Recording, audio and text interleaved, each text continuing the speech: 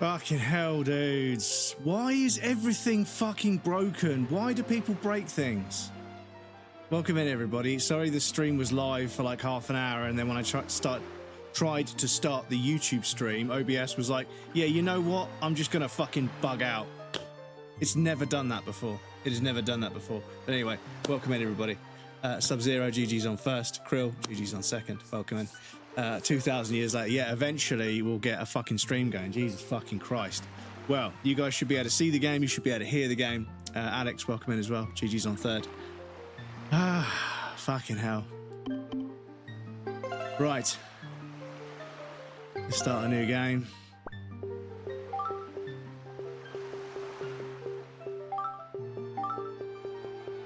Can I fit Quambus? Can I fit Quambus?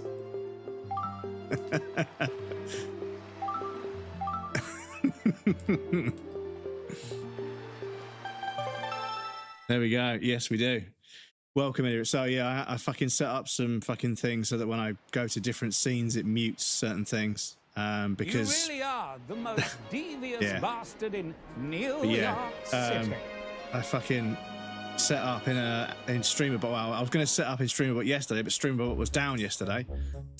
But bless them, they had a workaround. You had to fucking cut your internet to get it to open, but I just couldn't be fucked. I was busy doing other things. I was editing the end of your video. Oh, I haven't fucking edited the end of your video.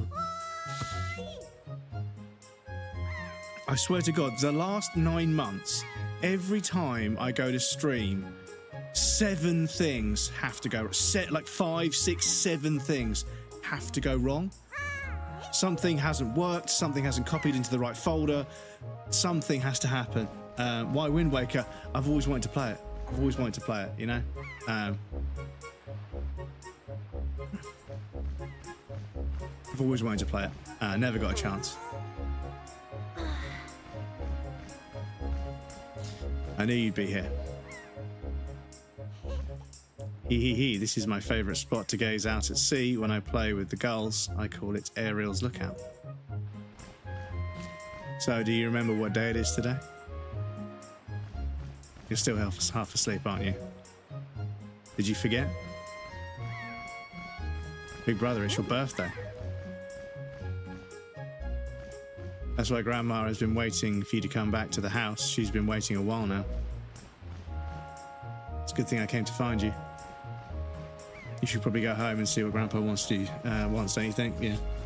But yes, GG's on third, Alex. Why women cannot? Yeah, no, it's just so basically, I went for a walk early to give myself 45 minutes to get the stream started. 45 minutes wasn't long enough. Getting the Bluetooth controller to work, getting the game to work, and then as soon as I started the stream and I was just doing my go live notifications, the cat finished his wet food and he started licking his bowl. And when he licks his bowl, that means he's finished his wet food, and I want him to know that when he licks the bowl clean, I know he's finished, and therefore I'm going to give him his dry food. That's the routine I'm trying to get him into. So every time he does it, I have to feed him his dry food immediately, otherwise he might think it doesn't work. But obviously to lick the bowl, he has to finish his wet food first, which is what I want him to do. So he decided to do that just after I started stream. And then OBS fucking crashed when I tried to start the YouTube stream. So I don't know, dudes, honestly, it's just technology. And I've got this fucking nonsense with OBS where the fucking game audio and the mic audio, they're duplicated on multiple scenes. And the stupid thing is, this new version of OBS that just released, they said that they built some new audio deduplication logic to stop that happening, and it's made it worse. It's just, I give up. Nothing fucking works properly. How dare Long forget her birthday? Yeah. Long.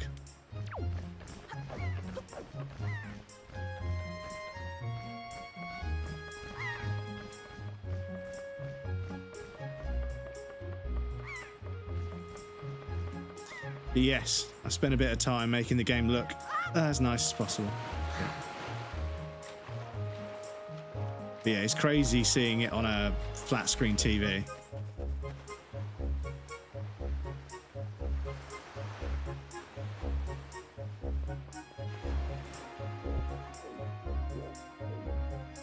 Yeah, it is R1, R2 for well, right shoulder.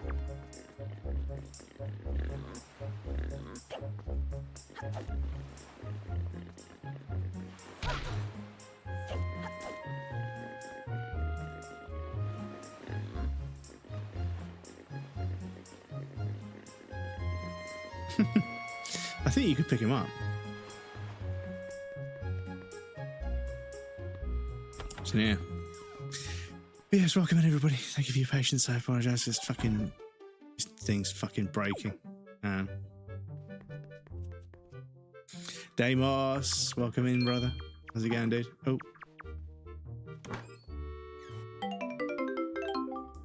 20 rupees.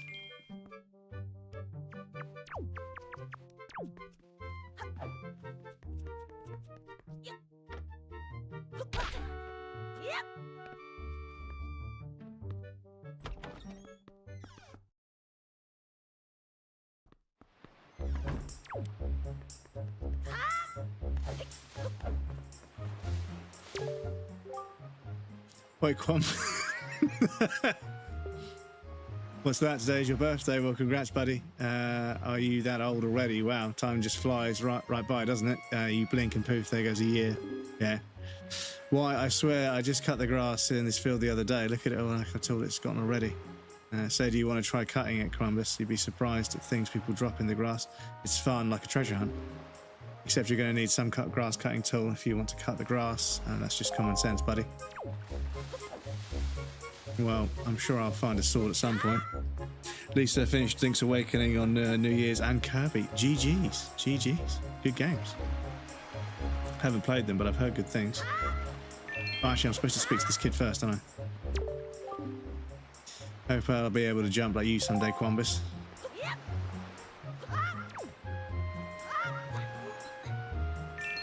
So, there's something on top of that one, but we need to drop down from that bridge at the top. Can we get up to that bridge? I can't remember. Quambus, a hero of time. I like it. Awakening looks very cartoon. Yeah, I mean, some of them do. I mean, this one's very stylized. It's very kind of posterized, I'd say. It's kind of cel-shaded, posterized.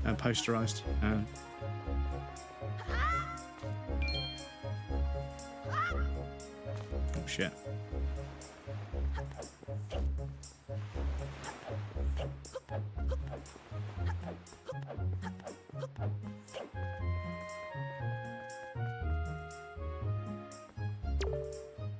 No entry. The forest paths are closed until suspension bridge repairs is complete. Ah, because there is a gap in it, isn't there? Oh shit.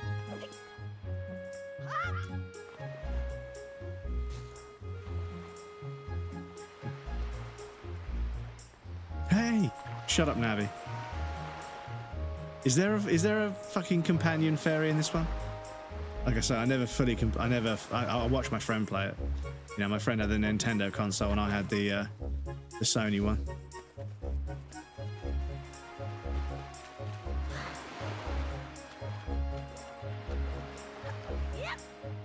Ooh.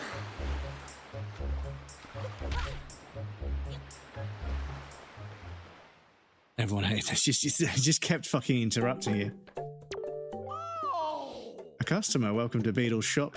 I deal in pretty much anything and everything. If you have anything you don't need, if you do, show it to me. I'll pay rupees for your junk. Or do you see anything you'd like to buy? Browse.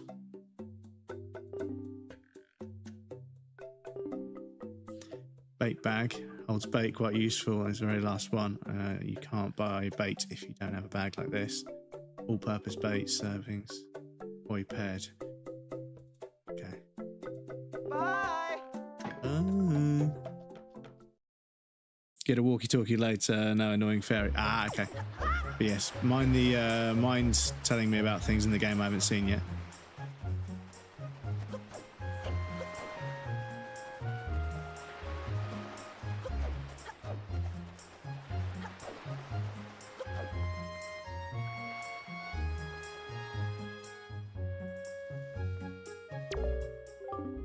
Good morning. Welcome to the Island Postal Service. What do you have for delivery?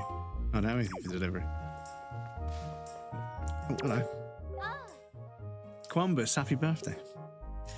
Did your sister Errol find you? She was supposed to tell you that your grandmother was looking for you. Speaking of your sister, she saw me at work the other day. Said she wanted to learn to carry jars on her head like me so she could help your grandma with chores. If you see her, tell her that all she has to do is stand in front of a jar and press A to carry it. To put the jar down, she just has to press R. Okay. Can you tell her for me? Yeah, sure. Oi! Oi, Crumbus. Crumbus. Press L right there and use to talk to me. That's correct. You're a smart one. You, my friend, have just L targeted me. When you press L, you can target certain objects. I, for one, use it quite often to talk to folks who are far away from me. Of course, even if there isn't anything around to target, you can press L to face forward. You know, it's quite handy indeed. There are a myriad of other ways to use L targeting as well. Quite an ingenious little thing, if I do say so myself. Of course, that's not the only trick in my bag. Not remotely, I can teach you a few more things if you just climb up that ladder over there and drop by my room. Oh.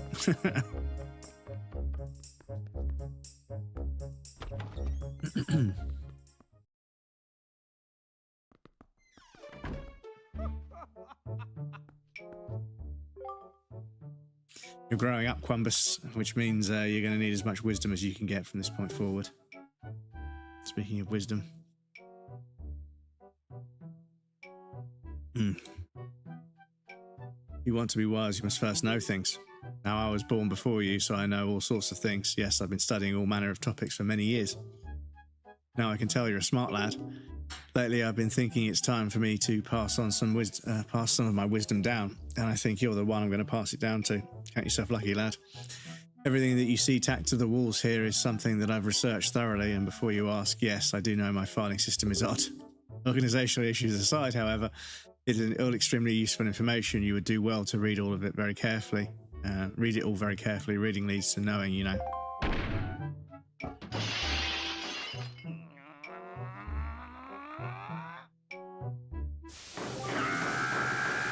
Such a racket, can't you keep quiet? You've knocked down everything off my shelves, you dratted hooligan.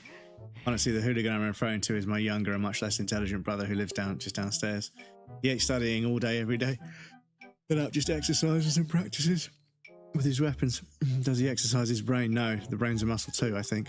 Anyway, the only thing he does study is the art of fighting. Right now, for instance. Phoebes! Welcome in. Thank you so much for gifting us up to Deimos. I appreciate that. Enjoy the raffle, gang. Deimos, enjoy your ad-free viewing and your emotes. Thank you so much, Phoebes. Welcome in. It's good to see you. He's studying fencing and whatnot, as if that's of any use anymore. He simply doesn't know how to do anything besides exercise. I ask you, what's the brother to do?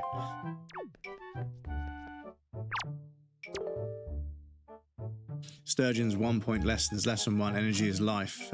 To be young is to know no limits. To one's stamina, to become stronger first.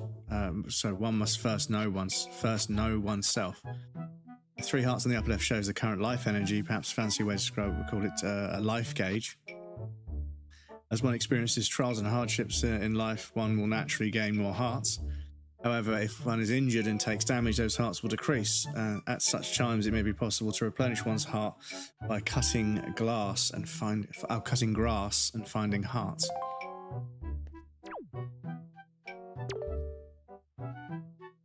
Lesson 2, do not underestimate the sea. It's easy to get swept up by a little success at swimming, but the sea can be fickle. Swimming for too long will drain one's energy and eventually one will sink. Watch the round icon on the bottom right while in water. This is one's swim timer. One should be sure to make sure one's swim timer... it's a treasure train. So your participants will save 35% on 5 or more. Now, come on, give it a rest. Gifts at level 2. So you have to get to level 2 and you have to give 5 or more to get a discount. Yeah, don't worry about it. Don't worry about it, gang. I need to check how to turn that off. Someone said Doc knows how to turn it off, but yeah. Enjoy the hype train. Enjoy the hype train from one sub. But yeah, 5 or more is ridiculous. One should be sure to get back to shore before one's swim timer runs out. If one doesn't, it can't be responsible for what happens next. Great map of life. As one is often hasty and acts without thinking, when young, it's easy to get lost on one's way. Yeah, I think I think it's to do with engagement or something.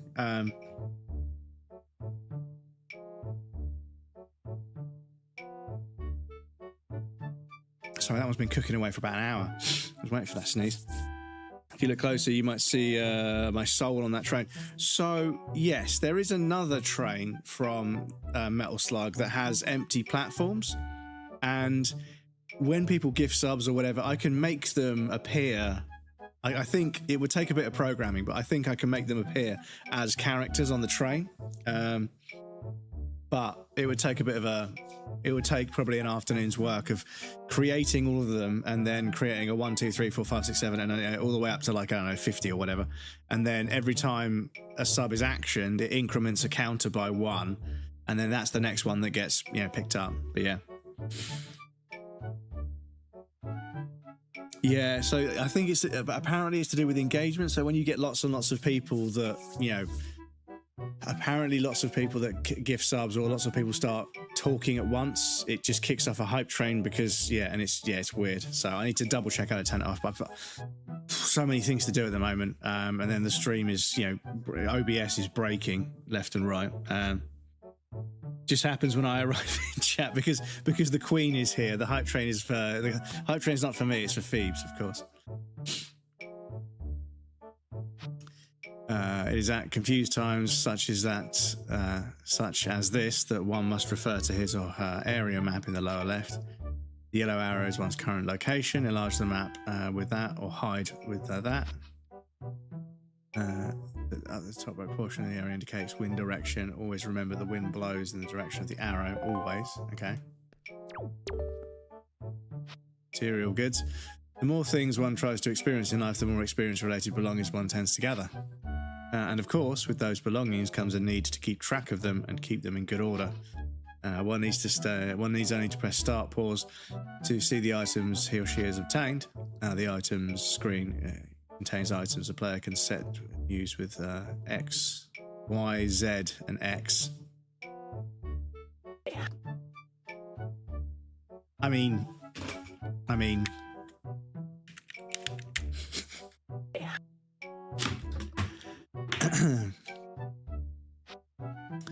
Quest status screen for its part contains vital items related to one's quest. Possible to switch between these two screens by pressing L and R.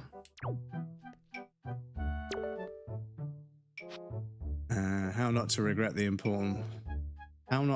things one fails to do in life, a very important lesson.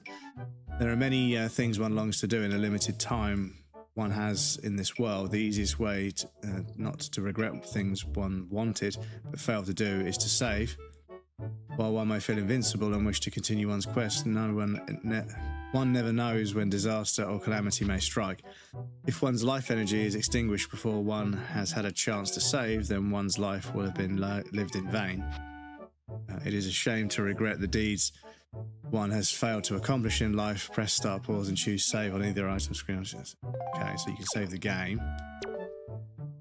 Improving human relations. To improve one's relations with fellow beings, one must be outgoing and press A to speak to all people one meets. When one opens one's heart to others, others will open their hearts in return and offer wisdom on many important things. If the person's advice is strange or cannot be understood, one should not feel shy. One should simply ask the person to repeat the statement by pressing A again. More often than not, if one asks politely, a person will say the same thing over and over and over again until its meaning is clear. So you can repeat the dialogue if you want.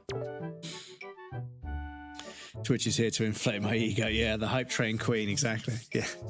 But no, it's one of those things I need to dive into the settings and fucking change it. It's a bit weird. It's nice to see the hype train emote, but yeah, GIF, but yeah.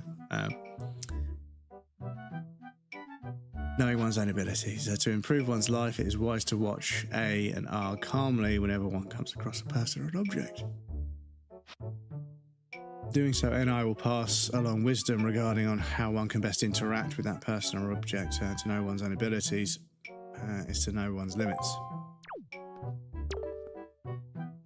Changing perspective leads to success. The young often assume that they can see all that is before them, but oftentimes they are missing out on the grander view.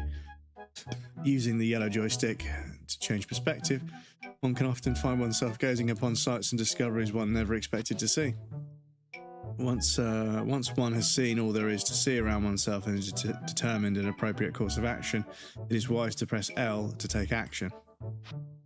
To get things at eye level, one should stop one's tracks and press L and tilt that upwards. Okay.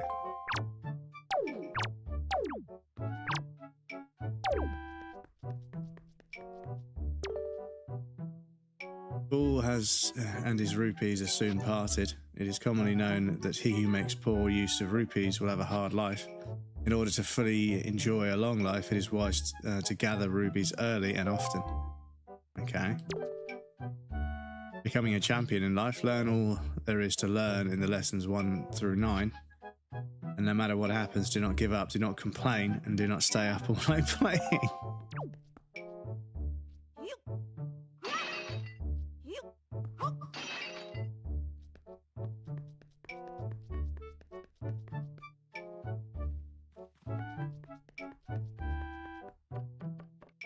Let's go up here.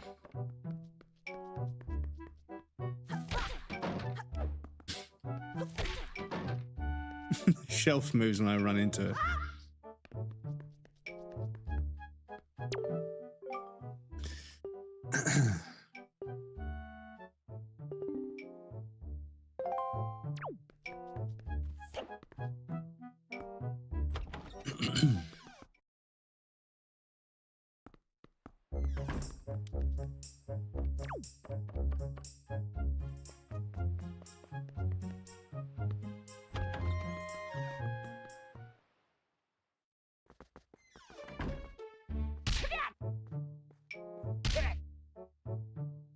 Oh dear.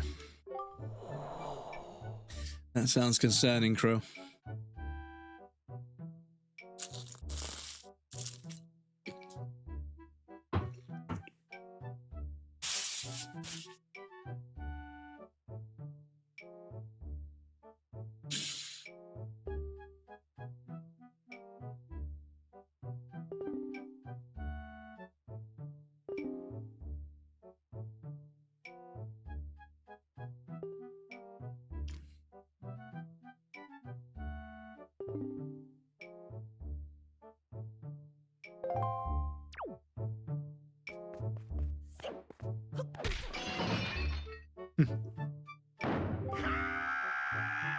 That's your racket, can't you? Keep quiet. You've knocked everything off my shelves, you dratted hooligan.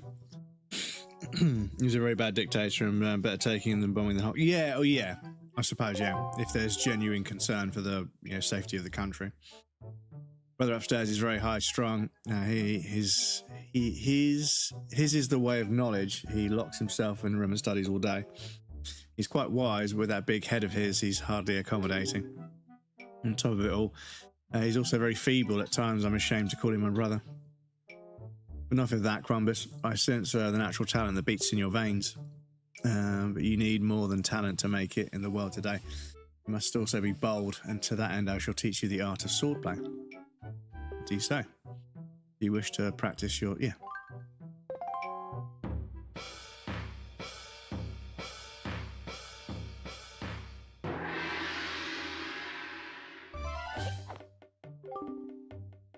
Very good. The first lesson should be horizontal slice. Face me and press B. Do not fear for my safety. I am ready for you.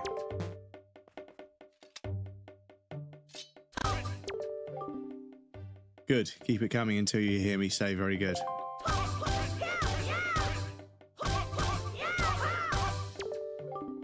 Very good. Next is the vertical slice. Hold L to target me and then press B. Keep swinging.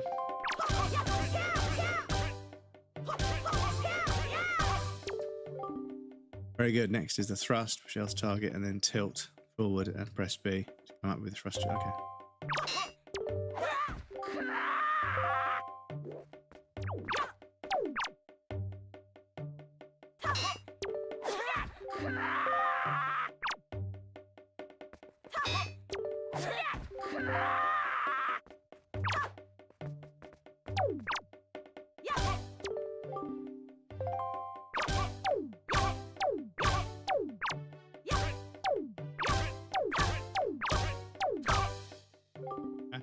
Good, that is enough.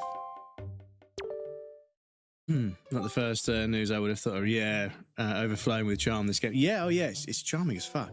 Very beautifully designed. The art design's beautiful, and music and audio seems, you know, kind of chirpy and everything. It's obviously Nintendo, so it's kind of designed for both kids and adults. But yeah, it is as I foresaw. One day you shall become a master of the sword, but it is still too soon to give you a sword to carry around with you.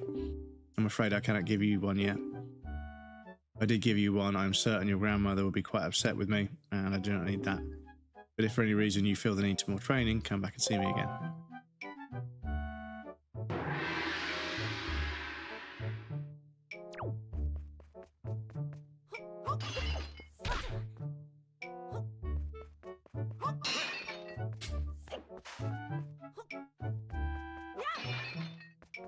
Oh, thank you for the backwards fart.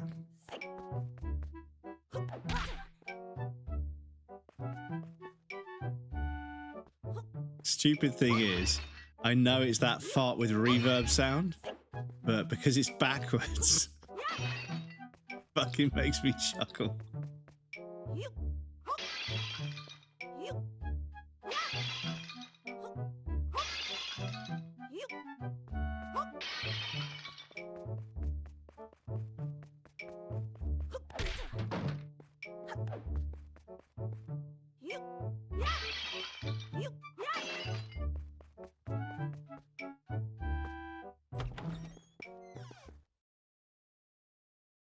But has everybody has everyone gone back to work and started their started back at work? I can't speak today.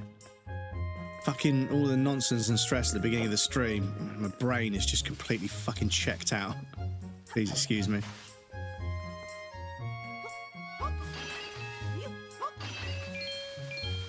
Those repeats. Start next Wednesday. Yeah, I start Monday. But on call today from 4 to 6 in the morning. Oof. Fingers crossed, dude. Fingers crossed that nothing occurs.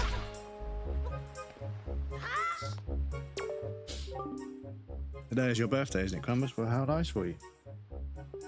Sorry, that sneeze has made my nose itch. I suppose I should congratulate you on your birthday, shouldn't I?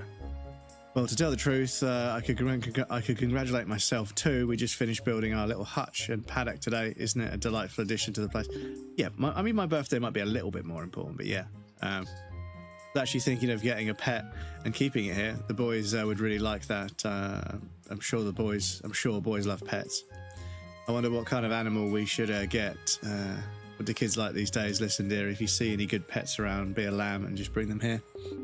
Hi, Marshall Dave. Welcome in. How's it going? Thank you so much for the raid. How's it going? How was stream? Dave, welcome in. Bring you down so badly. Loki, hello. I'm Martin Fox. Hello, Raven. How's it going? Welcome in. How was stream? What were you guys playing today? Loki doll, thank you for the follow. I appreciate that. Very kind of you. Well, welcome in.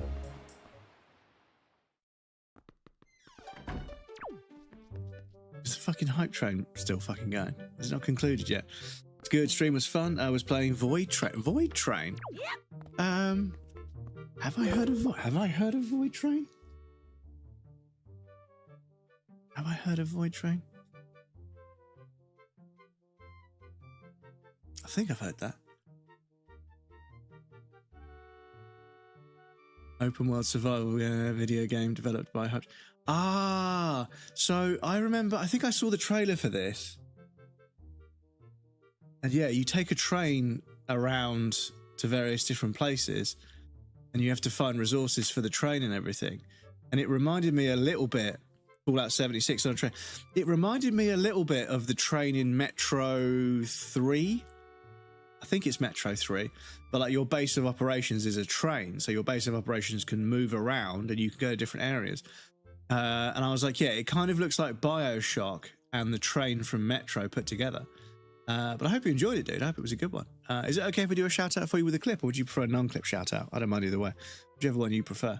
But welcome in, Raiders. For those of you that haven't met me, my name is Breadcrumbs. I'm a variety game streamer from the south coast of the UK. Currently on my first playthrough of The Legend of Zelda Wind Waker for the first time. Clip is fine, mate. Thank you. Wonderful. There we go. Clip. There we go. Non-Raiders. Please feel free to say hello to our friend Dave over here.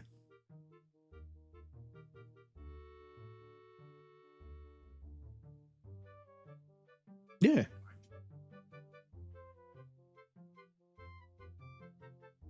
Yeah, 40 quid for a fucking rule book. It needs to be a decent hardback book. Yeah, for sure. Bring you down so badly. Thank you for the follow. I appreciate that. Yeah, like, if you spend 40 quid, it needs to be a fucking proper book, for sure. Not just a fucking pamphlet. Scottish, that's a follow. Excuse me.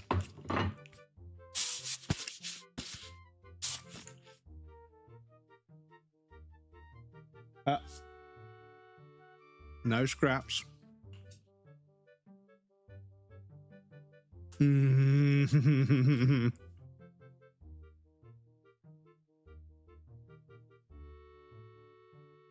Fucking controller.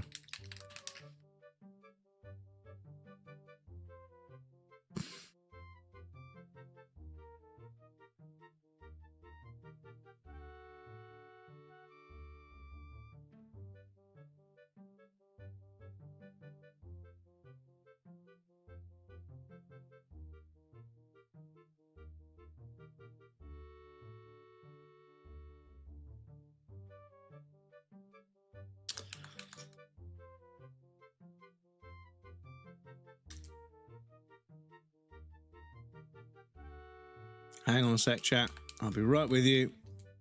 Just got to get this fucking controller to pair up.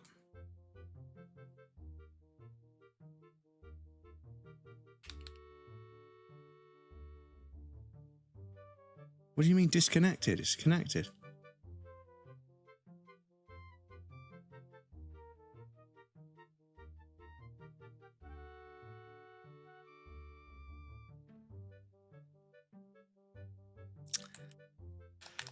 Oh, dearie me, dearie me. Does anything in this fucking world work anymore?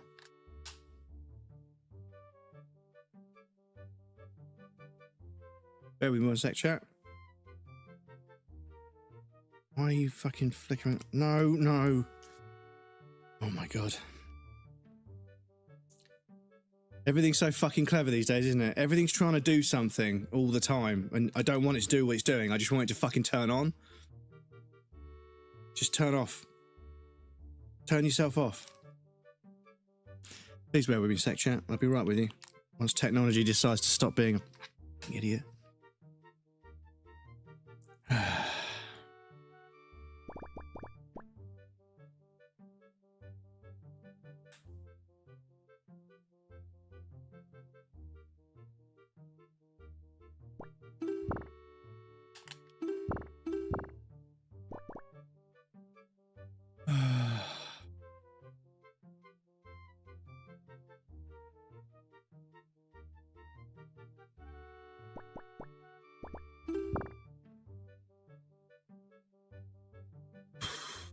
Right, one sec.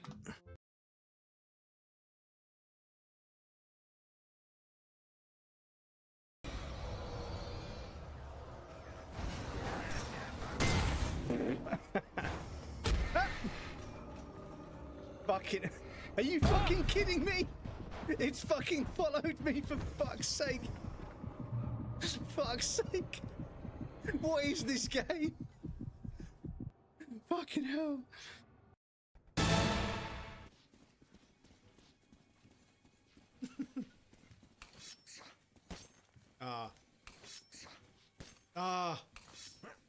Oh my God. Fuck you, game. Fuck you.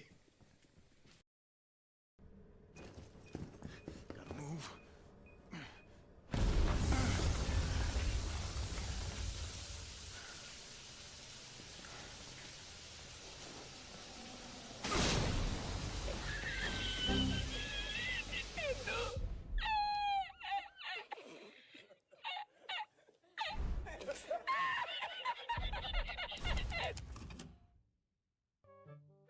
Welcome back, everybody. I'm sorry. Fucking hell. Let me get a save down before anything else goes wrong. 3D Polly, thank you so much for the raid, dude. How was stream? Welcome in. It's good to see. Bear with me for one moment. I'm just having a few technical difficulties because computers are insane. Yes, I would like to continue playing. Back up. Okay, right. So, back in the game. The controller is working, so that's fine. I just got to make sure the controller doesn't fucking turn itself off. Some fucking clown at Windows. Sorry, Raiders, I know you just got here and you don't want to see me crashing out. But some clown at Windows was like, do you know what? If the PlayStation controller that they've Bluetoothed onto the computer, if that doesn't do anything for like 40 seconds, if that doesn't do anything for like 40 seconds, yeah, just disconnect it and then make the profile when it reconnects not recognized by anything. Make it so that you have to close all your fucking programs to reopen them with the new fucking profile for the Bluetooth connection. It's done it again. It's just done it again. The controller has just turned itself off.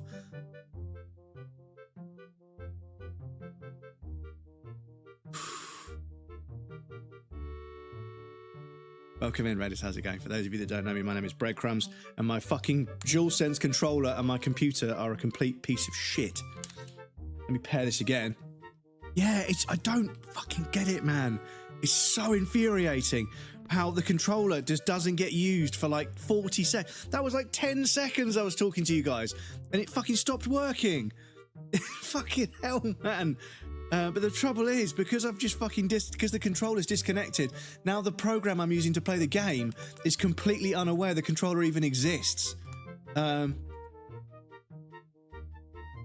doesn't know it exists, so this is a fucking problem, dudes. Bear with me one moment. I need to get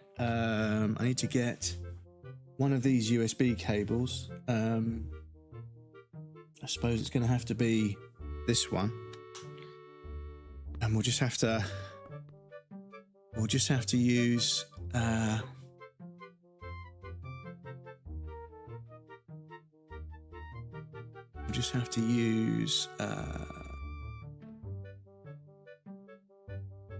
this, and then I'll have to map all of these buttons.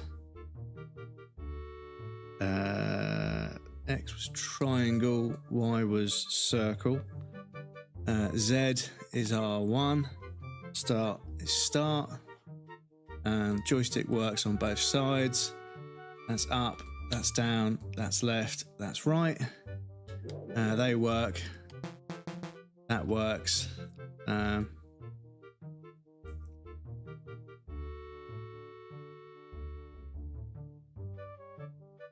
Tomorrow 888 says a tomorrow is never late, nor is he early. Tomorrow arrives precisely when he means. Okay, well, the vibration doesn't work, so I might have to fix that afterwards. So, and then let me save this as dual sense USB. And then we'll go with that, because wirelessly it just decides to fucking turn itself off all the fucking time. Excuse me. I'm so sorry, chat. Please bear with me. This is a fucking absolute nightmare. Right, okay, so now we have a controller that works. I just got to plug it in via USB. So I'm going to make a clip there. Future Breadcrumbs, troubleshoot the controller turning itself off, and if you need to get a USB cable, get that sorted. And I'll make a clip there. Right, so you're welcome in, Raiders. Sorry, I apologise, 3D Play. Thank you for the raid, dude. I appreciate that. How was stream? What did you play today? Welcome in, Raiders. How's it going? Sorry for all the stress. Everything in the last 12 hours, everything to do with my computer and my stream has just gone wrong. And OBS is broken with audio. StreamerBot was broken yesterday, so I couldn't fix the audio problem. The fucking program I'm using to play this GameCube game and the way Windows Bluetooth work, it's fucked. Dual, welcome in, dude. How's it going? But yes, welcome in. It's nice to meet you all. Something stress. Yeah, this is it. This is the thing, is that I try to minimize stress, and I've done so much troubleshooting to get this to work. But the second you click start streaming in OBS, nothing works the way it's supposed to.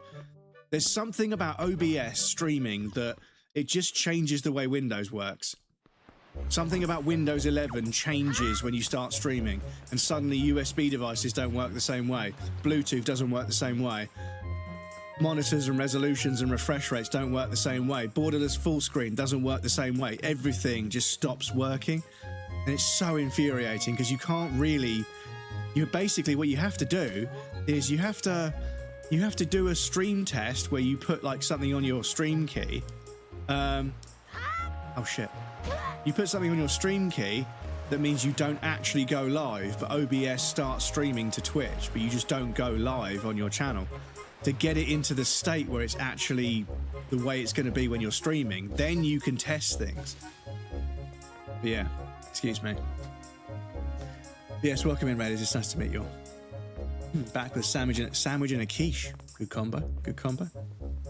Formed in a raiding and went pretty good trying to do Tears of the Kingdom 100%. I wish you the best of luck, dude. Tears of the Kingdom is a big old game. It's a big old game.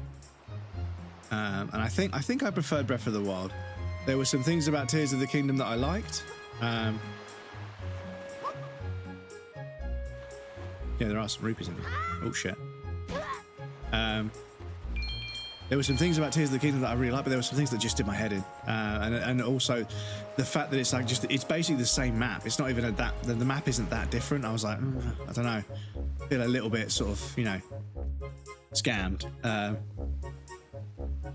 Xbox can stay on for like 5 minutes. Yeah, I imagine what I need to do is get some some sort of like Bluetooth profile patcher that will force the Bluetooth device behavior, because it'll be something Sony have done or something that Windows have done, but I haven't updated the controller on the PlayStation, so I don't think it's something Sony's done. So I think it's something Windows has done, because I did do a software update the other day, which is, yeah, fucking stupid. You know, you should never update a stream computer until you absolutely have to. But yeah, here we are, 2026, tech issues, first thing out the fucking gate.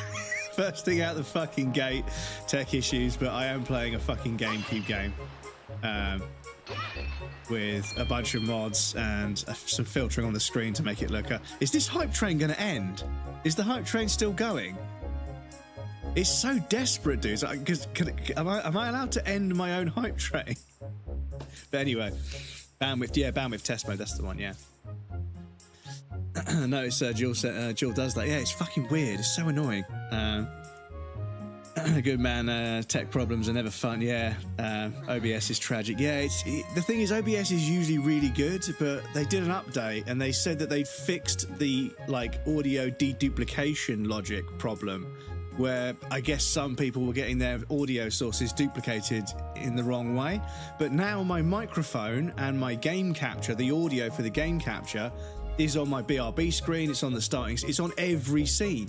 The audio mixer never changes. I change scenes and the sources don't exist in that scene, but the audio mixer still, and everyone can hear me still. So I've had to write a script in fucking StreamerBot, so that whenever a scene is detected, the console that I'm capturing or the PC or whatever, it mutes all of the various different separate audio sources. Because even though they're in a folder, I can't mute the folder. I have to mute them per source. And the thing is, when you go to when you go to mute a source if you go to mute a source in a scene in StreamerBot knows it's not part of that scene, so it doesn't show up on the list. I have to mute it I have to mute it in this scene. I have to fucking create an action for a different scene, but I have to mute sources in this scene in StreamerBot to trick OBS into doing what it did before they did the update. This is the thing. I want to start setting people on fire. Guys, Mo, welcome in. How's it going? But I have managed to fix it. So now whenever I go to my BRB screen or my starting soon screen, the mic and the game capture, audio capture, and also some other audio sources get muted automatically. And then when I go to the cut, they get unmuted. So now all I got to do is fine tune that and it'll be fine. But fuck me, Dad. This is just, why is everything so complicated? But please bear with me, chat. I apologize. I'm trying super hard. It's 2026. I'm trying to fucking have a good time playing. You know, this is a Nintendo game, so it's supposed to. I'm hoping it's just going to be a bunch of fun without too much hassle. But fuck me, technology is a fucking scam. Technology is a fucking scam. There's a sword. I'll just take the fucking. The butcher's knife, the cleaver. Guys, I have a riddle for you all. If there are 10 people in a room, you go in and kill 8 of those 10, how many actually remain in the room? Well, if there are 10 and you go in, that makes 11. And if you kill 8, that would leave 3. I believe. Because you count as a person. Or do people still count as people if they're dead? If people still count as people when they're dead, then there's 11 people in the room. Christmas Adventures coming to Game Pass this month, a little late. In January. Oh, yeah. But anyway, yes, welcome in, everybody. Thank you very much for your patience. I appreciate that. Anyway, I've been waiting for you, Quambus. Quambus, try these on. Time certainly flies. I can't believe you're already old enough to wear these clothes. Got the heroes' clothes. They look like they might be a little warm for this weather. Don't look so disappointed, dear one. Try them on. Today is the day to celebrate. It is the day that you become the same age as the young hero spoken of in all the legends. You only have to wear them for one day, so don't look down. Be proud, child. In the olden days, this was the day boys were finally considered to be men. They were taught to the ways of the sword and prepare them for the battle with their enemies. We don't live in such an age any longer. Our ways are the ways of peace. Nowadays, I suppose Orca is the only one on the island who still knows anything about swordplay. Hanging the family shield on the wall as a decoration is another tradition that has been carried down from those days. Does this all make sense to you? Isn't that nice, Crumbus? They suit you perfectly. A perfect fit. Well, tonight I'm going to invite the whole town over for your birthday party, so I'd better get started. Better start getting ready, shouldn't I? Grandma is going to make your favourite soup for you tonight. I just know you're looking forward to it. Now, go get your sister, Errol. The fucking hype train still... Oh, yeah, dudes.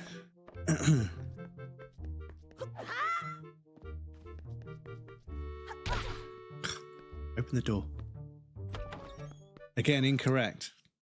There are 10 people in a room. You go in and kill 8 of those 10. How many actually remain in the room? Well, if there's 10 and you go in, that's 11 in total. If you kill 8 of them... You kill 8 of them...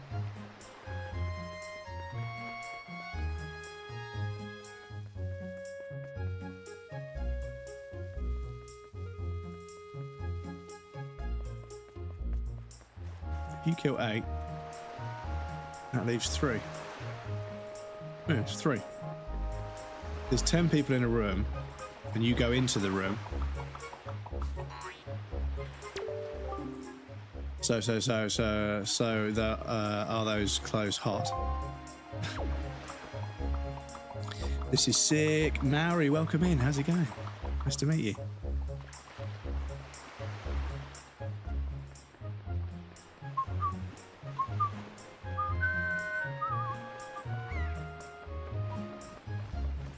Yeah, it's got to be 3, unless you count the people that are dead as people, and then in which case it's 11.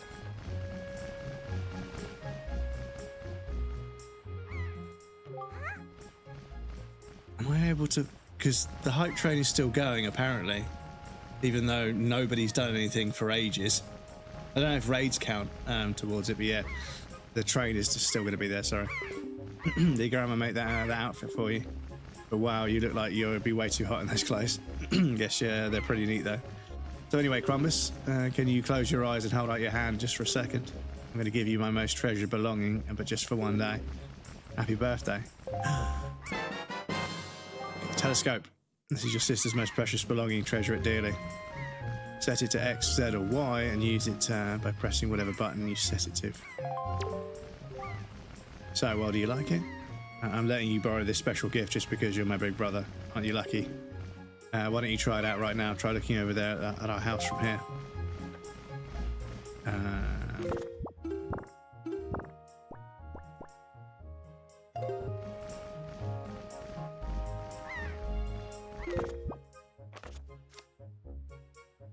Your sister on your birthday appear through it, tilt. Or what is it? Okay, let it. Yeah, so how do I...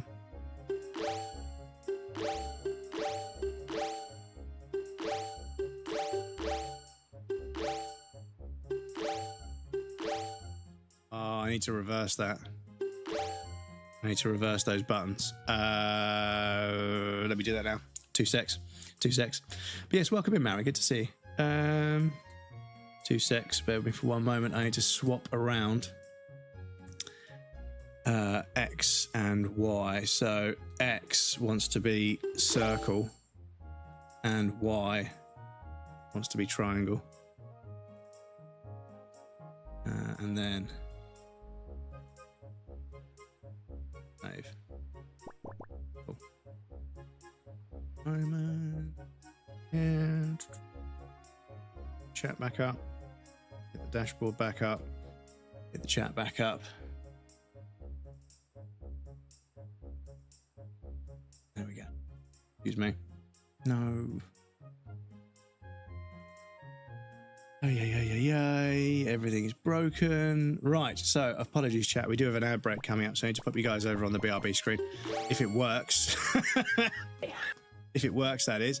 But there'll be a raffle and some clips for you guys that want to hang out, but please feel free to get up and move around, grab a drink or a snack. You won't miss anything. I'm going to take a break as well. And we also have anonymous follows over on the BRB screen, so if you're lurking and you want to follow in secret, please feel free. But yes, I'll be back shortly, and then hopefully we can get on with the game a little bit.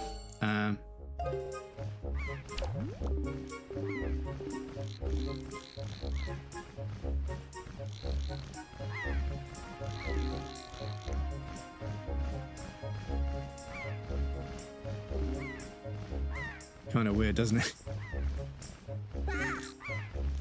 This guy, look up. Oh, is it reversed?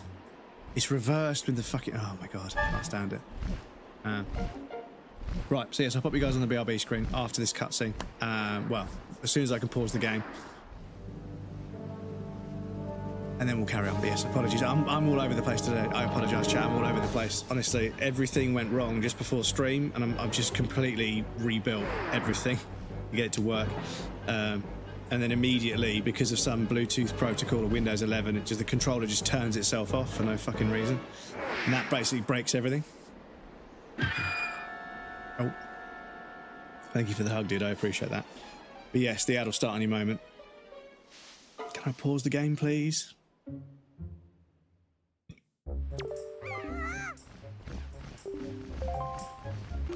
Right, perfect. Right, so I'll be right back.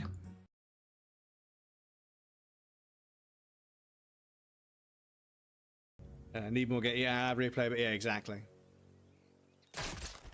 Okay, so yeah, it's not that bad, but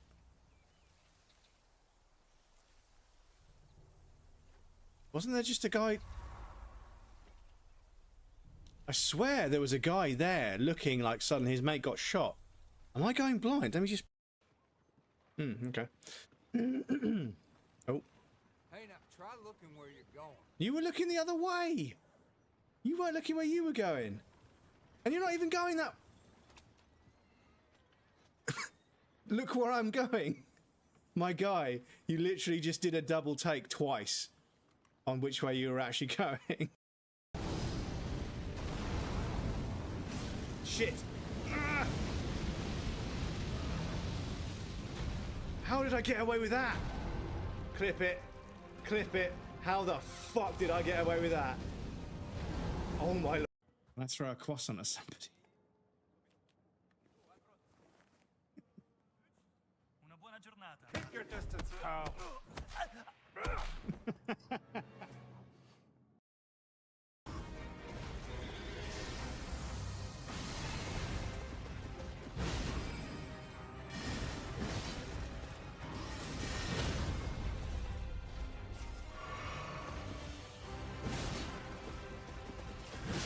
Memes.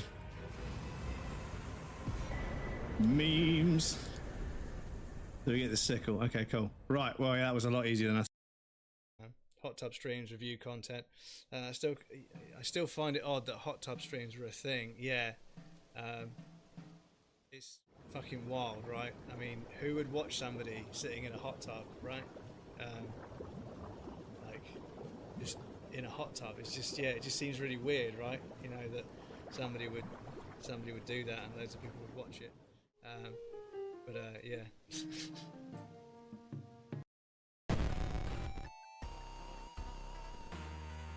I've got to fight a modem?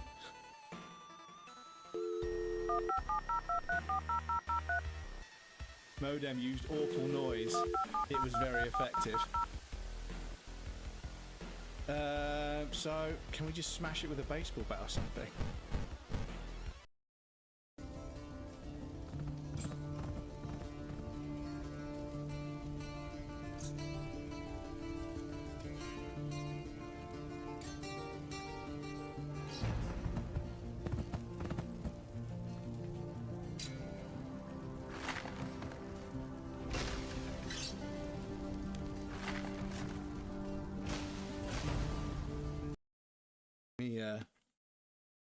It's not even responding when I push buttons. Just gonna unplug it, plug it back in, because as we all know, almost everything in this world can be fixed just by unplugging it and plugging it back in again.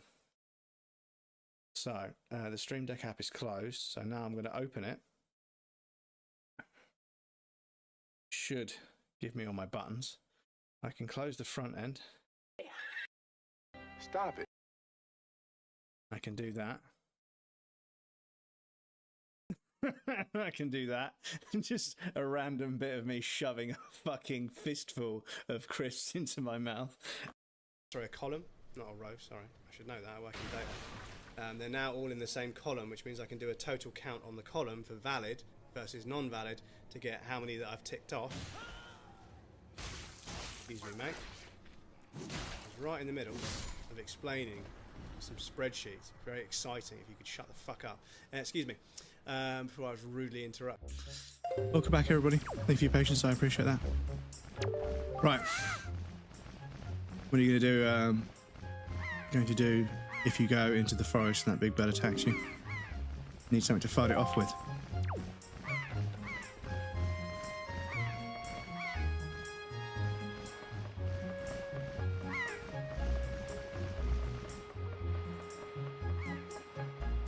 So, I think I have to go back to that house, see if that guy will give me a sword this time.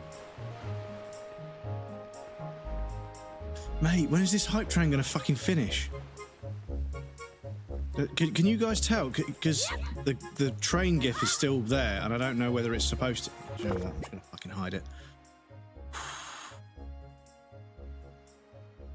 Oh, do you know what? It's on a fucking different scene as well. Bear with me a sec, chat.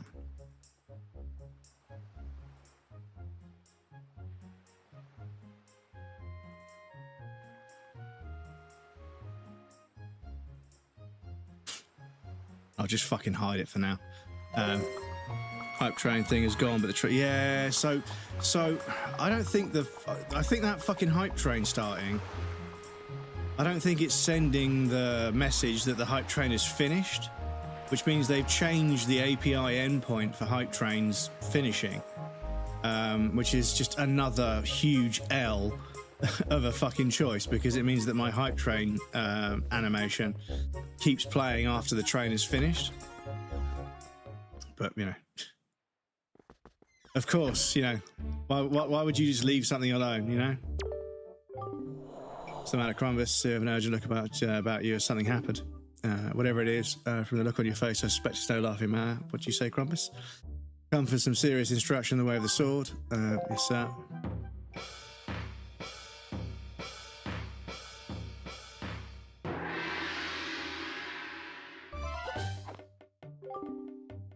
Very good. Your first lesson should be the horizontal slice.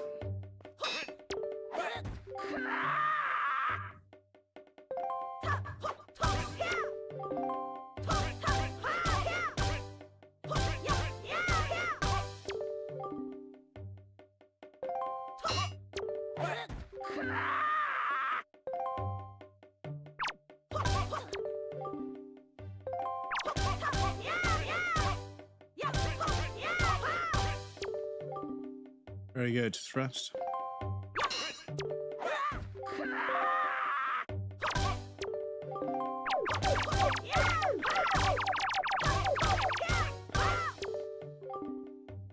Spin attack. Hold B briefly to build your strength and then release it.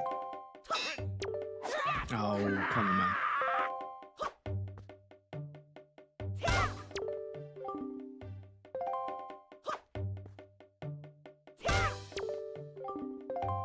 Oh shit. Perform a parry by L target and press A when you see the... Okay.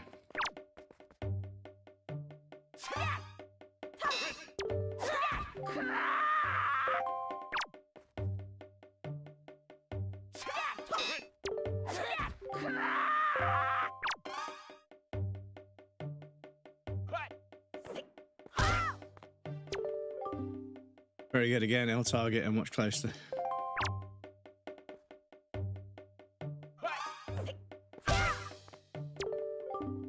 Very good. Now finally the jump attack. Draw your sword, L target and press A. Count you once more. A fine display. And yet I sense a certain anxiousness in the sword you hold, an eagerness that goes far beyond the mere desire to be wielded in the fields of battle. I do not know what has happened, but I have faith in you. Somehow I doubt you will misuse the sword. You may have it, Quambus. I give it to you. I give it freely. Take the blade with you. Cool. We got a sword.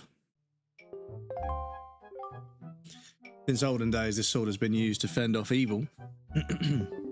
Its blade is infused with a desire to become strong and righteous. Be strong, Quambus.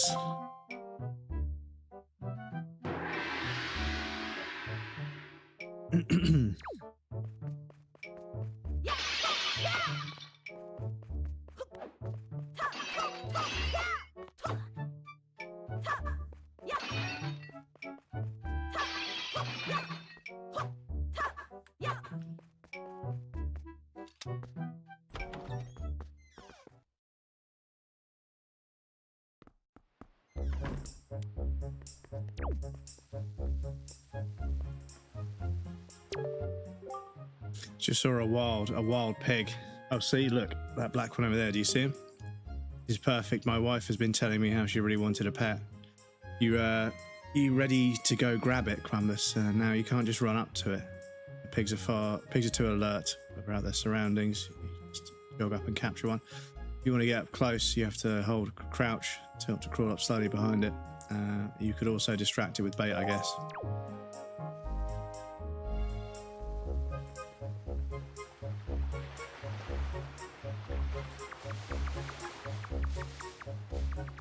Sub-069 says you got this, Quambus, we be weaving you.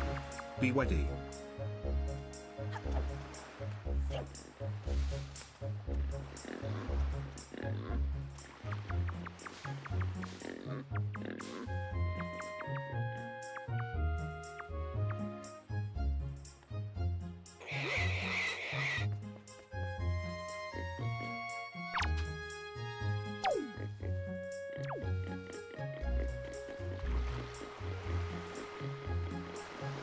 No, it's this way, isn't it?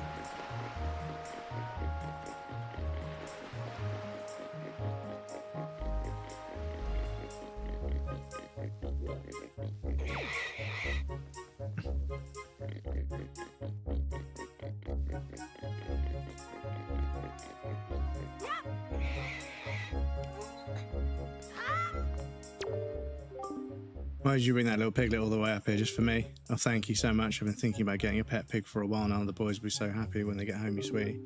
Okay, Quambus, hold your hand. This is your reward. Don't spend it all in one place. Oh, 20, okay.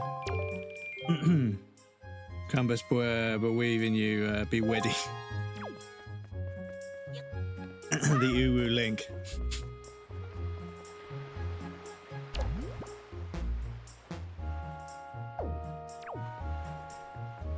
Right, can I go speak to that guy now?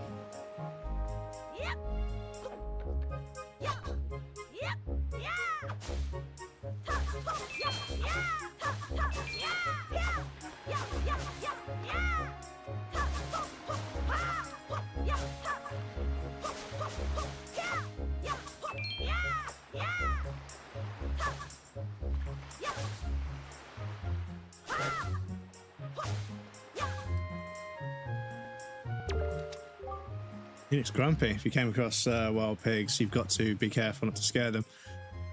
What you need to do is open your heart to them. Yeah, you heard me right. For example, you can feed them bait to settle them down. Hold R and use that to slowly crawl up behind them. That way you won't startle them and they'll like you. Remember to put away anything you're holding before pressing R to crouch. You can't go crawling around with stuff in your hands. Ah, okay, so that's why.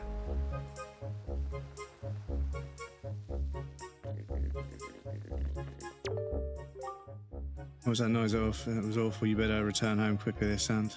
I'm in trouble. You know what I'd do if trouble came my way? I'd throw rocks to fight it off. You could handle that, couldn't you? It's easy. Stand in front of a rock and press A to lift it, press A to throw it. You just want to set the rock back down, press R. Okay, you understand? Yes, I do.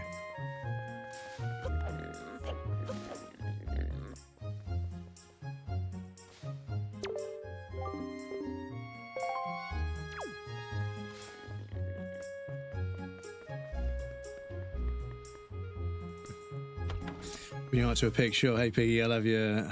I love you in bread smothered in brown sauce.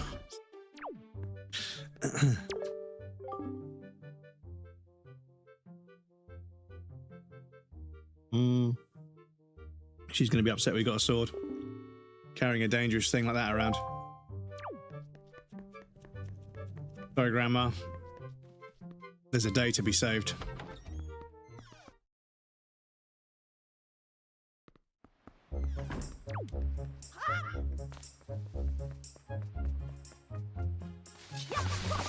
Oh, I can cut these down.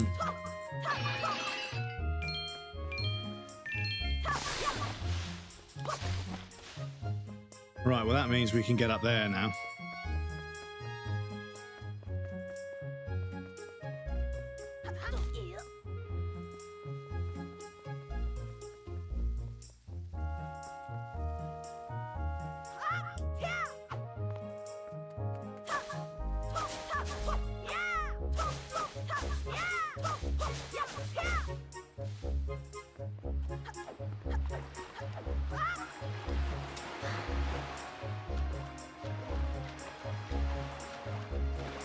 There we go.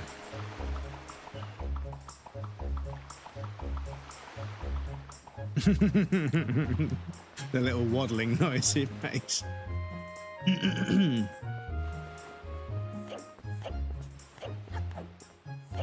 Ah!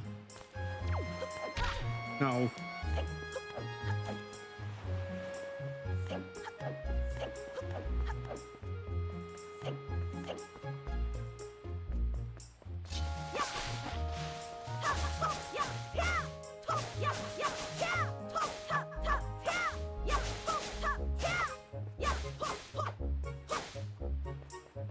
No rupees. Look at his eyes when you hit a wall. This game is very charming already. So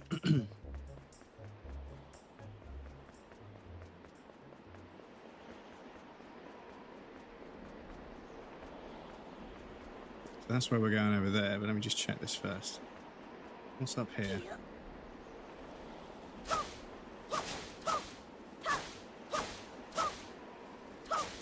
Do you know what we haven't done for a little while?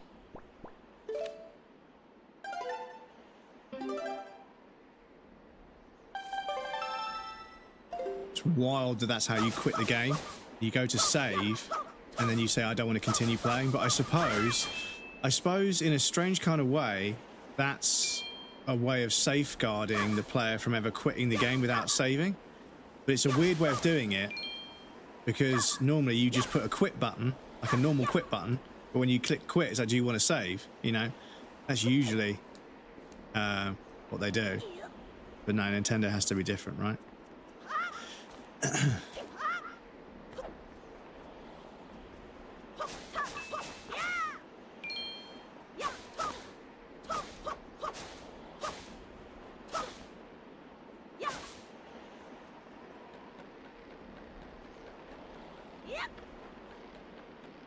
Brown sauce. Yeah, it's like ketchup with vinegar in it, basically. It's commonly referred to as HP sauce, Houses of Parliament sauce, because there's a picture of the Houses of Parliament on the bottle. weird Brits. Well, I don't know. I'll tell you what, brown sauce goes very well on. Off the top of my head, I can't remember anything that I particularly like with brown sauce on it, but I have had brown sauce on things before and thought, yeah, not bad.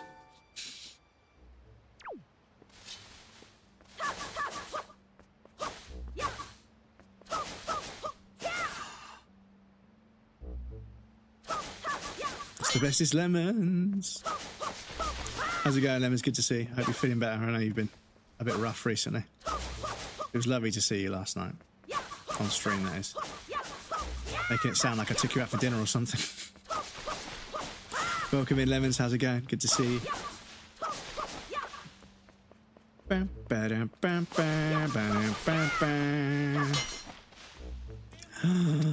Lemons, thank you for the resub. Everybody enjoy the raffle. But yes, thank you for the resub. What's this? 18 months. 18 months. You're crazy. Thank you so much. I appreciate you. Thank you. I'm good. I'm good. Technical difficulties have been stressing me out, but I'm good. The game is now working.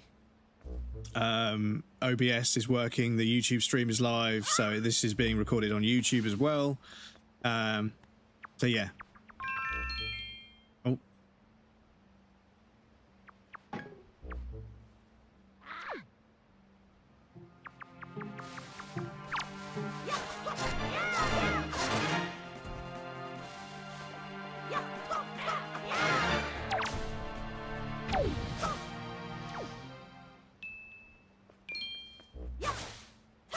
Yes, the game is working. I've got a new back support, but I don't think it's going to do the job. I'll stream with it today and see how I feel afterwards, but yeah. This game is very cute, yes. And because it's retro, I felt like I'd get the retro filters out. So I'm playing the HD version in widescreen to make it modern, but I'm sort of filtering it to make it look retro, to kind of create like a bit of a mixture of the two, which I think is an interesting way of looking at the game. Maybe a way to set my playthrough apart from other people's, on top of the fact that I'm going to be terrible at it. But yeah, but it's good to see you. How's Elden Ring going? Are you doing a challenge run at the moment? I'm not sure. I can't remember. You've got a challenge on the go at the moment.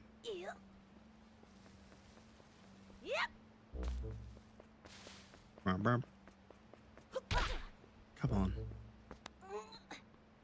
Just do a casual playthrough to beat the DLC.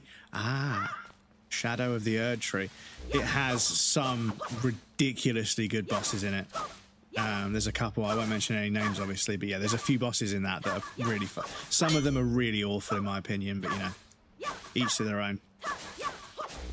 Some of them are absolute cinema, but some of them I hated them. I just hated. I couldn't find one redeeming factor about them. The concern. But yeah, I hope you enjoy. I'll be interested to hear which ones you enjoyed.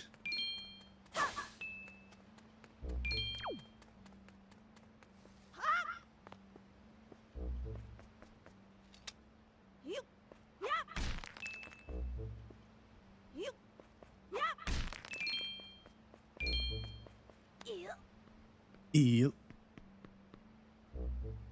Oh, once I drop down there, getting back out again, I don't think. Oh.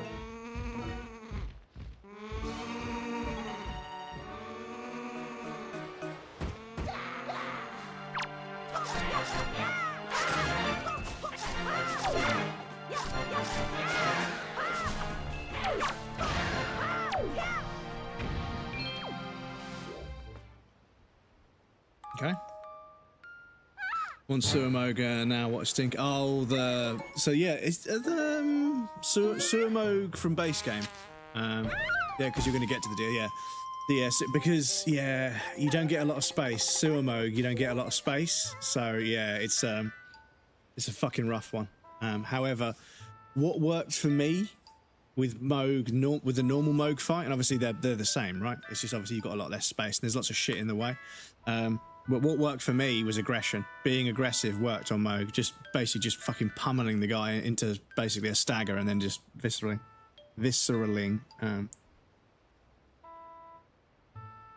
or reposting, whatever you want to call it. But yeah, Oh yeah, I have got a clip where I basically, after a few attempts, I was like, I'm just gonna send it, and yeah, I managed to down them in like about 60 seconds. I was like, holy fuck, that really works. Miss Tetra. Oh, thank you. Thank goodness you're safe.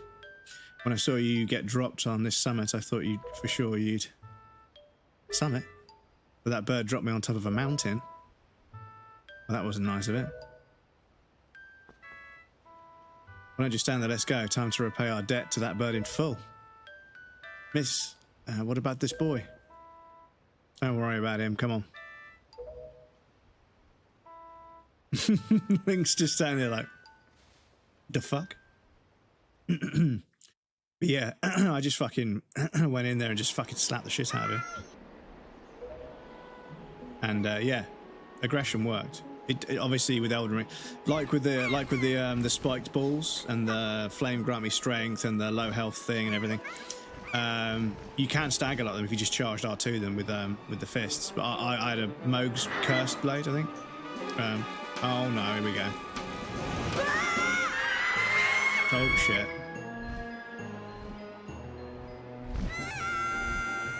Oh dear.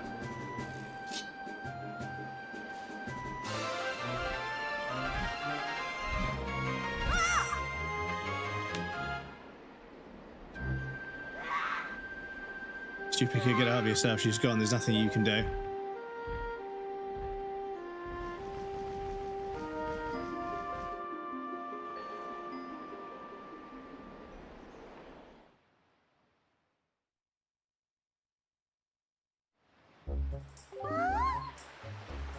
You want to come with us on the ship?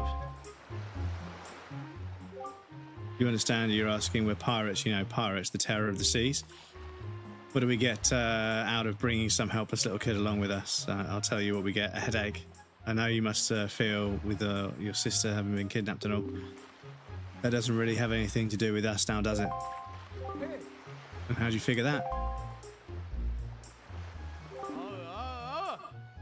Whoa, there, just who are you? Where do you get off butting in on someone else's conversation?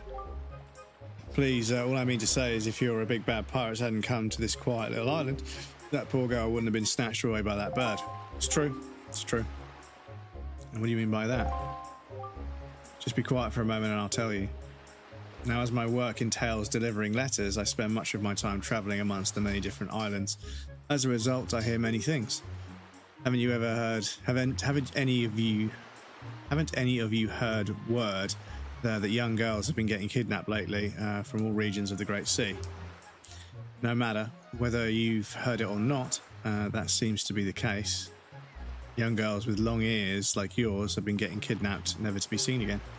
And unless my eyes fail me, the young girl who was just kidnapped from this island also had long ears, does she not? Much like you do, Miss Fearsome Pirate. My point is that bird mistook that poor girl for you, and that's why it grabbed her. Correct me if I'm wrong, but I believe it was young Quambus here who saved you from the monsters in the forest, wasn't it? Is this true? Oh, and while I'm at it, I may as well tell you that the bird that kidnapped you, both you and Quambus' sister, has made its foul nest to the north on the heights of a Forsaken Fortress. Forsaken Fortress? Isn't that place where... So what are you going to do? Under the circumstances, I don't think it would be unreasonable for you to give Quambus a little help, now would it? You don't tell me that. Even if I were to consider it lately, I've heard nothing but evil rumours about the Forsaken Fortress. Can't possibly mean to go there with nothing but that cheap little sword. That's not brave, it's stupid. I mean, come on, even a simple little island like this has to have something you could use as a shield, you know, something that to protect yourself with, anything. Tell you what, if you come back with something like that, I'll let you stow away on the ship. Oh, and one more thing, once we leave, you won't be coming back here for a while, so you better say goodbye to your family while you have the chance. Don't want you getting all weepy-eyed and homesick on me.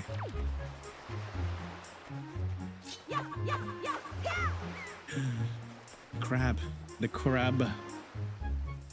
But yes, I think I'm just going to have to play this game with a USB cable. So I have to sort out how I'm going to plug that in.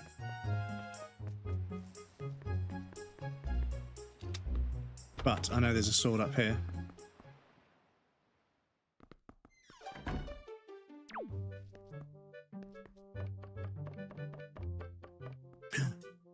It's gone.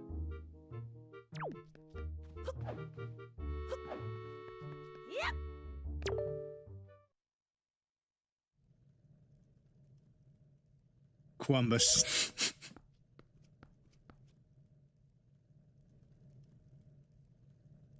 Is this what you're looking for?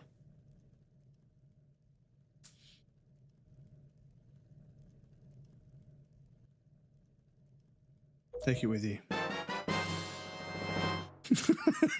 I love how, like, Grandma's all solemn and worried about the fact that you're about to leave, and you're just like, ta-da-da-da! Right in her face. This legendary shield said to have been used by the hero himself. Hold R to defend yourself. You can also hold R to defend while L targeting. Okay. Quambus, please go back. Go get her back. I miss her terribly. Guess it's true, Ara really has been kidnapped, hasn't she? What kind of monster would take such a sweet young child?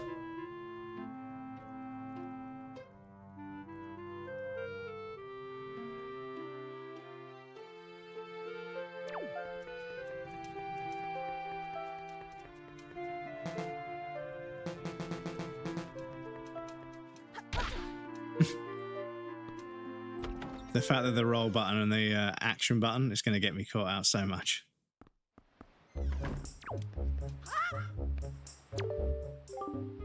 Quambus, I thought I heard Errol's voice cry from afar. Is it really true? Yes, I'm afraid so.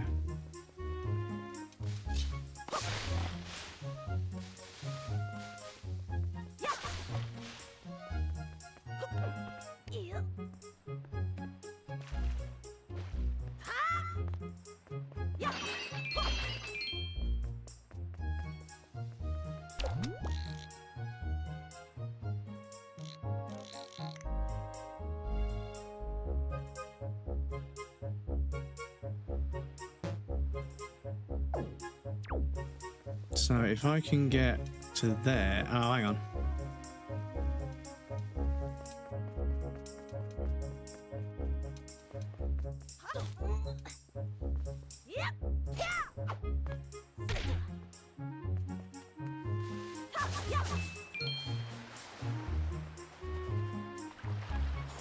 But yeah, the fucking magnifying glass being inverted, for fuck's sake.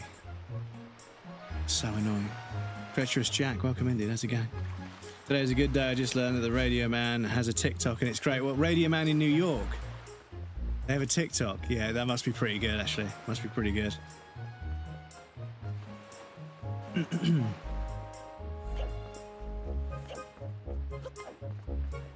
But yeah, like only in New York could a homeless person be a celebrity as well. It's fucking wild. They've got so many photographs with so many celebrities. It's crazy. Yeah, it is so awesome that like a homeless person became like a mascot for like films and everything. Yeah, I think he demanded. Yeah, Robin Williams demanded that a certain amount of people on the crew be homeless per production. Can I drop off here in a way that lands me on top of that? Oh.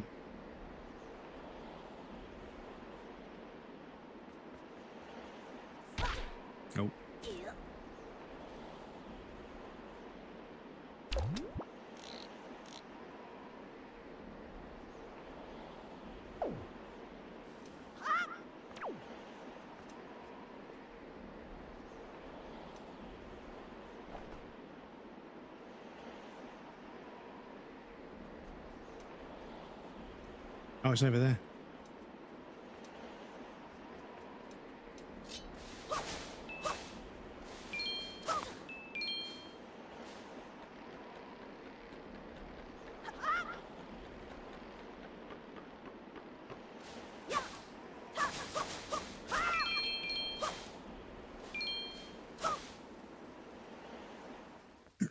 Every actor loves. Yeah. Like all the actors know them, and yeah, it is cute. It's really cute. But yeah, only in New York could a homeless person be as much of a celebrity as like celebrities. You know, it is the city of dreams, right?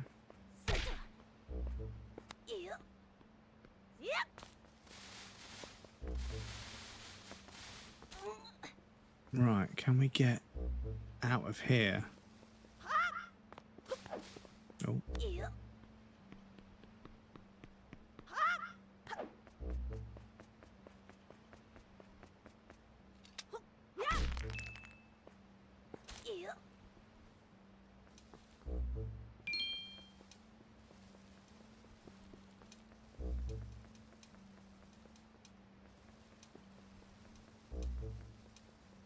Maybe we have to smash that at some point.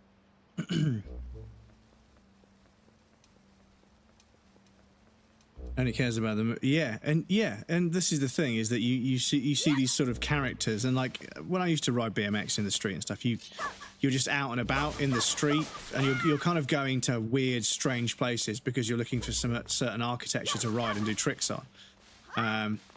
And yeah, you come across some fucking crazy people, but like they're kind of interesting, you know, but they're also kind of crazy. Dennis, welcome in, dude. How's it going? Good to see you. They're kind of fucking crazy as well. You'll be at a spot doing tricks and stuff, and this homeless person will be like, hey guys, can I come sit with you? It's like, yeah, sure. And they start talking about stuff, and then they're sort of like fairly normal, and then they'll say something, you're like, okay, they're not actually that normal. I think they might need psychiatric evaluation or help, bless them. There's no shame in it, you know, they've been through a lot of them. So yeah, I don't know how we're going to get to there to drop down. This is the trouble. But we can drop down here. Oh no, we can't. Okay.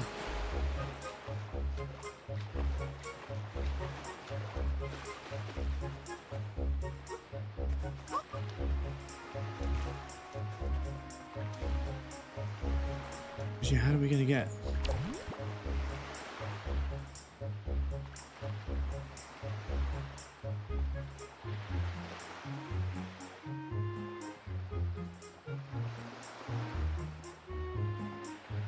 To there. And there. Can we drop and hang from the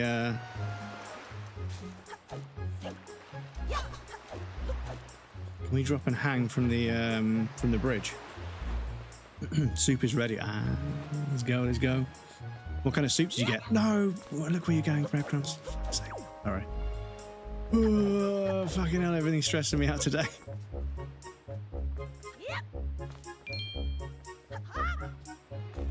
I say I'm trying to minimize stress, but fucking hell. It was a bunch of ball ache getting this set up, and then I fucking forgot to do something before stream, because this is the thing. Every time I start stream, there's always some hassle to deal with something, and because of that hassle, I forget to do the one thing I want to do before the streams. I forget to update the title, or I don't start the YouTube stream, or I forget to copy a video file over somewhere. It's so annoying. But anyway, the end of year video is ready. On one of the breaks, I'll try and copy it into a place where we can actually use it. But yes, the end of year video is ready, and I can show it to you guys later today if you guys want to see it. Beef stew, perfect. Perfect for this time of year.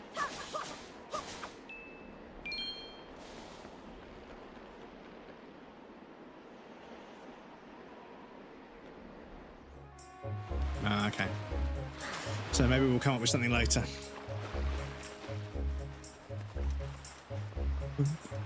I was going to go out there to say goodbye to Errol, but obviously Errol's been kidnapped, so...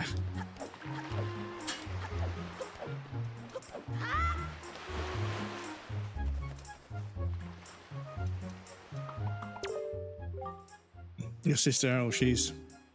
Don't tell me you're going to go board that ship and try to save her, right? Yeah, of course.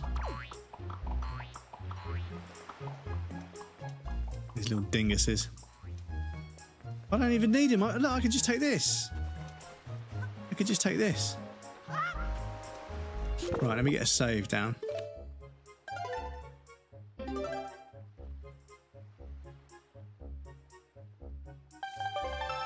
Soup man indeed, yes. What's everyone's favourite soup?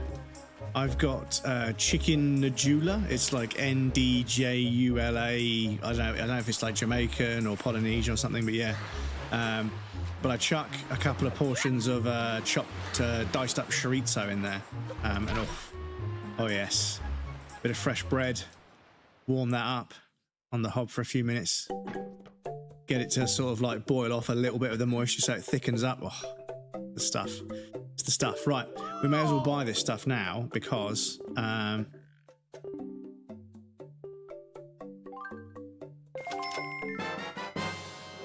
may as well buy this stuff now before we leave. Thank you for the bonk. Welcome in tomorrow. Mulligatawny soup and eat soup. Almost never eat food not in the culture, basically. Miso soup. But yes, you can get, apparently you can get the Itsu broth for ramen as well. Try to do its customers know the shop will do this sort of thing for you. I'll have you know. You now have 1 point saved up. You should try to save up 30 points so you can earn a silver membership and use that to browse.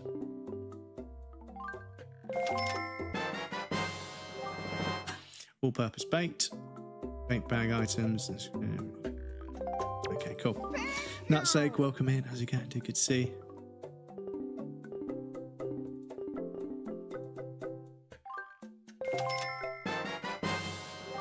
Cool. Take control of seagulls. Thank you.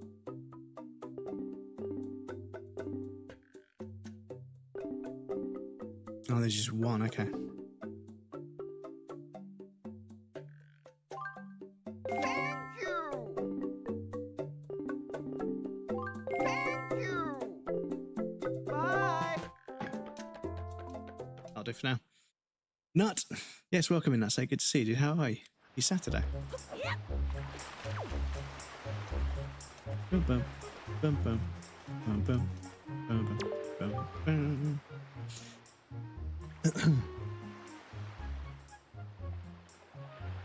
You're going to get splinters and cry. Whenever you're ready, let's go.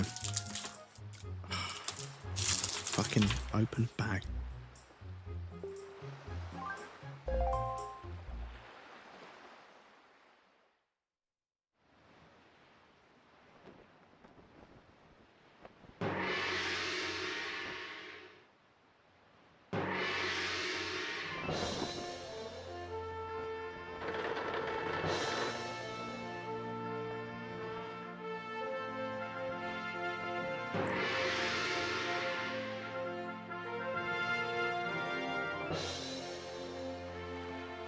Good luck, Quambus.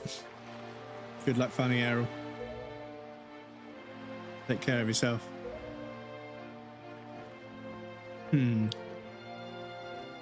Stew's more common here. Fair enough.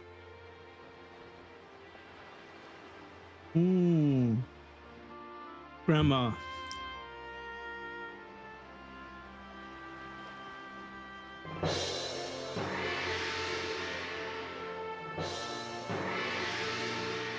How much longer is this going to go on? Do you think? Do you have an estimate? Are you sure you shouldn't just quit right now? Seriously, think about it. I can tell you're going to get more sentimental from here on out. There's still time, you know. Are you sure you shouldn't just turn around and take you back to the island, to your island?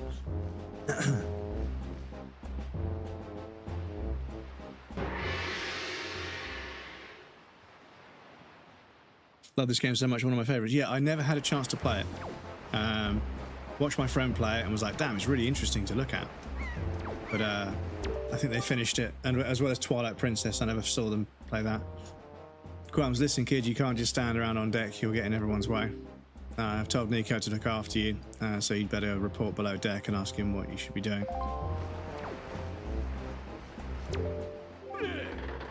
Into the big blue, boys. Turn the ship full to starboard. We head for the northern seas.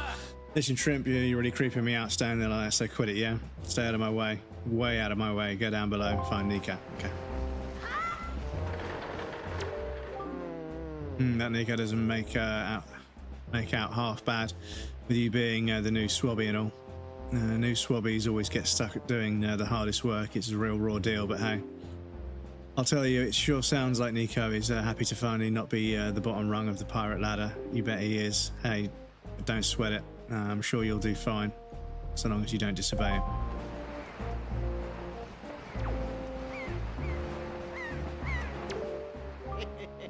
Your name's Quambus, right? That's one weird get-up you got on there. So what's the deal? Is it popular back on your island or what? Now that I think about it, though, I think I've seen an outfit like that before somewhere. I'm sure you have. Oh, can I climb up to the bird's nest?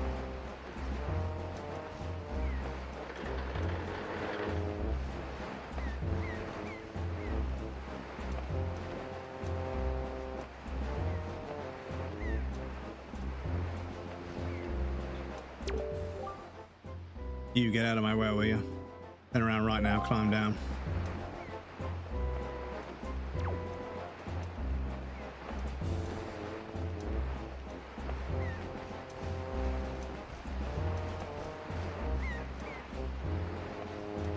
But yeah, here I was thinking I was going to fucking play this game instead of Battlefield 6 because it was too stressful, or Final Fantasy 7 Remake because it was too stressful. And then the tech issue started, and I was like, I'm just not allowed to not be stressed, am I? I have to be stressed.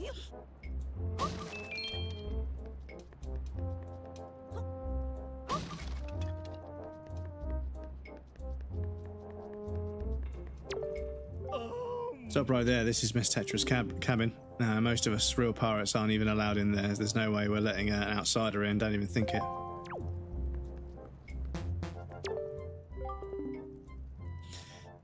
Very loud voice, but well, she actually made actually Miss Tetra's actually 35. That's a joke, Shrimpy. I suppose it's just a chance we lost our last Miss, and when Miss Tetra was still young. That is cruel. Why Miss Tetra took over so young, she owes it to her predecessor. Everyone's come to respect her for that, her coping with so much at such an age. Respect has nothing to do with how many years you've been on Earth, but you're probably too young to understand that.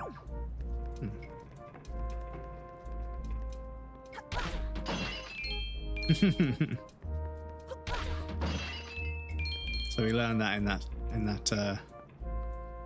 the cabin with the intelligent guy. Oh, well now, ahoy there, Swabby. As of today, I am your superior, Nico. Now, I promise I'll go easy on you, so do as I say, okay? Right now, first off, you have to take the test all new pirates have to take. It's a bit of a doozy, so get ready.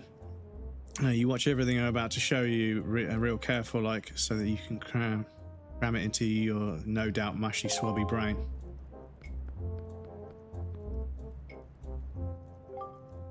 First off, you got to press this switch. This is the only easy part. Just jump up, walk up to it, and tilt that to step onto it, and presto, pressed.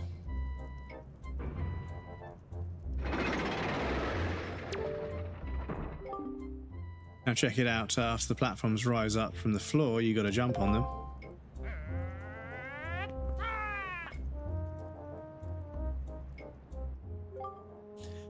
Okay, so I was able to jump on this first one by myself, but the next one is too far, right?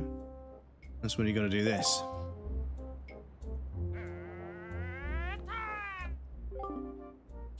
You jump on the rope, the right rope, you can grab onto it and use that up and down to swing until you get close enough to the next platform. Press A to let go to jump to it, okay. Use local veggies and meat. It's cheaper when it's in season. We have many veggies in winter in sale. I'm not a fan of overrated fancy foods. I like local fancy bread too. But yeah, for sure. I think simple is better. Simple, yeah. The simpler the better when it comes to food. I think that there's lots and lots of very complicated food out there that I think, okay, it's clever. The alchemy and the chemistry of it's clever, but I don't think it tastes significantly better. When you get a stew on a cold day, when you've got a stew cooking when you get home, oh, it's the best. But you think you get how to do it, you have to swing from platform to platform to try and get to the entrance and the room over there. There's a problem though, Swabby, the platforms only stay raised for a little while, so if you don't get there in time, they'll drop and you have to start over. Okay.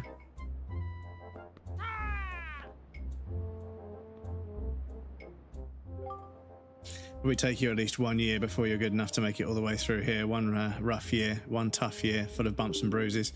Of course, if you manage to do it faster, I'll reward you. Now give it a try. This ought to be a good chuckle or two.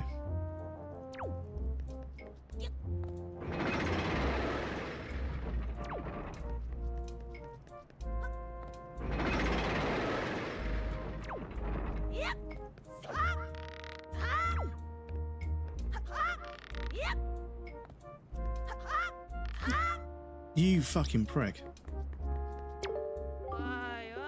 I wanted to do it first try to fucking... Oh, fuck off.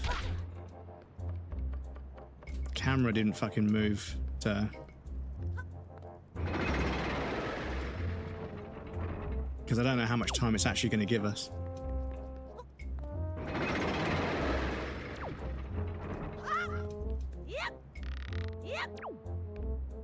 Us.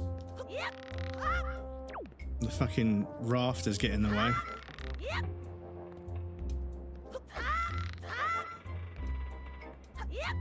No! Oh, okay. You did it already. Proud as to have you as my underling. Wonder if it's okay to just give him that. I don't see why not. I doubt I'll get busted. Alright, Swabby, I'll tell you what, you can have the treasure in the chest over there. It's a reward for your great generous Nico. Hurry and take it before someone comes.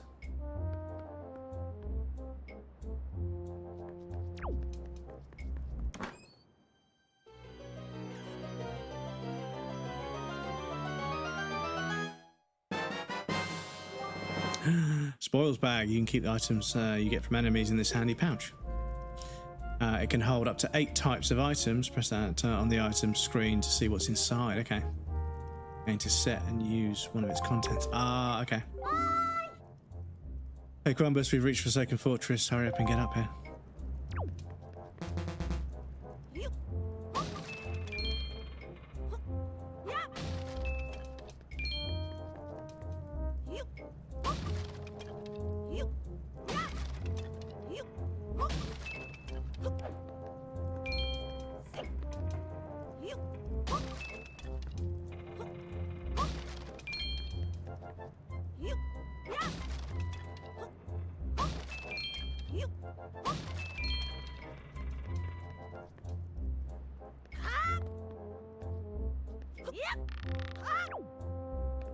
Oh, he swung me too far, for goodness sake. Keep rolling into things. Sorry, chat. That's why I got a slow cooker, because everything becomes... Well, this is it. You cook a bunch of stuff, and then, you know, when you've got the leftovers, you just chuck them all in a stew, and yeah, you get to eat twice, basically. And I want to try and make a big old fucking bowl of ramen in one. I want to put like loads of broth, noodles, chicken, all sorts of stuff in there. It comes up here.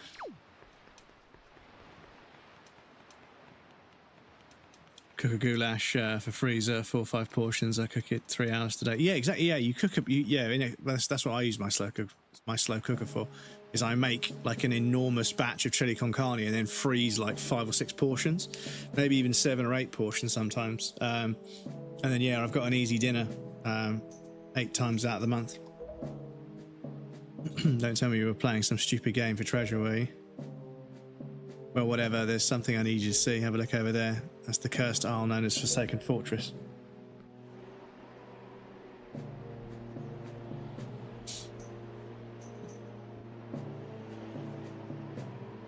There are all sorts of strange rumors about this place. What I do know is that long ago it used to be a hideout for an ogre group of pirates we used to compete with. But they are all small time now, and the place looks like it's pretty dangerous. I knew it. Look, over there by the window.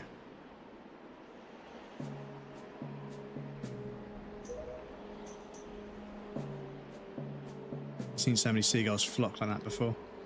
I bet you anything that's the place where they took your sister, where they've got your sister locked up. It looks like the whole place is under a really tight guard. This won't work. We'd be spotted before we got anywhere near the landing there. What do we do now? Sneaky sneak?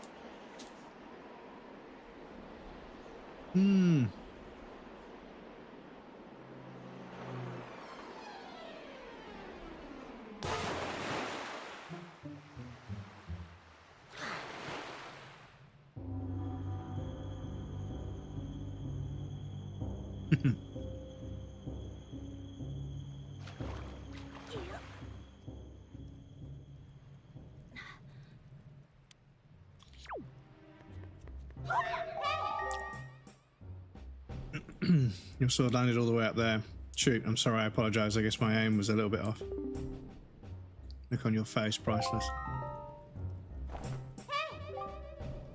Slip this stone into your pocket just before we fired you over here. There's no ordinary stone either.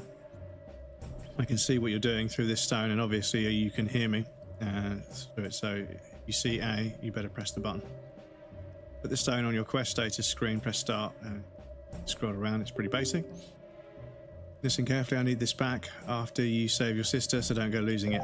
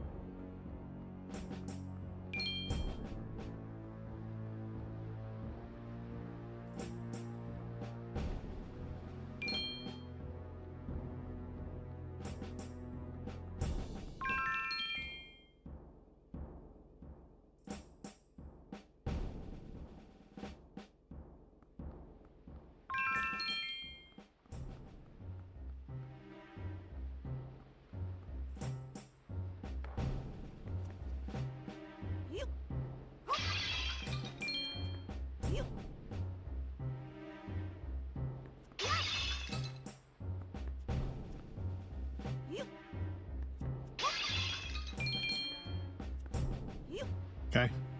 Didn't get spotted there for some reason. Rolls deception, nat 20. Well, only a barrel would know it's a barrel. Yeah. Checks out.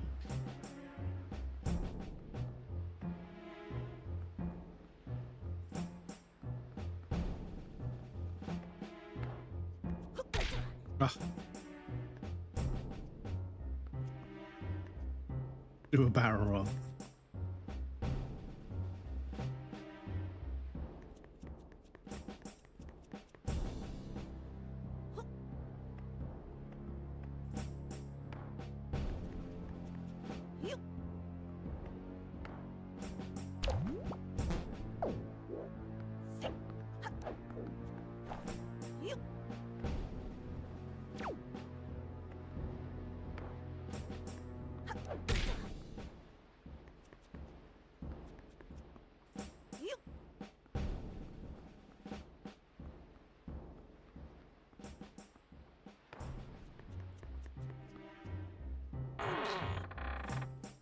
Okay. Make food for Lisa BRB. Catch you in a bit. Catch you in a bit, dude. Oh.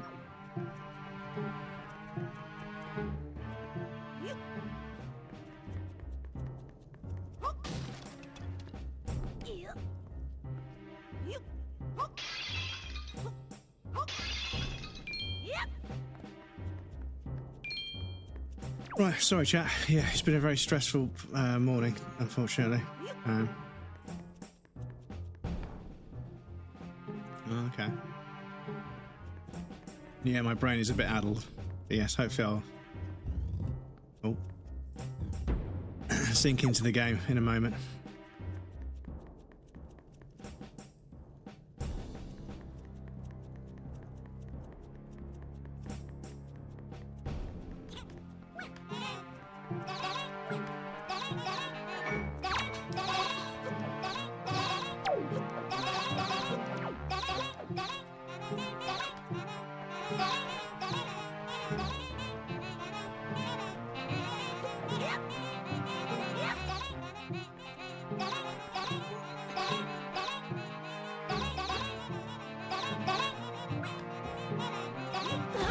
Oh. Oh, fuck off.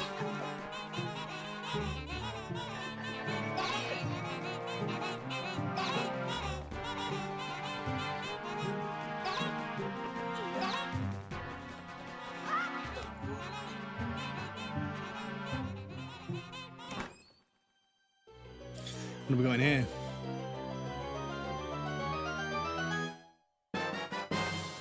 Oh, compass. Ah, you can see where things are hidden. Awesome.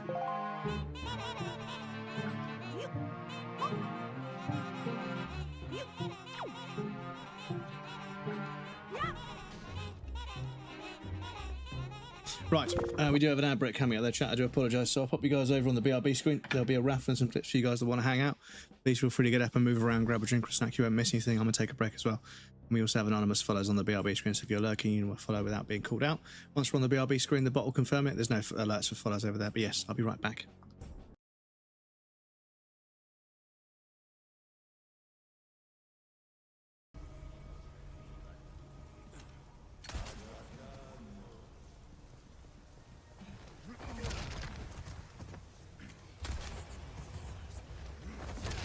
Oh my god, the triple. The triple.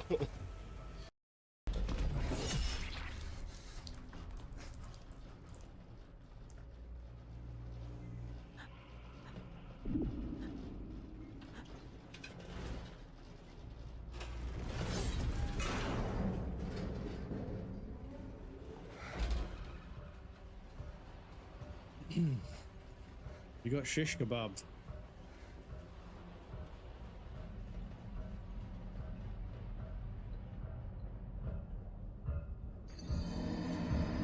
For God's sake.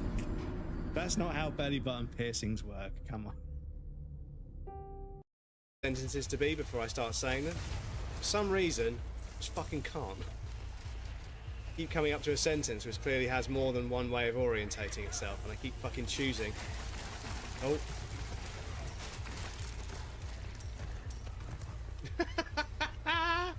He was fucking shooting them out of the fucking sky. As they were falling, they were getting pinned against the wall by the sheer force of the gun. If you're a cat owner, you can just adjust a lot from your cat.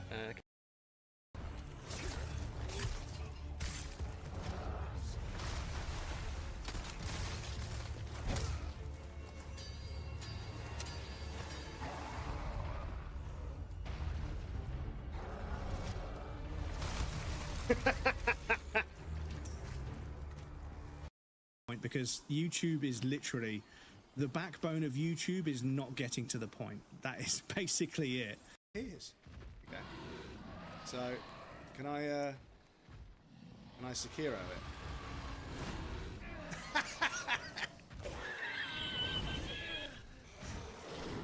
No, I cannot.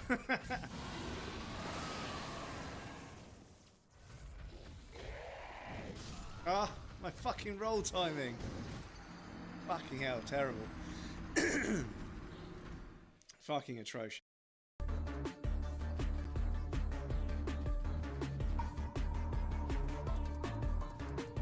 See, what is it doing? What is it doing? Why is it taking off? Why are you flying?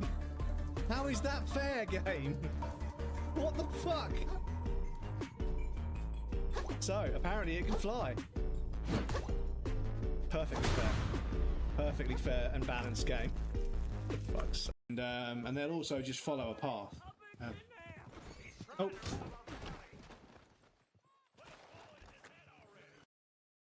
Where's my horse? What are you doing?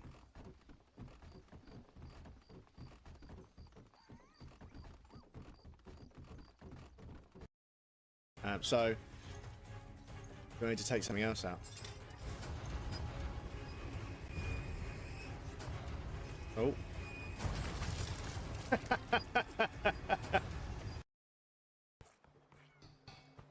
He's a crab.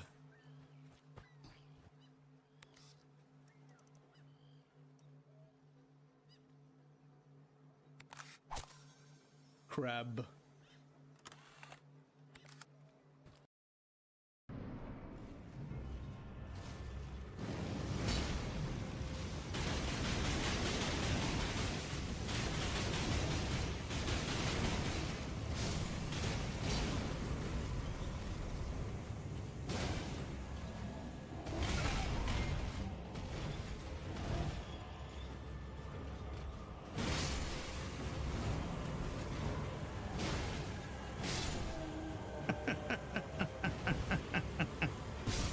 Okay, yeah, it is kind of memes. It is kind of memes. I'm gonna get a. And do you know what Do you know what I set up for you? Let me unplug it and plug it back in again to force it to completely reset. I'll just select something that doesn't exist for the meantime. For fuck's sake, I was literally just talking about how good it is. Let me see if I can reach around here. That's right, you heard me. Reach around. Do that. And then, what is this emote? Did you make it into an emote?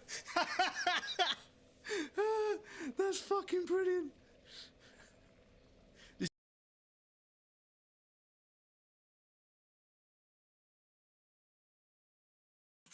Welcome back, everybody. Thank you for your patience. I appreciate that.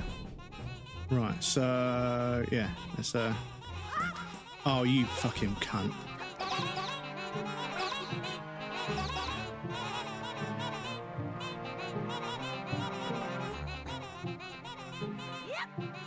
Oh, it didn't.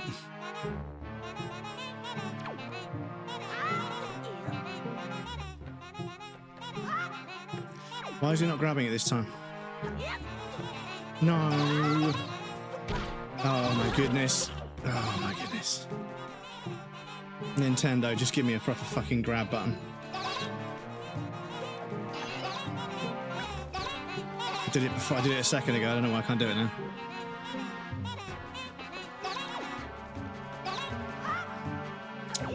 Oh.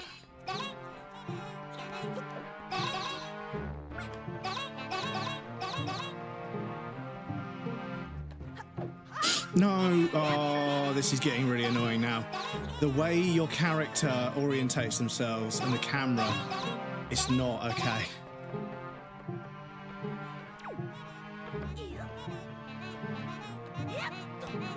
Okay. Right, let me see what's through here first.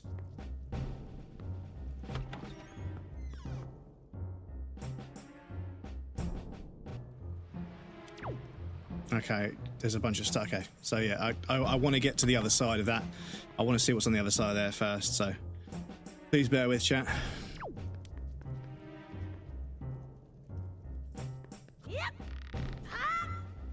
No! Oh, yeah, they really haven't thought about some of the sort of angle, like the way angles work. Sometimes you do the jump, but you got to hold down and jump. You do the jump, but you're swinging in a way which is kind of not great.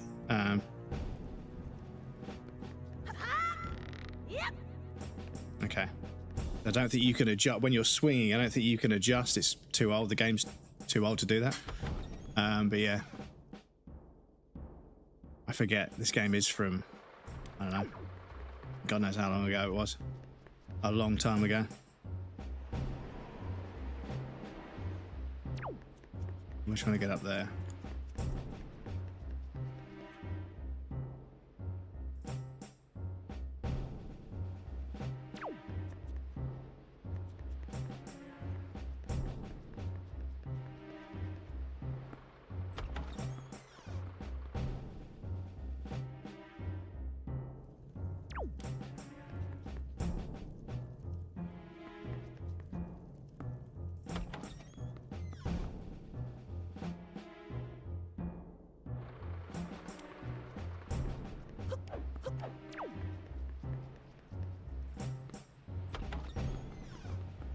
Yeah, I thought maybe this joins up on the other side, but no. Again, with this. Oh, this is up here, okay.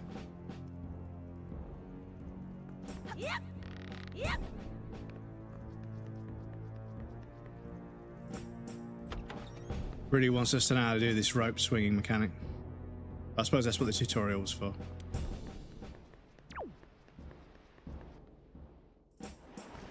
Every time we go outside?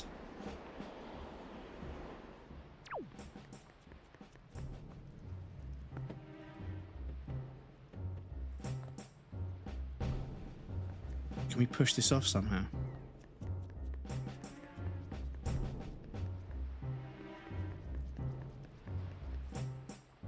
Every time we go onto one of these balconies. He wants to show us a little bit, okay. Oh, hang on.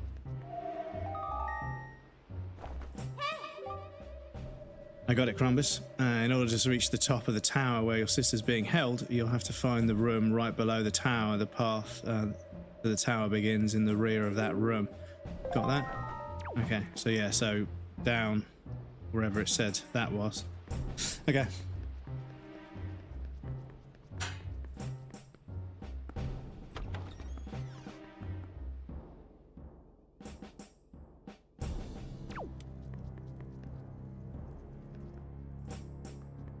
I keep getting turned around. It's weird.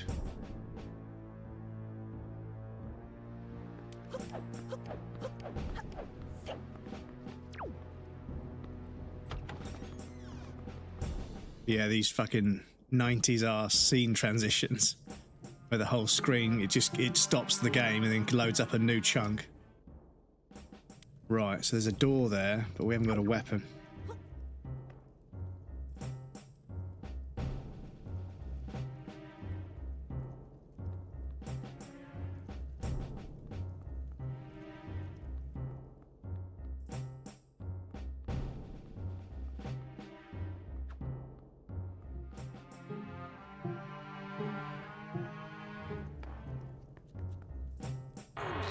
These big ass doors you can just open. I was like, surely there's a lever to open them, but no.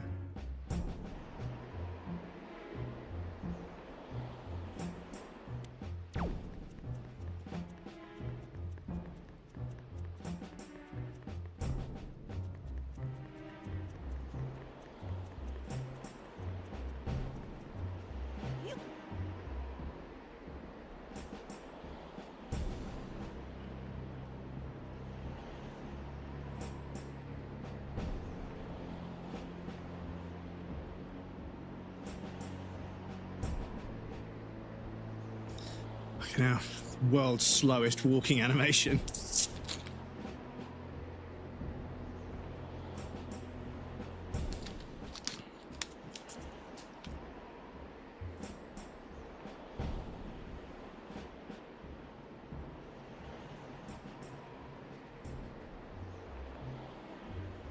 Oh, come on, camera.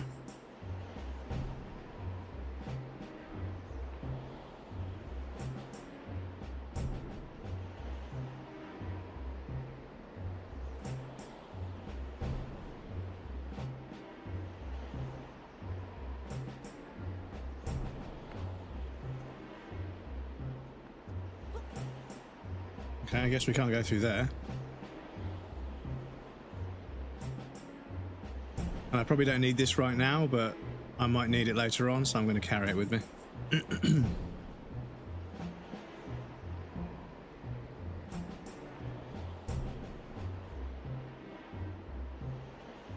Okay, so yeah, the game's going to take it away now. Okay then, game.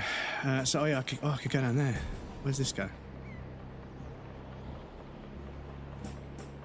Does this ladder go all the way to the ground? It does, yeah, okay, cool. I was gonna say, because if the ladder drops, you can't get back up again. Ah, so this is up here, okay. Yeah, there's these crates.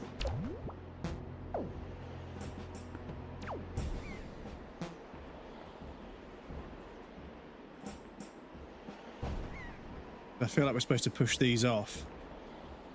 And then maybe they can, because obviously the ladder's a bit too short, so I think if we push it off and then, yeah, so maybe we learn how to push things, and then we can come back this way. Maybe.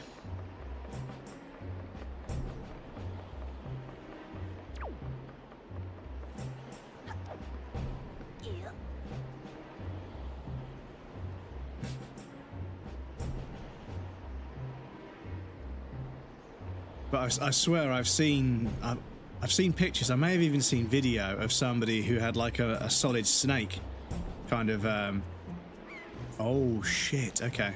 This is, okay, so. We're okay here.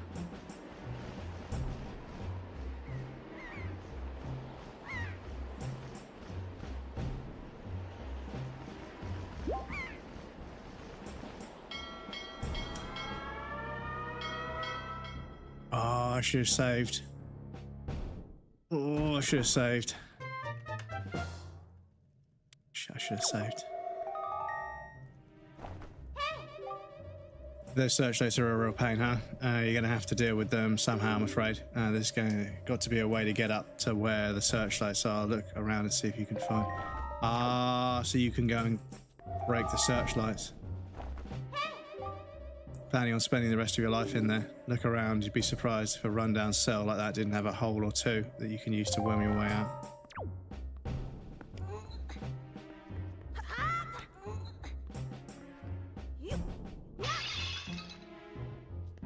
There it is. Tigerlish, welcome in. Or Tiger Relish? Tiger Relish, welcome in. Nice to meet you. Welcome in on the YouTube.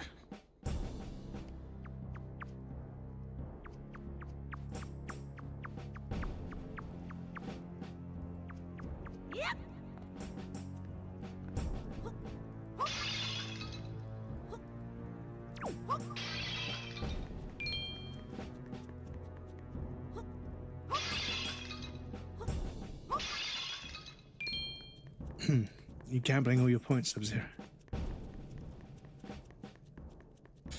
Crumbs is Bunny from Twitch. Oh, I see. Oh, Tiger Eilish. Tiger Eilish. Okay, now it makes sense.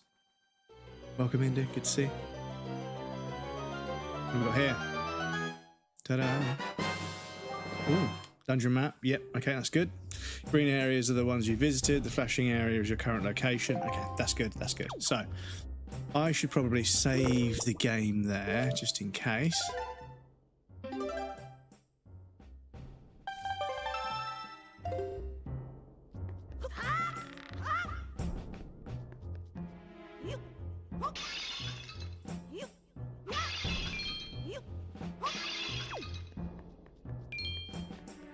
Heading back to Twitch. Yeah, whichever you prefer. I'm not allowed to guide anybody any which way.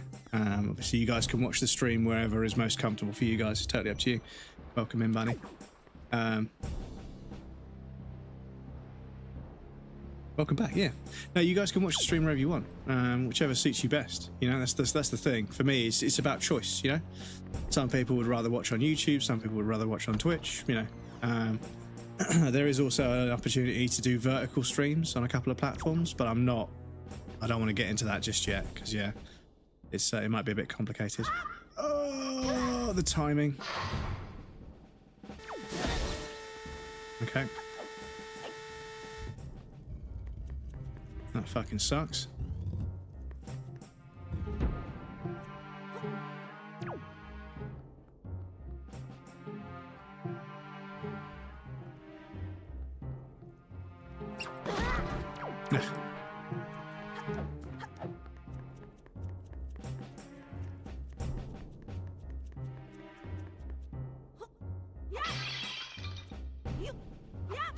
Gonna watch the stream from my Samsung smart fridge. Yeah, as long as you guys can see.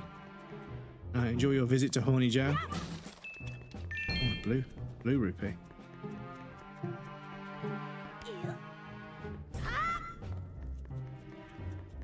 Link, do you really need to shout "yeah" every time you jump? Is that really necessary?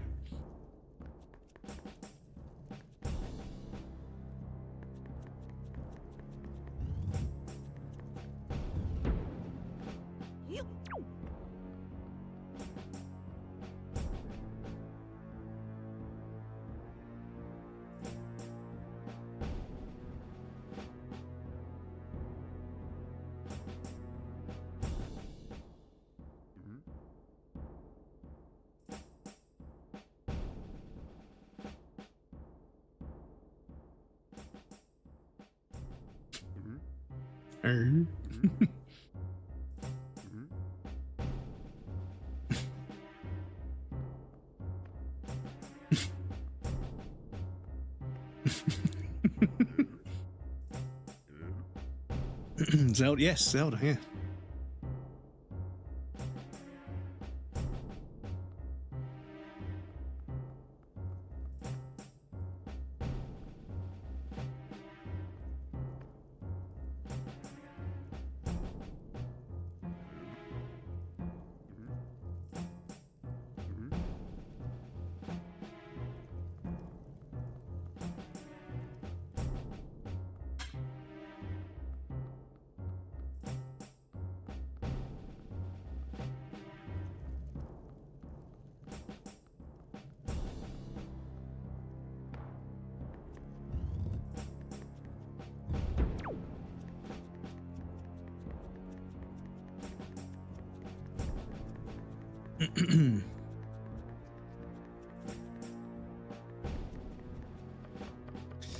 Yes, if I can offer a choice of places to watch, and I use different encoders for the Twitch stream versus the YouTube stream, so whichever one suits you guys the best, really. You know?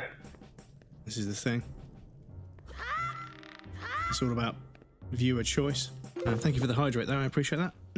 I will take care.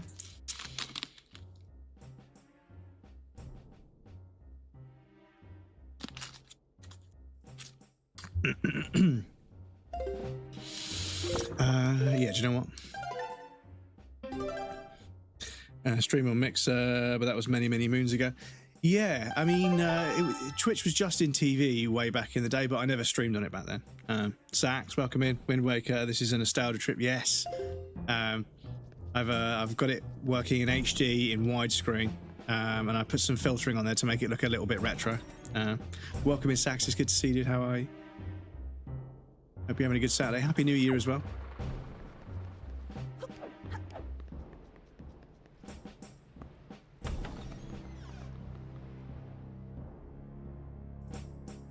Yeah, I've got it looking roughly how I want it to look.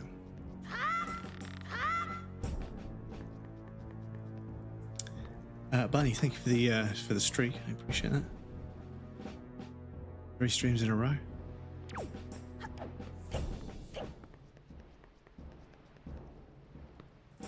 But yes, I never got a chance to fully play all of Wind Waker, so why not now? You ready? You'll have a nice holiday. Yes, it has been very nice. I'm back to work on Monday, unfortunately, but you know, I had a bunch of time off. So.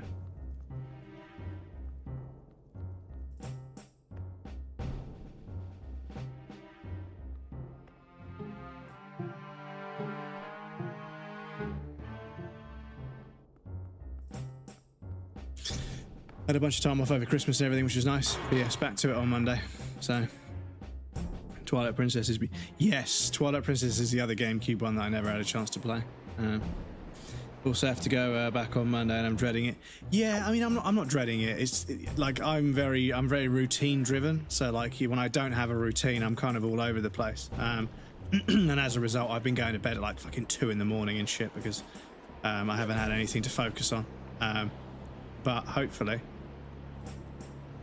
Oh, can I get over there? But yes, I'm hopefully going to try and get an early night tonight, but same as when I go try and start stream. As soon as I want to start doing something, everything just goes wrong. You know what? I always thought they were carrying some sort... No, you fucking prick. Fuck off, man. I always thought they were carrying some sort of head that had eyes, but it's not. It's like a lantern that's hollow, and that's why I can see through it. Fuck. Can I, You have to save your game to... Okay.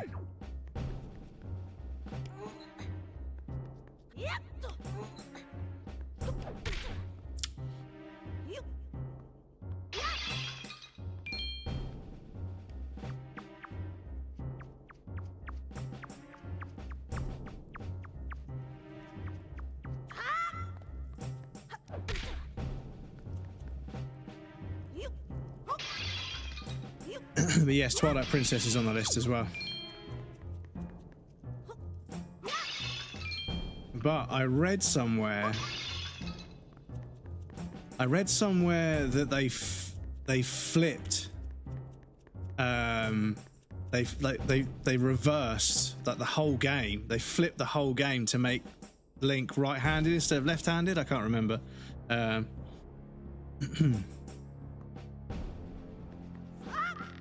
But yeah, I read somewhere that they, late in development, they realized that something changed. I can't remember, but I think they had to change Link to be right-handed instead of left-handed, and they ended up flipping. I think they flipped. Did they flip the whole game world and leave Link the same, or did they flip Link and leave the game world? I can't remember. But yeah, they just flipped everything to make it work. I think it was to do with the control system, but it's such a long time ago, I can't remember. But yes, I'd like to play. I'd like to play. There's a ladder here I could have got. Oh, I can go up that ladder. Okay.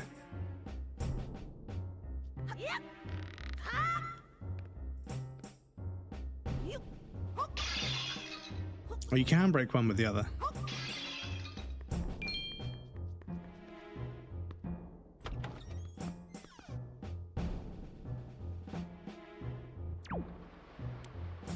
They made Link wield a sword in the right hand, so it felt more natural to play as him when playing Twilight Princess on the Wii. Oh, was it a Wii conversion thing? Okay, so we're not. Oh, it's there. Okay, now I've been there. Okay, excuse me.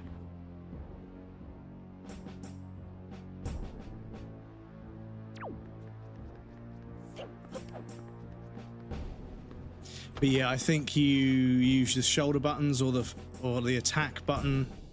Can't remember. But yeah, they had to flip it. Oh, is this here? Or is this? Yeah, this is here. Okay. So yeah, I've been here before.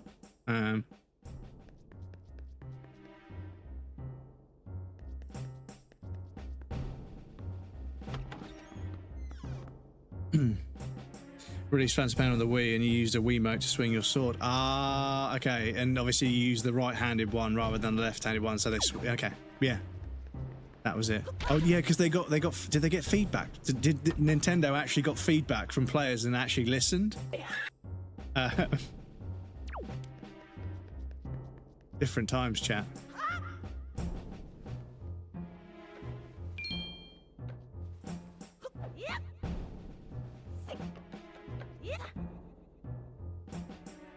No.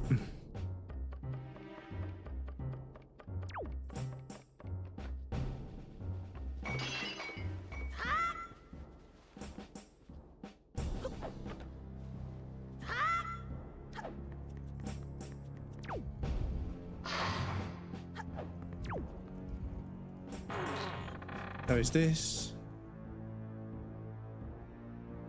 I loaded the item shop last night and actually added I show speed. Oh, so you follow speed? Okay, fair enough.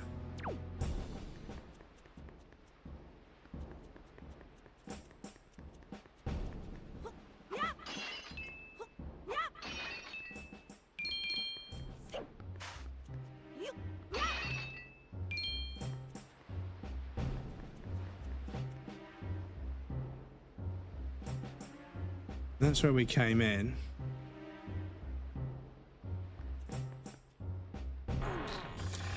To be fair, the Wii remote was left-right agnostic, so I don't see why they couldn't just give you the option to play as Link or Rink. Rink.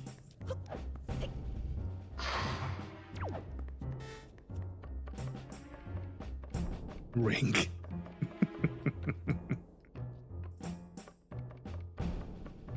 Imagine Crumbs being in Fortnite. Nah, not for me, I'm afraid. Not for me. Open world in Battlefield is bad enough.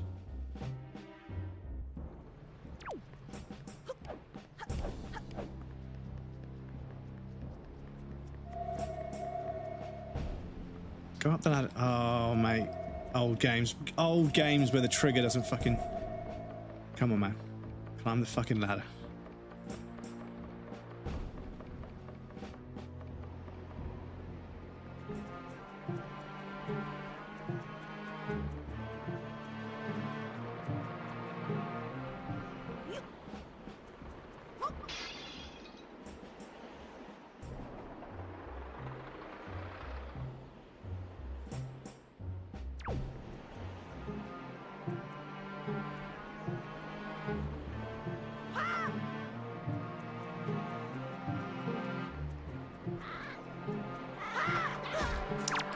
Oh my god.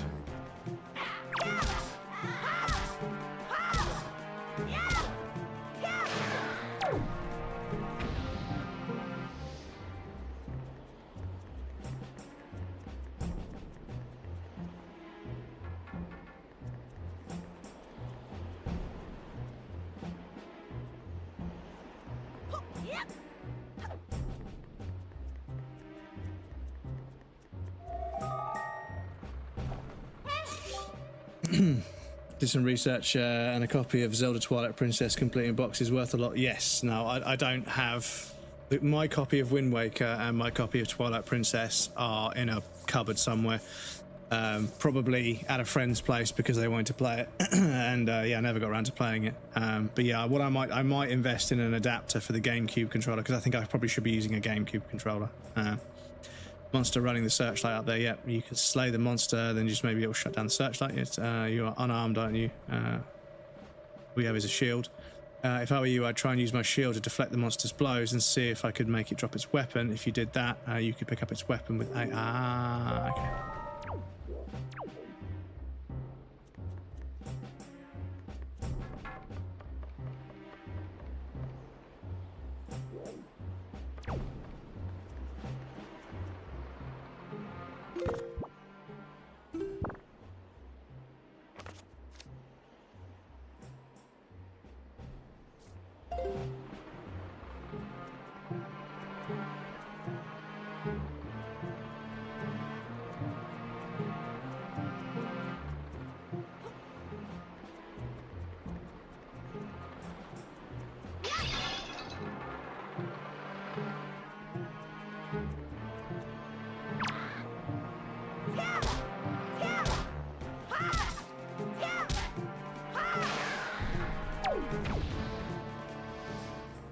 Okay, that's those two. There's one over there as well. Okay. Can I? Would it be there? That would go through, through there. So if I look.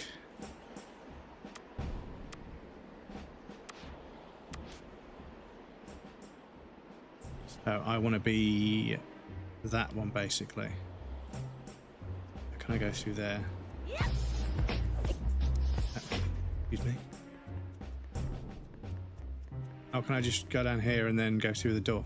Maybe I can just go through here. Because I can't get up there. Do we have a ladder on this side? No. It wants to play the cutscene every time, doesn't it? Right, can I go through the door with a weapon? No. Fair enough, game. Fair enough. You know what's weird though? Like I had 16:9 widescreen working, but it was slightly trimmed on either side. But it seems to have fixed itself now. But I don't know if it's being stretched or not. Yeah, you do enjoy both of those, yeah.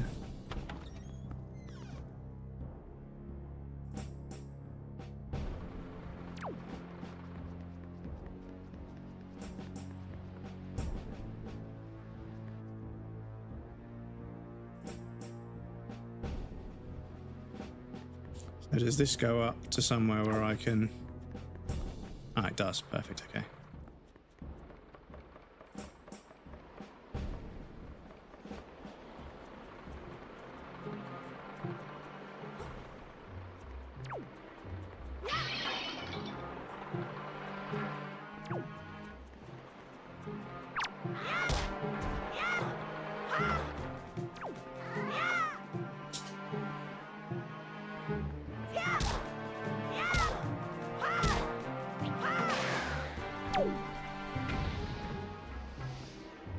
But yes, I haven't had a chance to look very much at how it looks with the filtering. But yeah, based on, I mean, I did a recording, but yeah, hopefully on stream, it's still, I need to see what it looks like on stream, basically. Right, so that takes care of the searchlights, which means now when I get up to there, which I can get to from inside there, I believe, but yeah, annoyingly. So I'll drop down here. Can I go in through a door here? Is there a way to climb up this way?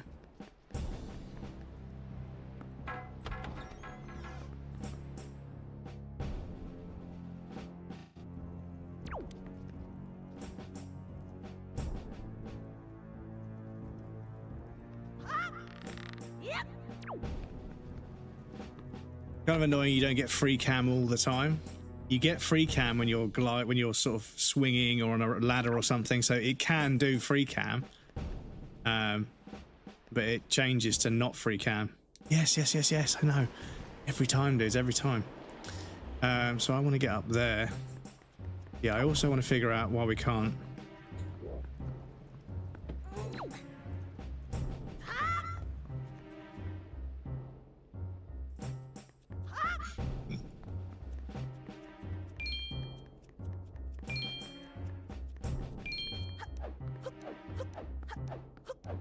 Oh, you can't climb back up the ladder, can you? This is why I need to find a way to push those crates down, but I don't know if we're going to do a boss fight or get an item that allows us to push things, but yeah.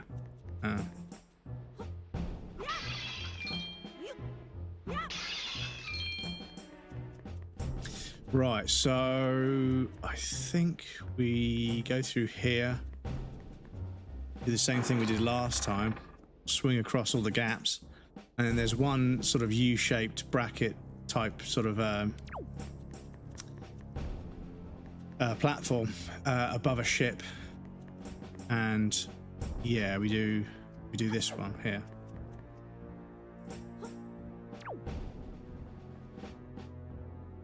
No. No, hang on. Excuse me. Come on, voice. Fucking hell.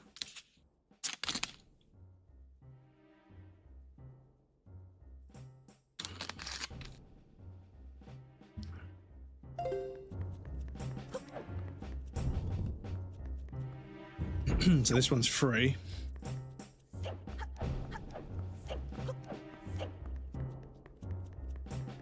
And we can get up here.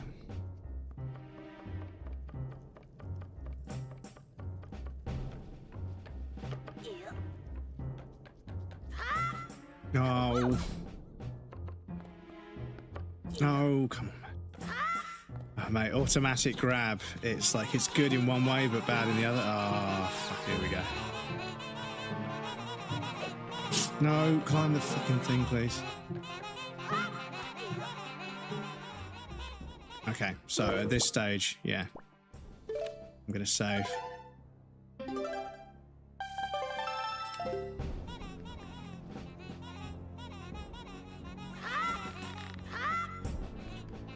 Have a lovely afternoon tomorrow. Thank you for stopping by, dude. See you next time.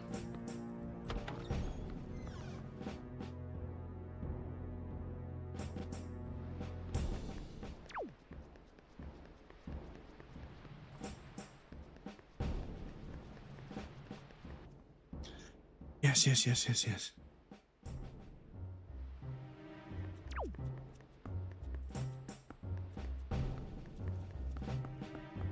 No, I can't get on that ladder there. Okay, so I think I need to be over there, I think.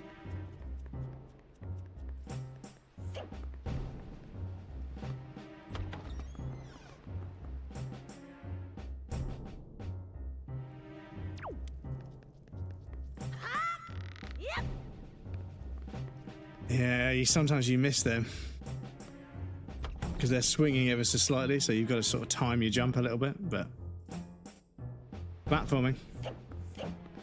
Can't have a Zelda game without some platforming.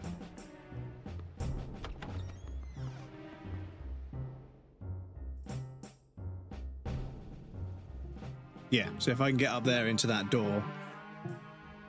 Oh no, is it? No, I think it might be all the way around there.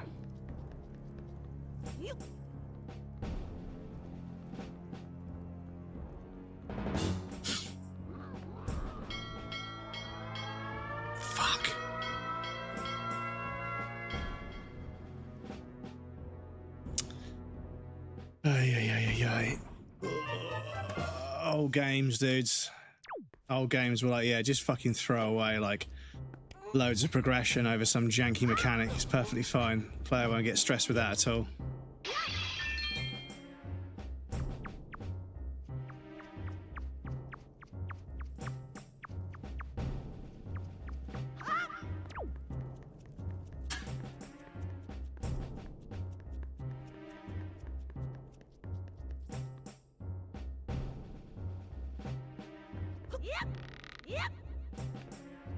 So where's this go?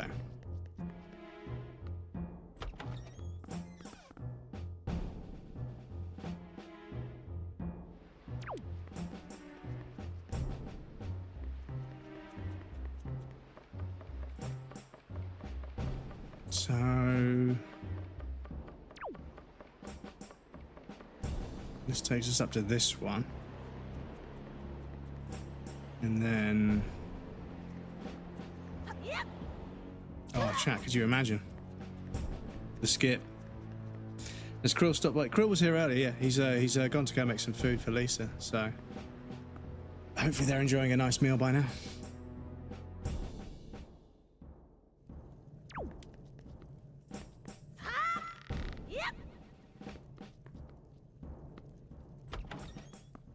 Crazy, they keep catching me, but I keep breaking out of jail. They're not like, maybe we should put them in a different cell.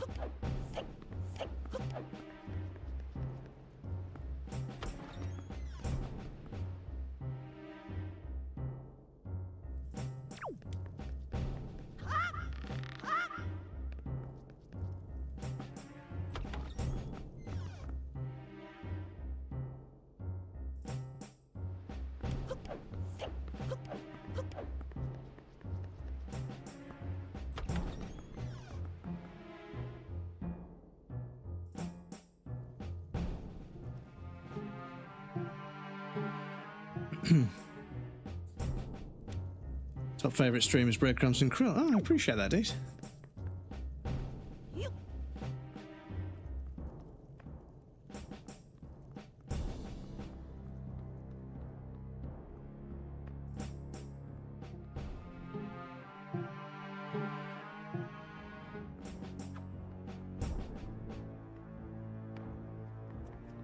So where's this lead to again?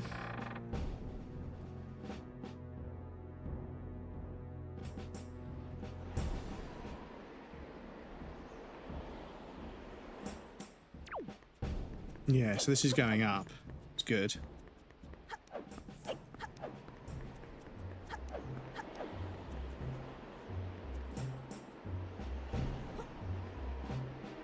What is the dog doing?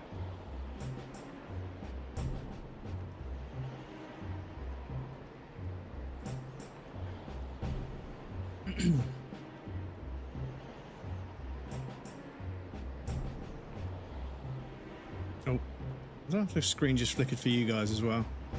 Let me get a clip there just in case.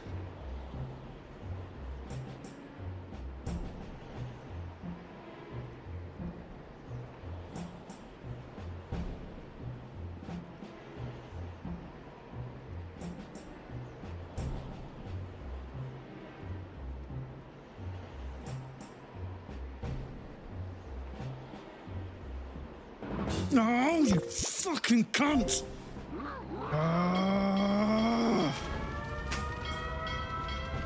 This is so stressful, dudes. It's so jank. It's so jank. You've got no idea what actually sets off their attention or anything. It's so annoying.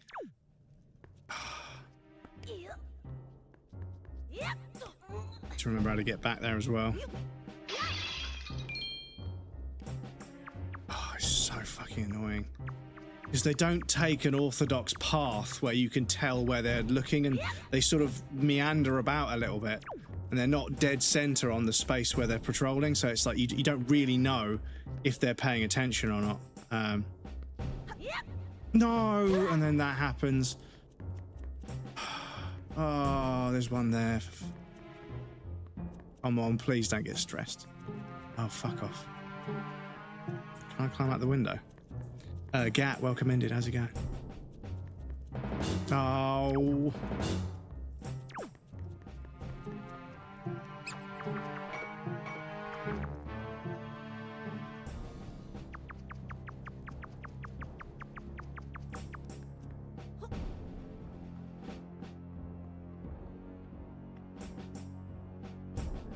Tried playing some Wii U and it bounced off around this spot. Yeah, the thing is, we haven't had any sort of explanation about how the AI for these guys works. So it's a bit sort of like, you know, what would you? Oh, would you fucking? He's looking the other way. Yeah, the game hasn't explained this very well. Sorry, let me just fuck with this for. I mean, the thing is, like, I don't want to say this out loud, but I could just save state to fucking get past this, but I don't want to. I want to experience the game as it's intended. But yeah, like a little bit of an explanation about where they can and can't see, and if they can hear me as well as see me or not. because I think there's some. But the thing is, I've walked behind them before and they didn't hear me, so I thought I was okay, but I guess not.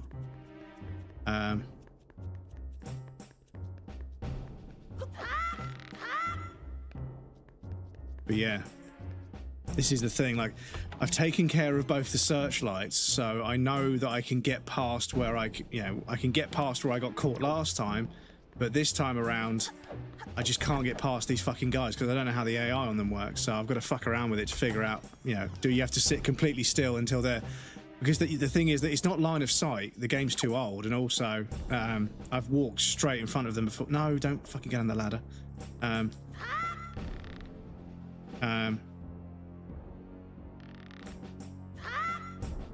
I've walked right in front of them, but at a distance where they won't. So I think it's just an area of effect.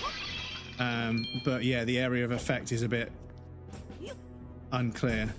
And if it was me, the lantern, like the searchlights, once you get inside a searchlight, you're spotted. I would make the lantern cast a circle of light around them. And if you move in that circle, or they see you in that circle, then, but... Maybe there's another reason why they work that way, I'm not sure. But yeah, please bear with me when I try and get past this bit.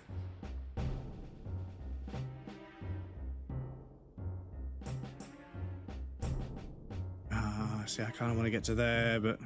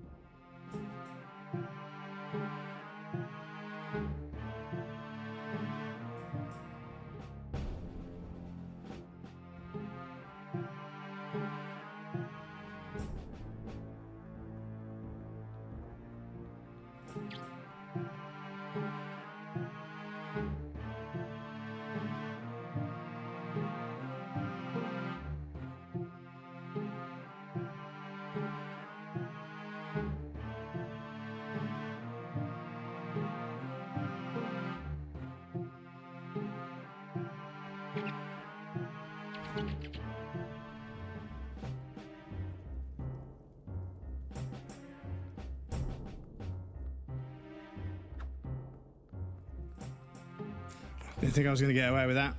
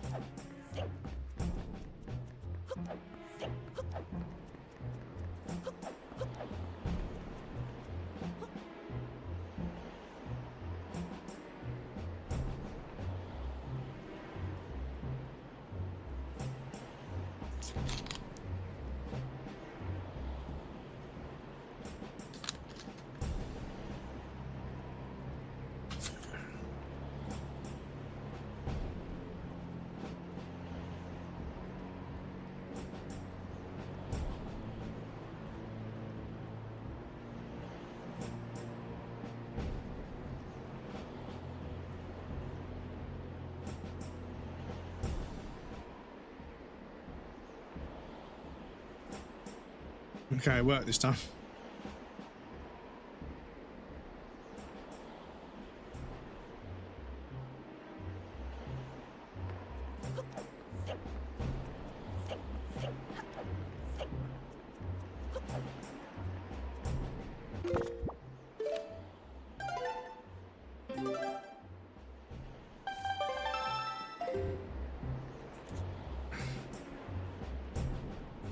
Right, let's try this again.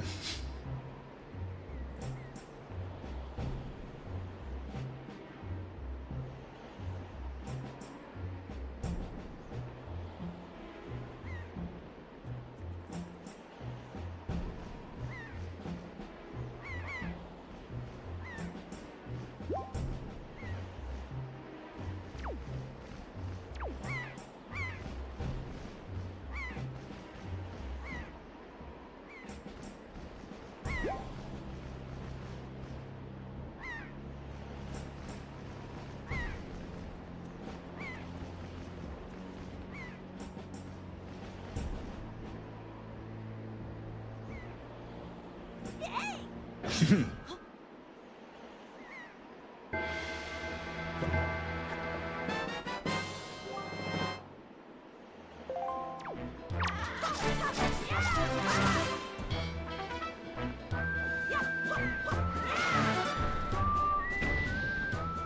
cool. We got a sword. We're back in the game. Doodle-doo-doodle-doo. Oh wow.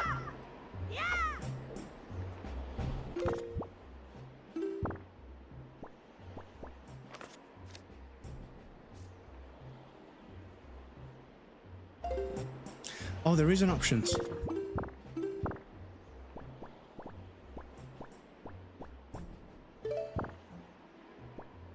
Oh, that's it. Okay. I was like, there's no options.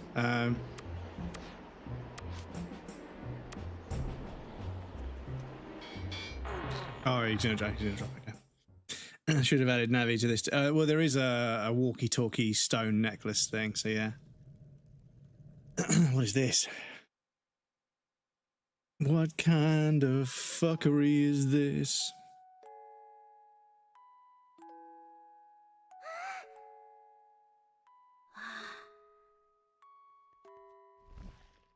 Oh.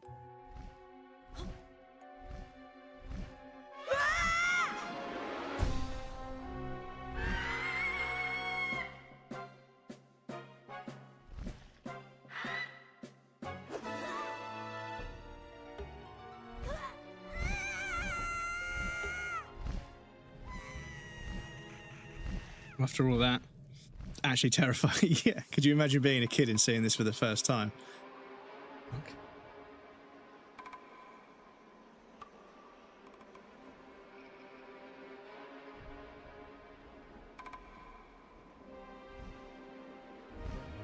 Oh shit, is that Ganon?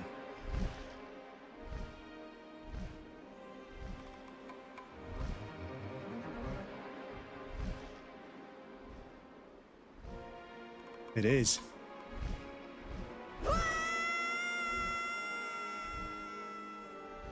Fucking hell. Bird's got a fucking arm on it. Well, arm. It's got a neck on it.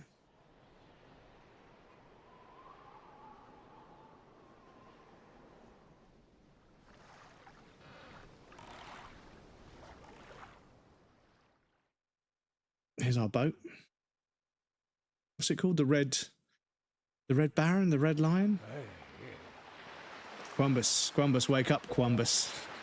Quambus. It's like I'm such a dickhead. Put yourself together, Quambus.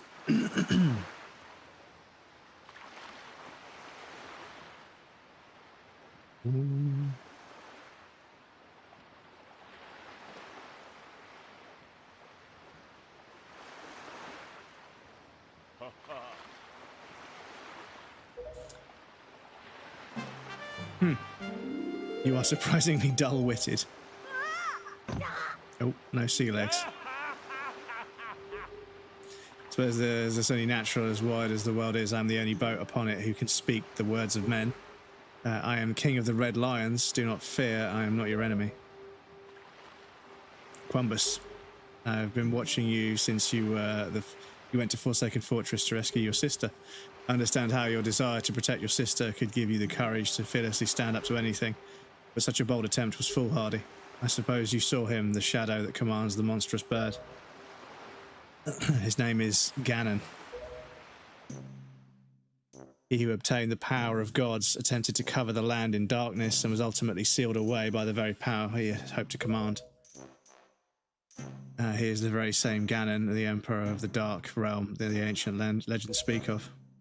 I do not know why the Seal of Gods has failed, but I know that now Ganon has returned, the world is once again being threatened by his evil magic. Tell me, Quambus, do you still wish to save your sister from... Yes, of course. Do anything to save her? Yeah, of course. I see. In that case, I shall guide you as we go forward, advising you on what you should do and where you must go. Ganon cannot be defeated by human hands, let alone by what little strength you possess. The key to defeating Ganon is locked away in a great power that you can wield only after much toil and hardship. Do you understand? That's the video game. In that case, we depart to the Great Sea, but I'm getting ahead of myself. This is actually a bit embarrassing for me to admit. Although I am indeed a boat, I possess the powers of speech. I possess no sail. And a boat with no sail can sail no seas. I've brought you far to the east of the Dark Gaze, the Forsaken Fortress. On this island is a town of merchants who deal in a wide variety of goods. If you search hard enough, surely you could find one who will sell you a sail. Sorry to ask this of you, but without a sail, I'm useless to you. Okay. Thank you for saving my life, but this island of merchants is home to many valuable goods. While the sail must come first, do not feel limited to buying only it. Once you have it, feel free to stock up anything else you may need. But remember, there's no time to play. Come back immediately as soon as the errands are done. Okay. This kid is going to need therapy. No wonder he never speaks. Oh.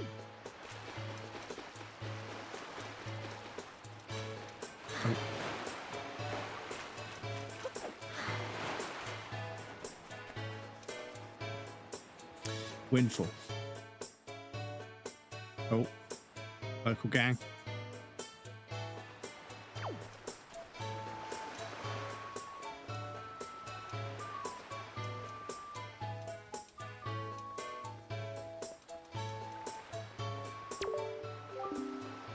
So I'm feeling pretty good. Why? Because I recently got myself a pet pig. 3, in fact. I got a black splotched pig too. How often do you see one of those? Not often, chum. I've let them ashore to graze over yonder. But the thing is, I can't stop worrying about the little guys. I wonder if I can do something to this man's pigs.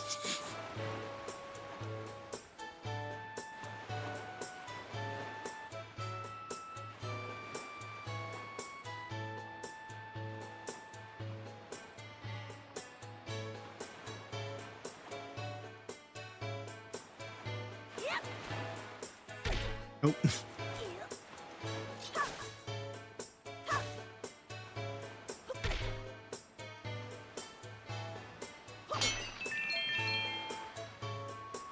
Surely. Yeah, of course.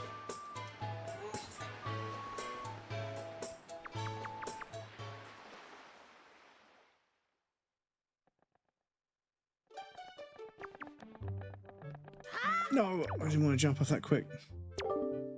Yeah, the way your character turns and everything is a little bit slow. How'd you sneak in here, you little rat? Shoo, beat it, scram, vermin.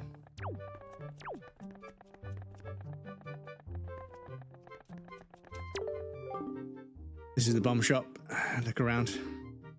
10,000 rupees. Oh my lord. Ancestors have been making bombs for generations. Now it seems like the only person left in the world who still works in the bomb industry, which means I'm the best in the world, which means I don't go selling my work without approving of who I sell it to, and I don't approve of you, so beat it.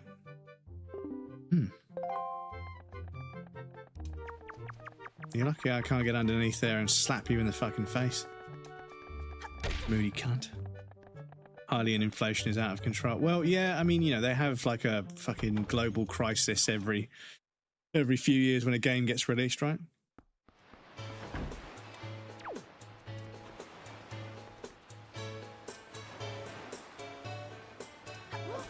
Nope.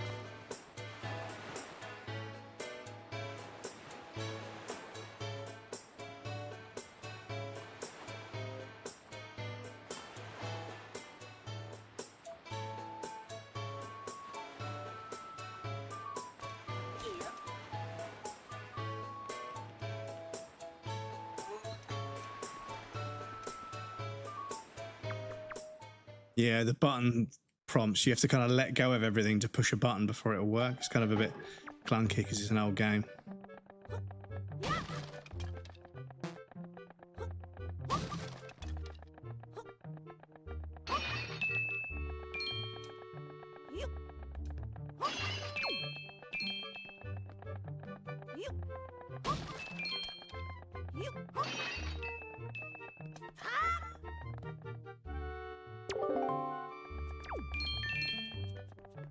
Right, chat, we've got an ad break coming up in about 10 seconds, so I'll pop you guys over on the BRB screen. There'll be a raffle and some clips for you guys that want to hang out.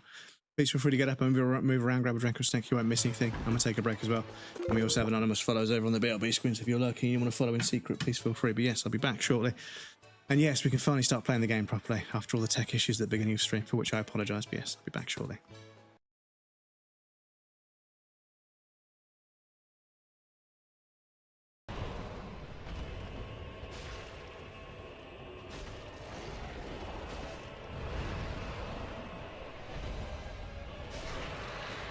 Okay. Okay.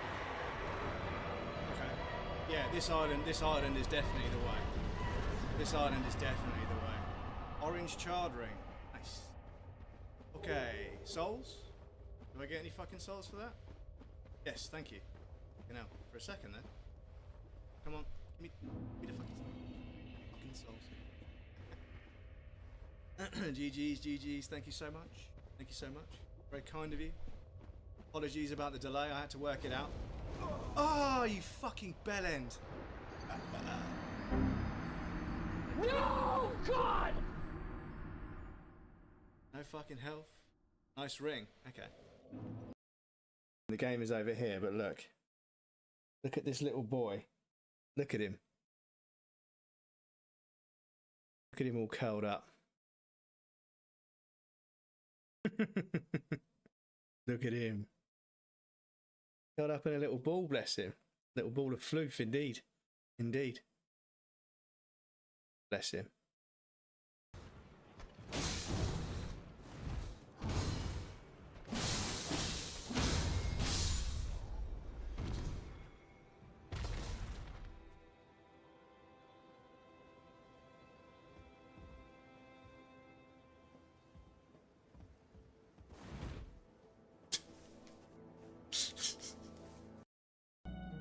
Look how furious he is. Brother is furious. Brother is fucking furious. He's fuming, mate. Oh, he's got quite a range on him though, so I need to be careful. Oh, fucking hell. That's it, fall off.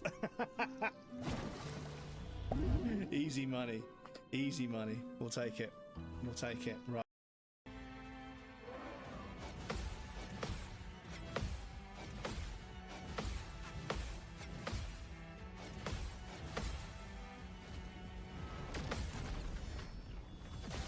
Get fucked.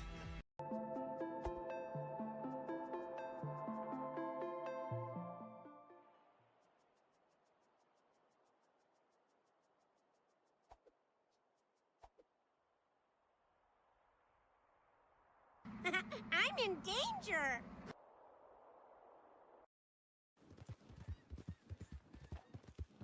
Shiny my horse's arses. Got ray traced horse's arse. Please go check out Pizza. They're one of the most lovely individuals. There's all sorts of stuff. Oh, I do have it. I just don't have it like that. I know that look. Yeah, he jumped on the kitchen counter. Leaving after the lease is up, so It's a shout out of a shout out.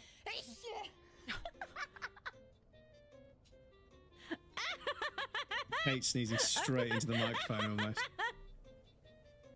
And Pizza finding it fucking hilarious. Okay, so I have clip shout outs as it turns out. Some violence. I'm going to get a clip of that myself.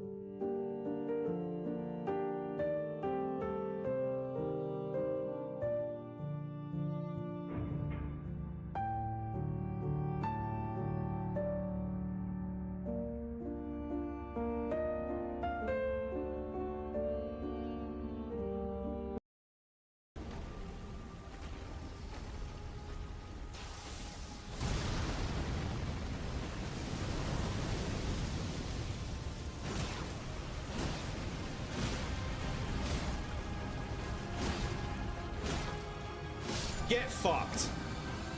Get fucked. Awful fight, man. Awful fight, dudes. Awful, awful fight. Fuck, that is annoying. Thank you for the GGs. Trophy level up. You're 0% to 310. Okay. Thank you for the Doomslayer. Fucking what a shit fight. What a shit fight.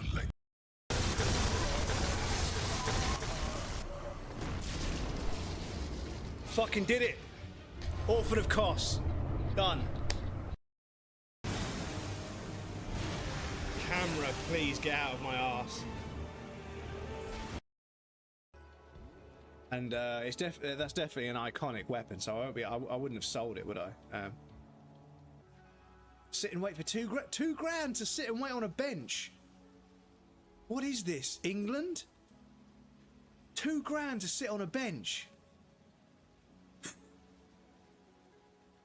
Fucking capitalism, dude. Again, those cheeks, goddamn. This is it, right? Snake is caked the Welcome back, everybody. Thank you for your patience. I appreciate that. One thing I'm going to do, just before we jump back into the game, is I might see if I can do a color correction on. Might see if I can do a color correction because I feel it could do with a little bit more contrast. Please bear with me for a moment. I'm just going to add. Nope, not that. Let me duplicate this. But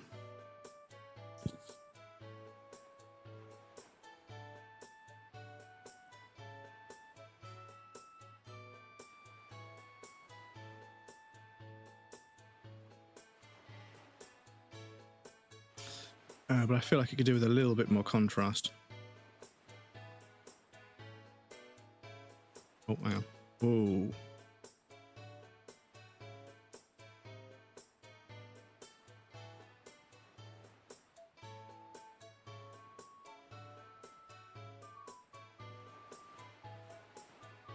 Maybe just a little bit less. Just want to try and make the game look as clean as possible. Yeah, that's a bit better, isn't it? Yeah, I think that's a bit better. Okay, cool. Just change that.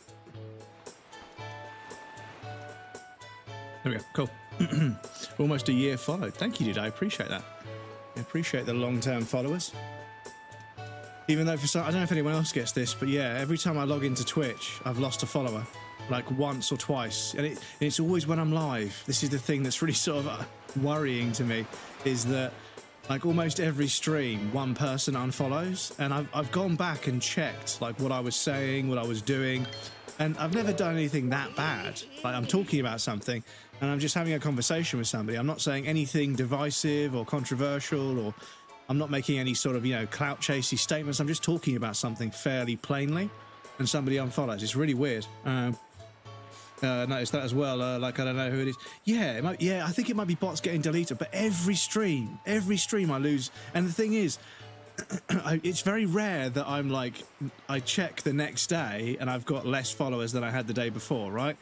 If I haven't streamed. When I go live, there's always an unfollow somewhere, and I don't know what it is. But yeah, it's been so fucked that like the amount of unfollows I've been getting has almost completely matched how many. So I just sort of like and just flattened out. So I was staying at the same amount of followers for such a long time. But yeah, I think after the lockdowns, a bunch of people haven't touched their accounts in a year, and Twitch is just deleting them as well as all the bots and everything. But yeah.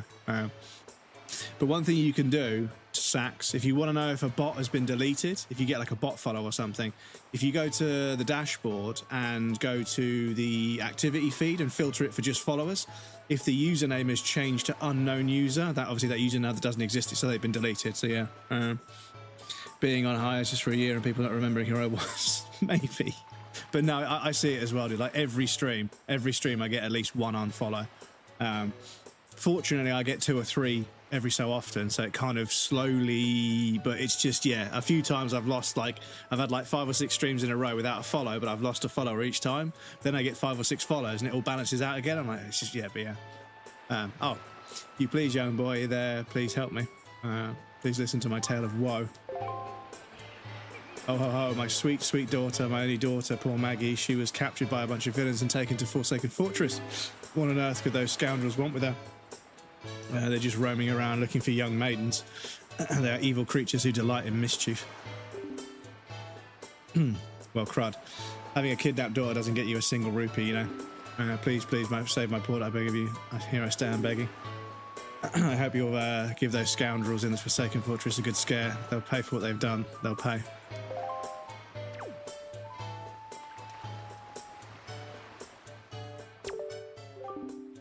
You don't look familiar, buddy. You some kind of tourist or something? If you are, I'll show you around. Why don't you join me on a little stroll around town? On Winfell Island may be a little cozy, so to speak, but for people from all over the world that come here, town's always lively. Did the stream just flicker for you guys? Because it didn't for me. Well, no, my screen didn't flicker on the TV, but I saw OBS flicker. But yeah, just walking around and looking at things is quite fun. It's the mark of a great town.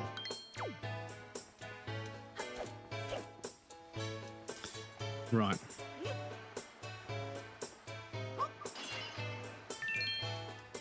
There's a pot over here as well. Looks fun to me. Okay, good. Yeah, because I keep seeing OBS like flicker. And I'm just worried that something's breaking in the background and I don't know about it. At least that works. There's a peaceful place here, this island. The people here would never dream of leaving their little paradise and setting sail on the voyage at sea, you know what I mean? Why this town is full of faces that don't even show the slightest interest in sails of a ship, as are we sailors the only ones, has no one else set out on the Great Sea. I will, once I can get a sail. You say you want to sell a sail for a boat. Tell me you're kidding with me. Listen up, laddie. Try using your head a little bit more. What makes you think a bloke like me, a guy who makes his living off the sea, would give away the very sailing gear he needs to survive? Look elsewhere, laddie. All right. I'm not saying give me yours. I'm just saying, you know where I could get one.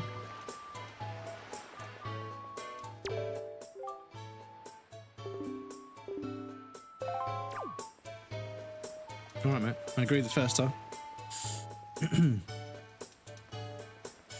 Yeah, I think it's bots. I think it's bots and dead accounts. I wish they wouldn't do it while you were live, because obviously that's like a bit off-putting. Check out this guy's outfit.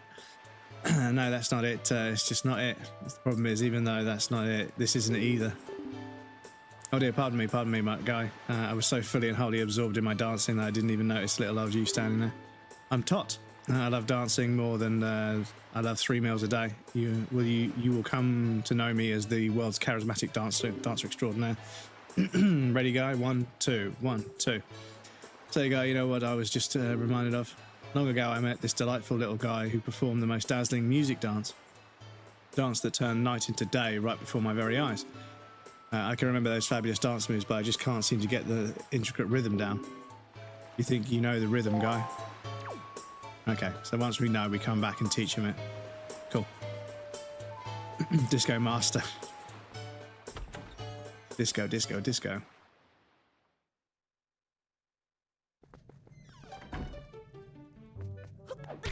Oh, shit.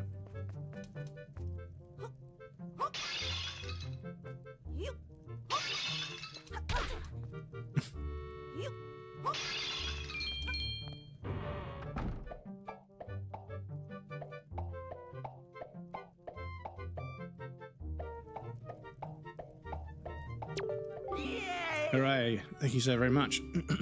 This is, here is Tingle's heartfelt gift of thanks. Tingle, tingle. Kula Limpo. You get a Game Boy Advance. He gave you a Tingle tuner. If you get stuck or need a quick hint, connect a Game Boy Advance to your Game Boy and talk to Tingle. Really? Oh, damn. After connecting the Game Boy Advance to controller socket 2, 3, or 4, set Tingle tuner to Y. I haven't got an Advance anywhere. I'd love to have an AGS 101 because the screen is better on those ones. But yeah, no matter how far we travel from this dingy cell, our souls will be as one. Splendid Tingle is going to get ready to go into the realm of the fairies. Just so you just wait here, okay? So did we just free a criminal? Still have my Game Boy Advance and link cable. Oh, there's a link cable. Yeah, of course. Because yeah, it had a data port, didn't it? Because you could get things you plugged into the cart slot that would then go to something sometimes. On demand, don't you? Don't you? Ah, Tingle's chart. No chart, what could it be? Head out to sea, press up. Ah, okay. Open it. If you need any help with your charts, just leave it to Tingle. Don't ever forget. Okay. Tingle is a cosplay I can pull off, yeah. That's actually an Easter egg, is it? Well, the Game Boy Advance in the game.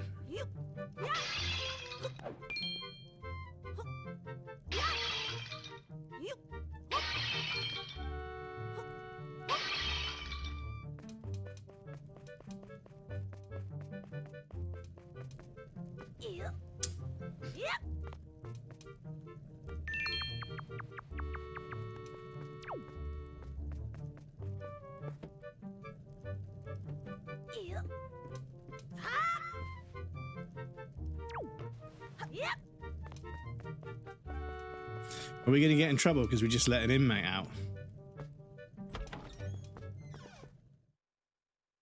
Yeah, because you could get... I'm pretty sure you could get something that goes on the bottom of it. You could get something that goes into, like, one of these. And, like, then you could put, like, Game Boy games in and it would play them. There's loads of ports on the bottom of this thing that, again, never got used. Classic. Loads of ports, like 3 different ports for different things. You could get something you put on the bottom, and then yeah, you could like play Game Boy games on your TV because that was a thing. I don't know why, but because they looked like ridiculous because they were designed for a screen this big, and you're putting them on a giant, great big TV screen. But you know, novelty, I suppose. Oh, no. That's how that little path besides the bomb shop. For example, how many people in town and it kind of sneaks around behind the building. I think I'm the only one, buddy. Okay, we've already done that. I had a Crystal Chronicles game that had a Game Boy Advance features. Ah, I see. No, don't. This auto jump is going to get on my tits, dudes. No.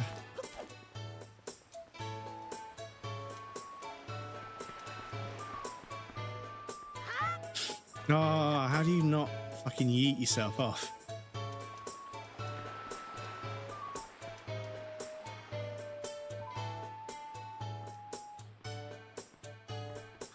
Ah, fuck's sake.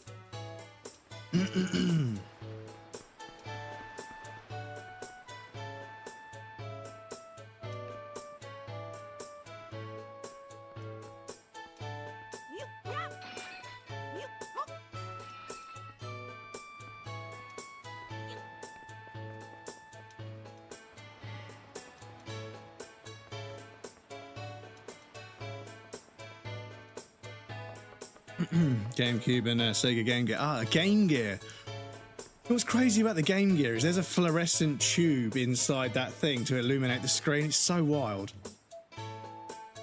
It's also so 90s, but yeah, there's a fluorescent tube, really small one inside to get the backlit screen to work. Because that was it. The Game Gear had like a colour backlit screen that was pretty bougie. It was pretty fucking special for the time. But yeah.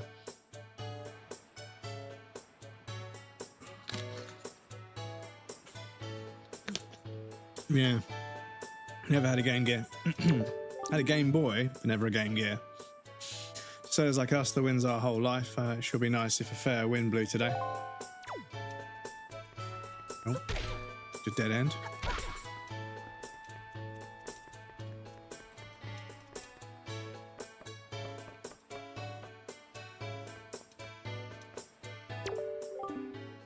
Town is this town is our turf, the turf of the world. Famous killer bees, don't mess with us. Buzz. Must feel pretty lonely walking around a place like this all by yourself. What are you doing anyway? thinking of a reason, thinking I don't want to go to jail for beating up some children. So I suggest you leave me alone. Oh, look at this view. Look at this. Good seat, dude. All over the world seem to gather here on Windfall Island, all hoping to become successful merchants. Thank you for the hydrate, dude. I appreciate that. DK Oldie sell. Yeah, I mean, yeah, a bunch of them have been sort of floating around in the second-hand market. I don't know how much they cost these days.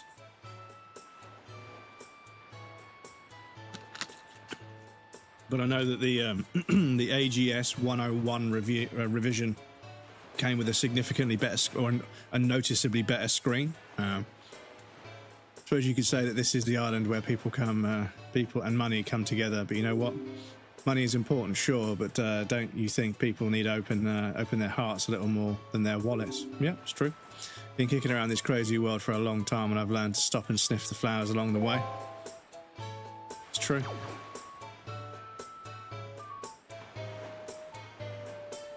Oh, you can see a pot there. Ah.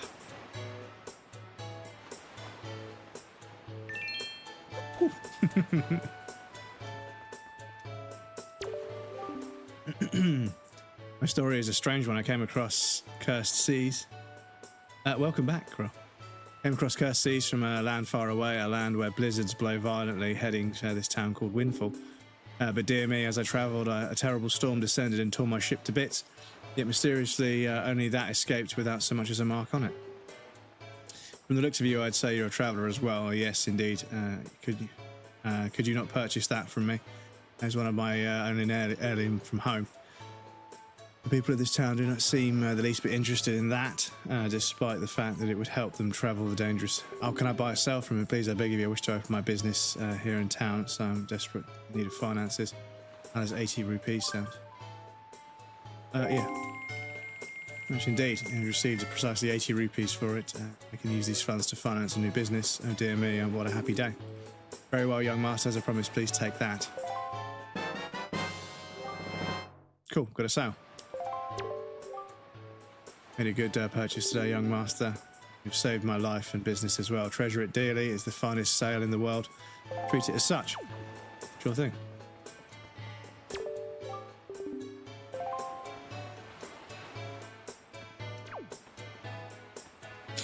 So Lama, welcome in. How's it going, Lama? Up wanking they wind. I almost put windbreaker with a fucking cloud emoji, but you know. Welcome in there, dude. It's good to see you.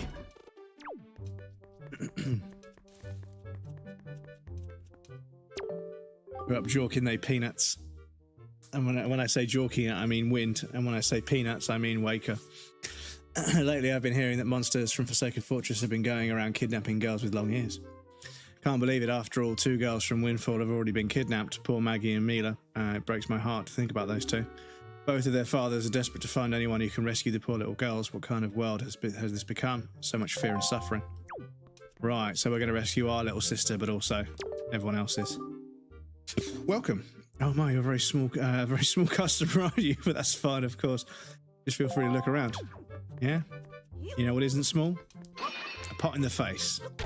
Oh, excuse me when I just commando roll into the fucking wall. Deathsaurus, welcome in. Which version of this? So this is technically the GameCube version, but it's also a mixture of the HD version. And there's obviously a patch that makes it widescreen. So yeah, it's not exactly original, but I think it's an interesting presentation of the game for my first playthrough. So obviously it's from this era, so you know, the Grump Cube version, yeah, is the Game Crumbs version, or the Crumbs Cube, or the Bread Cube version. Yeah, he comes to intercept you, doesn't he? Okay.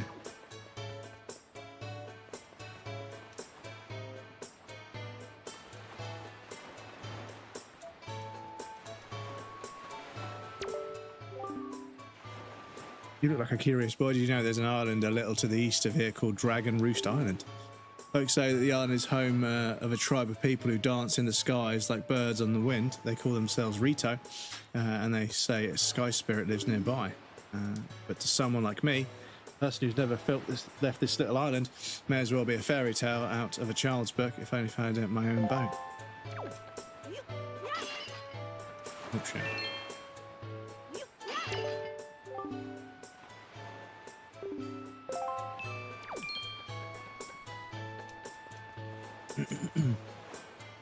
Just curious because I was a little confused. Yes, but yeah, obviously I don't want to sort of say it out loud, but obviously I'm not paying 70, 80 quid for a game that's going to run at 4x3. I'll have to get specialist software. I mean, the thing is, I have a copy of it somewhere. I just don't know whether it's in a storage box at the flat where I used to live with some friends in the garage, or whether it's in my garage. It's somewhere, and I own this thing, so I own one of these. So I do own the game in some way, but you know. This is obviously a much more convenient way to stream it. Can't believe she's a school teacher. Remembers that she has mountains of tacky pendants and earrings. It's as if she loves nothing in the world more than jewellery. Okay. Now, just what were you doing? Were you listening to us, you scamp? You listen, young man, I haven't seen you around, so I guess you're new to Windfall, but don't know it's bad to eavesdrop on conversations meant only for adult ears. I think it's bad to gossip about people behind their backs, sweetheart, but you know, we're discussing very, very important topics that kids just wouldn't understand. You're far too young to be listening to us, young man, so shoo. All right, you want to have a bit of a fucking bitch behind someone's back without being caught. Very rude to eavesdrop. It's very rude to chat shit about people behind their backs, actually.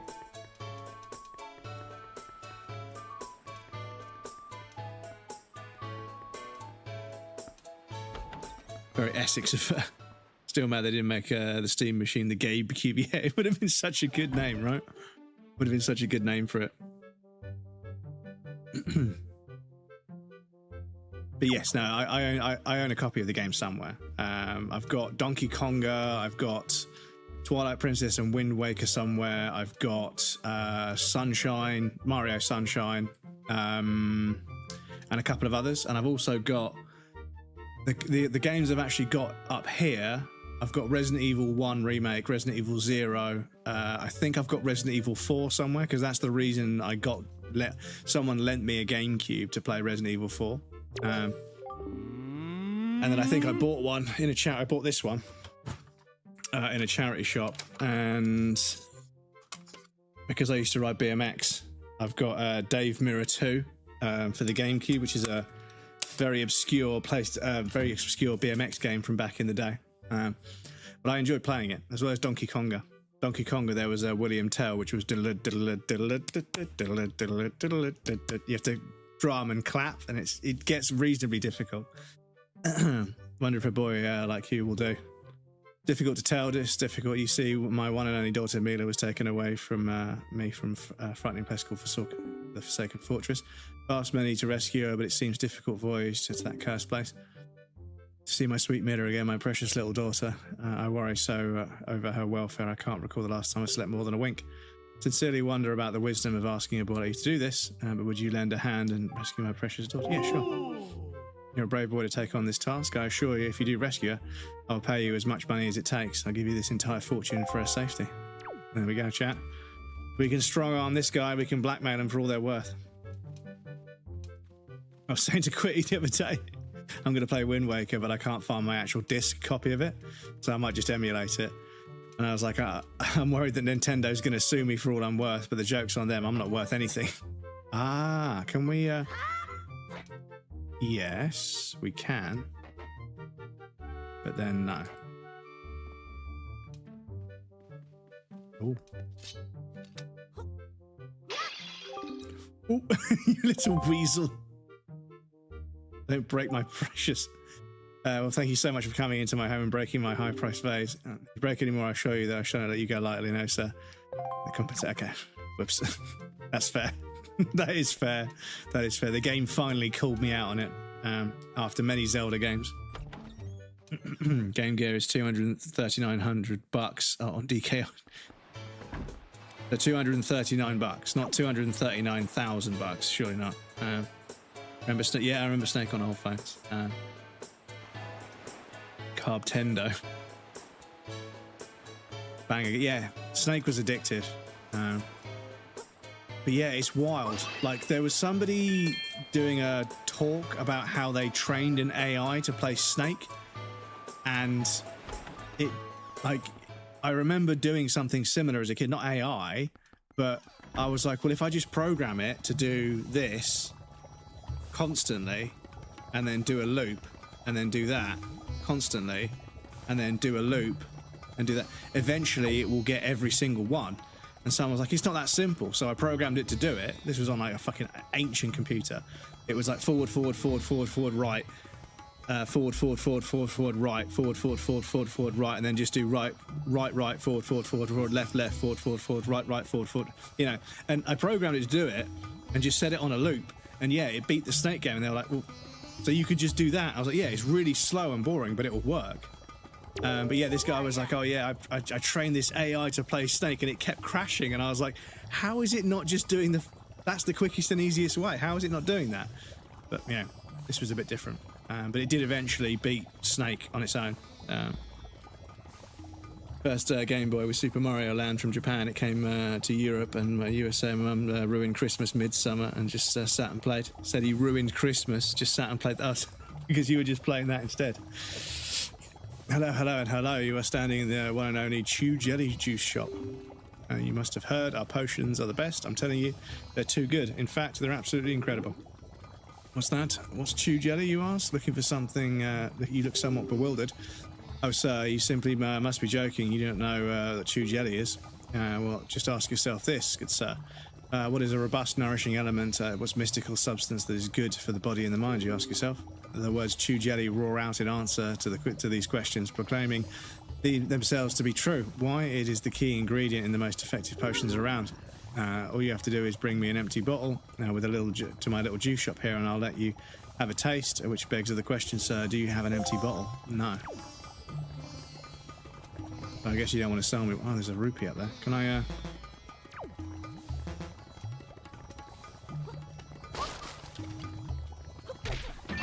There we go.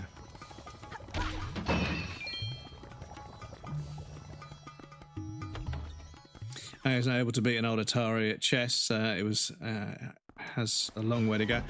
Yeah, this is the thing: is that it really isn't as clever as people are making out. Like you have to handhold it a hell of a lot. And the stupid thing is, like, RAM and storage is so fucking expensive now because every tech bro is just taking out loans, hundreds of thousands of dollars in loans, to build data centers in the hope that some AI venture is going to choose them to be their fucking data center supplier.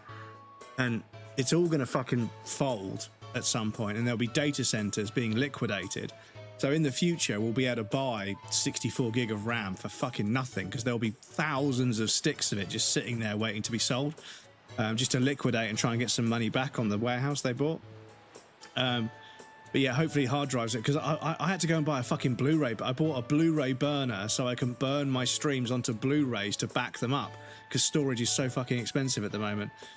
It's going to crash. Yeah, it'll crash the economy. And this is the thing, is that we come up with some new-fangled technology that everybody's kind of like not interested in.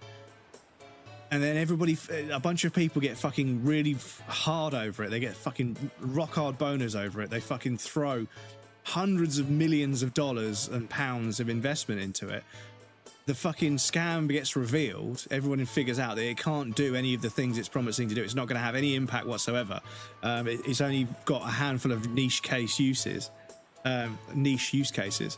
And then, yeah, everyone pulls their investment out and it all tanks. And the thing is, like I've said the other streams, I wouldn't mind if it only tanked that sector of the economy, like if the tech sector of the economy collapsed, but everything else. But they take everything with them. This is the problem, is that everything is so tiered and structured that everything is counter-invested into something else, and it all fucking pulls everything down. And then there's fucking absolutely, there's financial uproar for like 5 years. And then within 6 years of that, someone does it again with some other fucking lie of a technology that doesn't exist. It's such a scam. I have a cheap cell phone to put some software on today. Right, we can find some good games for it, dude. Saw that because I didn't understand our Atari icons for chess pieces. Fell at the first hurdle. can beat chess, but if you don't teach it the chess pieces in Atari, it'll be yeah, exactly. It has to learn what they are. ChatGPT, this is for chess. Upgraded my PC in January 2025 and figured the trade wars would fuck over parts prices. Wasn't a great deal, but now it looks like I've got an amazing... Well, yeah, like I built a PC a year, well, just over a year ago. So I bought a 4080, a 13700K, 32 gig of DDR5 RAM, and a hard drive and a motherboard and a case to put it all in. And all that stuff has fucking tripled in price. Like everything has tripled in price. So, you know...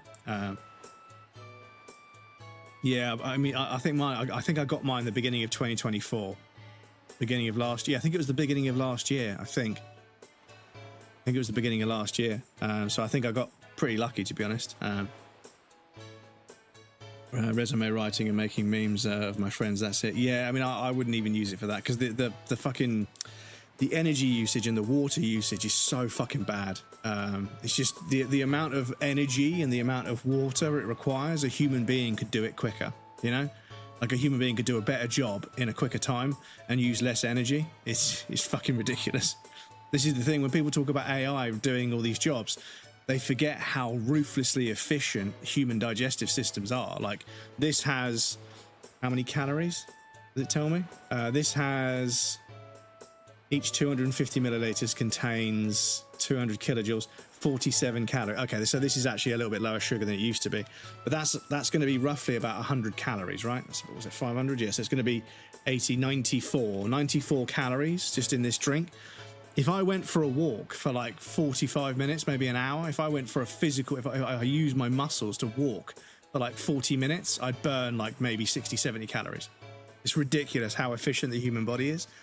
So when it comes to the, like energy in versus product out, that's why human beings have been at the center of working class labor for forever, because the amount of energy you get out of a human being for how much food you put in it is fucking ridiculous.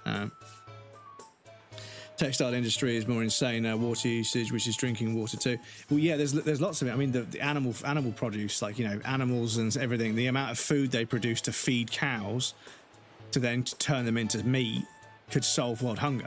You know, if the meat market didn't exist, if the meat industry didn't exist and everyone didn't eat meat, the food they grow would just basically have enough, there'd be enough tonnage of food to feed every single human being on the planet. So we make enough food to feed every human being on this planet. We just don't give it to them. We feed cows instead because we can kill them and sell their meat. But I love terrible music. But Sawyer and shit doesn't use less.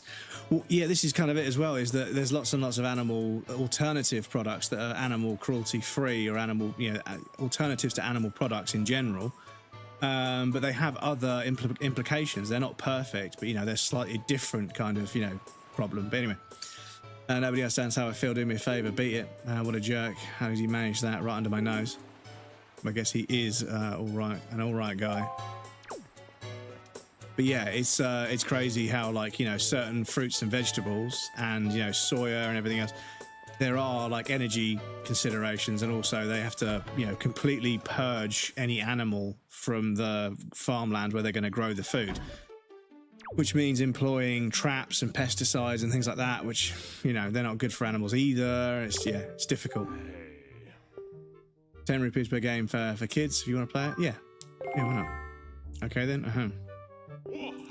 Welcome to the fleet. I am the Great Admiral Davalsky.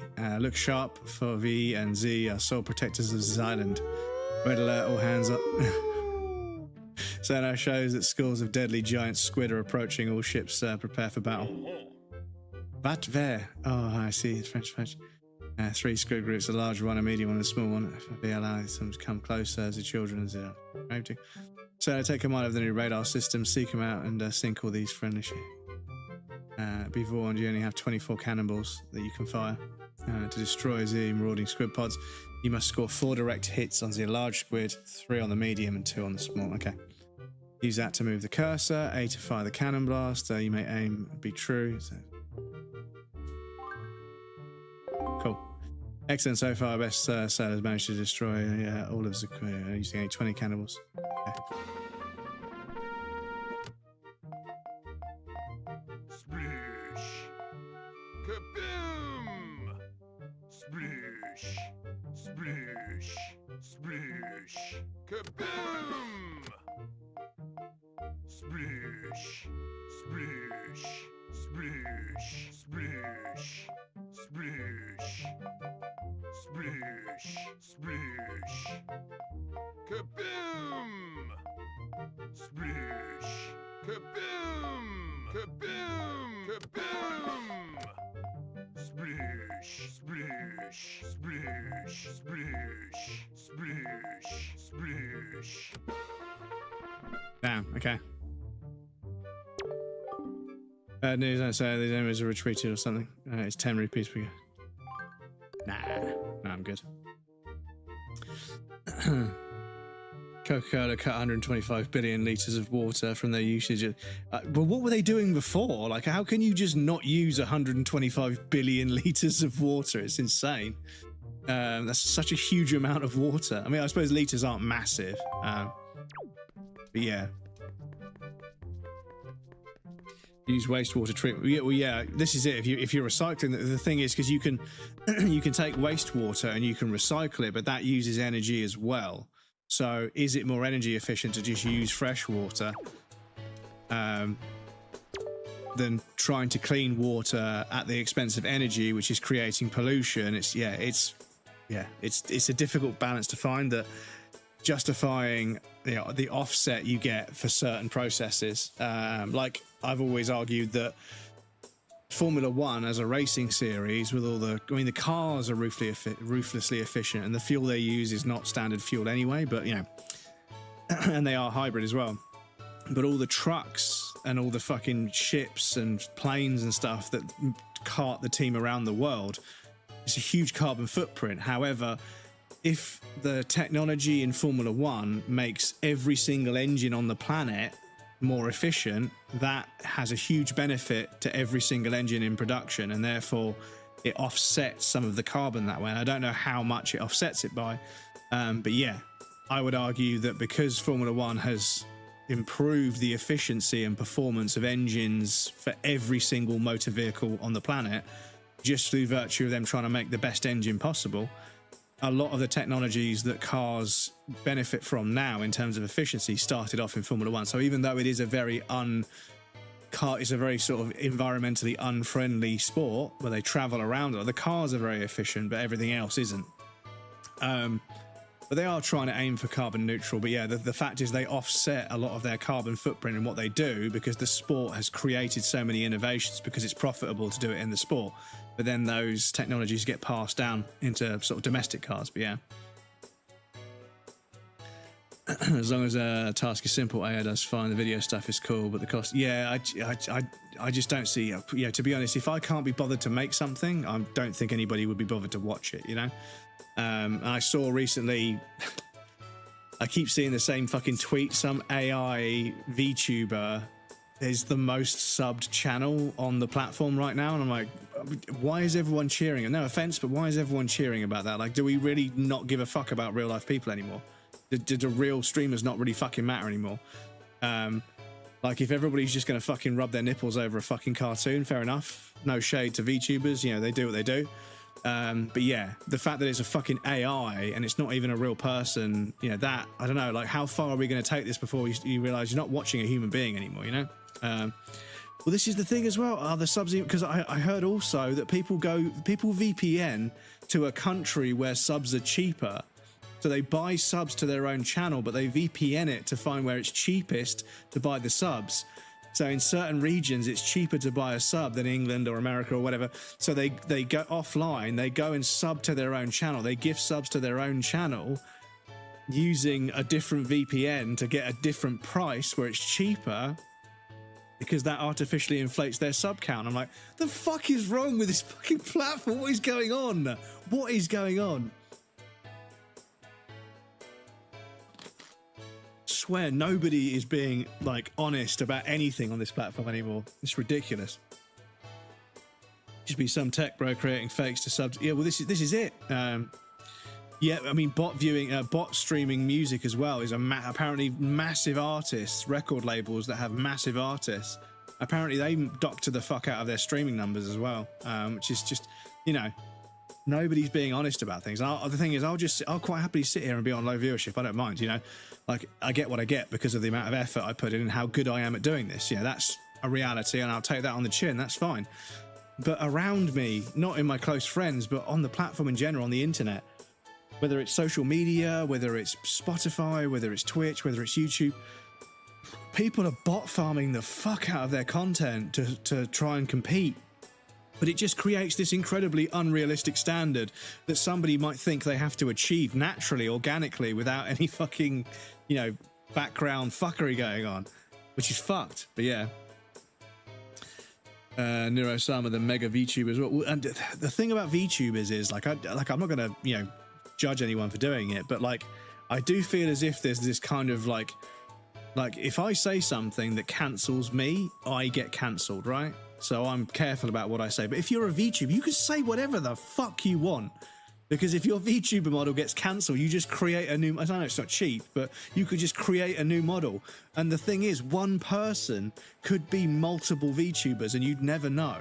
So, I don't know, there's this kind of layer of deception going on. Where, you know, I'm sure there are people out there that do it genuinely. I don't want to, you know, upset anybody. I'm not going to question it. You do what you do, you know? It's not for me to say anyway. I'm sure there are people that are genuinely just, they don't want to be on camera, they want to be a VTuber avatar, that's all fine. But there's an awful lot of consideration about the fact that it could be manipulated in ways that do concern me. And I'm not saying everyone's doing that, but I'm certain some people are. But, you know, I can't prove it, so it's all allegedly, right? But yeah. There's a model in China, and the streams in China, TikTok, she has 1.3 million fans just stream in China, you know, that kind of follow. Well, yeah, it depends on the size of the community as well. IT has 11.218 million viewers right now. IT YouTuber is probably a lot of age. Well, I wouldn't say it's just Asians. It's all over the world. Hydropower ain't that pollution. Formula One is going to use 100% sustainable fuel. Yeah, exactly. Yeah, if they can create a sustainable fuel and then pass that on for every other road car, then amazing. Has it all on GitHub? IT, the Vidal, I can't say. He was an AI. So yeah, IT. Oh, so okay. Are they live right now? And they've got 11,000 viewers. They're now prominent VTubers are. Well, I mean, I think that, you know, in the East, it's even more prominent to have like VTubers and stuff. It's AI, so it can live 20. Well, and also it's an AI, so I imagine it's always live. I imagine it's just always there, right? It's just 24/7 live. Anyway.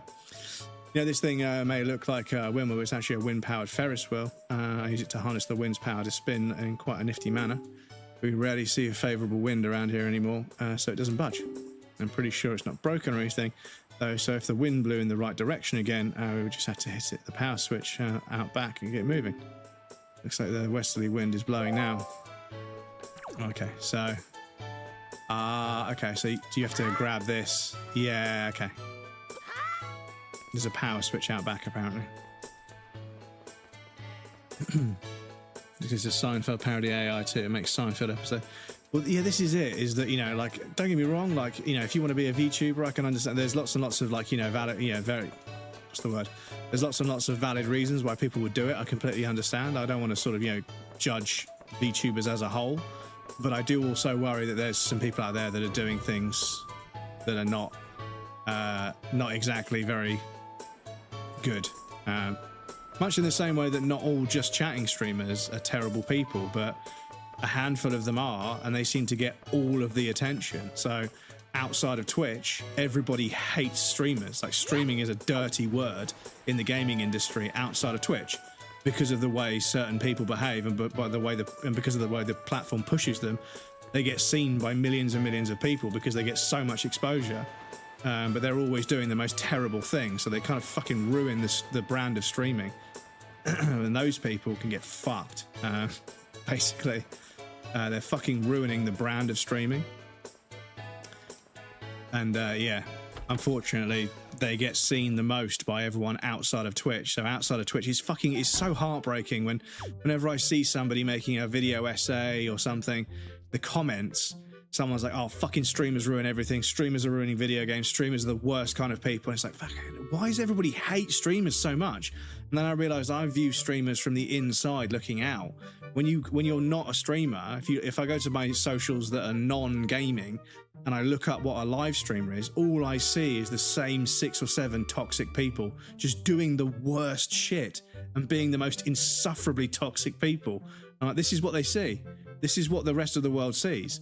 But no matter how hard me and my friends try to be interesting, entertaining, and friendly and welcoming, there's this huge stigma around streamers because of what they're doing, and I fucking hate it. And I wish they would all fuck off to Kick and just leave Twitch, because I'm sick and tired of Twitch streaming being this dirty word to everyone else out there. And I'm sure the platform doesn't appreciate it, but for some reason the platform just keeps fucking glazing these kids. But yeah. No idea, but Japan very common. Seinfeld has very much less views. It's quite funny. Vidal guy created the AI that makes games too. Multi-talented guy. It seems like the games looks cool. Yeah, I mean, but the trouble is, I think that like when it comes to creative endeavors, you need a certain amount of understanding of what it's like to be a human being. So yes, an AI can fart out 50, 60 pages worth of code. It won't fucking work. Like, I have it on good authority, having spoken to several people that work in software dev, back-end stack development staff. They work in all kinds of various different facets of making software. They said, yes, I can get this, whatever it's called, they change names all the time, to write me a script that will do what I'm asking, but I have to spend almost as long debugging it and making it work as it would be to just fucking write the damn script myself. It doesn't save any time. And all it does is just cost the company money. Every time you query something, because it's complicated, you get charged. There's no fucking point. I'll just spend an hour and a half writing the code myself, because at least when I'm writing it, I can sense check it before I fucking continue. The trouble is, it writes a bit of code, doesn't check if it works, because it doesn't fucking sense check or fucking link it to anything that in prod. Then it moves on and it builds an entire architecture off of a handful of different criteria that aren't correct. So when you change those criteria to be correct, nothing else works, and it's a complete waste. And I was like, yeah, that makes sense. It's like, obviously if the prompting was better and it knew more about the actual thing, but you can't tell an AI about your fucking production server and your actual production environment, because that's a company secret. So you shouldn't be using it. I was like, yeah, I guess not. Didn't mean the AI made the game. Oh, so the AI VTuber he created, and he makes. Oh, so he made a VTuber. That's well. So he is the. So fucking hell. This is another thing. It gets so fucking complicated trying to fucking explain what's going on.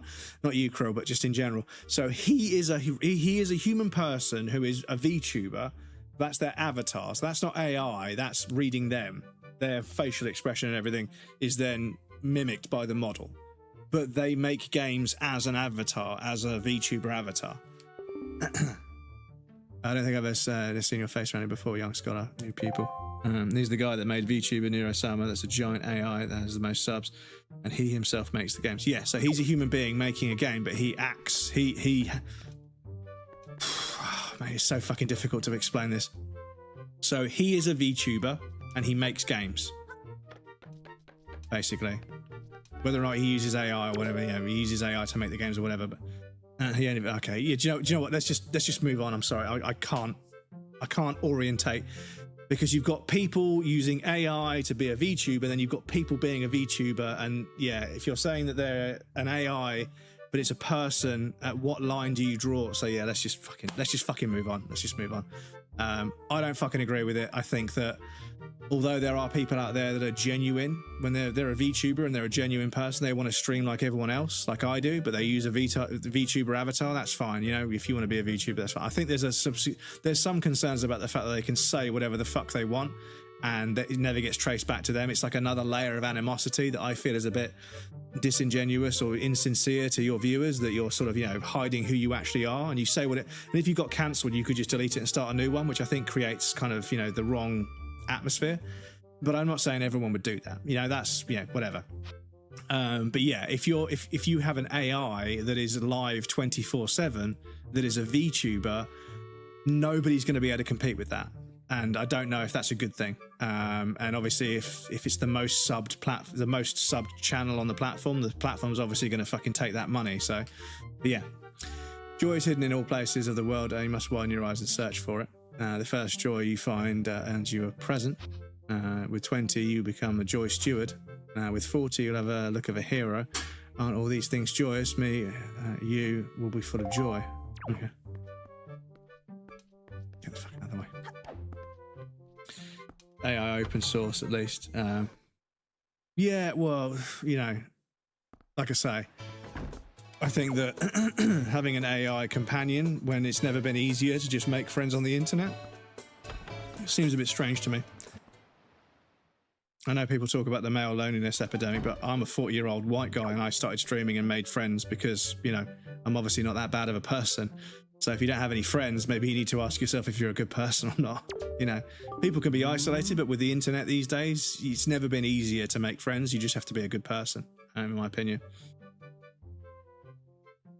Wouldn't call it a companion. Yeah, but I mean, a lot of the logic will work on a companion kind of logic. I would have to say, I've never seen your face before, have I? Now intriguing. Begooling. I know you're a small child, but I've found one that can rarely trust strangers. Where do you come from, young sir? I'm sorry, but the years have made me wary. Once long ago, I rented a room out to a traveller for a single night the next door, and my precious picto box was stolen.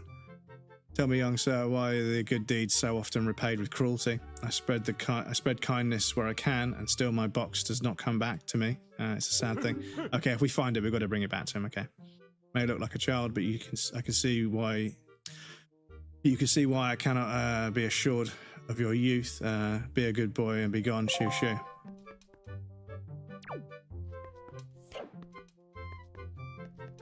Okay, nobody trusts me yet. But yes, if an AI is on screen as a VTuber replying to comments and stuff, then, you know. But I suspect as it gains more popularity, people will start saying and doing things to try and trick it into saying or doing something. That's usually what happens with these AI chat things. What do you think about my outfit? You don't see clothes like this often, do you? Aren't they so cute? A friend of mine who lives on Outset Island sent me this outfit. She's an amazing girl. She can put jars on her head and walk around like it's nothing at all. You have to see it to believe it. Right, so we've got the sail, and I've walked around the island a little bit, so I think we've done everything.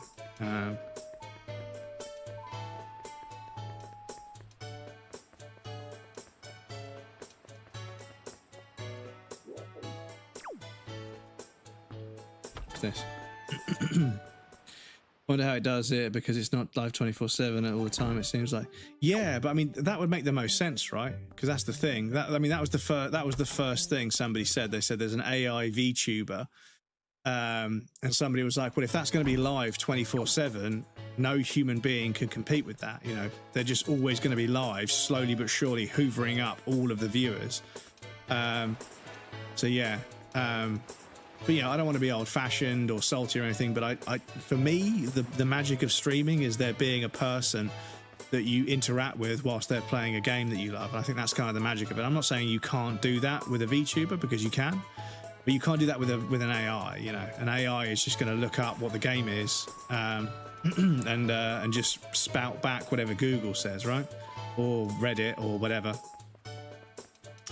Down about that. If they're not entertaining, I wouldn't watch them. Well, yeah, because I struggle to see how an AI is going to make a good joke out of a certain situation, or is going to do something unexpected in the game and then react in a way which is charming and entertaining. Whereas I think that's like 70% of what a stream is to me, is watching how people interact with video games. And yeah, I think that an AI would be. I think it's possible. You know, it can reply to messages with whatever, but there's obviously not going to be any personality to it. Its personality is going to be, you know, basically just copying what it thinks it needs to say off the internet. And also, I have seen conversations people have had with AI, and it doesn't really have a conversation. All it does is talk back. It says something that's mildly relevant as a response, but it doesn't really have any insight, because it can't, right? And that's the other thing, is that when I see somebody playing a video game, it's interesting to see how they view the game and how they feel about it based on their experiences versus what I felt. I like understanding the contrast between different opinions about the same thing, because that's kind of the interesting thing about media, is it can be accepted and understood in different ways. And I think to form a better understanding of media as a whole, films, games, photography, whatever, music, hearing other people's opinions and understanding how they see it differently to you is all about rounding out your own opinion and taste. But anyway, but yeah, I just don't see how an AI could hold a compelling enough conversation, because I worry that I don't speak to you guys enough and I don't have enough conversation topics. But anyway, we do have an ad break coming up, unfortunately, in a second. But yeah, the way you're playing Wind Waker is interesting. I don't have the ability. Yeah, and obviously I'm sort of interested by certain things, and I talk about certain things and reference other parts of other games and everything. So yeah, it's confusing. But yeah, to hear that there's an AI VTuber that's the most subbed streamer on the platform is kind of like, if this is where we're going, then YouTube is where I'm gonna end up, I think. But you know, we'll see how it goes. But yeah, it just seems a bit dishonest and a bit insincere. Not to question VTubers as a whole. I've seen people that put so much effort into their VTuber model, it's ridiculous. There was one there's a French streamer that did a Bloodborne one. They had a Bloodborne cosplay, and the lighting in the game affected the model, the coloring, and I was like, that's fucking genius. So it's an art form that people can do really well, but I also fear that because somebody can hide behind an avatar, they can say and do whatever the fuck they want, and if it goes wrong, they can just create a new avatar, right? So yeah. But yeah. Anyway, no, it's much. Anyway, the ad break has started. I'm going to pop you guys on the BRB screen. I'm going to get up and move around a little bit before my back gets too sore. But yes, I'll be right back, and then we'll continue.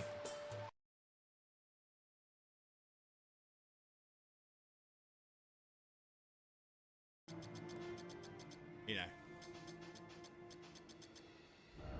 Oh, no. No.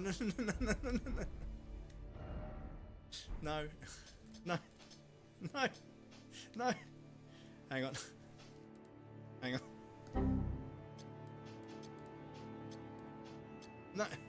No. Jode, what have you done to me? The sabotage. Okay, we're fine. Fucking hell. I think if we're a little bit less greedy, we can get this. I think.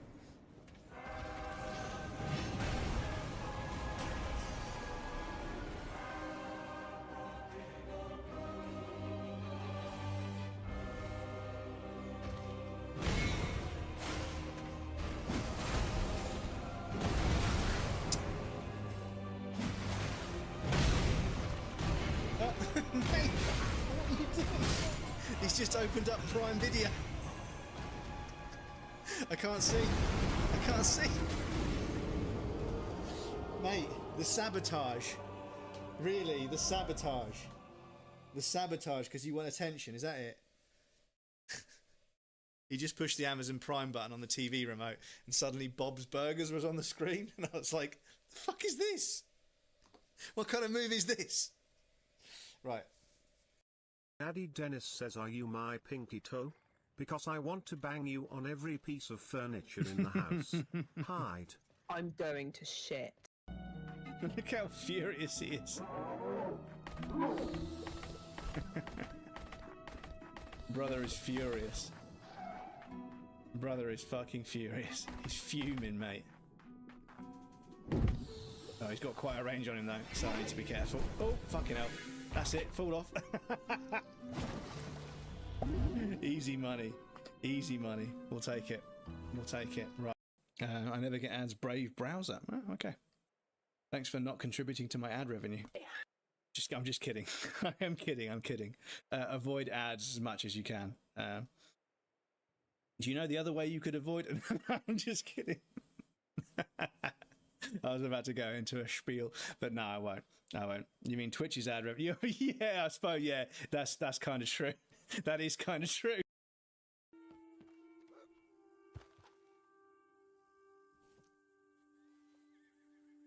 What? Am I stuck inside a box? Rockstar, come on. Seriously. I agree. It is nice when you get a game that's, you know, firmly planted in some sense of reality, but then it completely fucking pulls the wool over your eyes.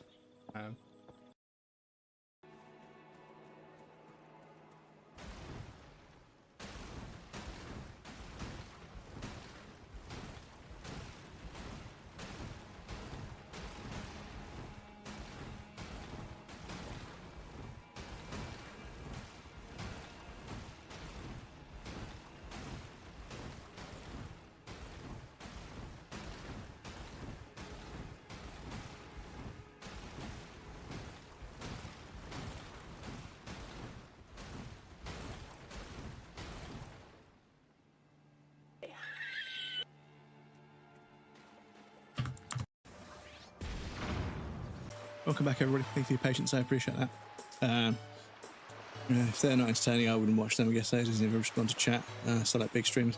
Well, that's the other thing, is that if the AI is trying to respond to like 50,000 messages at once, how's that going to work? Most people wouldn't watch something that's not entertaining. Exactly, yeah. Quite interesting how many are in chat though. Anyway, the way you're playing Wind Waker is interesting. I'd have the ability to do that, especially the mods you're using. Well, yeah, this is it. This is all like the presentation of everything, right? Is that I thought, you know, if I'm going to play a retro game, we did this with Silent Hill, the original Silent Hill 2, was that I played it on a PC enhanced edition that made it look all clean and sharp, but I added filtering to make it look retro. So yeah, I keep getting this flicker, so what I'm gonna quickly do is hide this, because I think that's the thing that keeps resetting. Excuse me. And I'll put the mouse up there out of the way so I can't click on anything by accident. I meant AI playing 3D game. No, that's the other thing, is that an AI playing a video game, I'm like, I don't think AIs are capable of like understanding, like, without a serious amount of like coding work to tie into what happens in the game. But they're also not going to have like a, see, it just flickered again. Let me get a fucking clip there. I keep seeing a flicker on OBS. It goes like a black frame for a moment. But anyway, I'll see if I can fix that later. Everything else is broken, so yeah. We do a better job in 2D games and those mods. I thought you meant playing AI 3D games. Something I've never thought about. How VTubers can change their avatar to escape responsibility. Yeah, and I'm not saying that they would. I'm saying the fact that they have an out means that they could say much more outlandish things, and if it all goes wrong, if they say the wrong thing, they don't have to deal with that outcome. They could just start a new avatar, right? And I'm not saying that, you know, human beings haven't been cancelled and they've, you know, popped up somewhere else, you know, tried to relaunch their career somewhere else. And I think eventually, as soon as somebody gets popular enough, they're bound to get cancelled at some point, because that's the way the internet is. The internet and social media and people in general, we love to put people up on a pedestal so we can knock them off of it. And it happens in the music industry, it happens in the film industry, it happens in gaming, happens in streaming, happens on social media a lot. Is people rise to this kind of level of like superiority and power and infamy, but it just makes them a target for them to be sort of, you know, cancelled for something, right? And people go out of their way to try and make this person say or do something that they can cancel them for, which is really facetious and strange. But it's a resentment for somebody else being successful in a way that somebody else isn't, basically. And yeah, so I think that the lack of accountability creates this kind of dangerous space where they can say very sexualized, provocative, flirtatious, you know, divisive, you know, things. And if it all goes tits up, they could just start a new avatar and nobody knows, because they could even change their voice, right? This is the thing, is I always thought that when people were VTubers, it's because they had a really good voice. They didn't like the way they looked, but their voice was really good. So they would be a VTuber, so their voice, which is the most, you know, the characteristic they think is the best, is the thing that people get to know. But yeah, apparently they use filters to change their voices as well. So you can't even really hear it's the same person. So they could just say whatever the fuck they want and then just bail out on that whole channel and just start a new channel. Or they could have multiple channels, and the one that does well regardless of whether people like the other one or not. The one that takes off and does well, they just delete the others, right?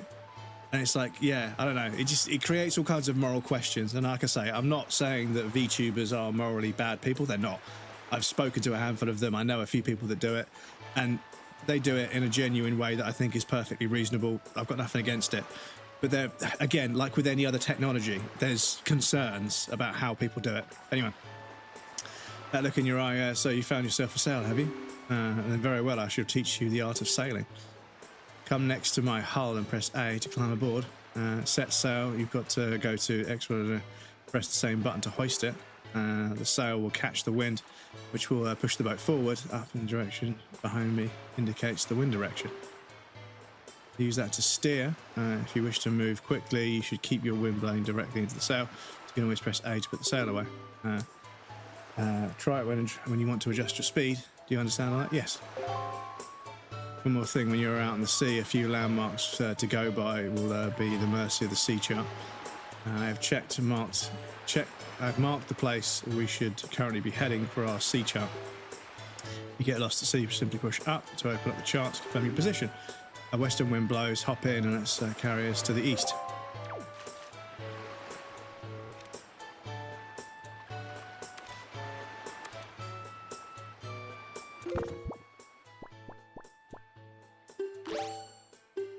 Oh no.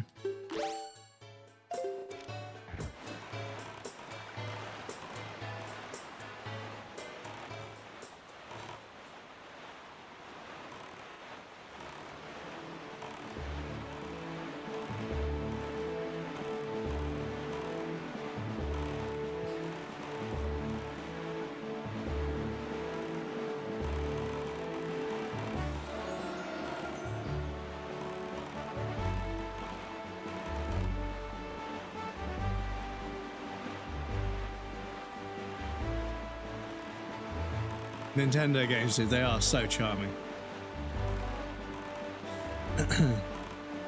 Probably harder to for it now. I can't play platformers in it, at least. One of the biggest VTubers on this platform is someone who is so sick that she can go out and have a normal life. It's due to success as a VTuber. She can afford treatment. Yeah. See, this is the thing: is that there's always going to be people that do things genuinely and mean well, and they're good people. But unfortunately, we live in a world where people will take a technology or a way of doing something and they'll exploit it, and that's something worth considering. And when I say these things, I don't want to come across as if I'm criticizing or judging or, passing judgment and saying it's bad. They're just considerations that I have when I hear about people doing things a certain way, or when a new technology or a new way of doing something comes along, it makes me consider, how could people misuse this? And I wish it wasn't like that. I wish it wasn't like that, but unfortunately,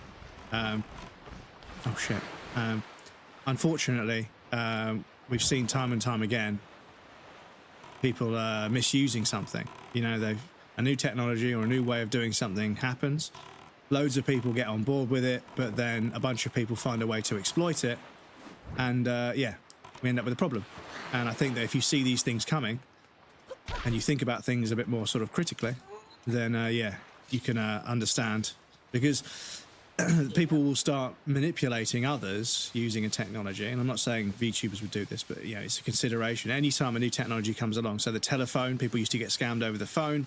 People got scammed by post when it first came around, right? People will go and do things and manipulate others and exploit others with technology because there's a loophole that nobody's realized yet. So I think it's important to be considerate of how things could be misused. Can we oh,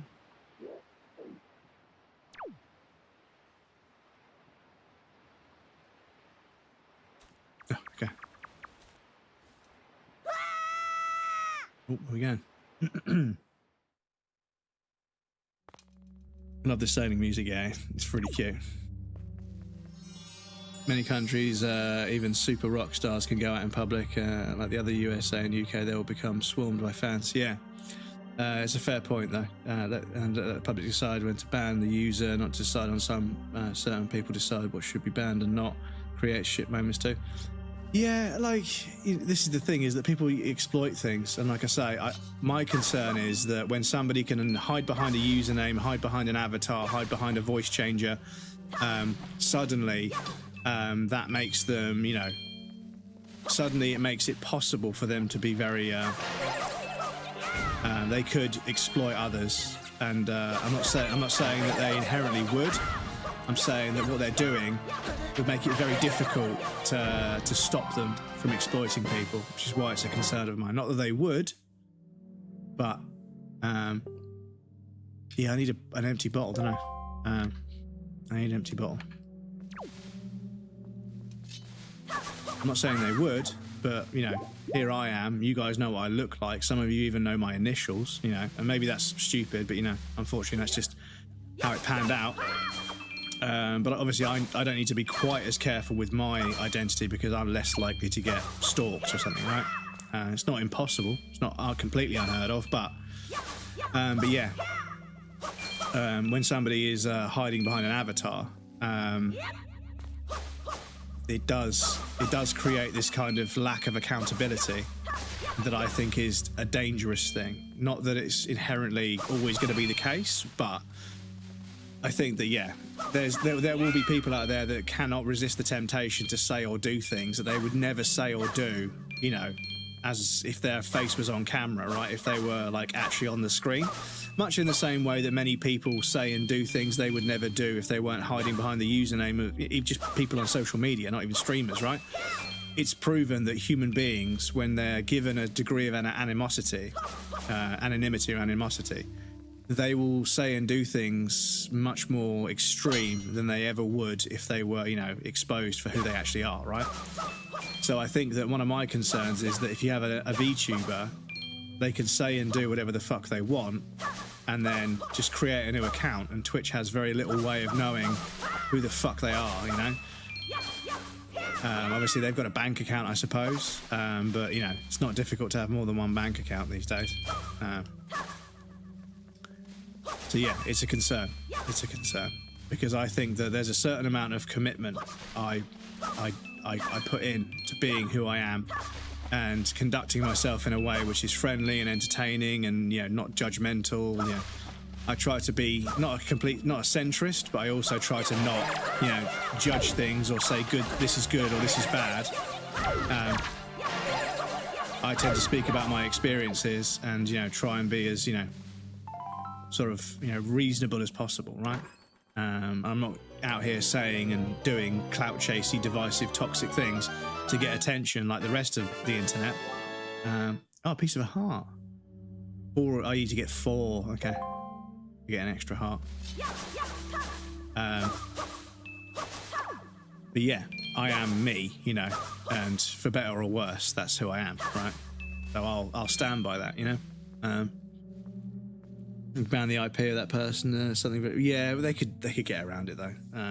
People get banned on ideology, so it's a grey zone when to ban for a platform or not. Well, the trouble is, like, an ideology on its own is fairly harmless. You know, philosophers and, you know, books about various different cultures and ideologies, they're fairly harmless until people start, you know, acting on them. And this is the thing: it's the actions of people. And sometimes people will hide behind an ideology and say, oh, because of my faith, because of this, because of my belief, because of where I come from, because of how I was raised. That isn't a problem because, you know, but it is, you know, if you're offending or you're, you know, upsetting or putting other people at risk, that's a problem. I don't care how you justify it. If you've put somebody at risk or made somebody feel marginalized or whatever, then what you're doing is not okay. You know, I think that if your religion or culture doesn't preach and doesn't teach kindness and acceptance and, you know, being open-minded about other people, then it's not really a good culture, in my opinion. You know, I think that the cornerstones of any sort of, you know, decent culture that pretty civilized people will follow will be acceptance and forgiveness and understanding, because societies that don't have that don't really tend to grow. They eat each other alive, basically, which is what you're seeing on the internet these days. Is you've got so many people that are part of internet culture where everybody is arguing with everybody else because everybody thinks that because something ended up on their social media feed, it must be about them. But it's not. It just has a tenuous linkage to their preferences based on the content they interact with. But people see something on their feed and they're compelled to get involved. They love to argue, and people love to fucking argue and bicker. And unfortunately, people don't argue or bicker, or, you know, they don't discuss things in a way which is respectful, you know? They don't ask, you know, questions that aren't loaded or combative in some way. They're trying to win. They're not trying to learn, they're trying to win. And this is the problem. If you go into a debate trying to win rather than trying to learn, you're not going to last very long in that debate. Because yeah, you can always tell which side of a debate is not willing to listen to the other. In most cases, you know. And if both sides are willing to listen to the other, then it's not a problem, right? Both of them are getting smarter in front of you, you know. And this is the thing, is that, you know, you watch like a scientific debate about something, and you begin to realize the reason these people are so fucking smart is because this is what they do. They peer review things amongst themselves, and collectively they learn what the truth is based on, you know, the process of elimination, right? One person says it can't be that because of this, and one person says it can't be that because of this. One person says it could be this because of this, another person says maybe it's this because of this, and then they deliberate and they think about it, and then they come up with a conclusion that's based on the experience of multiple people, not just what somebody thinks. And then you begin to understand where these people become intellectuals. It's because they're willing to listen to other people's points of view and hear each other and listen to each other. Where's my boat gone? Why are you all the way over there? I suppose we should have anchored it, shouldn't we? Oh.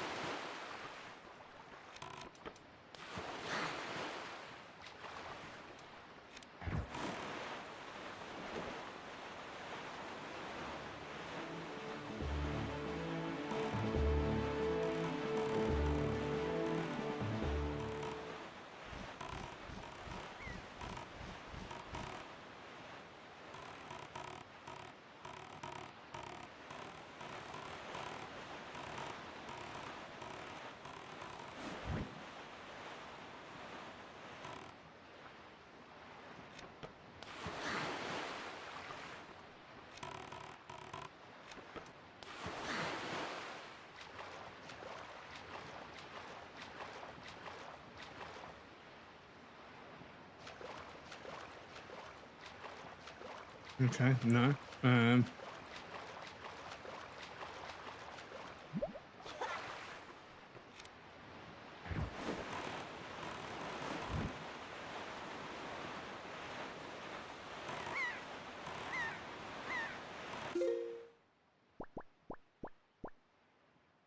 It's the Forsaken Fortress. That's Upset Island, is that? That's Windfall Island. And we're going there, okay.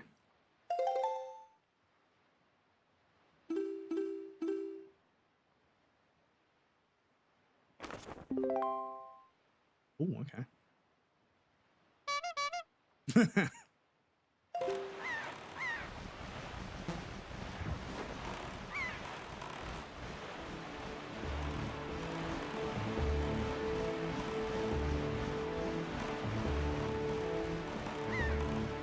We're going this way. What's that? I get so easily distracted by things in the distance. Actually, a bit, money.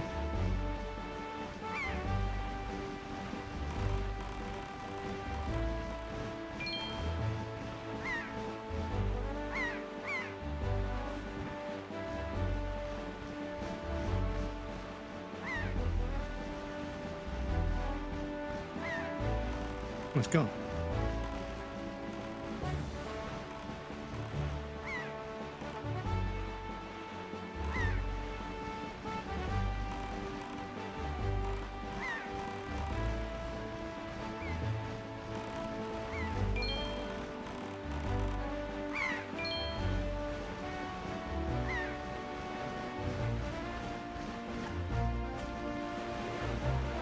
Oh, you can jump the boat, okay. Bit of a game changer.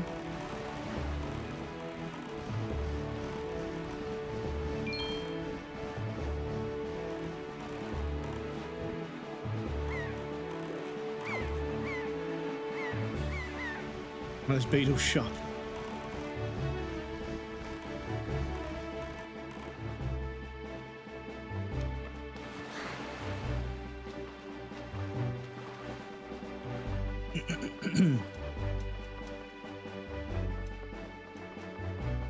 When you say this is bad and this is good and let people yell on people. Yeah, well, this is the other thing, is I think that rather than saying that one culture or ideology is better than the other, it's more about if I see somebody like being kind of facetious to somebody else because of their ideology or culture, like if they're being facetious about it, I don't think that they're in the right at all. You know, I think that if you question and judge somebody, don't get me wrong, ideologies and stuff can be bad. You know, they can be objectively bad. You know, they could be based on hatred and discrimination and stuff. I won't go down into which ones, but history has proven that ideologies and stuff, religions and worldviews, they can be very detrimental to human beings. But yeah, I think that like when somebody is like, oh, they're a so and so, and then just hate on them, kind of indiscriminately, not in any sort of way. Not like they're because of this and this. They just hate them because of what they were taught when they were 5 years old, and they just refuse to learn any different. And that's kind of the other thing that I struggle with, is when somebody has the ideology they were taught when they were a kid, but they've just never learned how some of that isn't actually true.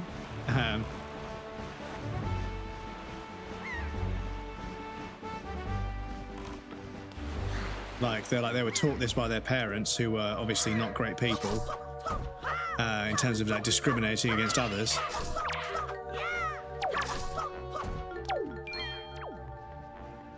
and they've just never decided to learn about the world and learn that actually that was not true, not correct. And I think that at a certain point, in life, excuse me, there comes a time in life where you are an adult and it's not okay to blame your parents anymore. I think at a certain point you've had enough life to learn that you need to be a better person. And I'm not saying that it isn't more difficult for some people because of where they've come from. Don't get me wrong, coming from a home with bad parents is not a good thing. I'm very fortunate to have the parents I have, but some friends didn't have good parents, and I saw it. And I know that they struggle with lots of concepts because they just didn't experience them as a kid.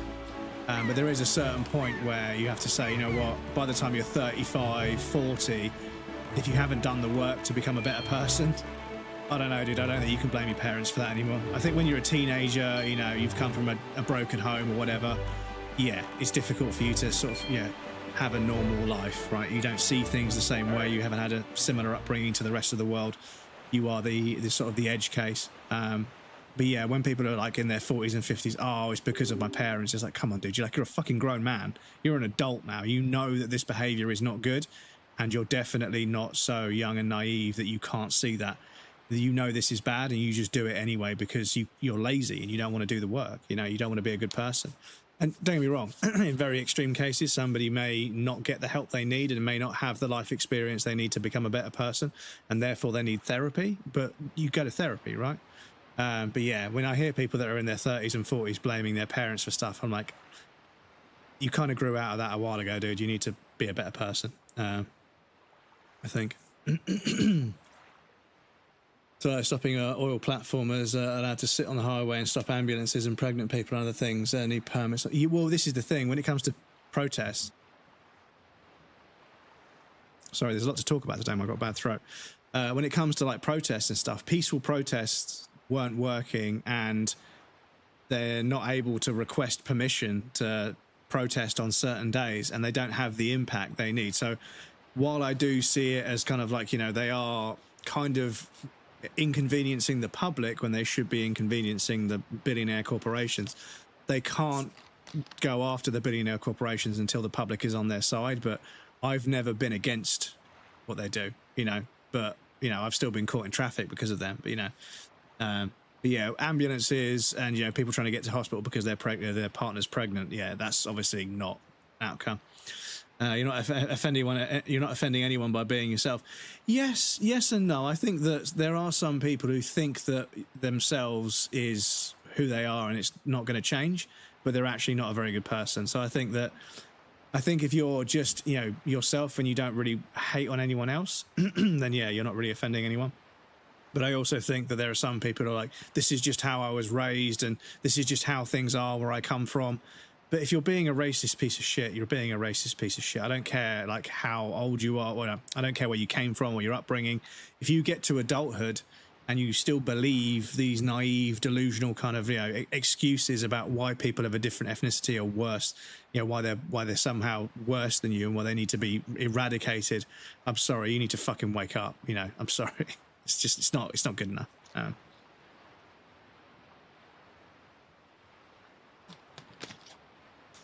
Yeah. Breadcrumbs is my therapy. Well, I don't know about that. I don't know about that, but yeah. You want me to stop posting my flag? I will. I just don't want to offend someone. Yeah, I mean, posting a flag is not the end of the world, you know. It's the trouble is at the moment the Union Jack in the UK is being kind of hijacked and used as a bit of a dog whistle for racist people, and this is the problem: is that, you know, it's very innocuous and kind of harmless to hang a flag somewhere, but it's not, like I say, it's not the ideology that's the problem. It's the way people act on the ideology and the way they hide behind it. It's people's actions because of ideologies. Being patriotic is not a bad ideology. Being racist and trying to hide behind patriotism is the problem.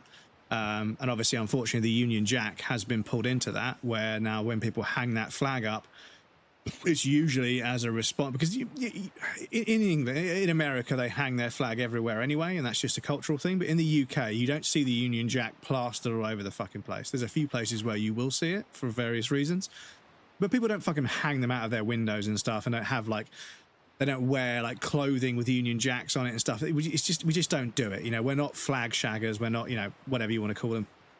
And like I say, culturally in America, it's a different thing.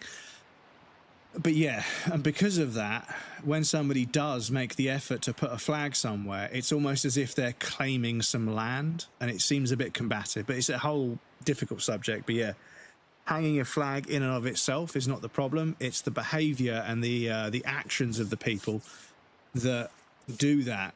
You know, it's like, I don't know, I'm trying to think of something that isn't offensive until someone does it in a certain context, and it's difficult to think of one. And that's why they do it. They're not idiots, they are, but, you know, some of them are smart enough to know that they can do this. They can use flags as a way of communicating, I'm a racist too, but they don't have to admit that they're... And this is one of the most... This is the thing about racism in 2025, 2026 now, the thing about modern day racism is how fucking spineless they are. Do you know what? Like, I don't agree that they hate people, but what pisses me off even more is they're fucking spineless and they hide it. They won't stand next to it. They won't admit it. Because if they were like, yeah, I'm a fucking racist piece of shit, I'm like, okay, well, at least you admit it, right? But they try and fucking hide behind something else. They try and tarnish and manipulate and bastardize being patriotic or being, you know, helping out soldiers that have been injured in wars. They hide behind these good causes. They hide behind these ideologies that are on the surface good to fucking cover up the fact that they're just a fucking hateful piece of shit. And that's one of the things that pisses me off the most, is that I'm not racially, you know, a prejudiced at all. I'm a white guy, right? Even hating on white people is not prejudice, because I'm the majority. I'm not a minority where I am at all. So I can't be racially abused. And some people say that, some of these racist people say, oh, they racially abuse us, so why can't we do it to them? Because we're not the fucking minority, and we didn't fucking go and steal their ancestors from Africa to bring them over here to work as slaves, all right? There's a fucking difference, right? Get your fucking head out of your ass. Anyway, this is the thing that pisses me off the most, is that they hide behind it. They're sheepish to be honest about what they are. And it's like, you can't fucking believe in it that much. You can't be this fucking convicted about something if you have to hide it behind an ideology to try and clean yourself of this fucking judgment you should be getting because you're a fucking hateful piece of shit. It's just, oh, it's so spineless. Like, if you're going to be a piece of shit, be a piece of shit and fucking own it, you know? Like, because I don't have to fucking hide behind anything. I am who I am. I try to be the best person I can be. Sometimes I'm wrong, but I try. I try to improve, and I try to accept people for what they are.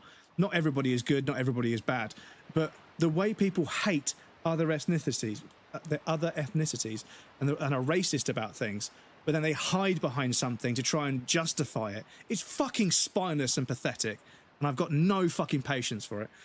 In this late in the day, it has been so long since racism was like commonplace, and it's starting to make a comeback, and I don't understand why we can't as a society just fucking stamp it out.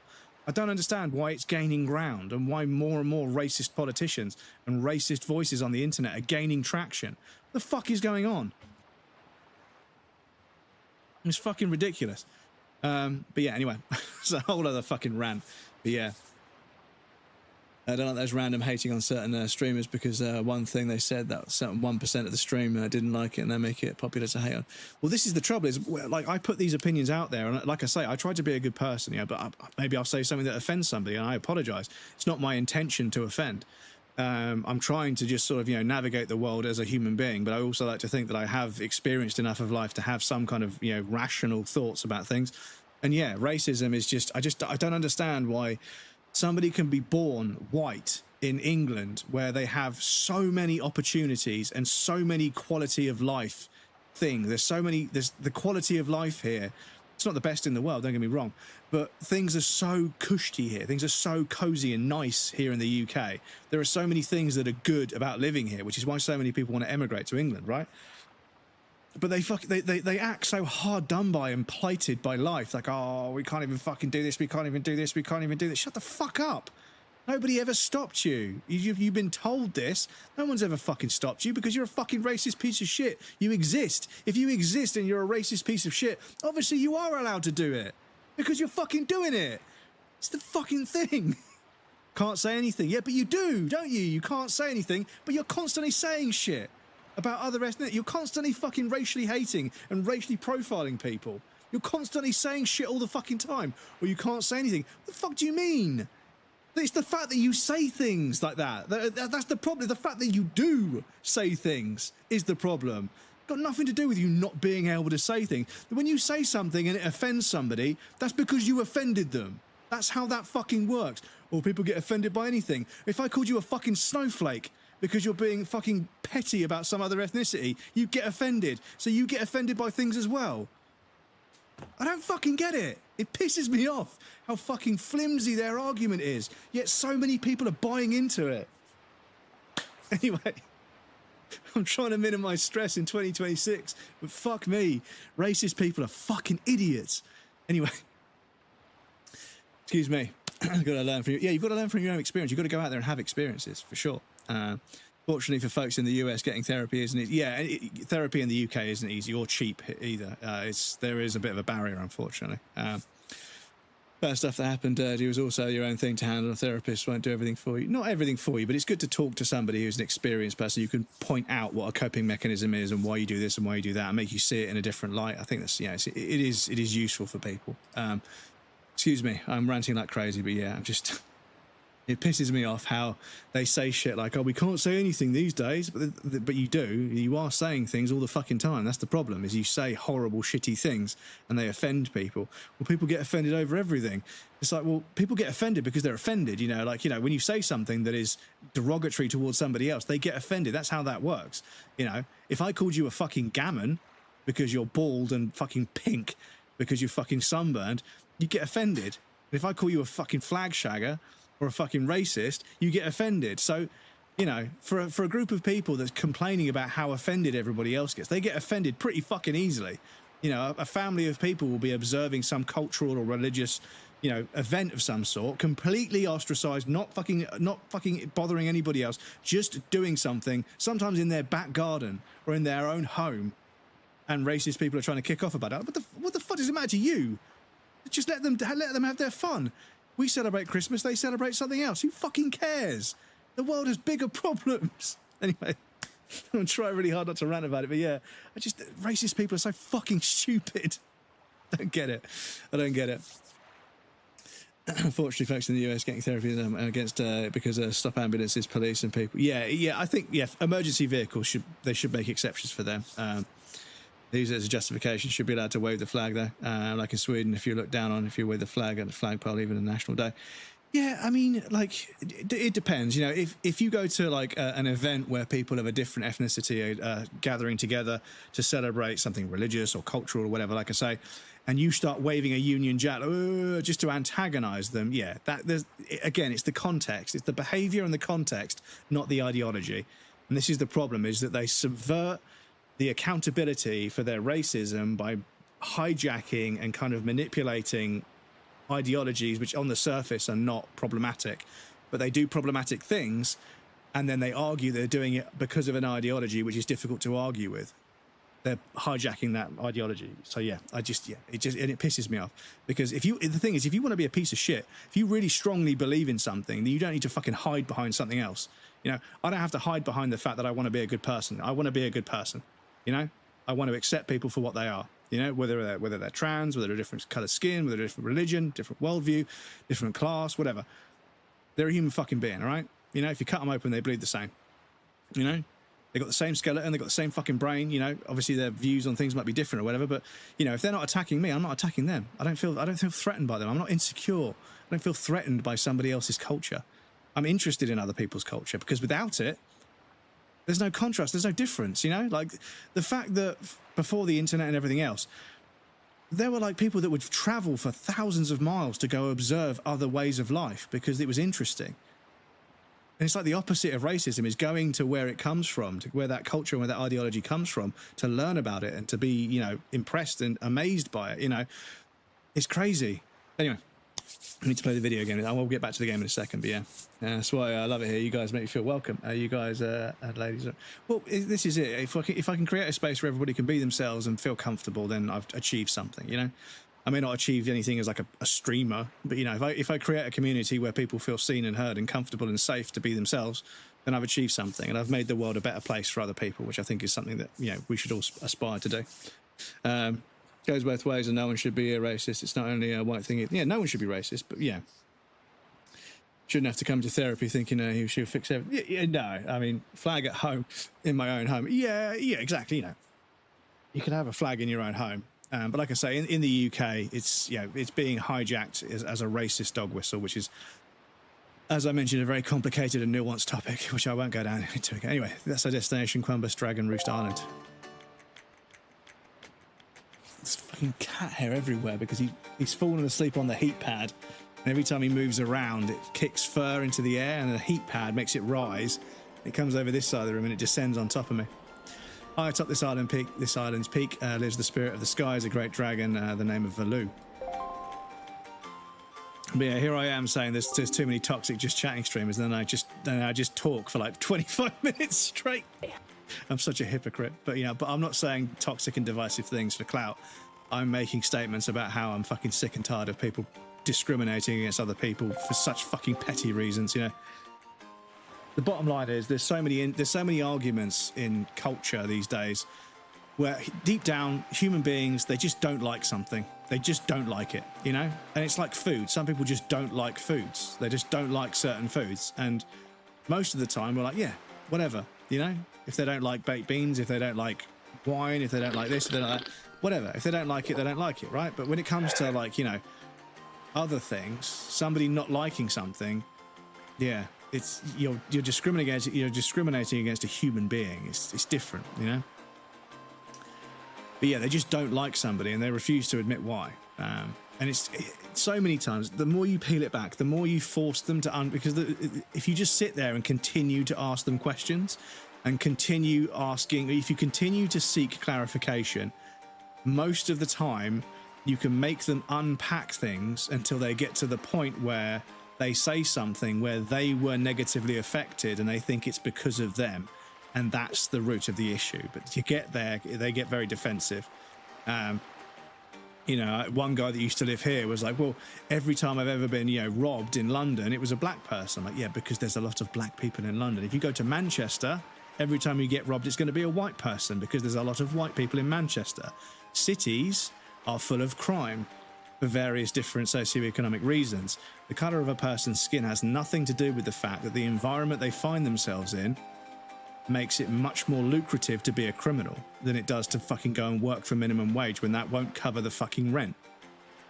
It's a societal issue, not a race issue. It's got nothing to do with the colour of a person's skin. You go to any fucking city in any part of the world and people of many different ethnicities will try and rob you.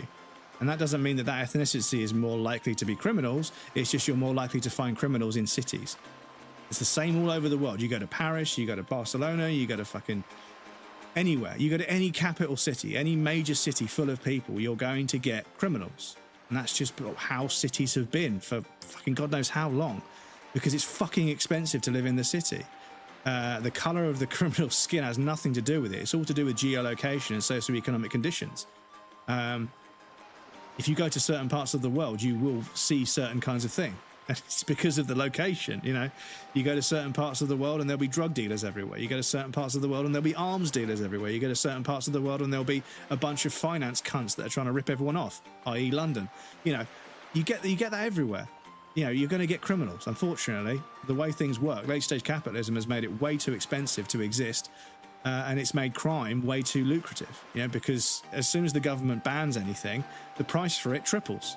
And that's why a bunch of times when they talk about legalizing drugs, a lot of the opposition comes from drug dealers.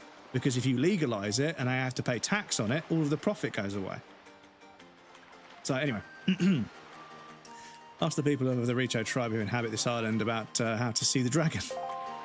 I will play the video game, I promise, but yeah, I do occasionally go on a rant. Hard to explain from Swedish perspective either, because we take away our own culture for everything else because we think our culture is racist. But if you ask the immigrants, they say no, we love it. Yeah, you know.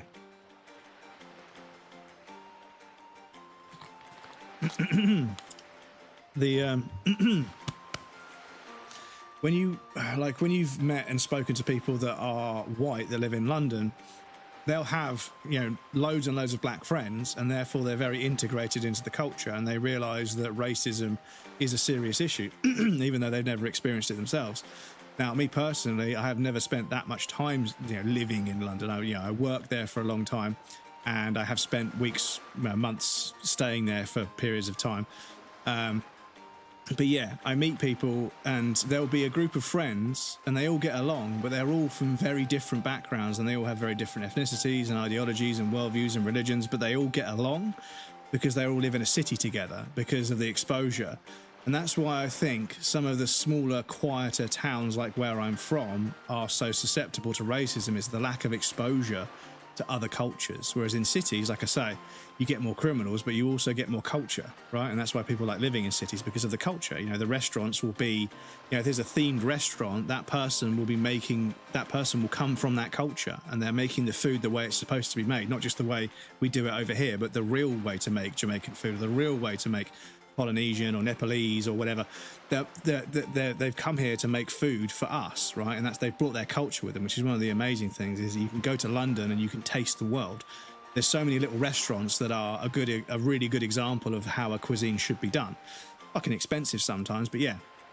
Unfortunately, there's also museums full of everyone else's artifacts, so you can see the world, but I don't really agree with that because, yeah, there's a bunch of artifacts in the fucking Royal History Museum that we just stole from other parts of the world, and that's not right. But anyway, that's a whole other conversation as well. But yeah, I think the exposure, when young people grow up together, they see past all that stuff. They don't become racist, you know, because they're used to seeing other people of other ethnicities and it doesn't bother them. But it's the quieter, smaller places where that exposure doesn't exist that people become like that. But shouldn't take away the flag on National Day like Independence Day because you think it will hurt some if they hate the flag. Why they, example, Sweden, then help them. Famous for being quite nice since we skipped being Vikings. Yeah, and I think that, like I say, when it comes to celebrating, you know, a cultural or religious holiday or a national holiday or whatever, I think, you know, demonstrations of patriotism are perfectly fun. But like I said before, being patriotic is not what we're getting at here. It's the fact that people use patriotism as a way to subvert accountability for their hatred. That's the problem. Almost forgot. Just wait a moment. This is the Wind Waker. It's a baton that sorts used long ago. Recently played music to. Well, there we go. We've got it, chat. We've got the Wind Waker. We can play another game now. Even so, I thought it might be of some use to. Perhaps you should try using it. Okay. Oh, it's a little. First conduct 3/4 time. Do not touch that. Try to match the rhythm by tilting.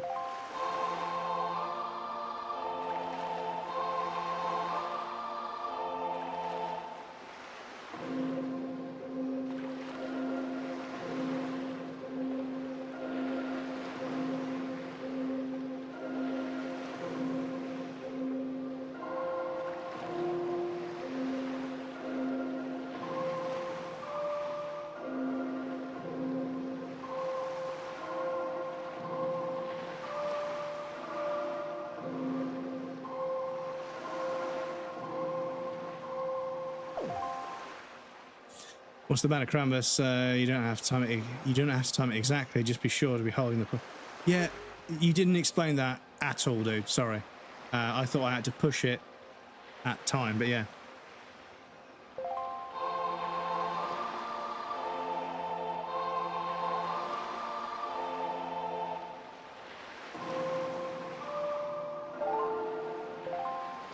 That's really, really fucking awkward. Hold that to change the rhythm, then match the rhythm until... Okay.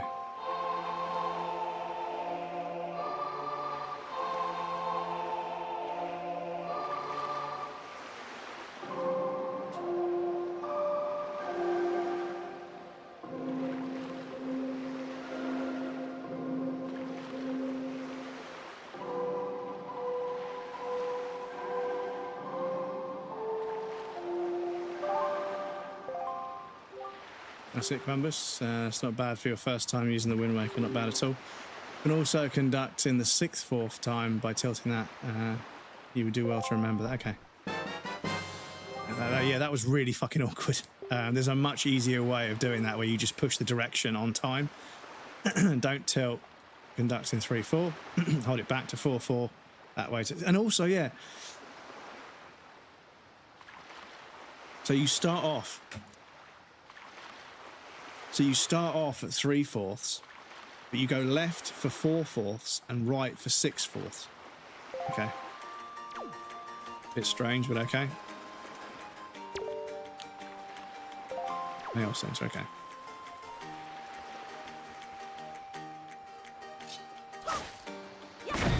Yeah, it is a bomb, okay. I thought that might happen. Can I pick them up?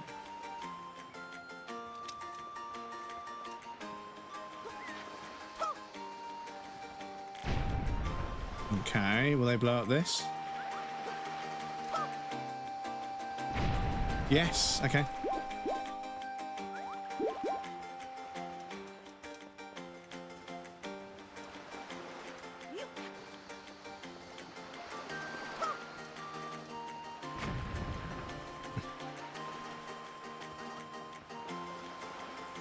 I'm sorry, wrong chat. A friend was asking something about that. Don't have to celebrate stuff not in nature, like we ain't allowed either. That's something Americans have a hard time understanding when coming here. Not everyone want to talk. Yeah, culturally, speaking very loudly at tables is because I think that, you know, I can understand that in America where there's a lot more space, people aren't usually sitting quite as close to each other, so they haven't really understood or been exposed to the table next to them being really loud, because usually the next table's quite far away. But again, this is just, you know, me guessing. You know, I've never actually asked anyone about it, but yeah, because of that, when you go to a European restaurant and you're sitting quite close to each other, they don't realise how loud they are because they're not used to. Said look up. Ah, oh, okay.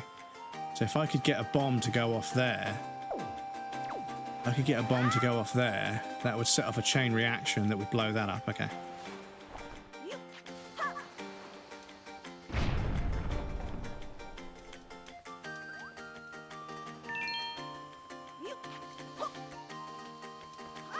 Oh, whoops. Take the flag away from government buildings. Yeah, I mean, yeah, I suppose government buildings is, you know, that kind of makes sense that they would have, you know, especially like embassies and stuff. Like I remember like somebody was being, you know, interviewed in the street and they're like, what are you upset about? It's like, well, look at these people. They come over here and they're flying their flags outside like they own the place. It's like, well, that's the embassy. That technically is that country. That's why. And it was like, yeah, you're a fucking idiot. Yeah, that's the embassy. That's why they have a flag there. To let nationals know that, yes, that is technically a small part of London is actually wherever this was. I can't remember what flag it was, but yeah, it's an embassy, right?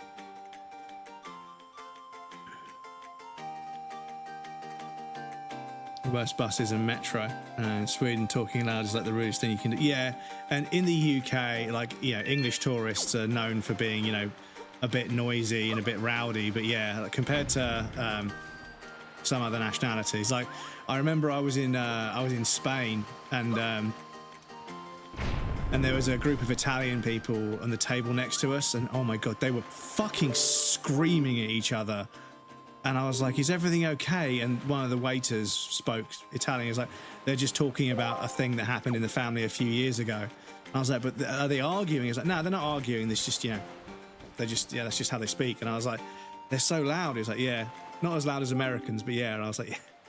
But blessed, like I say, I don't want to hate on Americans. It's a cultural thing, right? Like I say, because Americans are so used to having so much space, they're not used to having to sort of consider that somebody right next to them might be being disturbed, which is why I think public transport is a weird one. Like, I think public transport in America is obviously a very different kind of vibe because most people drive, but if you live in a city, you're going to get the train or the metro or whatever they call it. And yeah, that means you're kind of in a small compartment. I think, again, because it's a city and people have to sort of, live right next to each other, they become more tolerant, but also more respectful of each other because of that. Whereas people that live in the middle of nowhere, they've never had to think about anybody else because they've never really been anywhere near anyone else. They've always had their own space, right?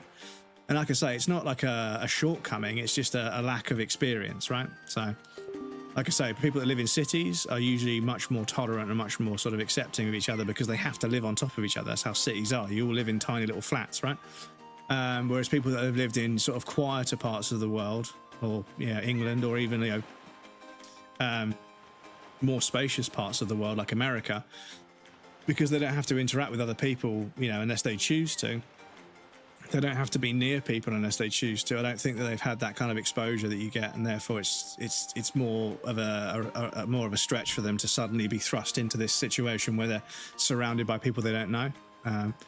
So like I say, it's not like I don't think they're doing it facetiously. I think it's just a cultural thing where that's just how things are over there. And your sister, is she? That's so. Well, don't worry too much. I'm sure she'll hang in here in there. I have an idea, Quambus. Would you like to meet our chieftain? Yeah. Tell my people here about you, and all of us Rito are very concerned. I'm certain the chieftain will befriend you and lend you the aid, Harry. It's settled then. I'll fly on ahead and let everyone know you're coming. Can't you give me a lift? I'll be waiting. Can't you give me a lift, brother? Surely. Pride flag for like 3 months, and of course we've made the races go.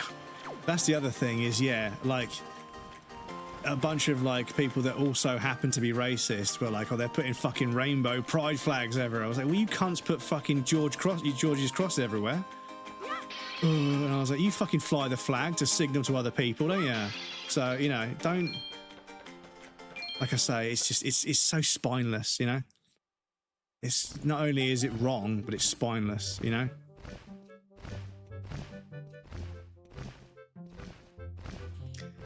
Have you discovered the cause of Great Valu's anger?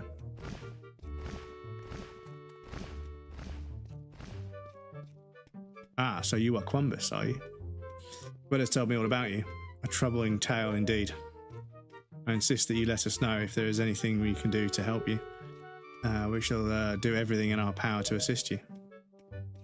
However, in the meantime, we have a problem of our own to deal with. When you arrived on the island, did you notice a raging dragon perched atop the mountain? As you can see, we the Rito tribe are profoundly connected to the sky. We make our livings on the airways. We do so by the graces of the sky spirit, Valu. When a Rito reaches adulthood, he or she journeys to the top of Dragon Roost to receive a scale from the Great Dragon. And this scale is it is this scale that enables the Rito to grow his or her wings. Recently, however, the one gentle Valu has grown violent and unpredictable. Sadly, we can no longer approach him. If this continues, the fledglings who are of age will never be able to receive the scales of Valu on Dragon Roost, and they will remain wingless, and in time our very own life will be threatened. As chieftain of the Rito, my first responsibility is to solve this problem. My apologies, but I must ask you to wait for our assistance until this is done. Will you do so? Yeah, sure. Fair enough. You got your own shit to take care of. Chieftain, what do you think of consulting Quambus with regards to your son, Prince Kamali? Right, we do have an ad break coming up, and I've almost missed the last two, and I haven't had a chance to stretch properly, so I'm going to pop you guys over on the BRB screen. You guys know the drill, I'll be right back. Please feel free to get up and move around, grab a drink or a snack. You won't miss anything. I'm going to take a break as well. But yes, I'll be back shortly, and then we'll carry on. I can leave this on the dialogue, because it's the same as pausing the game, basically, but yeah. But yes, I'll catch up on these messages as well. I apologise, but yes, I'll be right back.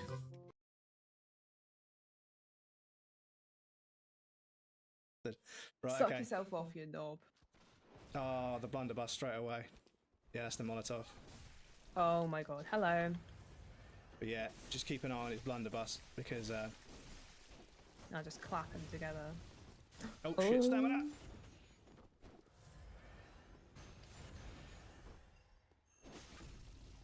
The synchronised R2s! Suck me off, you bitch! Don't you heal, you pussy-hole. Come here.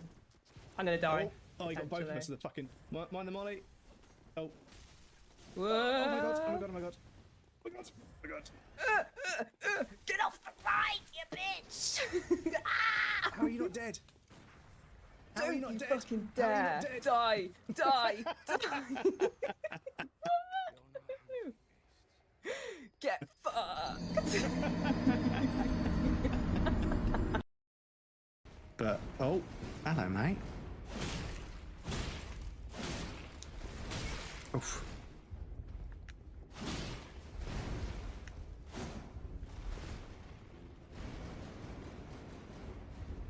Can you not fit through the door? Are you too swole? Are you too fucking swole to fit through the door, my dude? He had to turn sideways to get through the door.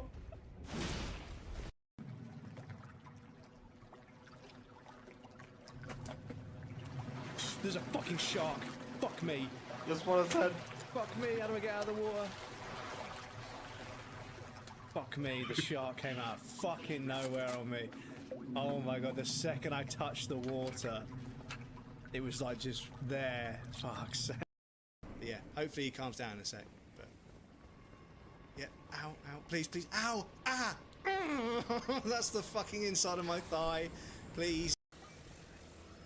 How far can we, please don't just fall off, I swear to God. You fucking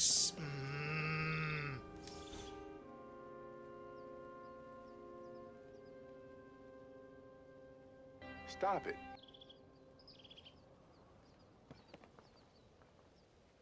Fuck. EU Reezy.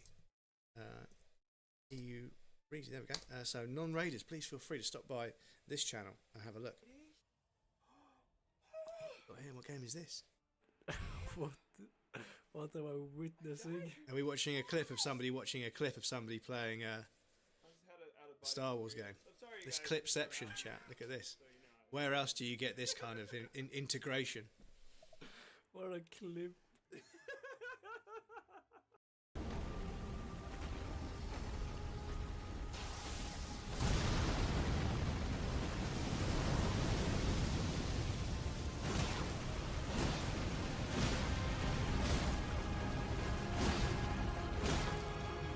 Get fucked. Get fucked. Awful fight, man. Awful fight, dudes. Awful, awful fight. Fuck, that is annoying. Thank you for the GGs. Trophy level up. You're 0% to 310. Okay. Thank you for the Doomslayer. Fucking what a shit fight. What a shit fight. Okay. Oh. Hey, now try looking where you're going. You were looking the other way.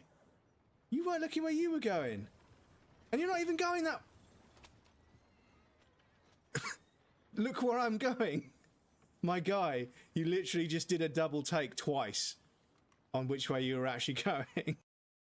Hello, mate. You gonna come say hello? You can't stand on the controller. Come on. Oh, so you're setting off fucking Ashes of War now. Can I link something that'll help you out? Yes, because you're a VIP, it shouldn't time you out. If it does...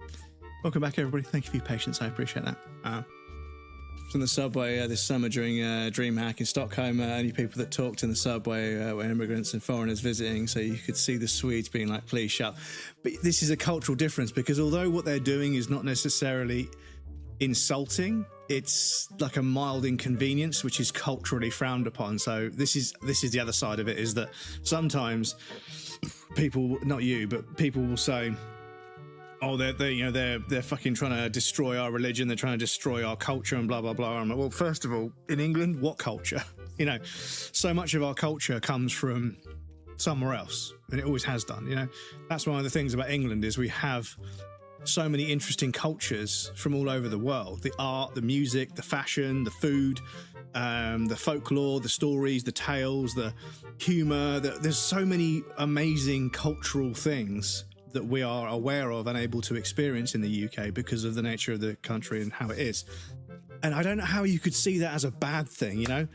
Like, these miserable cunts will be eating Chinese food and drinking German lager and fucking, you know, listening to American music and wearing fucking, you know, clothes from some, and all of its culture from other parts of the world. But then they hate people that have a different skin colour. I'm like, are you fucking insane? England for the last God knows how many years, maybe 100 years, has always been very multicultural. And even within people that have white skin, there are all sorts of parts of, like, you know, the Netherlands, and there's Viking heritage, and there's, you know, the North. It's multicultural, you know, especially parts like London, Brighton, Manchester. It's multicultural, you know. So yeah, I don't know how they're starting to gain ground and gain footing. That ideology is gaining ground again. It's like, are we serious? Like, as if things aren't bad enough in the world, the racists are coming back. What? It's fucking pathetic. Anyway.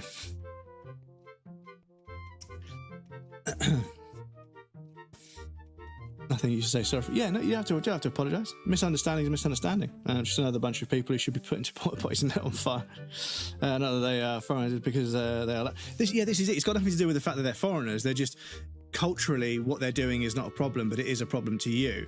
And if the roles were reversed and you were being loud and they weren't, culturally, it would be a problem, right?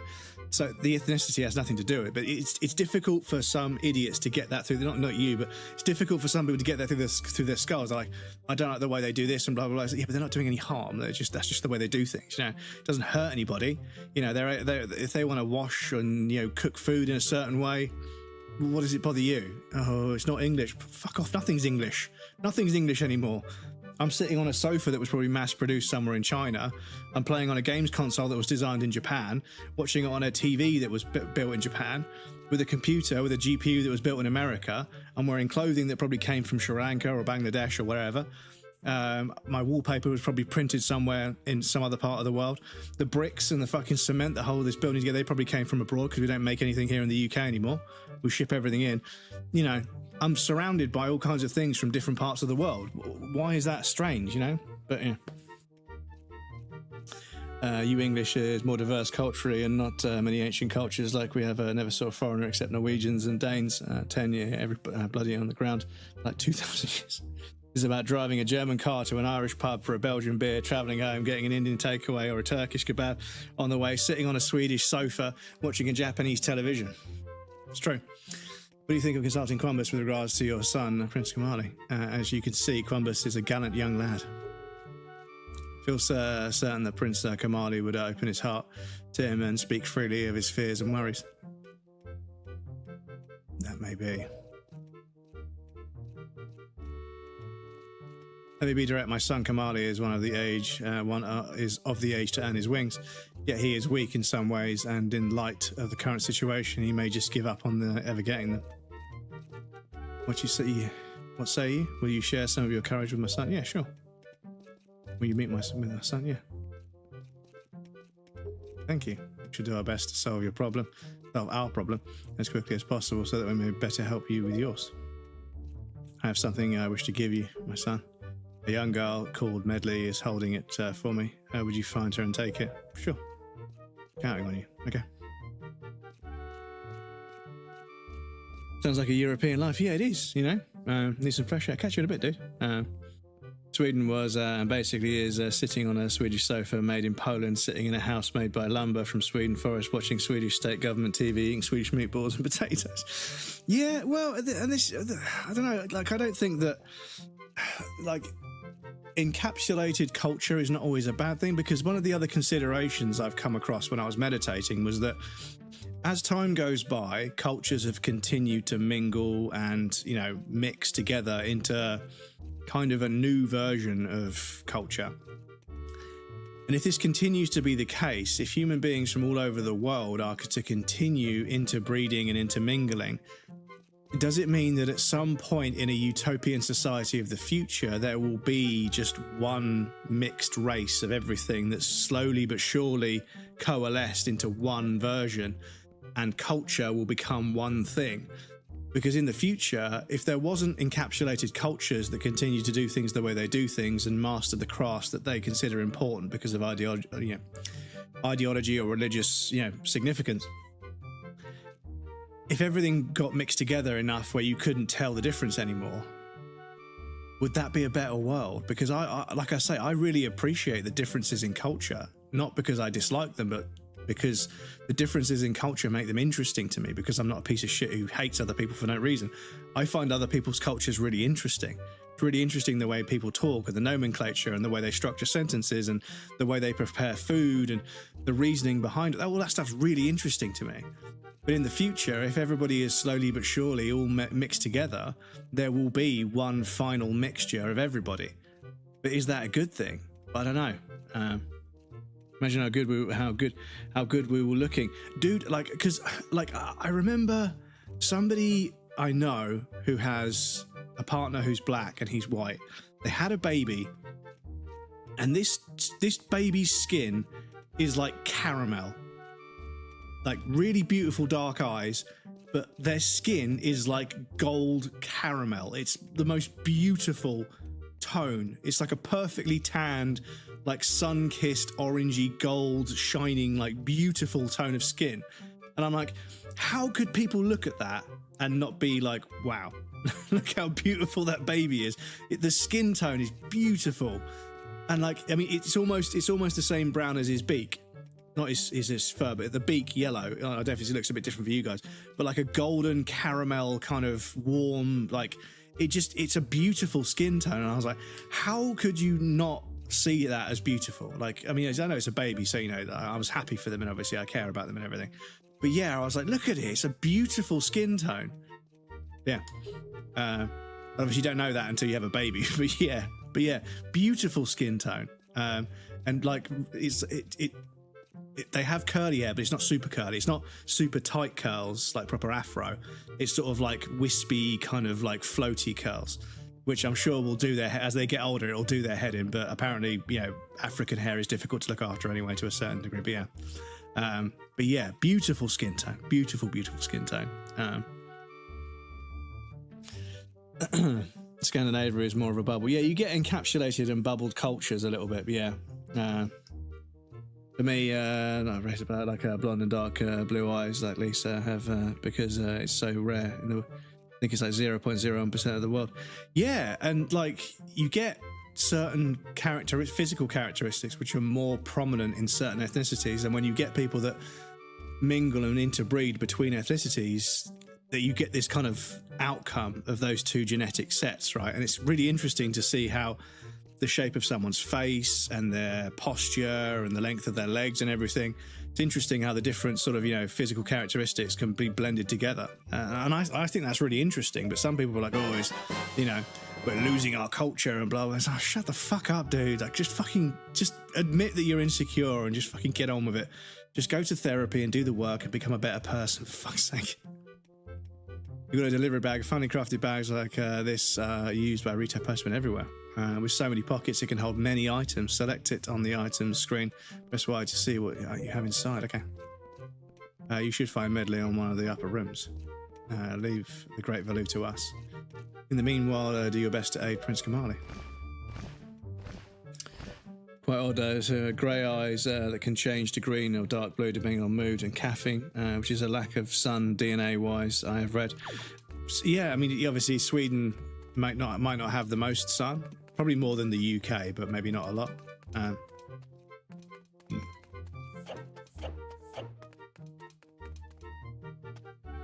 What's it here? Lack of sun. Had 1 hour of sun in December. 1 hour in the whole of December. Oh shit, dude. That's fucking brutal. Yeah, if Rich knows again, yeah. I mean, it has suddenly got cold here. I mean, it's been it was about 3 degrees at the highest today, but it was 0 degrees when I went for a walk in the morning, which was, yeah, not fun. Who are you supposed to be? What do you want from me? I don't want to talk to anyone. Oh, sorry. Okay.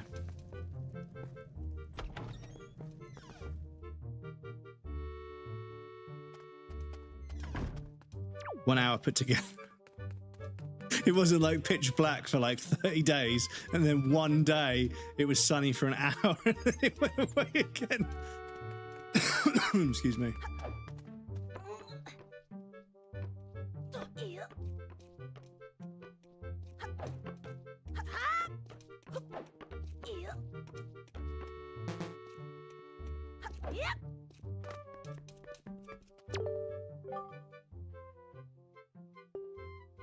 Bridges out, there's no way to even get inside. I'm sure you'll understand once you've seen for yourself. As for swimming across, well, you need water for that, and the pond's all dried up. No need to panic, though. I'm sure the chieftain will think of something. Yeah, well, I mean, you guys can fly, so I mean, the fact that you guys have bridges is kind of, I mean, it's kind of nice, actually. You know, a group of people that, you know, they can fly, and they decided to. They decided to make bridges for people, you know? It's kind of nice, because they don't need them. I think I need some bombs to...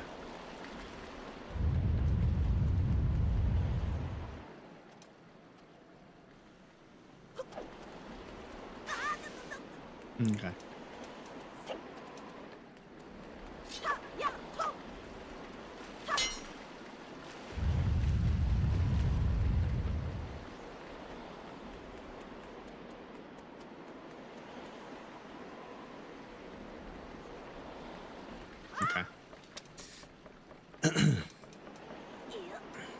Dad had +3 yesterday and now -18. Oof, -18. -18 is ridiculous. Oh yeah, see, these aren't growing, so maybe we need to get some water so these will grow, and then we can throw the bomb down there to blow that. Yeah, maybe that's what it is. Okay. So maybe we can get some water from somewhere. And the mountains, like my hometown, it makes only sun between 11 and 12 in December. Yeah, because of how north you are. The Earth is so tilted away from the sun that... But yes, I think the days are going to start getting longer now. But yeah, it has suddenly... Because it was like 7, 8 degrees at the coldest. But it suddenly got below 0 several times. It's like, okay, so that is actually a little bit cold. Wow, you really do have green clothes and strange-shaped hat. You're Quambus, aren't you?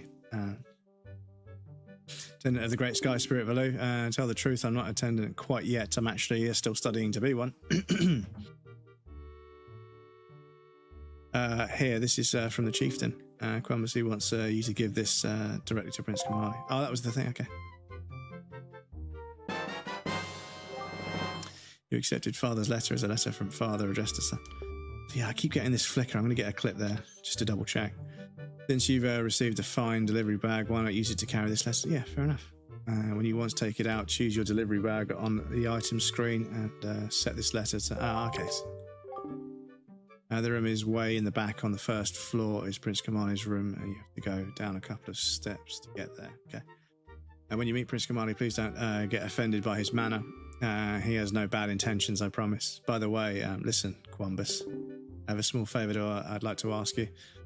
Could you please come to the entrance of Dragon Roost Cavern later? I'll explain everything then. What's going on?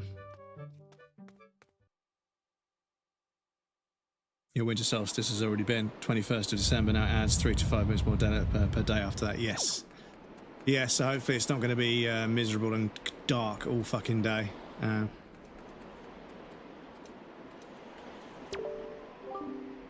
I guess it's to be expected in this heat, but just don't... but just take a look down there. Dragon Roost Pond is completely dried up. Yeah, so I reckon if we blow up that thing, it might fill up the pond. Okay. We need to get some bomb. We need to get those flowers to grow somehow, so we can throw some bombs on that. Yeah, okay. I think I may have done this bit before, but maybe I'm misremembering.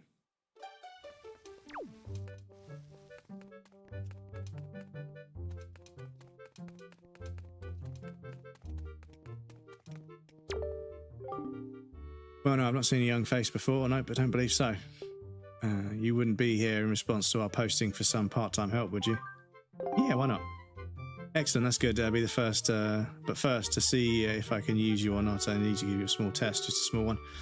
Match the seal on the envelope with the same icon on the shelf and throw the letter into that shelf. Pretty easy. That to select the shelf, press A. Okay. Is that clear? Yeah. Sure. Before the time runs out, you have to sort at least 10 letters. Okay. Give it your best shot. Oh, wow. What's this?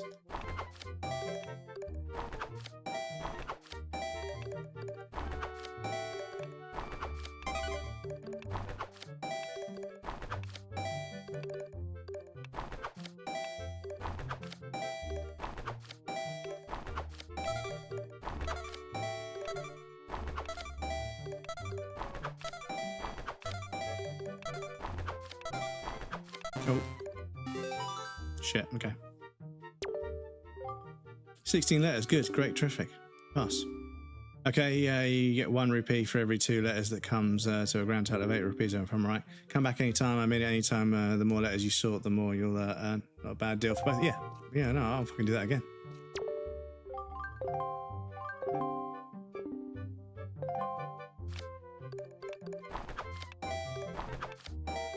No.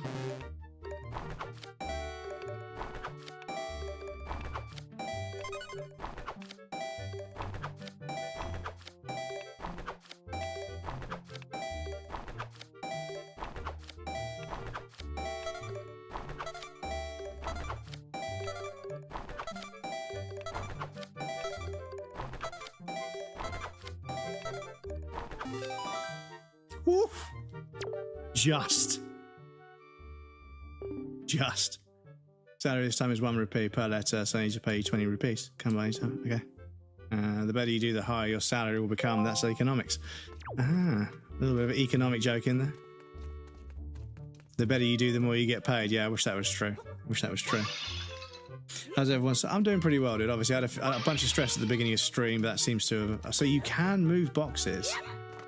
Boxes can be moved. They just need to be small enough, okay.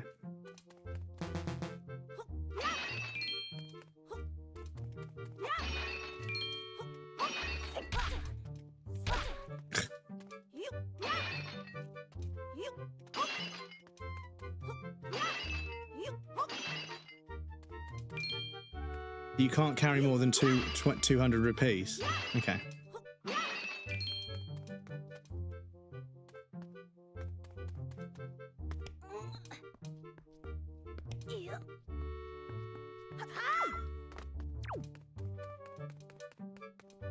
Just noticed that's Jinx from Arcane. Almost had a heart attack because Lisa tried to jump from the balcony with her snowboard down to a snow pile. That little shithead house. Chilling, took a gummy for my anxiety, but good ever since Mum passed. I've been not good. Yeah, I'm sorry to hear about that, dude. I hope the anti-anxiety stuff is helping. Because, yeah, I had a partner with anxiety, and the amount of times that she wanted to do something and then just on the day was just a wreck and just physically couldn't do it, and I was like, oh, man. Okay. Going on down there, but I suppose we could fall into the water and then swim up to it, I suppose. Oh no, shit. Oh, I didn't want to do that. That hurt. Okay, so there's some symbols on there. So I need to, yeah, so up, left, right. Appear to be markings, specific directions.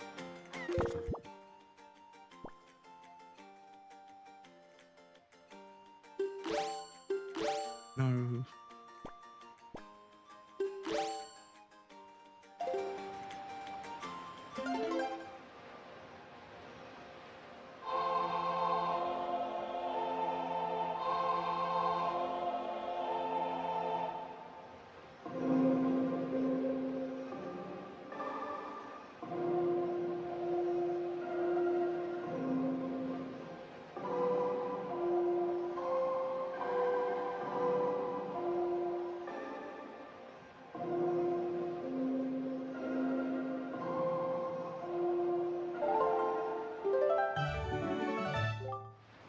Wind's Requiem.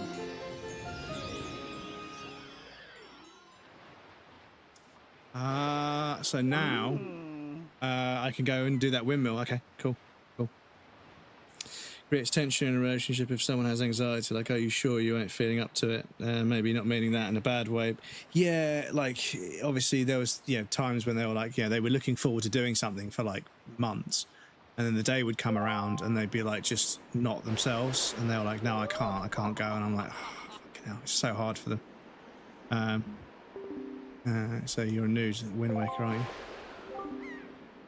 Great. For a beginner, you've got a nice wind sense about you.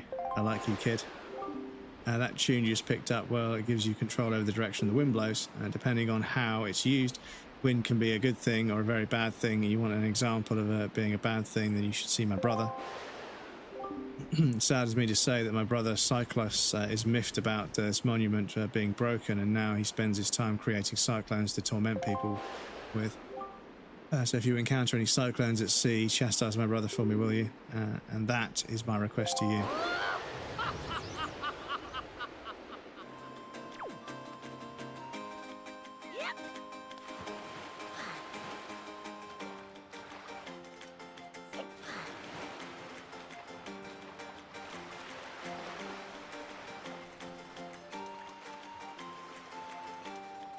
This is here. Oh, can we get a bomb all the way through there without it blowing up in our face?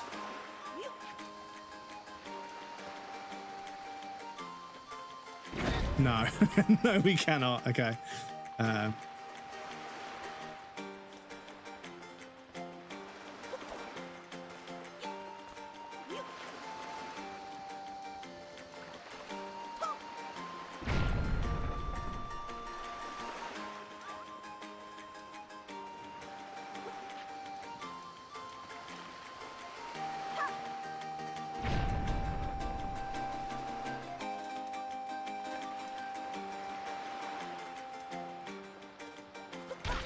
Oh shit. There's a little bit of a rock down here as well.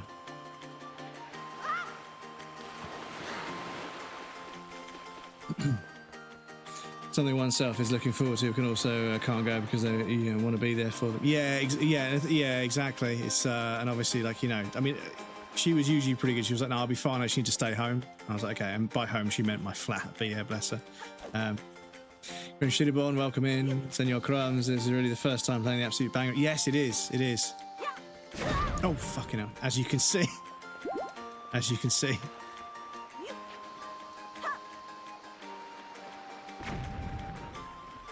As you can see.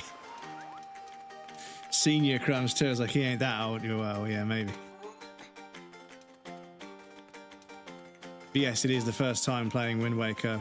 The whole game myself through the whole thing. So yeah.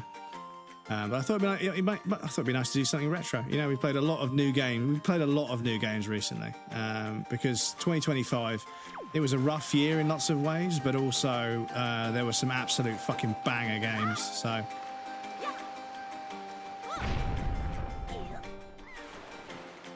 Yeah, you see there's nothing there, okay. We had lots and lots of very good video games last year. And we've got a couple coming up beginning of this year. So yeah. But I thought it'd be good to go back and play something retro. Just in the interest of trying to be as varied as possible. As a variety streamer, I think it's possible to be as varied as possible. And that doesn't just mean playing small games and big games. It means playing new games and old games as well. So. Little stale on the side. It's my favourite Zelda games. I loved it on the GameCube. Yes, this is the thing. A friend of mine gave me, or they lent me a GameCube years and years ago, and I played a bunch of Resident Evil 4, Resident Evil 1 Remake, Resident Evil 0, and I think I bought a copy of this, but I never ended up playing it. And I've always been like, for fuck's sake, man. And I got this GameCube, and I was like, right, I'm going to find that copy of Wind Waker, and I'm going to play through it. And then I realised I need a fucking scan line converter for the fucking TV, and I was like, oh, do you know what?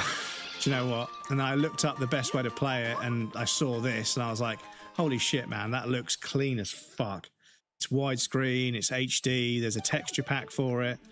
I can play it on the PC, which makes it easier to capture, and I was like, I think this is the way. I think this is the way we're going to do it. So somewhere along with a bunch of other PlayStation 2 games and a bunch of other stuff, it's fucking sellotaped up in a box somewhere in a garage somewhere where I used to live.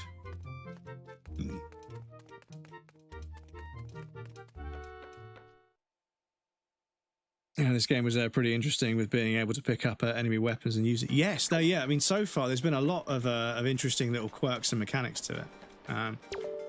But I forget that this was probably the first time we'd seen some of them. Used to have such nice breezes blowing through here, and now the air is crazy. I'm positive the strange winds are a result of the wind god's anger. See, there's an important shrine below here. They got broken, and now we are paying the price. What cursed luck! Okay, so yeah, if we could, maybe if we can find that. So I think I need a whip of some sort to get across there.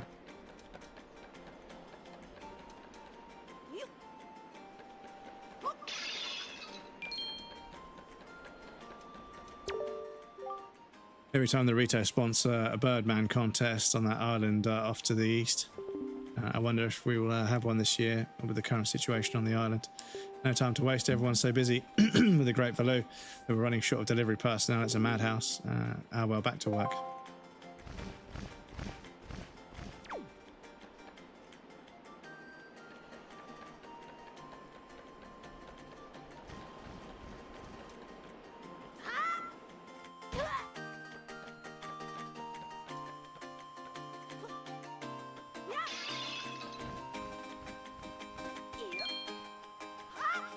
Cool.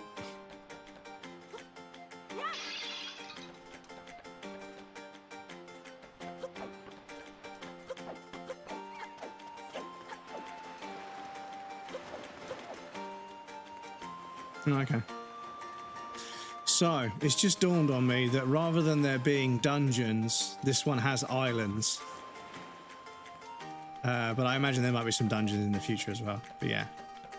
I'm starting to realise they're these small little compartmentalised little islands of stuff.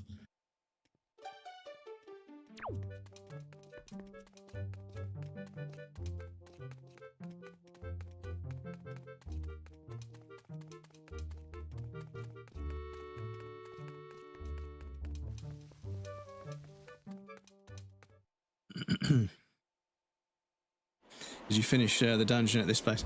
Well, I mean, I presume that... Yeah, I mean, I didn't know there was a dungeon, to be honest. I mean, I know that there's somebody... You can go down sort of like, not stairs, but like a little ramp. A stepped ramp. But yeah, I'm trying to find Prince Kamali.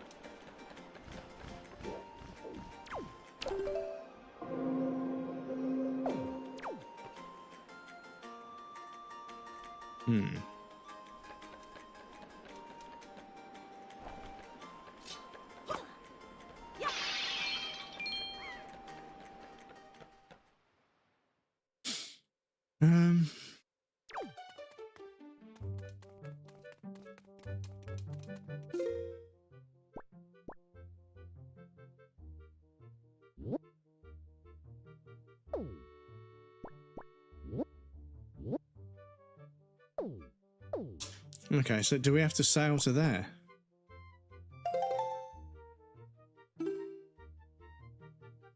Ah, buttons. Buttons, buttons, buttons.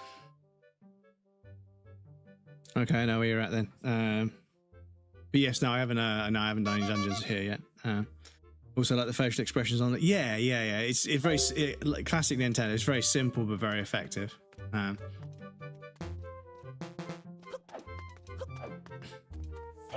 Very simple but very effective. I like it.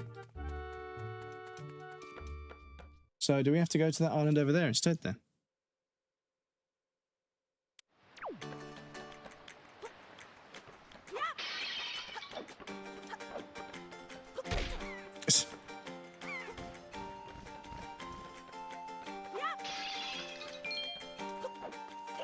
And also, if we can get a bomb... maybe not. Is there a bomb? I don't know if we can get that... No, I think we're too far away. Yeah, we're too far away.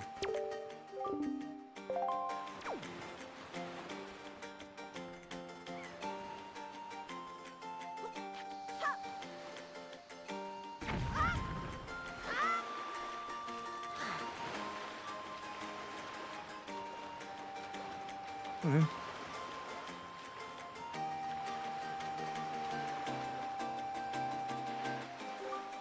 The island has been a calm and peaceful place for as long as I've known it. What could have happened to it? So So they won't let us. Can we not get in because we've got to do something? Okay.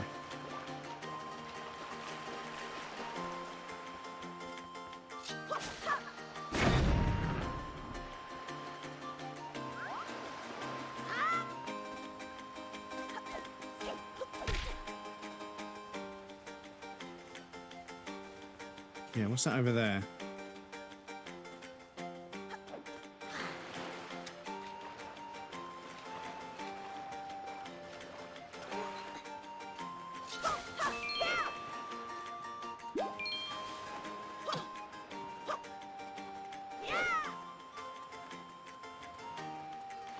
There's something here.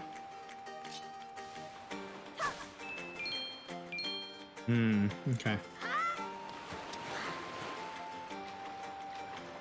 Needing assistance. Thank you, dude. I appreciate that. At the moment, I'm just kind of wandering around trying to figure stuff out, but I'm trying to figure stuff out, so I'm okay. I appreciate it. I may ask for your help at some point in the future.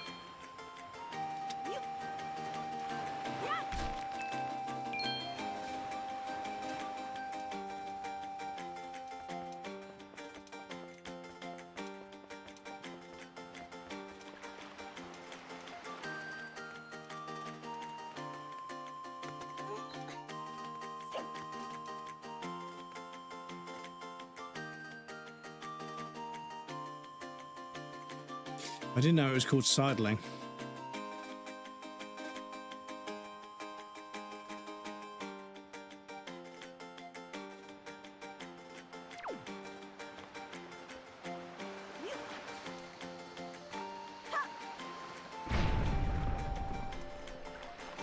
Okay, that doesn't do anything.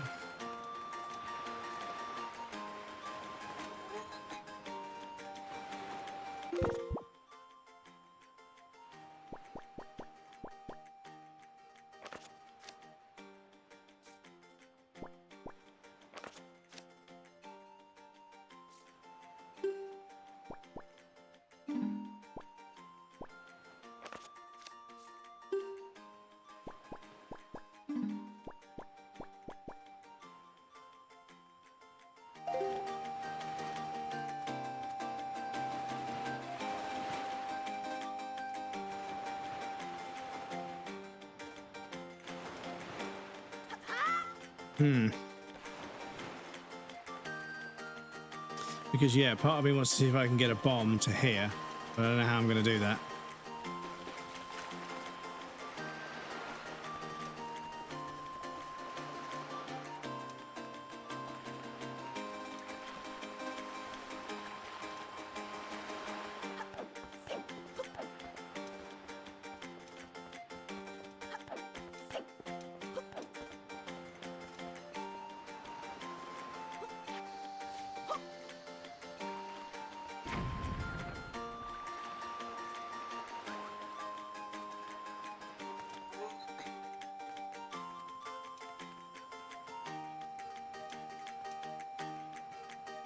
So can I get the bomb from there and then drop and run through there quick enough? I should save the game as well, I forgot.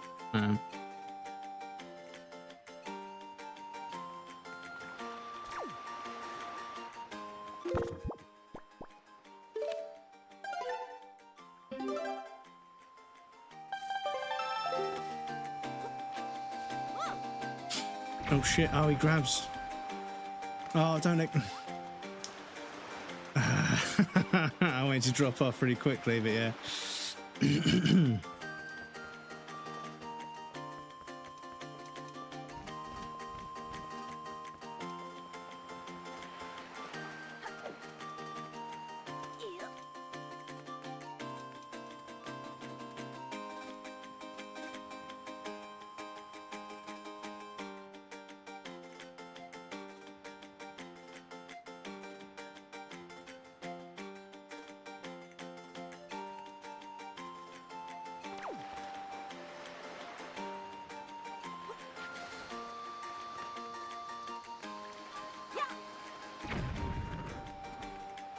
I don't think we'll make it.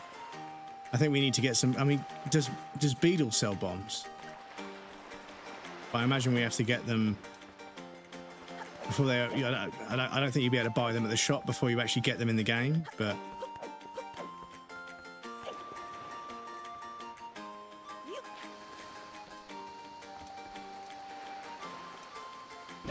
yeah, no, we're not going to make it, are we?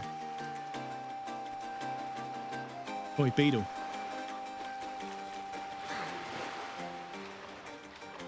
Beetle.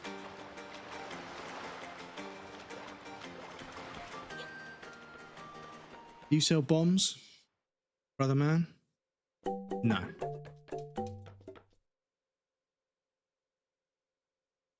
Also, can I just stand on the deck and get taken around the island?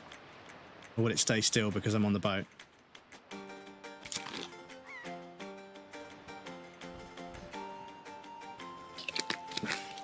It will move. Look at this.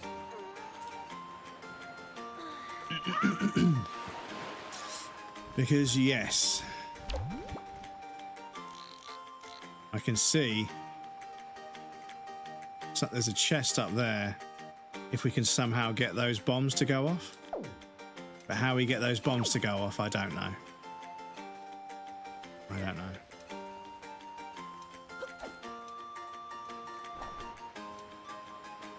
We don't have a bow and arrow yet, unfortunately.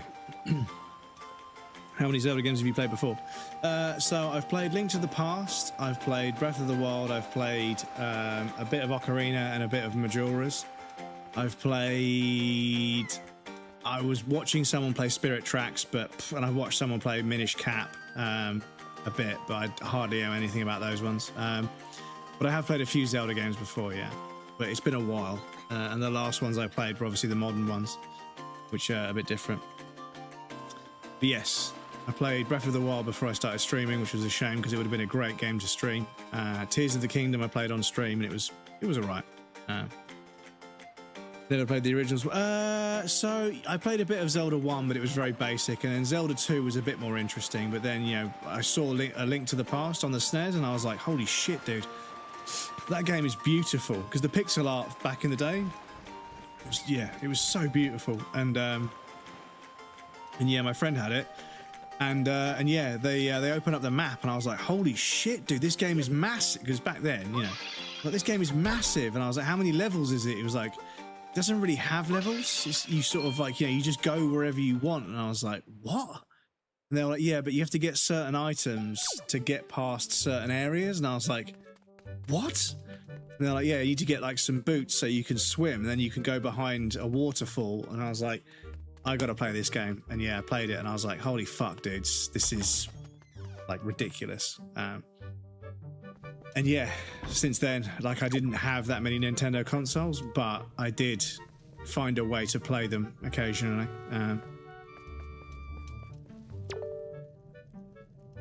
What do you want from me, huh? I don't want to talk to anyone right now.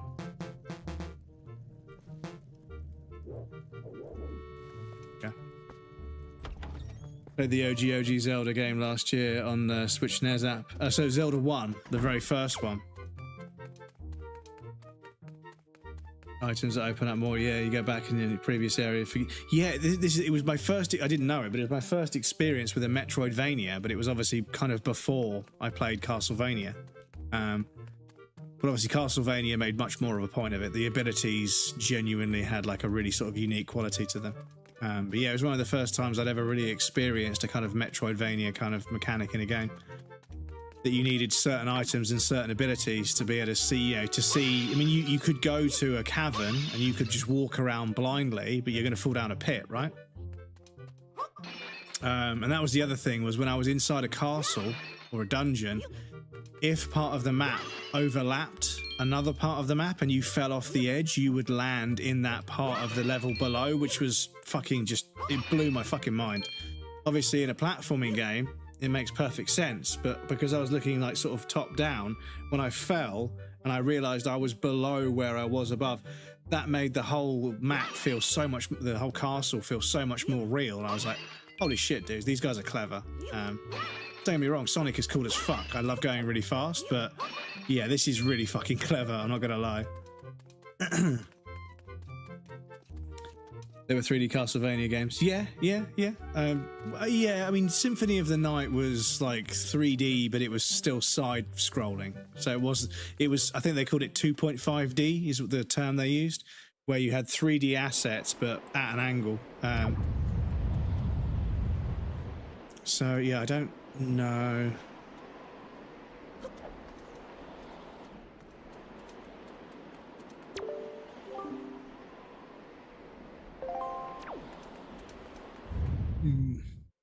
Two versions of Zelda on 64. Alternative Time and the Gold Cart and the Majora's Mask with the holographic gold cart. The gold cartridge is, yeah, that's quite the collector's item. I saw it in the flesh a few times back in the day, but but yeah, I didn't realize that obviously, 20, 30 years later, if I'd managed to get hold of a copy and just sat on it for, however long, it'd have been worth like silly money. But yeah. Because I think there's a version of this that comes with an HD remaster of Majora's and Ocarina as well, but obviously that's not the version I bought back in the day, and copies of that one are like disgustingly expensive.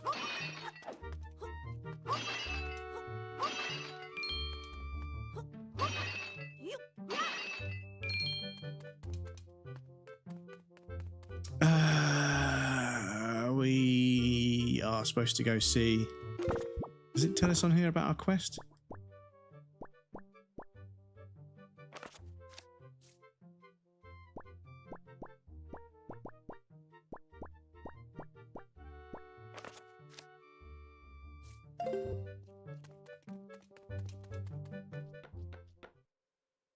I've got those versions of the games. Really? I see. Okay. Last time I checked, NES prices in Sweden, it was £1,000 just for console. Well, yeah, I mean, the games, Nintendo fans are kind of insane. The price of classic Nintendo games, like N64 and before, it's kind of scary, like how expensive they are. Unfortunately, I think it might be a case of, much like the collectible coins and collectible baseball cards and stuff, people with some money, they buy everything in a collector's kind of, market, and then they get a friend to appraise their collection for whatever, and they wait for collectors to buy them, and it just massively jacks up the price of like everything in that particular kind of fandom. And I think it happened to classic video games a while back, and Nintendo games got kind of, massively ballooned out of price proportion. So is that another side of the art? Can I get to there? What's over here? Good old pre-order games at Toys R Us. The catalogue, the Argos catalogue, and the Toys R Us catalogue. The dreams. Oh, there's nothing here. Okay.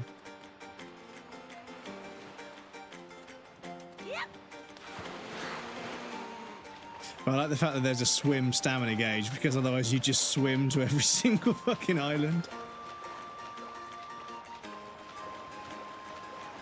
You get a reasonable amount of stamina.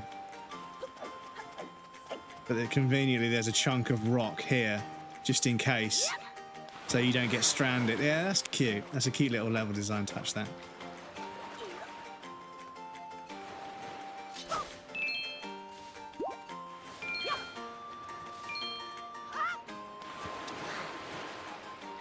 You get Ocarina of Time on the Nintendo 3DS. Well, I mean, there is a decompilation. Somebody somebody wanted to port a game, and because they're a complete nutcase and a bit of a genius, they wrote a decompiler for N64 games, so you can decompile N64 games into C, and at that point you can then port them from C to all sorts of things. So there are a few decompilation projects going on for the N64 specifically, and I think there's one for one of the Zelda games, one of either Majora's or Ocarina, where it's going to run natively on PC, but that means that it opens up so many possibilities for mods and stuff. I mean, you could already mod it to a certain degree, but This just makes it like, you know, fully PC compatible in several ways. And obviously it means that you can hopefully write an API to work with modern graphics APIs. And therefore, you know, modern hardware will be able to run the games at 60 FPS or 120 FPS at 4K, and it won't break the game or anything because they would have been able to mechanically separate the sort of game updates ticks from like the frame generation ticks. So now the game will be able to generate multiple frames, but it'll only tick once every 30 seconds. So, because I mean, a bunch of the code in Mario 64 can be optimized with modern techniques. And there was a YouTube video, I think we might have watched it on stream, but there's a YouTuber who decompiled Mario 64 and then rewrote the code to be way more efficient and created lookup tables where it was better, or used matrix logic and stuff in certain places to sort of speed things up, and, you know, rendered lighting in a slightly different way that's a lot more efficient on the kind of processor that the console has. And yeah, they actually made it run at 30 FPS on a normal N64, which is unheard of because the game was like 20 FPS. Even on a proper even on the N64, it was like 20 FPS. Because yeah, 3D back then was pretty basic. Toys R Us exclusive when you bought the gold Nintendo 64, but also it came with the console, that's why it's gold. Okay, fair enough. And that is in the Swedish. More. You get swim, so you go in various areas in each map square. Get enough swim stamina to go to various areas. Oh, so you've got enough stamina to get, but not beyond, because you don't want to leave your boat behind, I suppose. Even remaking the operating system to put on FPGA. Yeah, the analog. I don't know what it's called. It's called the analog. But yeah, the analog pocket is like a Game Boy emulator that's ridiculously over-engineered, but an absolute masterpiece of a device. But it's called the analog pocket. The analog is actually an FPGA N64, and pretty good apparently. It kind of looks like an N64, but it looks slightly different. But obviously, you can just put cartridges in it, and it, you know, plays them. So, I'm going to check if the boat's going to let us get in the boat. The boat will let us get in. We'll try and go to that other island that's marked on the map. But yeah. Oh, I always get a bit scared when it hangs like that. Swedish consoles are super mega rare because they work differently in output and input. Also the frequency, the refresh rate, and everything. Because yeah. Because I think in the UK we use PAL, and in America they use NTSC. So the display behaviours are slightly different. I think our games were 59 FPS, whereas theirs was 60.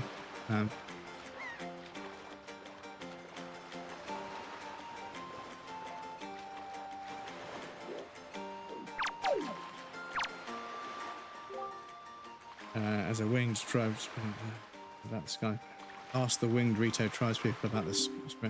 We cannot set sail until you have the pearl. Okay. So we need the pearl.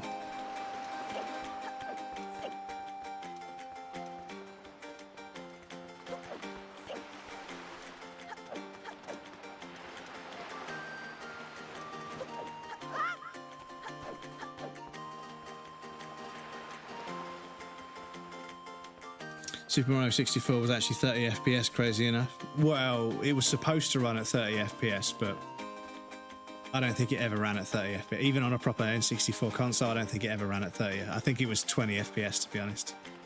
It was pretty fucking choppy, I'm not going to lie. CRT screens, they kind of smoothed it out a little bit, but it was pretty fucking choppy.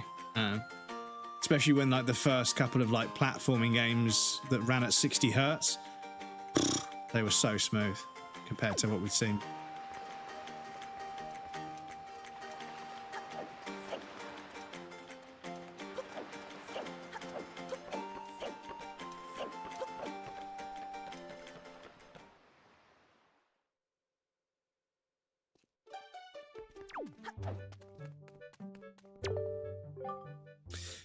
As you're from my phone, allow me to tell you about Dragon Roost. Even in the best of times, it's a dangerous place with all these bomb flowers growing everywhere. And now it's even more perilous. It's so that the bomb flowers themselves have all dried up. The great and wonderful Valu has created quite a mess.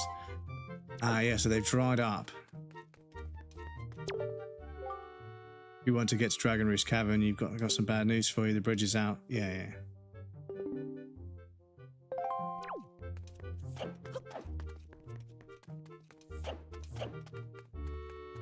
Link Between Worlds is a good game. Link Between Worlds, because I've played Link to the Past. Adventure guy sailing from the island to island. Actually, so with all the adventuring to do, did you happen to find a gold feather? Girlfriend, she wants one of those things for the longest time. Excuse me, chat. Kind of promised that I'd send one to her. Fledgling the Chieftain mentioned, aren't you? I feel as though I should tell you, despite what he may seem like right now, young Master Kamali is quite a pleasant child. His father, the Chieftain, is quite busy, but Kamali's never once complained, though I'm sure he's been lonely at times. He's a Chieftain's son through and through. However, his grandmother passed recently. Kamali seems lost. His confidence is gone. His grandmother was always with him, you see. Great woman. That sparkling ball the young master keeps with him is actually a gift from a great Valoo to Kamali's grandmother. So we've got to go downstairs and give something. I think we've got to give something to that kid downstairs. Yep.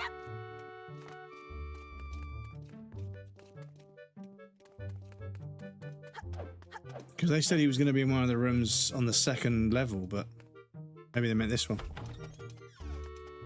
3DS, yeah. So I haven't played. My mum briefly had a 3DS with Professor Layton's, and I played Professor Layton's for a bit. That was pretty fun.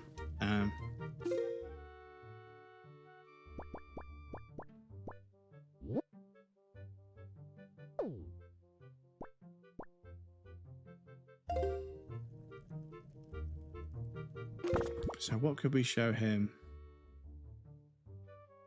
Oh, I've got to give him that letter, haven't I?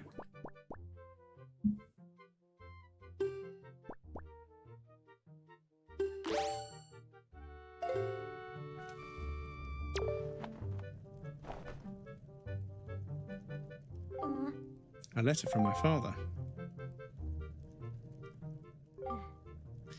Oh, sure. Telling me to be brave is easy enough for him.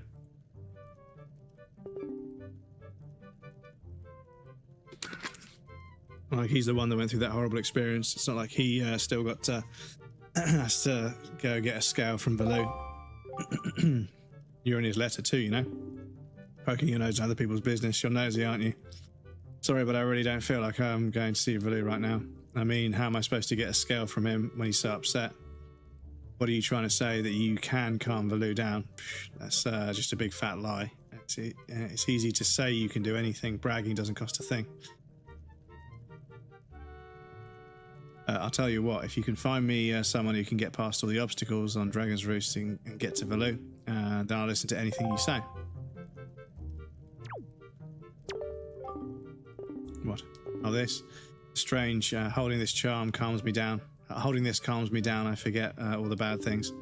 So pretty, isn't it? It's called Din's Pearl. My grandma gave it to me. Ah, this is the pearl we need.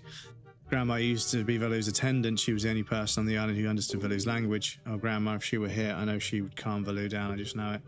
My father and the rest, no matter how hard they try, they'll fail. I know it. No one else can calm Valoo down. It's impossible. What is it? Listen, you can stare all you want, but I'm not giving this to you. This is my treasure, you understand. I'm not going to just hand it over to some do-nothing guy, am I? Okay.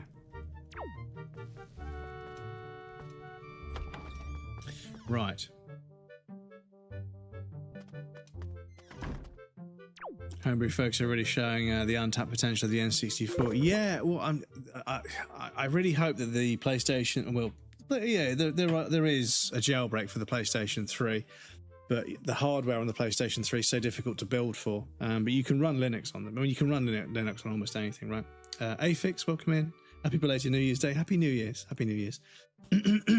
Yes, excuse me, chat. We do have an ad break coming up. So I need to pop you guys over on the BRB screen. You guys know the drill. There'll be a raffle and some clips for you guys that want to hang out, but please feel free to get up and move around, grab a drink or a snack. You won't miss anything. I'm going to take a break as well. And we also have anonymous follows on the BRB screen. PlayStation Home. Yeah, PlayStation Home. You could boot that on there. And I think there was an exploit through PlayStation. But there was a browser. It's usually a browser exploit. There's usually a browser exploit. So you go to a certain web page in the browser and it injects a package into something that the browser is signed to run, but then the code runs a packet injection through the browser. And then after you quit the browser, you can then open up a device, like a development menu that's not supposed to be accessed, but the package that got injected turns it back on. And then from there, you can then boot into like a dev mode where you can flash BIOS and put a different BIOS on there. But anyway, the ad break's going to start in a second. I'll pop you guys over and then I'll be right back. And then I'll see if handing the letters to that little kid made a difference to anything. I'm hoping somebody just walks up to me and asks me now that I've triggered something. But yes, I'll be right back.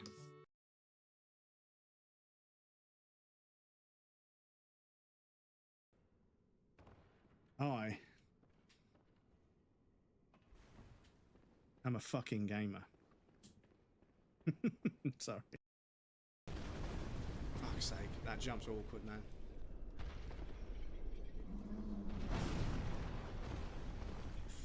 Woo-hoo-hoo-hoo. Getting 1 HP in a dream.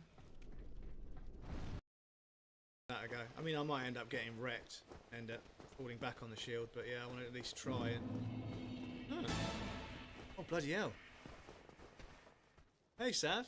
Thank you so much for raiding. Oh, excuse me.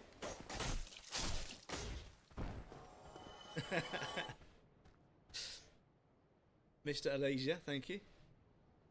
Sean Amon, thank you. Hirsch, hello, how's it going? How's everyone doing? How was Sav's stream? Full of good vibes and happiness, I bet. Oh, thank you so much for the follow. Appreciate it. Oh. As you can see, I've just started Dark Souls 1. I'm Breadcrumbs, by the way, sorry.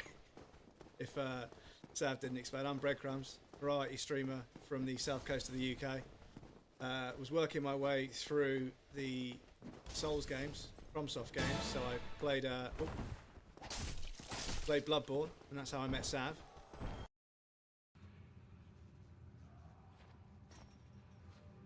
Can we out of bounds? Yes, but no. Fuck's sake. Quote of the day, by all means. All the redeems. Let's have a look. So today's quote of the day is, "We value your privacy." Hang on a sec. I need to unlock it. I need to interact. I need to agree to cookies, of course. Again? It's because it works. Field trip indeed. Literally just got the Brawn Intimate ad. Did you get it, Alex? Having a little trim down there, are you? Make sure you don't cut your fucking dick off. Oh dear. So we need to go down. Yeah?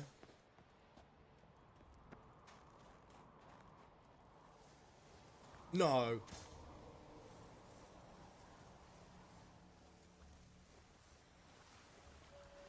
Oh my lord. Oh my god.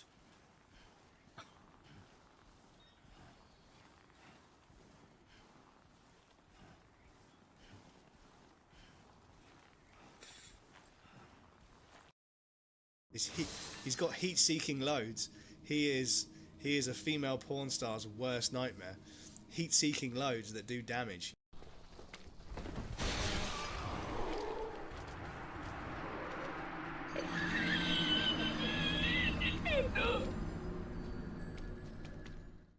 I don't know why Dark Souls fans get so upset by Blighttown.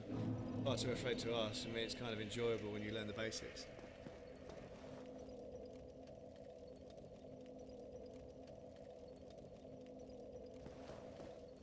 That's bait.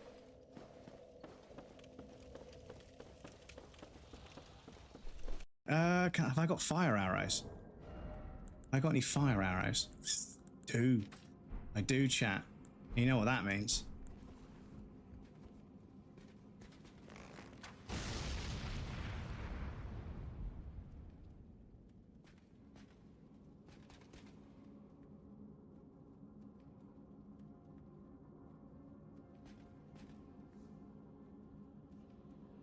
Shit.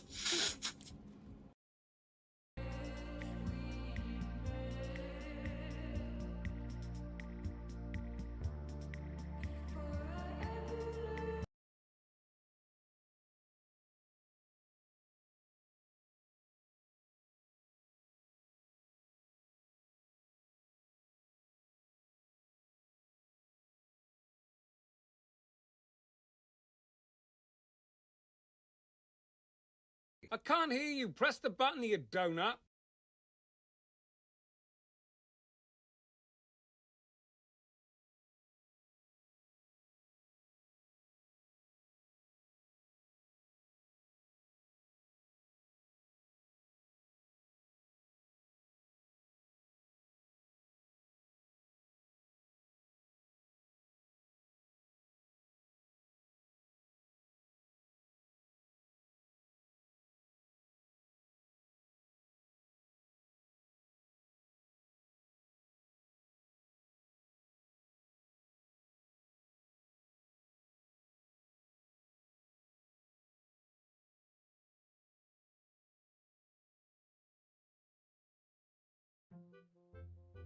Right, one sec. So let me try that again. One moment.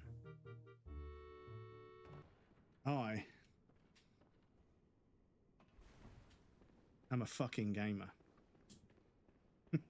Sorry. Fuck's sake, that jump's awkward now.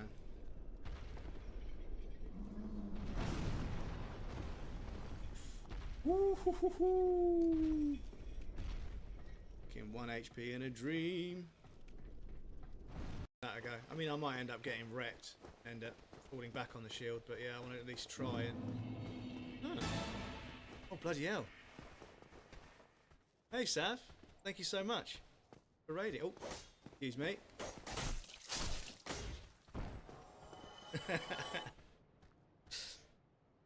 Mr. Alesia, thank you. Sean Amon, thank you. And then when I come back to here, it unmutes the game and that. Okay. And when I go to here, it leaves everything alone. Okay, so I need one for this as well. Excuse me one moment, let me duplicate this.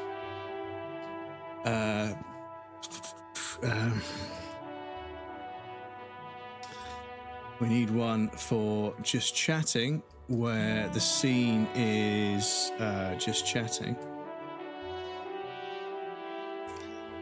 And that needs to mute the game. But the microphone and everything else should be okay. Yeah, cool. So now, when I go to here, you guys can hear the game, you can hear the microphone. When I go to here, the game stops making noise, but the microphone still works. Okay, I think we're in business chat, excuse me. Because OBS decided to change the way audio works, they've kind of broken it, so now my audio sources are heard and present in every scene, even if they're not part of that scene, and I don't know how to fix it. They said downgrade to a previous version. I tried that, and it's still everywhere, so I think they may have broken something a bit more seriously. So I will continue to ask questions, but the problem is, as soon as you type the words OBS and audio into the internet, you get fucking thousands of people like, how do I add an audio source? Why can I not hear my audio source? What is monitoring versus... And there's just so many inane questions that are explained in the documentation, but everybody asks questions about it on a forum, and that means that there's nobody just talking about the fact that I have this particular audio issue. They're talking about every other, and it makes it impossible to find anything, which is kind of not the reason forums exist, right? Forums are supposed to exist to have a solution to each problem, and every other thread is supposed to be deleted. But, you know, whatever. Anyway, excuse me. Apologies. So, yes, I have to set up a special automation in StreamerBot so that when I go to certain scenes, it mutes certain audio sources because... I don't know why they've done it, but yeah. But anyway, sorry about that. But yes, let me just make sure I've read everyone's message. I do apologise. Put it on an FPGA. Yeah, well, the thing is, with an FPGA, it mimics the hardware, so it doesn't. You don't need to change the operating system because the chip itself pretends to be exactly what the software is looking for. So the software, the operating system is actually. That's why it's so accurate with emulation.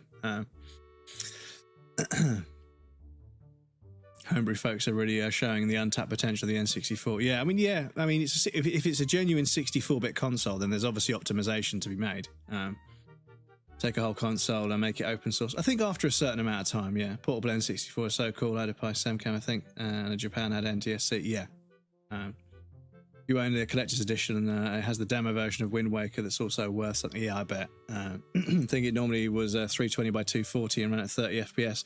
but some areas 20. Yeah, I mean, a lot of, I remember it being 20 FPS a lot of the time, to be honest, but yeah. Outside the castle's like 15 FPS. There's a couple of areas with smoke and fire. The transparency fucking kills the frame rate as well. Link Between Worlds on 3DS, and also some games had higher resolution, like Perfect Dark on the N64 is famous in theory for having 640 by 420 resolution, but PAL area was 448 by 268. You have to have the expansion packs for the extra RAM, just to render the extra size of the frame. All jump on you, it's Q. Muted, sorry. Sorry about that. The ghost of streaming past. Got it now. Gonna visit my favourite place. Hope you have fun, dude. Super Famicom is the Japanese version. Yes, yeah. Ever heard of Super Famicom satellite view? Not satellite. Was that like a basic form of the internet on the SNES? Oh, I apologise. It is actually a set of stairs. Sorry, I said it was a ramp, but from here it looks like. But no.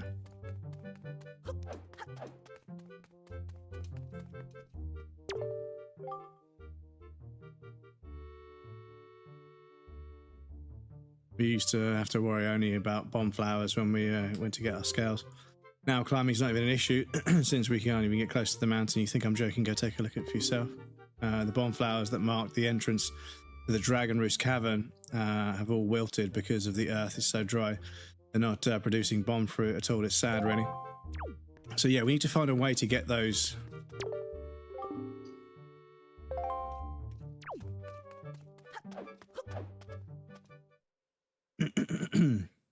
Dad's company partner had a satellite view on the Super Famicom. She could download games, listen to music, and read magazines through a satellite internet connection subscription service. That is fucking wild. For the time, yeah, fucking wild.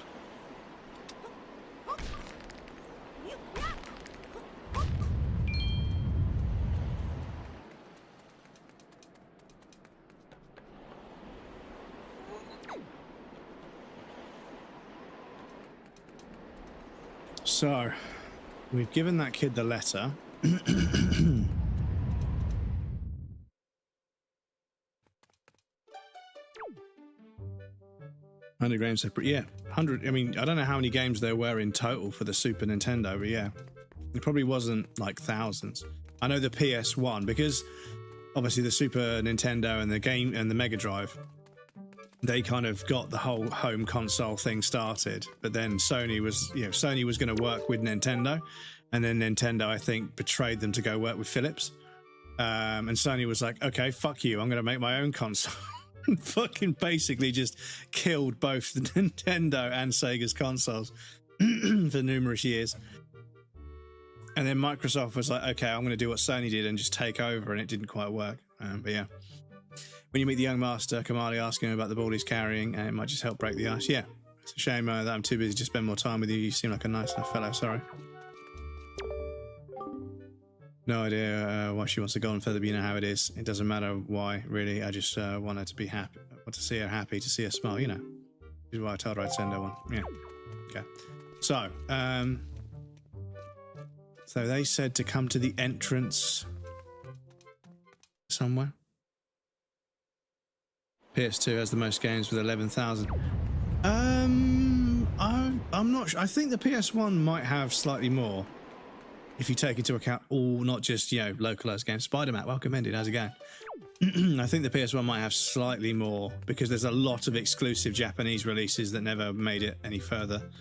I mean, yeah, maybe the PlayStation 2 does have more, I'm not too sure. PS1 is 6,000. Okay. 11,000 is also super exclusive Japanese. Okay. I could have sworn somewhere I read that the PlayStation 1, because everybody was trying to make games, so there was just like hundreds of thousands of games that were just clones, and yeah, but maybe I'm confusing it with a different system. PS1 is number 2. Okay. Because somebody was saying that. Somebody was saying the PS1, because the library's so big, it's one of the hardest collections. I need to verify this because my memory is betraying me at the moment.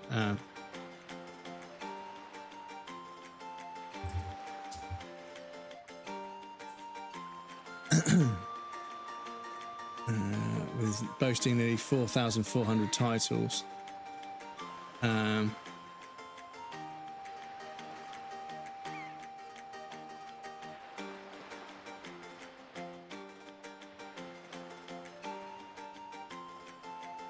So PlayStation 2. But yeah, somebody was saying that like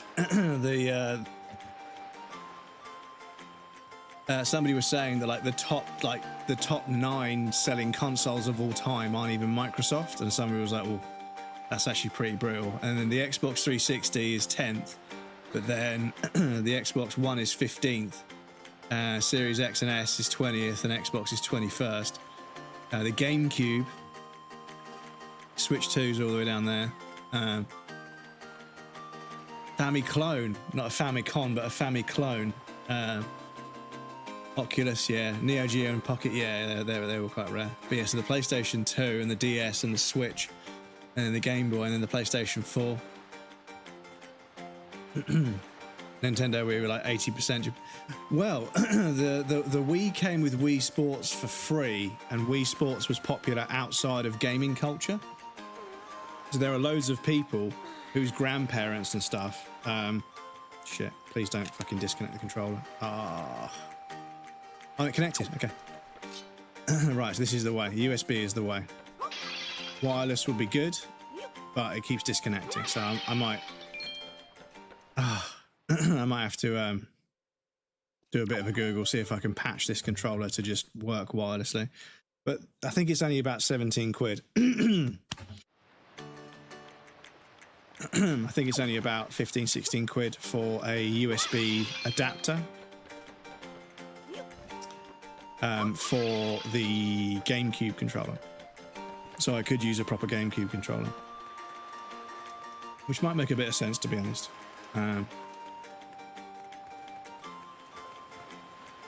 May 13, 2004. Damn. Well, this is the thing, is that PlayStation 1 and 2, they had a huge homebrew community, and therefore games, the PSP, they were going to shut down the library, the marketplace, and a bunch of people were like, no, we're still making homebrew for the PlayStation. Just leave it up. Why are you going to take it down? Just leave it up so we've got somewhere to post our games.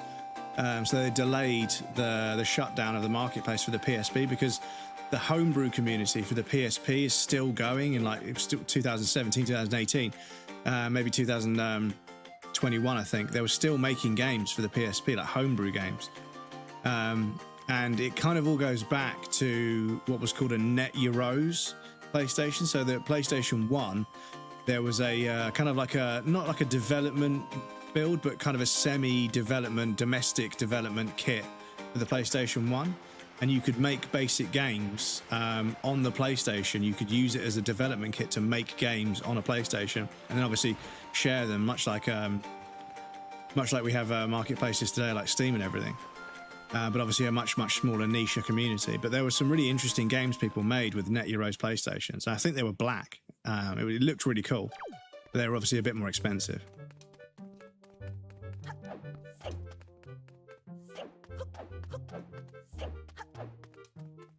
So have I got to speak to this kid even more? So cool that Sony honoured the public. Yeah. Because, yeah, don't get me wrong, I know Sony's a giant corporation, but when it comes to, like, how badly they fuck over their, like, user base, they're not that bad. It says, settle. Yeah, so we've got to settle down below. But how do we fucking get up there? Check my items and double check if there's anything.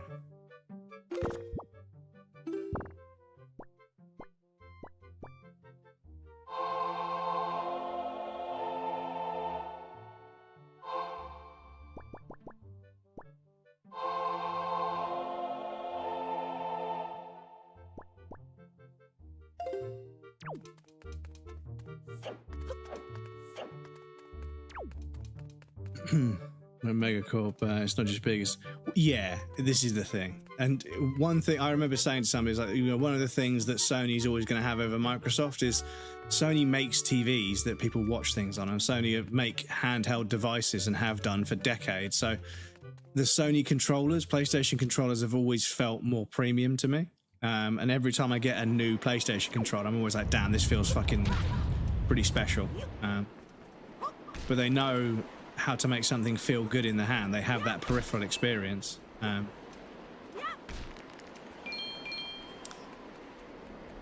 But yeah, they kind of have, and also with their exclusives, everyone's like, oh, the Sony exclusives are that good. I was like, well, Sony has their own film studio and they have their own record label, so they have significant ties and experience in two of the most important things when it comes to the story-driven games that I love. Like, they have a film studio where they have access to, like, you know, how films are made. So with that, along with the record label, they can also license music a lot easier because some of it might belong to Sony anyway.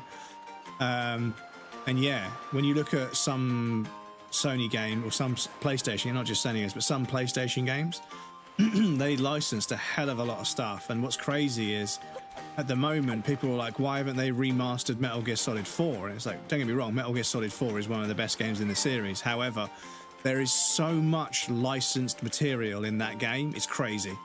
Like, you're using an iPod and there's music and all sorts of other, there's so much stuff that's licensed that they would need to renegotiate permissions for to use. So yeah, it's not just, you know, it's not just as easy as just fucking, let's just, you know, just re-release the game. Plus, the architecture it was made for, the PlayStation 3, was incredibly complicated. And obviously, Konami had help from Sony, which is why it turned out so well.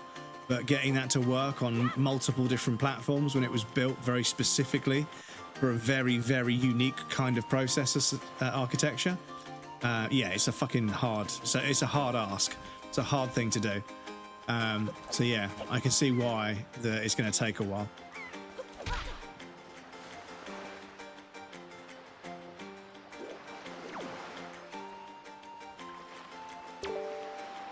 Danger, do not attack the explosive through. So, I'm just trying to think, is there a way we can get a bomb to here to blow this up? That's the only thing I'm trying to work out. Without us ourselves being blown up in the process.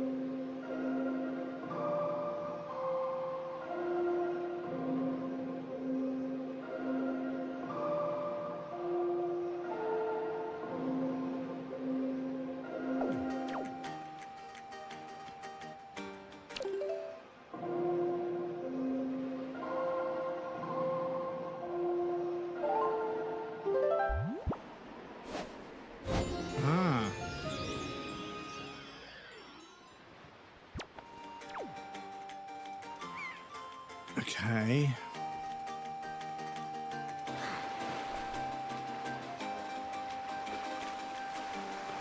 So can I use the wind when I'm in that room where all the fire, all that? I don't know if, because the thing is, it's the dragon that's creating all that fire. Test launch version of Super Mario Bros. Sold for 140,000. Yeah, betas of games. Because Lance McDonald occasionally gets hold of like betas of games for people, and he sort of like likes to do like content on like, you know, what they look like before they were released and everything. He's done a bunch of cool videos about Bloodborne's like development and everything, showing a bunch of areas that were sort of, you know, never finished, and like different ways you got from one area to the next. It's pretty interesting if you love Bloodborne, that is. All starting from a portable transistor radio. Well, yeah, transistors, right? Transistors were the key. And then capacitors, LEDs, logic gates, and all sorts of other stuff, you know. And it's crazy how many tiny little choices electricity can make inside hardware that, you know, end up making it do something a certain way. And then we end up with the ability to detect the temperature and the humidity and the time of day and all sorts of crazy shit. So they asked me to meet them somewhere, but I can't remember where.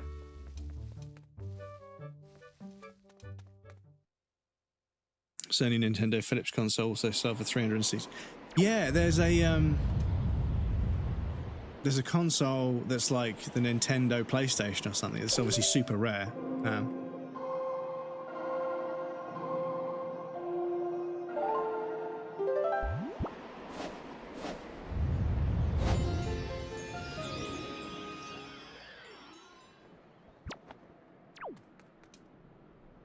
Okay.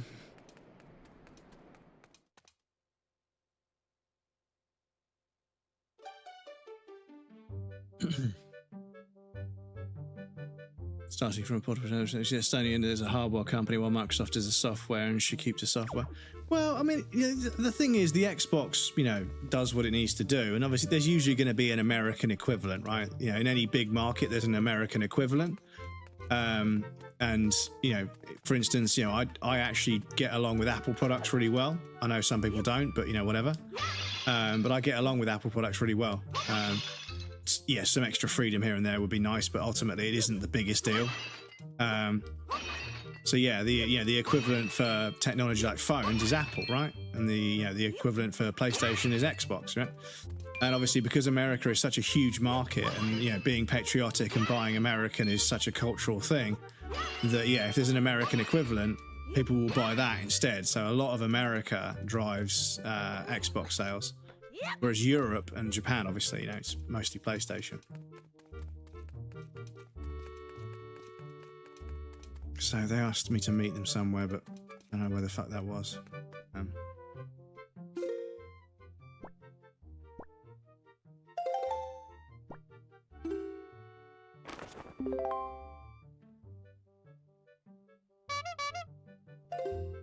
So do we just have to swim to that fucking island? Is that what they're saying, basically? Populous is a good game. Actually, on eBay, there's a ton of Super Famicom games. CRT that are mad expensive. I have like 200 per clock tower. You know. But yeah, like, I remember somebody pointing out like a few games that were like worth shitloads of money, and I was like, I had that on PC. Like, I've got somewhere, I don't know where it's got to, but I have the original cardboard box Tomb Raider, copy of Tomb Raider, that came in a cardboard box, because PC games used to come in like a book-shaped box, so you could put them on a bookcase, right? And yeah, somewhere, because I played Tomb Raider on the PC first, all those years ago. So are we just supposed to? I think we'll just end up dying, but I think we might have to swim.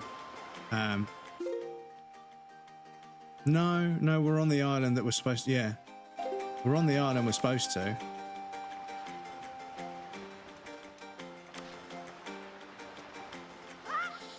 I'm a little bit lost here, chat, I'm afraid. PC being a super... Yeah, the PS3, they tried to make a supercomputer chip with Philips and everything, but it was so difficult to build for, so yeah. Story of Masaru Ibuko's really great biography is very good. Is there a biography for him? Okay. A rare game on the Super Famicom USA didn't get Kid Clown in a crazy chase. Some never went outside Japan. Akiyo Morita, I meant not Masaru Ibuko, I only read the Morita one. Populous is a good game. Sony Nintendo Philips console also sold for like £360. Then I remembered at Wozniak famous for buying the first Zelda on the NES beta version for like £1 million. Love old stuff. I was born in 2001. Yeah, I was born in 1985, so old school stuff was like my childhood. So not much of an invention from Xbox 360 forward. Well, yeah, I mean, where do you go, really? You know. Whereas Sony is like selling you a games console that's also going to be a media center for like, you know, loads of licensed film. I mean, yeah, I can't remember what the subscription is called, but I remember that at some point it was kind of like Netflix, but you could stream Sony film, EMI. Is it Sony EMI? I can't remember. Is EMI the record label? But yeah, Sony Pictures or Sony Studios. Any film that they had the license to, you could stream it to your PlayStation, but I think you had to pay a fair bit for it. Plus, I think it was 720p back in the day. Right, so they asked me to meet them somewhere. Invest this day our daily bread. Solipsist, welcome in, dude. How's it going? Good to see you.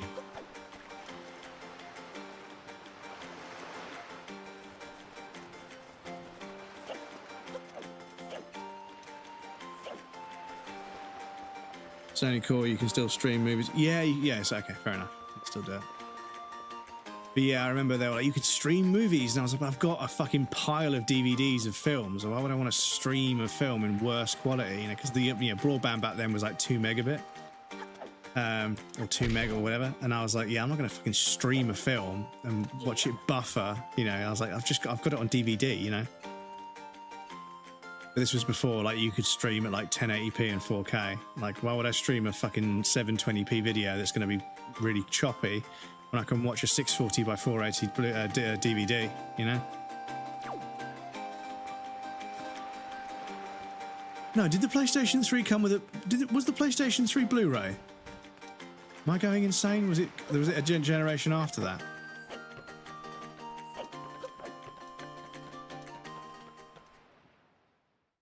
$2,000 movies. Yeah, not a bad selection. Damn it, they got the license to 2,000 films.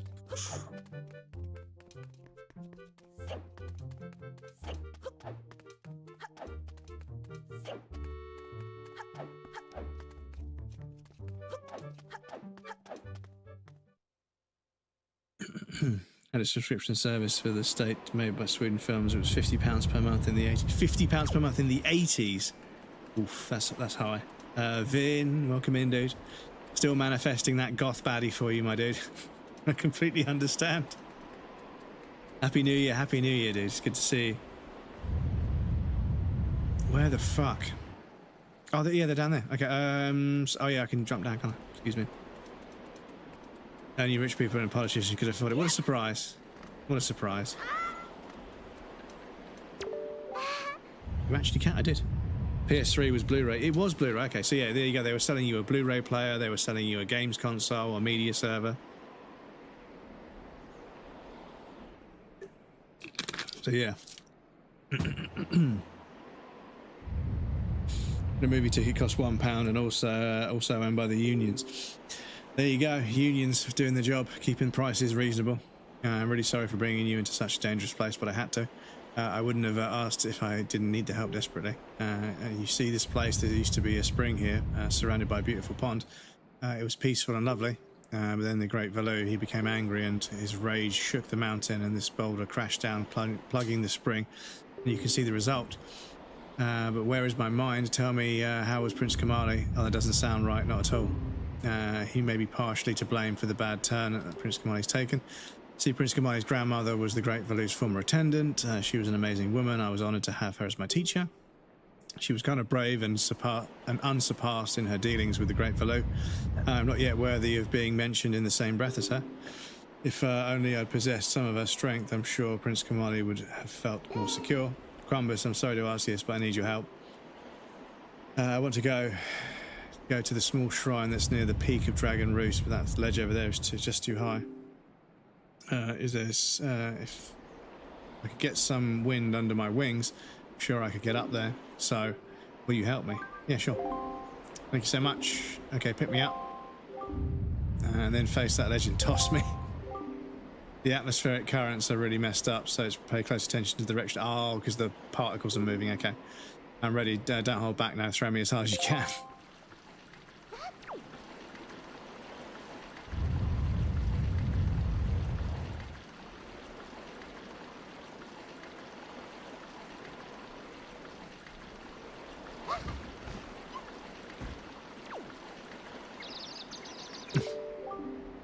I'm fine. That didn't really hurt. I was saying, oh yeah, nice. Once more.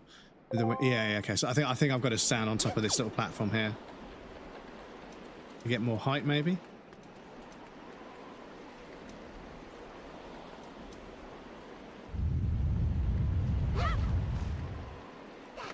Okay, there we go. Thanks, bro. I think it's working. Namaste. I'm good. Been busy working and such. Yeah, it's been nice to see so much of your work, Krill, on the Instagram. For those of you that aren't aware, Finn is a glass artist. They make things out of glass, and they have an Instagram, which I think I can grab a link for on here.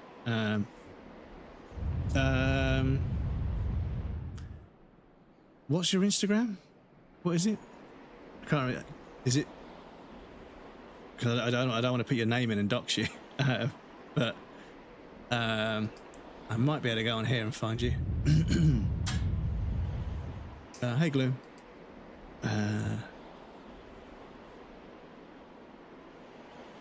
There we go. Can we get a link? Are we allowed to get a link? There we go. Oh my god. Terrible link. Let me know if that works. I could have just done this, excuse me. Ignore that one. Just do that one instead. But there you go, you can see Vin's work there, as you can see. Chopsticks, pendants, buster swords, katanas, chopsticks. But yeah, like very, very iridescent and beautiful. But yes, very nice gifts for friends. And smoking apparatus as well. But yeah, the buster sword was so fucking cool.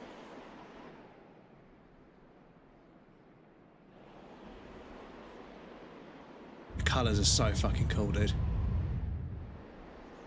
Hello, Gordon. Pizza, welcome in. Are those pink chopsticks? Yes. I'm not too sure if they're still for sale or if they're still available, but yeah. But welcome in, Pizza. It's good to see you. I hope you're well. I'm buying luxury real estate in Francos, Spain with members' funds. Oh, I see. Being good, busy working and such. Our favourite pizza person. Redeem, thank you for the bonk, bunny. I appreciate that. Right, back to the game.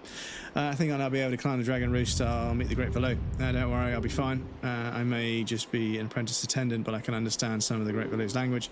Not exactly busting with confidence, but look, if anything happens to me, please look after Prince Kamado. This is all I have to give you. I know it's not much, but please take it. Da da da da. Empty bottle. We could put the chew jelly in there. Cool. Fisher Shishito, welcome in. How's it going? Good to see you. Ooh, the effect you're using on the game is pretty amazing. Yes, so it's widescreen and HD, and it's 1440p, so it's nice and clear and sharp. But I've made it bold like a CRT TV. I put some scan lines on there as well to make it look a little bit retro. So it's kind of modern but retro. And I thought, as well as playing different games, if I'm going to play a retro game, I feel like I should present it in like a retro way. So yeah. How are you liking Wind Waker so far? Yeah, it's really, really cool. Obviously, we've had some pretty intense conversations, so I've kind of, been bouncing between the game and there, so I haven't quite got that kind of, I'm playing the game, but I'm also having a conversation. I haven't quite settled into it just yet, but I'm sure I will. Please don't tell anyone that I'm climbing Dragon Roost. It'll be our secret, okay? Well, good luck to both of us. Cool. So, I imagine we can put some water in that jar. The whiskey in the jar. However it goes. But we might be able to put some water in the jar, and then we can throw the water on those bomb plants, and they might grow, and then we can throw them. Bumbus, do you know Medley? Just now, some fellow told me that he saw some unfamiliar creatures near Dragon Roost Cavern. He said that they grabbed a girl that looked like Medley, which is odd because I know Medley can't fly well enough to get to Dragon Roost Cavern entrance by herself, so I figure it must be some sort of mix-up. It is a bit disconcerting, though. Imagine putting a word disconcerting in a children's video game. You want to get... Yeah, okay. Right, can I get some water from that thing out there? Man, I've just got the most disappointing looking bit of cod for £8 from the chippy. Yeah, like something recently with like how we get hold of fish for fish and chips. It's got so fucking expensive. like kind of a piss take expensive. And I don't know whether it's to do with, you know, the European fishing laws or where we get the fish from, whatever. But yeah, it's suddenly become really expensive to get fish and chips. I'm like, how can fish and chips be expensive? It's like the fucking cheapest thing in the world to make. You fry it in oil, that's it. You know, yeah, you batter it, but that's like what? That's like water and flour. You know, maybe some eggs if you're feeling a bit bougie. But yeah, even fucking fried fish and chips is fucking expensive now. I was like, seriously, is that not the canary in the coal mine? When fish and chips is too expensive, that's a canary in the coal mine right there. That sort of stuff, yeah, working class food like that should not be expensive.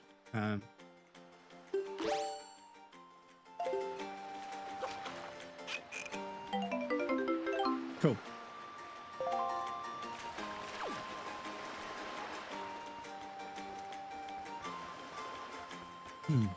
But no, I'm really enjoying it so far. It's very charming in its delivery and its presentation, the music and everything.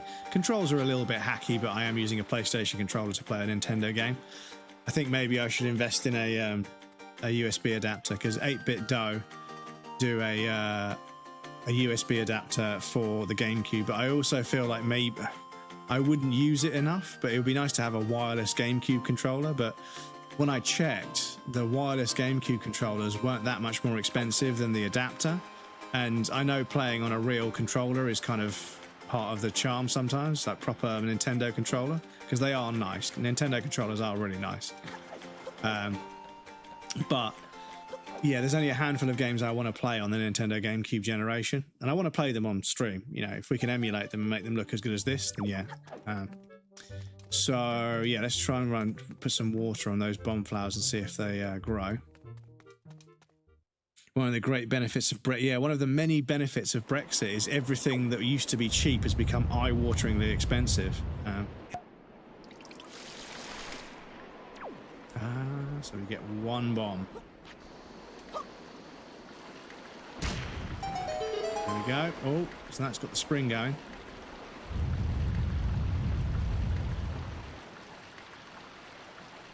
How are you doing, Peter? It's good to see you. I'm glad I could cheer you up the other day.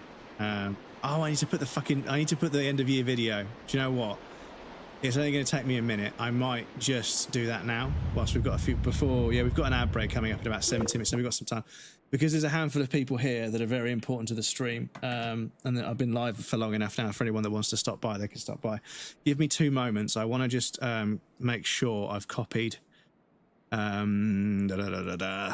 I copied it to here? Is it part of the stream folder yet? No. Give me 2 secs, chat. I need to grab something from my network attached storage, which I hope won't cause any issues during a stream. It should be all right. I need to copy. Where is it? Where did I put it? Oh, I put it in this streaming folder. That's why. Yeah, I put it in this streaming folder. That's why. All I really need is this. And I need to paste that in here. Should I put it in? Yeah, I'll just put it in here for now. I'll paste that there. Just going to have to wait for a minute or two while that copies over. But yes, I have an end of year video to show you guys. It's nothing special. I put something together and I'm happy with it. But this year has been a pretty rough year, so I haven't got loads and loads of high points to talk about. There are high points, don't get me wrong, I don't want to be ungrateful. We've had a good year throughout the year, but it's been a pretty rough one, I'm not going to lie. For a lot of us, not just me, for a lot of us, both on and off stream, things have been pretty rough for a lot of people, and I've always been so thankful and happy that you guys are kind enough to come and hang out in my stream and keep me company and enjoy playing games with me. So I can't thank you guys enough. But yes, I have got a little video that kind of summarizes the year in games and it has a message attached to it as well. But yes, please bear with. But yes, Pizza is in one of the clips, and also Birdie, Rage, and a few other people that have been important this year. I'm so excited. Yeah, I don't think it's quite as good as some of my other videos. I've really struggled. Normally I would have made the video by now. I would have made it by sort of the end of November, and I would have left space to put a few extra clips in there in case I needed it. But this year it's been so fucking rough. I just haven't had the creative drive, which is why one of my New Year's resolutions is to be more creative. So I'll pop that in there. So I'm going to go over to the I'm going to go over to the videos thing, but it's going to take me a moment to set up. So please bear with. It won't start playing straight away, but yes, please bear with me and it will play in a moment. So the microphone's going to work over on this fucking scene because fucking, yeah. So please bear with me for a moment. So can I, if I duplicate one, can I no, I can't duplicate a source, can I? So I need to create a new source, and it is a media source. And it's called this. Oh, no.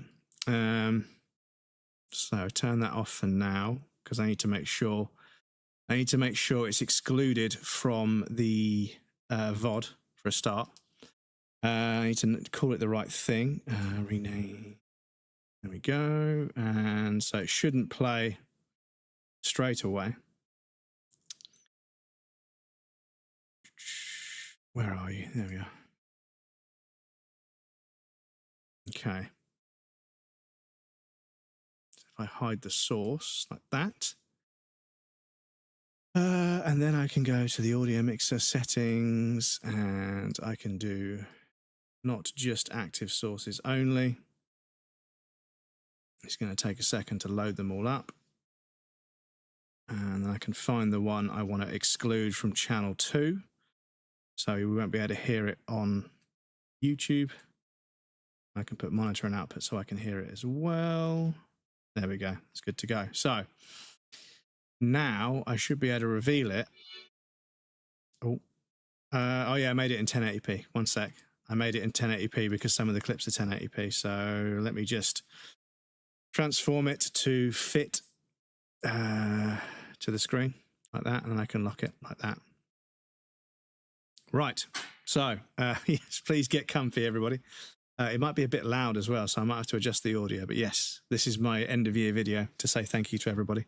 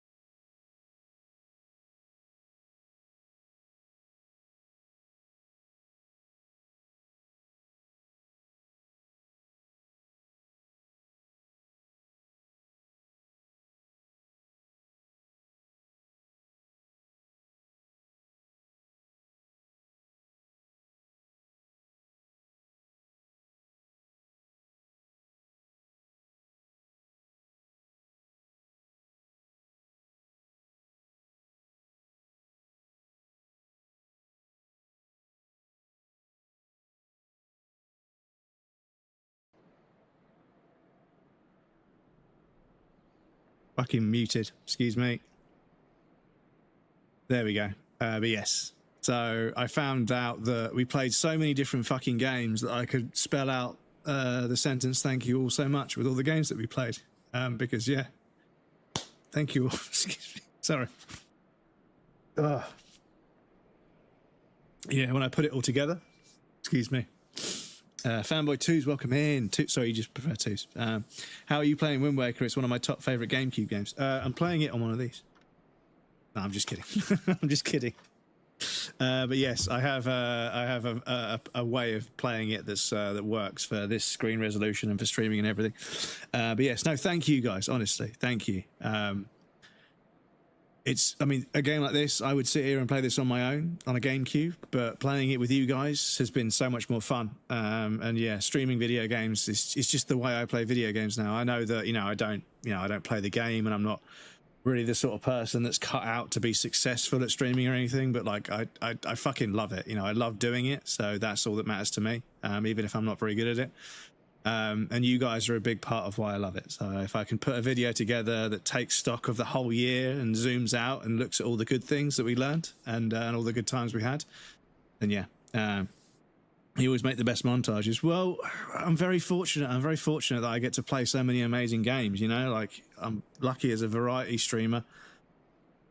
I get a chance to play so many fucking amazing games. And when you put it all together at the end of the year, I didn't even talk about the charity. We raised a fucking shit ton of money for charity. So I may go back and edit the video a bit because I want to tighten up some of the timings. So I'll make a clip there. Future breadcrumbs, make sure you tighten up the timings on the video because you fucking didn't do that properly, because when you play it at full speed, at full resolution, it doesn't quite time properly. And also see if you can get a message in there about the charity, because that's important as well. Montages are insanely good. Yeah, I mean it's you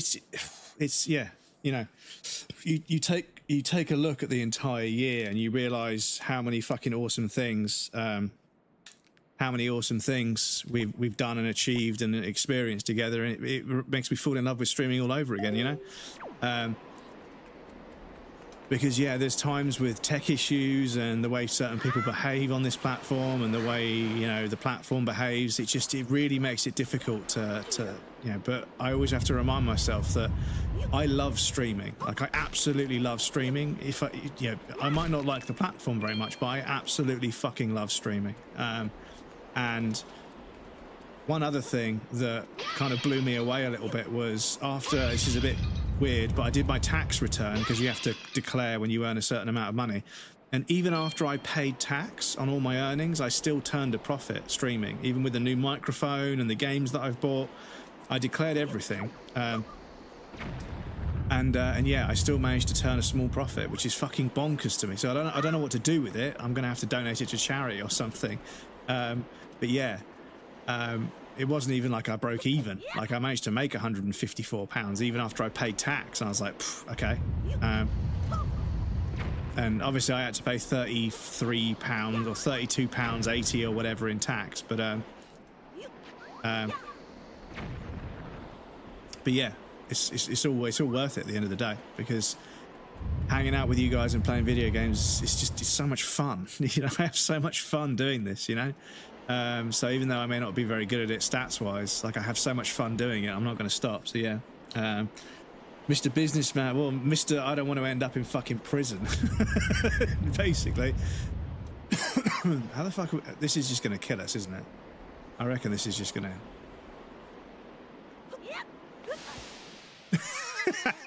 yeah. Okay, does it give us a freebie and just spawn us back? Okay, I think it does. Cool. But yes, but yeah, no, honestly, I can't thank you guys enough. I mean, the thing is, like, when I look at the games that we've played, some of them were suggestions by you guys that I wouldn't have picked up otherwise, People in the community say, oh, this is one of the best games I've ever played. I'm like, cool, I'll give it a go. And it's been fucking brilliant. And I'm like, do you know what? I would have completely overlooked that game otherwise. I try and play a variety of games, but yeah, you guys have suggested. I mean, some of you have even, RoboCop was purchased by somebody in the community. So the fact that I was playing a game that somebody paid for me they bought it for me, is so fucking heartwarming, because it's nice enough when, like, I have enough money from subs after I've gifted a bunch of subs to my friends. If there's like 50, 60 quid left, I get to buy a video game for free, and then I get to share it with you guys.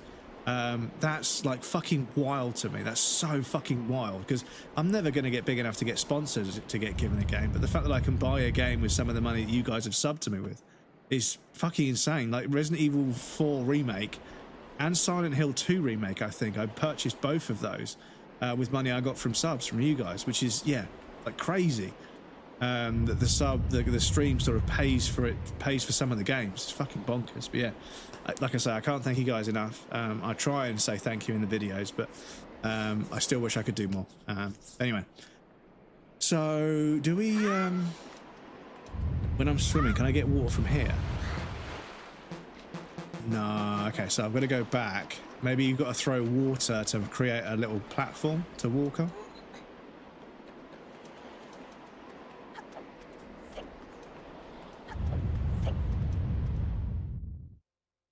Waiting for the long reach. Yes. Well, I don't. Did you buy the long reach? I don't think you bought the long reach from me. Well, but yes, the long reach is on the list. It's on the list. I'll try and play it sometime this year. Because I mean, depending on how long this takes, because Resident Evil Requiem isn't until the end of February, is it? Like the 26th of February, which is fucking no. Door triggers, dudes. Door triggers. But yeah, Resident Evil Requiem isn't until the end of February, so we've got most of January to finish this, and then we'll have some space for some other games. But yeah, I was looking at my list, and I was like, I don't know what to play, and I thought, you know what? We didn't 100% Blueprints. We did a good chunk of it, but we didn't 100% it. And part of me is like, oh man, it was a really cozy game. So maybe we could go back to it at some point, but like I say, I try not to go back to games because there's so many games to play, right? There's so many games to play. But yes, we have got an ad break coming up. Once again, I do apologise, chat, with these fucking ad breaks. But yes, we have to run 3 minutes every hour to get rid of any pre-rolls. But yes, I'll pop you guys over on the BRB screen. You guys know the drill. I'm still feeling pretty good. I know I've been live for several hours, but I'm feeling pretty cozy. So this game's really good. And like I say, I'm feeling the love. After putting that video together, I'm feeling the love that you guys are so generous to me with. So I'm going to keep going because, yeah, Battlefield wasn't cutting it. As much as I enjoy Battlefield, it wasn't cutting it, I'm afraid, for the stream. But yes, I'll pop you guys over on the BRB screen. You guys know the drill. I'll be right back, and then we'll carry on with this. I need to sort out a USB cable for my controller so I can control and have the USB here and not tangled up with anything. But yes, I'll be right back.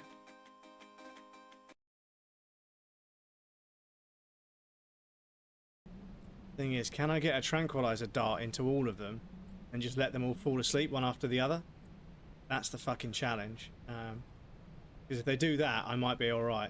So, I think... No!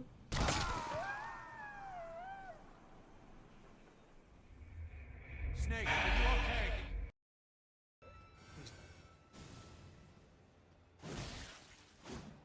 you okay? Shria. Oh no, I've done the same thing. That's what I get for laughing. That's what you get. That's what you get for laughing. For fuck's sake. Stop it. Claymores were yeah, I mean claymores count as traps, right? Fuck's sake. You see what I mean, chat? You see? Like this. Then take one of these.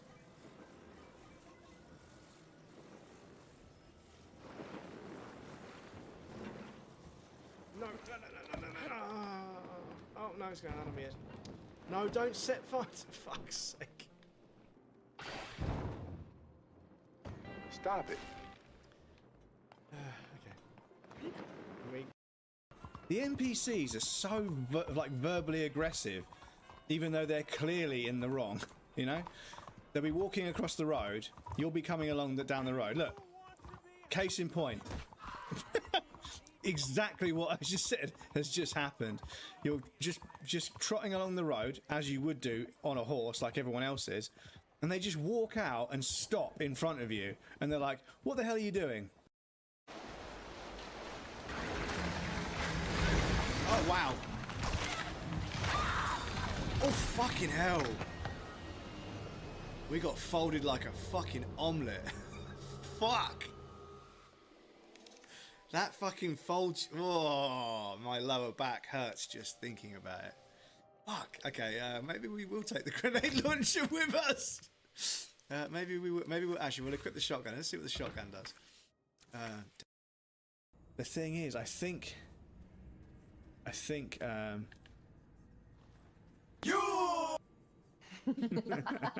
the best one we've done.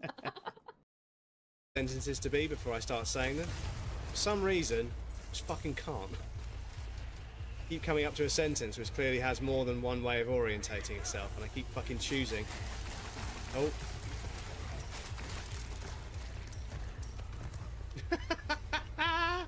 He was fucking shooting them out of the fucking sky. As they were falling, they were getting pinned against the wall by the sheer force of the gun. If you're a cat owner, you can just adjust a lot from your cat. What? Hey, wait! Stop it! The world's vaguest wind-up animation, dudes.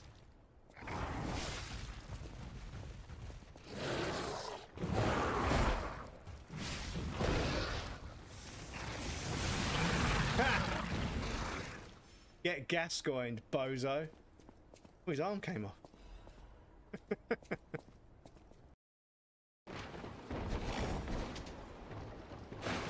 But yeah, I understand the concept. They won't de-aggro. So the more I run, the more enemies I'm collecting. But you know what?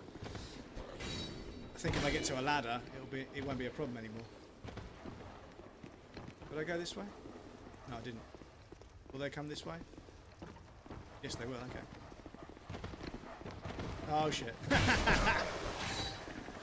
Well, if it isn't the consequences of my actions.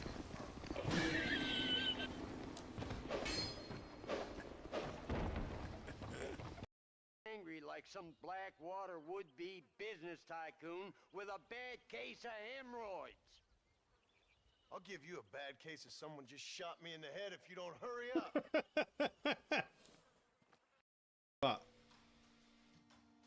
10, 9, 8, 7, 6, 5, 4, 3, 2, 1.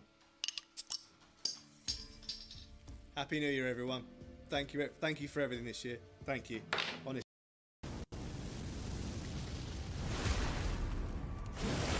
You see the way his arms just fell off when I backstabbed. Welcome back, everybody. Thank you for your patience. I appreciate that. Right, so we've got some water in the bottle, so now we need to get to there. See what happens. Excuse me. We go to the store to buy some soda and shit, so I'll be up here. Catch you in a bit. Yeah. Sorry, yeah. Store. Yeah, sorry. I'll catch you in a bit, Crow. Sorry. Because I read that earlier, but then you were still speaking. I was like, okay, in a minute you'll say you're going to go to the store, but you have done. Sorry. Getting behind on messages. But yeah, I'm so fucking proud of you guys for all the money you helped me raise for charity. It's, yeah. Being able to do a decent chunk of charity work just by hanging out and playing video games is a privilege. So you guys have done some amazing things. Collectively, we've achieved some amazing stuff. Right, so fucking old games, dudes. You get snagged on things.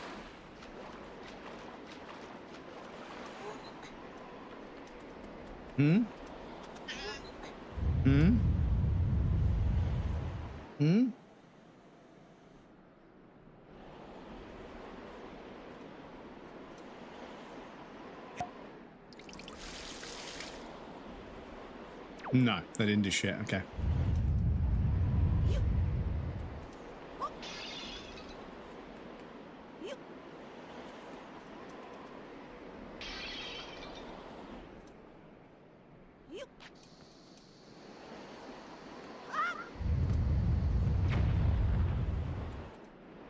You yawn at me, little man.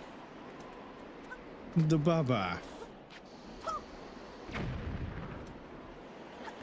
Oh shit.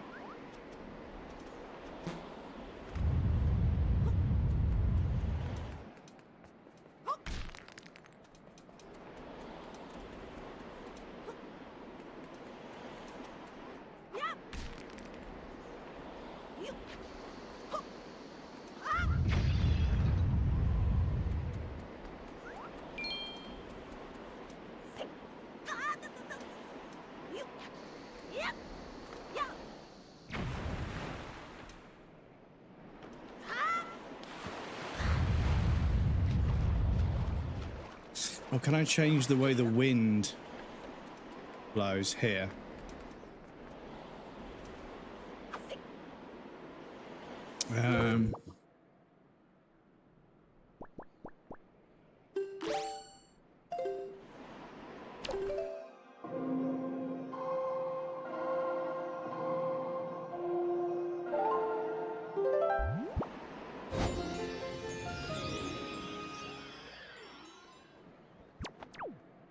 No, that didn't do shit.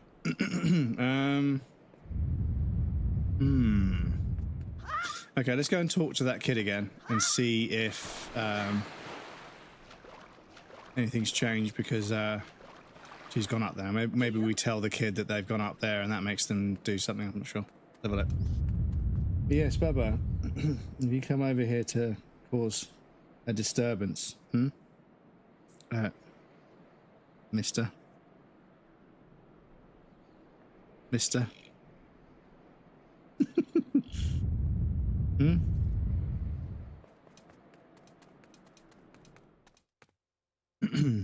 Don't forget to do exclamation point arty to record the disturbance. Oh, where are you going? I think you like it when I play controller games because there's enough room on my lap without the keyboard. And you can stand on my lap, can't you? Yes, exclamation point arty, and it will count how many times he's disturbed the stream. What? Okay.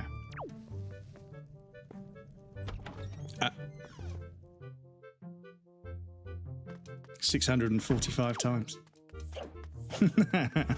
Well, I started it off at 640 because yeah, I've probably had him for a year and I'd probably stream 50, 60 times a year, and he tends to come over and say hello at least once a stream.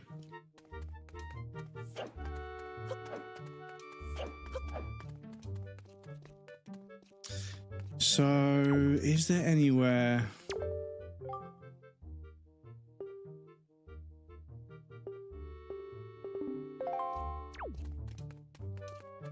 There's nowhere for you to stand, Bubba. I'm going to say it's on track for 2 a day for the whole year. Good stats.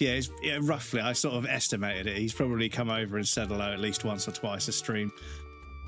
Usually after about a few hours, he's like, well, you've been playing video games long enough. I think it's time for me to be the center of attention.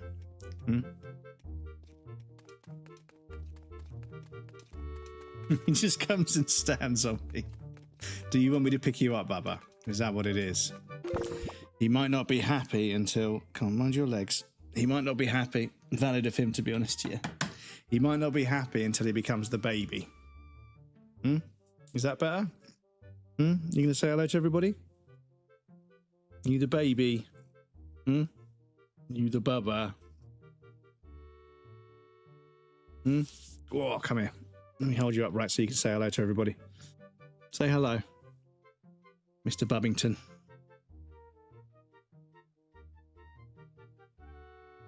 Look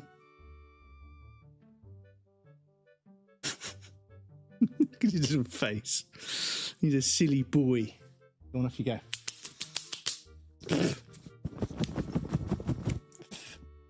Mate, I need to get a fan. I need to get a fan that fucking blows from above me and just blows all the fur away from me. Such a little freak. He loves to be the center of attention. It is his sole purpose in life is to be the best boy and to be the center of attention. If I've been playing a video game for too long, he comes over and just stands next to me like, meow, meow, until I fucking play with him. And then he goes and sits over there and looks very glum that I've stopped playing with him. Okay, will you say something different now because of the pond? Guess it's to be expected in this heat, but just look at that down there, dragon. It's completely dry. No, it isn't. It isn't dried. It isn't. Look, just look. It's not dried up at all. You're living in the past, my friend. You're living in the past.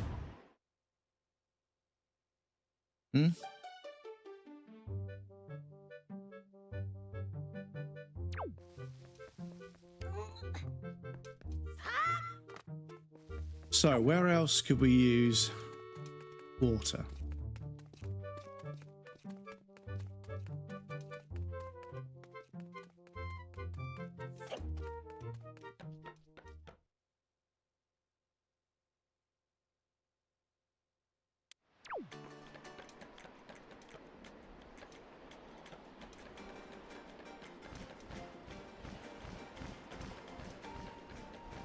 Because how else are we going to get across there?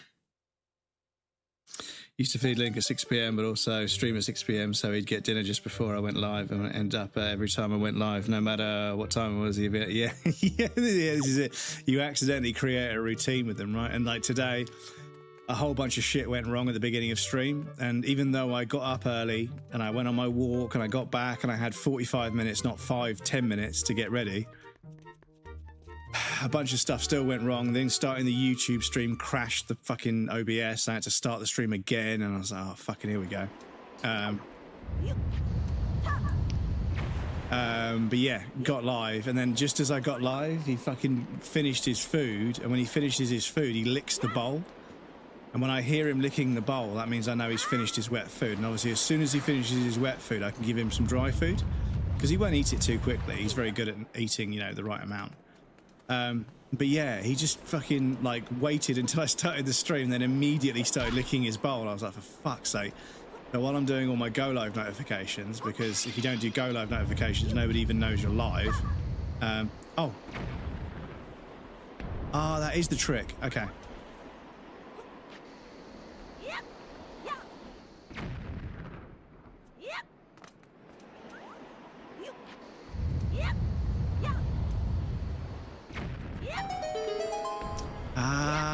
There was.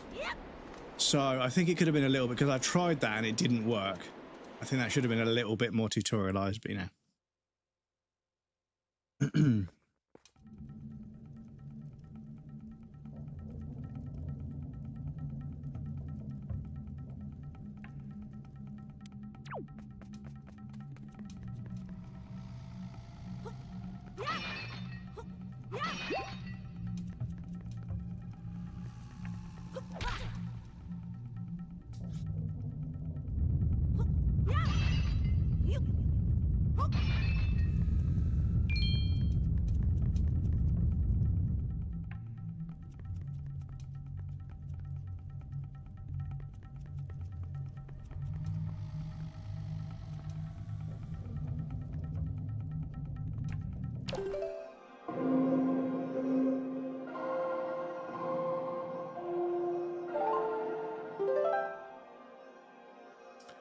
Oh, so you can't conduct wind indoors.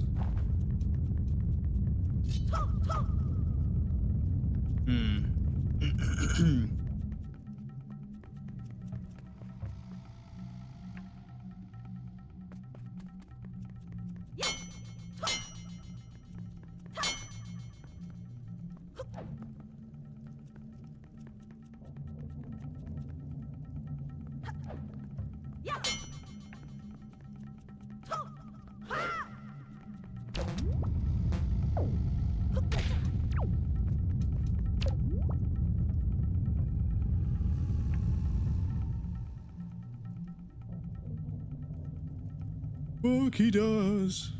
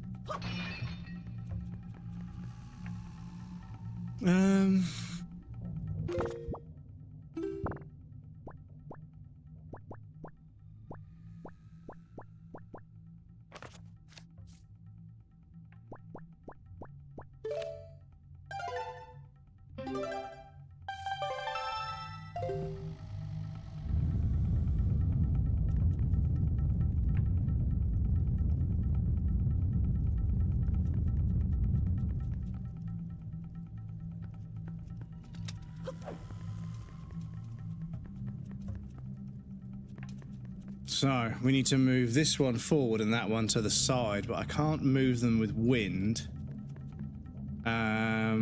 This one's got grass and stuff growing on it, so maybe I need to put water on these to make these grow. Yeah, let's go grab some water. See if pouring water on it will do anything.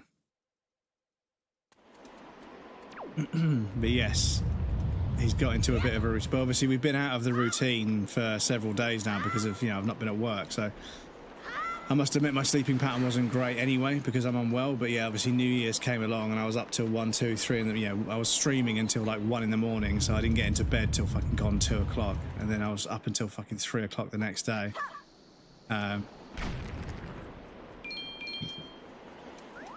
So last night I was desperate to get to bed before midnight and I got to bed by 12:30. So tonight, because I don't have to do anything, I might have to do a little bit of editing, but nothing too major. I can just go straight to bed, hopefully. Whole business, some resembling medley getting snitched near Dragon Roost. Has got some kind of mistake. Still, I'm going to wait here for a while and watch things extra carefully. Don't worry, Crumbus. I will look after Prince Kamani. Yeah. So we need to go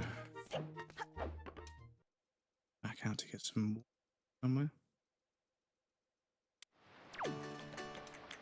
No, this leads down to there. I'm just trying to find a quick and easy way in. But yeah, so sleepy. Pilled. I passed out of my chair by 9:30. Oh, bless.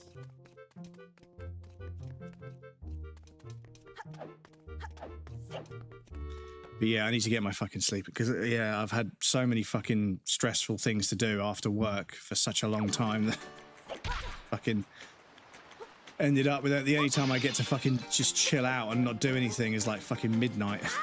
But yeah, for my health and everything this year, I want to get my sleeping schedule back on a reasonable, because the thing is I work from home, so I don't have to wake up that early, so I don't have to be in bed at 9 o'clock every night or anything stupid, but it would be better to get into bed before fucking 1 in the morning.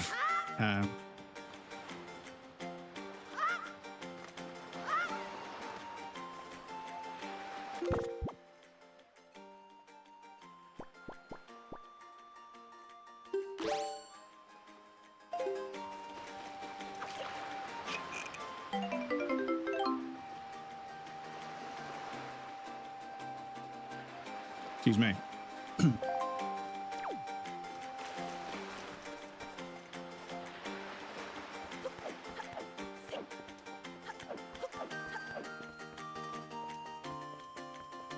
Oh yeah, actually I want to try something.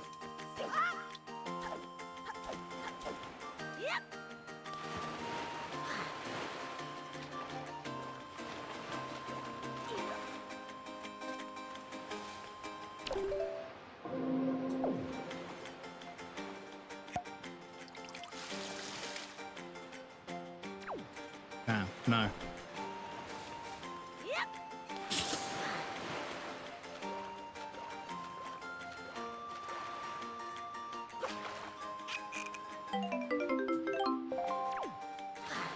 All right, let me try that once more.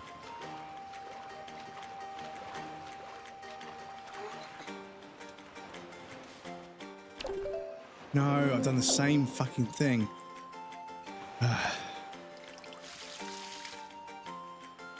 No, okay, I didn't do anything there.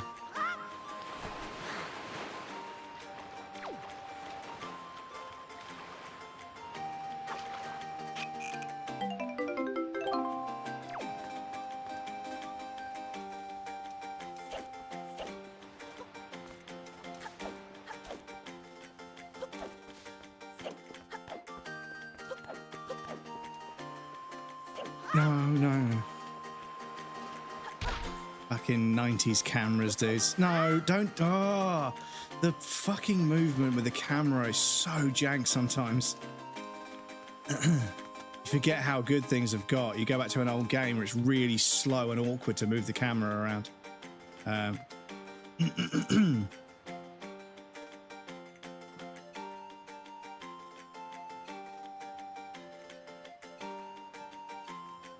1:44 p.m. in Kentucky. Yeah, so it's about 10 to 8 here in the UK, so not too late. But yeah, no, I am genuinely really enjoying this game. It's nice how much of a puzzle things are. But yes, the movement is very dated. It feels very dated compared to modern standards. That's just the trouble with playing retro games. I should have got off my arse and played it back before we knew what good controls felt like. That's the problem. You play an old game, you're like, oh my god, how did we ever fucking survive with some of this stuff?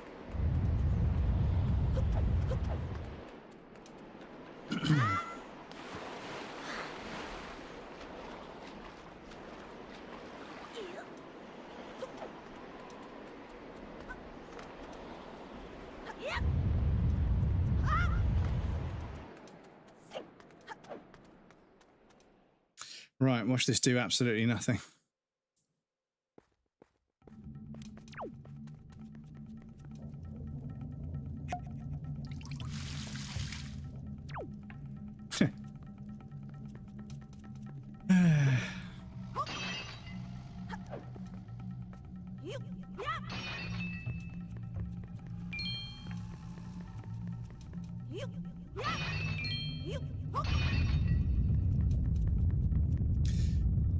So, what have I got?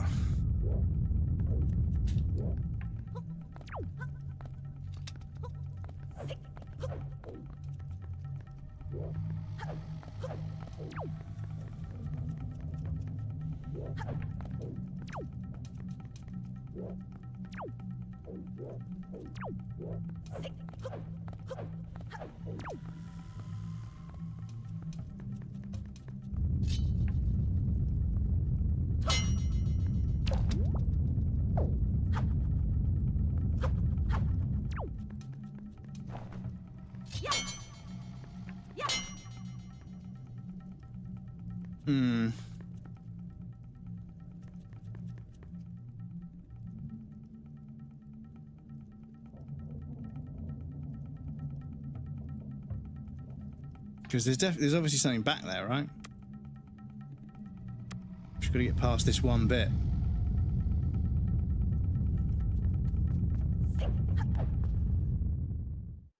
But how? Because we're not going to be able to carry a bomb flower all the way over there.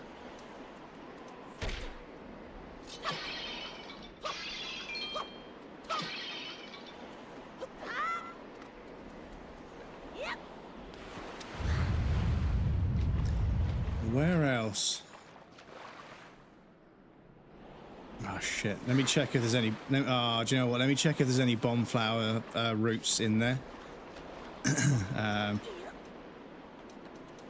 Because maybe that's what we need to do.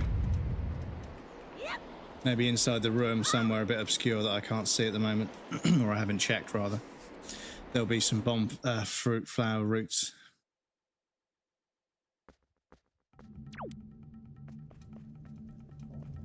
No. Ferret, welcome in. Mate, are you serious? I fucking love Wind Waker. Well, there you go. There you go. This is the thing. I never got round to doing a full playthrough. I've only watched bits of it. Much like Final Fantasy VII. But Final Fantasy VII Remake was doing my fucking skull in, so... Love it so much. Yeah, no, it's been really charming so far. I'm a little bit... I don't want any help, but I'm a little bit stuck on this puzzle at the moment. Trying to figure out how I can move these blocks, but I haven't been able to move blocks at all yet. So there's definitely been blocks that I can move because it would make sense for the game to allow me to move them, but I haven't been able to move them yet. So I don't know whether I need the powerful gloves or the powerful boots or something, but yeah. Gave it the time of day and your opinion is justified. I don't want to say now. Well, yeah, I played it for a decent chunk of time. Welcome back, Rob. Good to see you, dude. Hope the store wasn't too busy. I played it for a decent chunk of time. I did overcome some of the fights, but it was just doing my fucking head in. And I've spoken to a handful of people, and they agree that, yeah, mechanically, the thing is, the game looks and sounds absolutely fucking amazing, but mechanically, it is a fucking nightmare to play. Like an absolute nightmare. And yeah, it's a lot of stress for very little payoff. So yeah, I just slowly but surely just burned out on it. I was like, you know what, I'm just done. I'm done. Because twice during the playthrough with the bosses that we did, twice there was a difficult boss, and I fucking grinded for like 25 minutes grinding away at this boss to get them down to like 25-30% health. Okay, as long as I'm careful, I can just fucking lock this out and get this done. But then something shit would happen with the melee, and I'd fucking end up getting downed, all 3 characters, one after the other. And I was like, oh, I'm fucking done. You know, after all this fucking hard work, you can have the fight taken away from you by just bullshit. And I'm like, I'm fucking done. It's just a waste of fucking time. And then I realized that the remake is only like the first few hours of the original game, and then Rebirth is another big chunk of it. But there's going to be a third game after that, and they're charging 60 quid a pop. And I'm like, I'm not.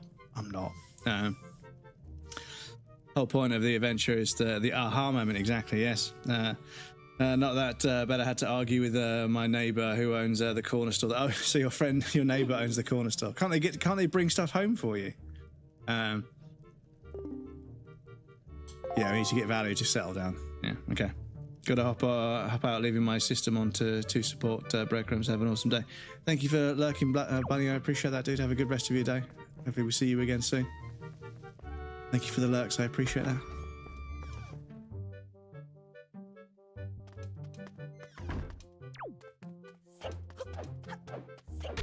Oh shit. And do you know what, chat? I made this fucking ages ago, right? But I cannot wait for someone to try and troll me while I'm playing this game so I can do this.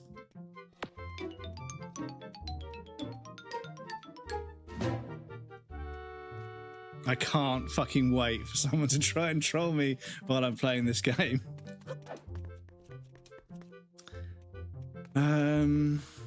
Where else can we go and who can we speak to?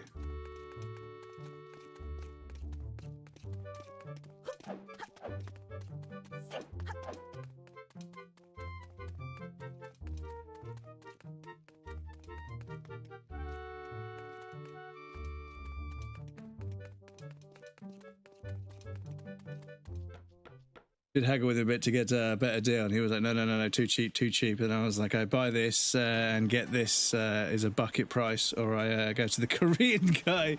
Yeah, and he is Japanese. He was like, okay, shithead, damn, IKEA boy, no Korean. He's an asshole, so I got 50% off.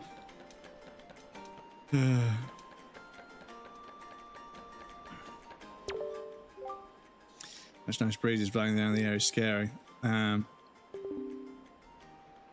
See, there's an important shrine below that got broken. Yeah, so yeah, this is the thing. I could find the piece of that shrine, but also here, obviously we're going to try and lasso that to swing across.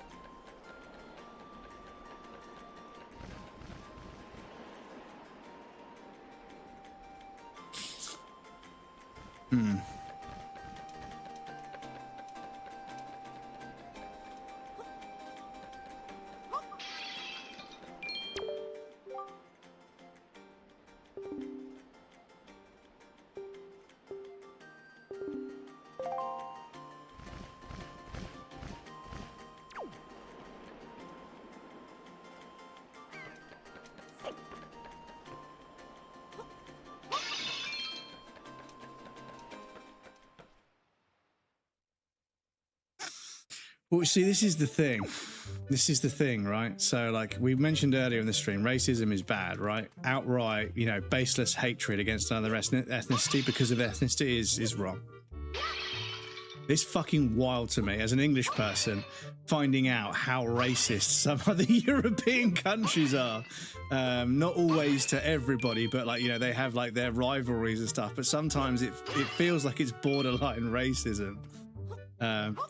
Like they hate the neighboring country for some reason, and there's always a rivalry of some sort. I'm like, yeah, it's not quite racism, but it's kind of like there is a different ideology, so like, yeah, a different culture, so they fucking hate on it. But like, it's fucking scary, dude, because like Italian people, they can be quite racist towards English people. I heard that there was a terrible disaster at a football match, and therefore there's sort of like a story that gets told about how terrible the English are and everything. And to be honest, I can kind of agree. Some English people, when they go abroad, they're fucking terrible. Excuse me. Fucking cat hair from earlier. But yeah, like when somebody translated something that somebody was saying, I was like, holy fucking shit, that's pretty bad. Like, yeah, but you know, they both slag each other off. I was like, yeah, but is that not racist? They're like, nah, not really. And I was like, I don't know, man. I don't know. I agree with that, to be honest. I think I agree with it. Croatians could stab and shoot people on football matches. Well, yeah, I mean, football hooliganism is an issue in many places, and lots of people think it's a football problem, but it's not. It's a society problem, you know. Hooliganism exists, you know, in various other forms. It's just when you put a bunch of people together, you call it, you know, violence and stuff happens all over the place. It's just when you have a football match and you group a bunch of people together, they become hooligans because it's football, but it's not. You know, people are inherently violent for stupid reasons. They need to fucking grow up a little bit.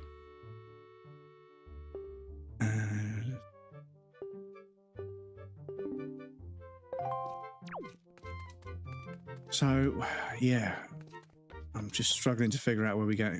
I feel as if we've got to do something in that room to open up the dungeon, but I just can't think of what we do in that room.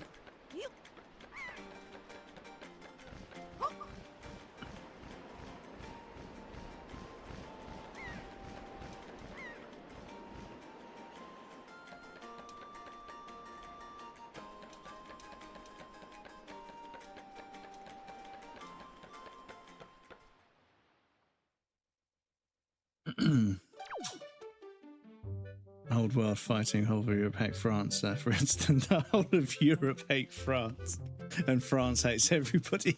No, that's not true. Although I have met some stereotypically grumpy French people, and they were miserable fuckers. But I've met some very nice French people as well. So yeah, you know, stereotypes do exist for a reason sometimes, but they're not always quite as true as you'd expect.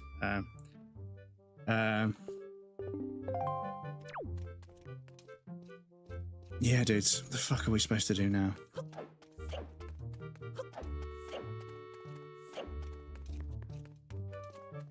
Because I don't know if we need an ability or...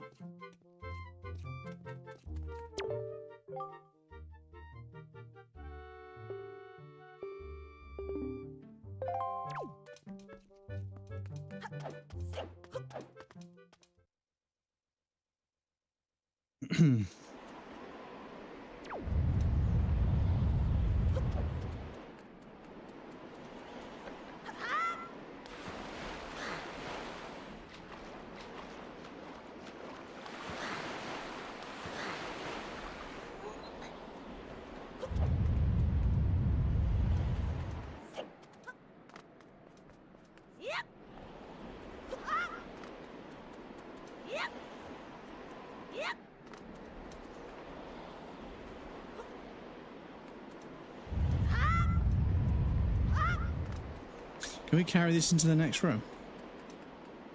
Allowed? I think their limit that they think is racist is like not German Nazi rate. Well, yeah, you know.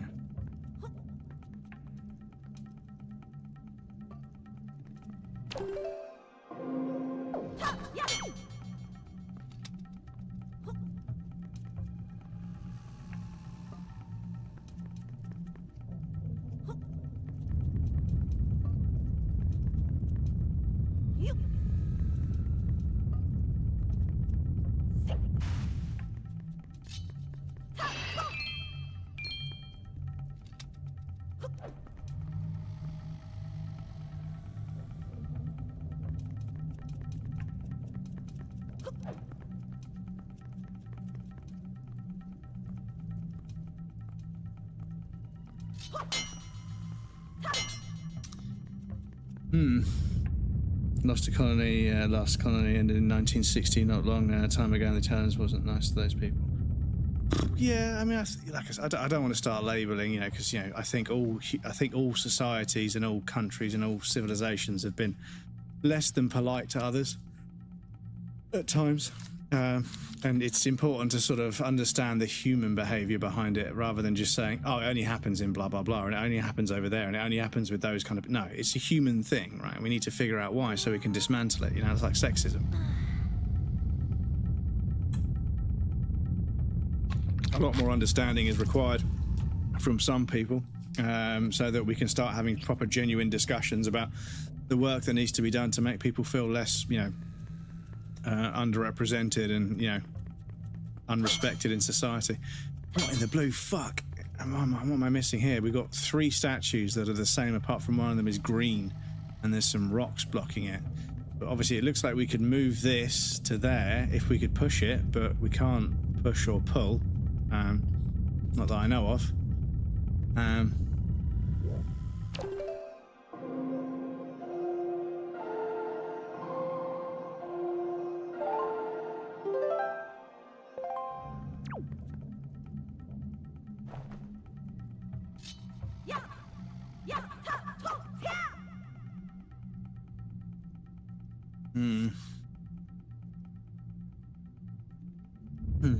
Takes some time before it goes up. Yeah, it's a shame that it takes such a long time to dismantle all of these outdated, delusional views. That this is the problem, is that when I meet someone that's in their 60s or 70s that's racist, I'm like, I'm never going to convince them. I'm never going to turn them around, and they're going to die in the next fucking 10 years anyway. No offense, but they could die, and they could die off. You could spend all this time trying to convince them, and then they die off anyway. So it's when they start. Some of them have realised they need to get hold of young kids and get young kids on their side, because they need young people to carry on. So you've got to catch these kids when they're young, and when they start watching these podcasts and hearing these fucking video essays by these racist creators, you've got to fucking intervene. And you've got to try and make them see that, they're being misled and they're being biased, or they're being lied to, basically.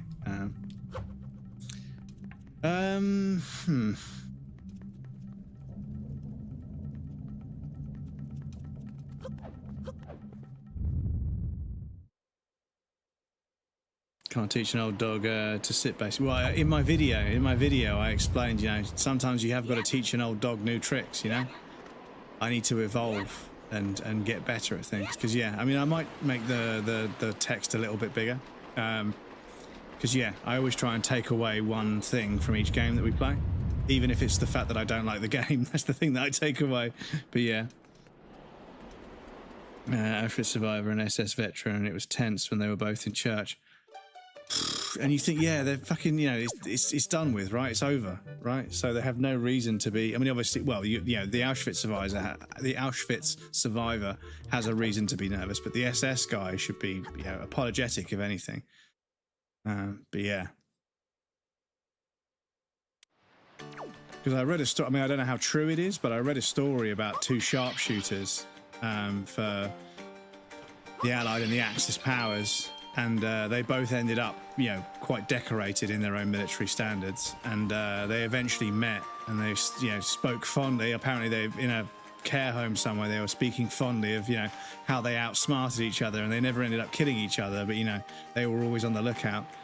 But now that the war is over, they're able to sort of sit and speak, not quite as friends, but as colleagues, I suppose.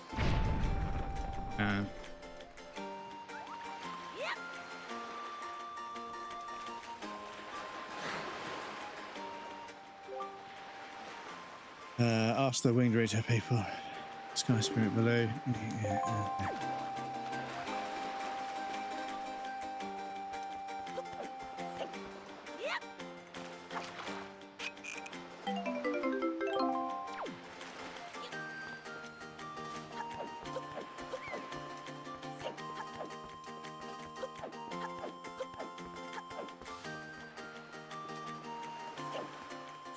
Sure would be nice to get a fucking shortcut to get into that fucking room again, because having to do this every single time is a bit of a fucking pain, I'm not gonna lie.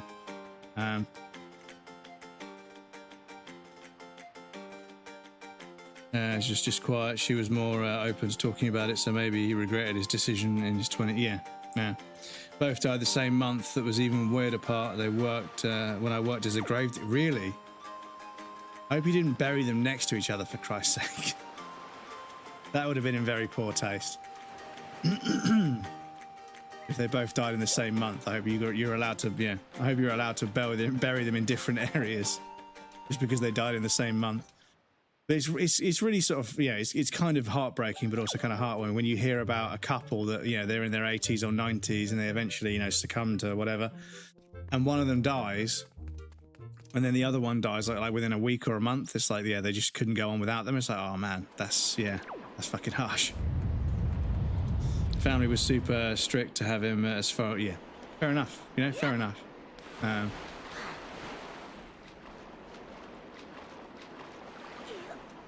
Arguably, I mean, you could have argued that they should send the body back to Germany to be buried, but you know.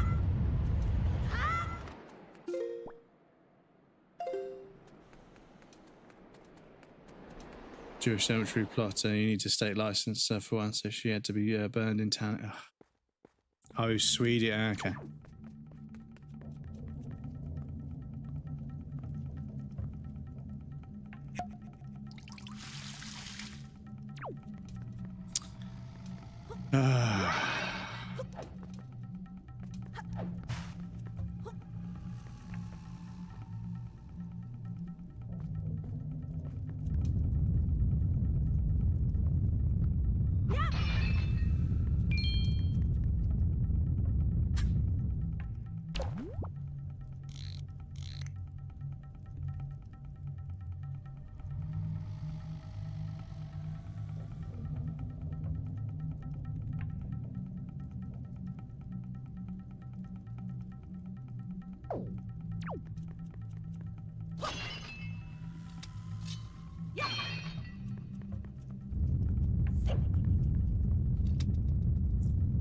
I thought that was it, chat. I thought we were going to sidestep behind it.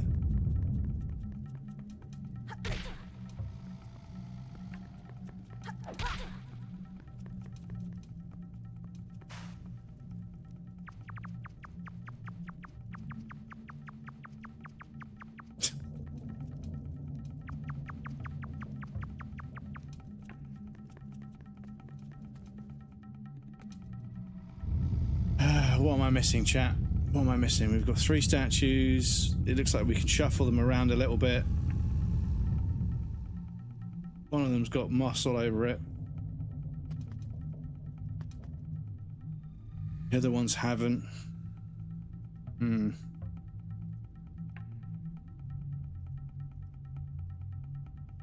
my grandpa was over in Sweden, he told Dad to run him over when he saw him walking in the road. For the insurance money. Come on, mouse, don't. Oh, fuck. Excuse me. This mouse is giving up. The click doesn't work and it also disconnects itself. It's so fucking annoying because I go to click on something and nothing happens.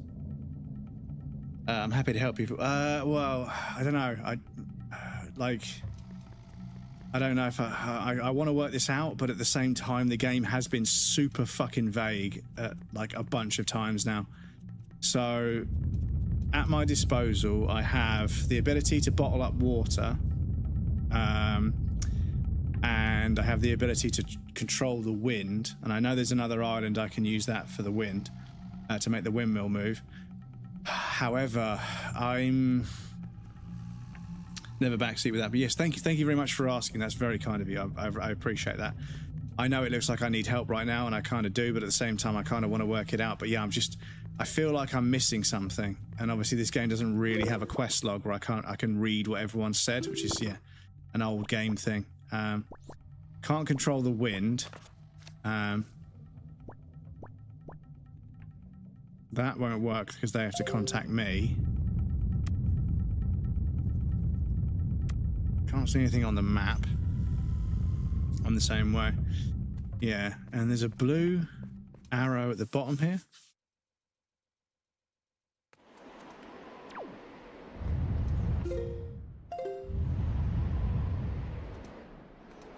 And then I can't get the map out here. Strange.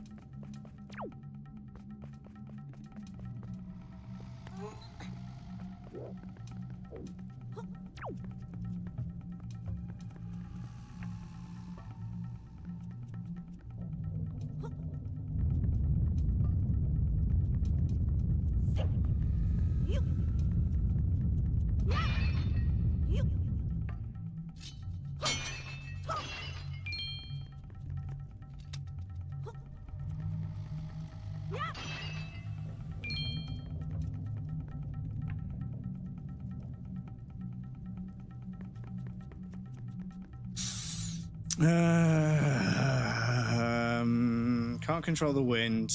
Bottled water hasn't done anything.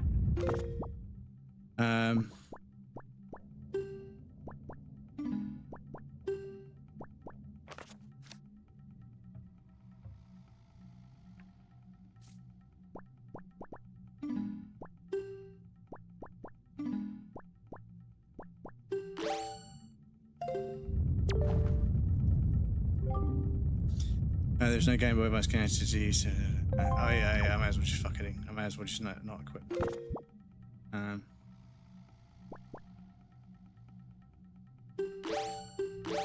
No.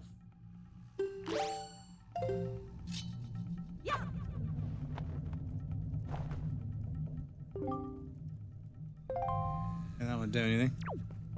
Wait, sorry, did he? No, I'm okay for the moment. I'm okay. When he said they had died, the anger was still there since the 40s. Yeah, I swear I'm missing something here.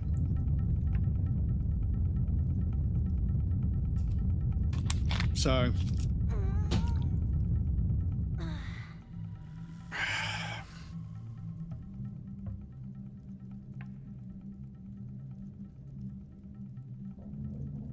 we gave the letter to the kid. We came up here. We got the spring filled up with water.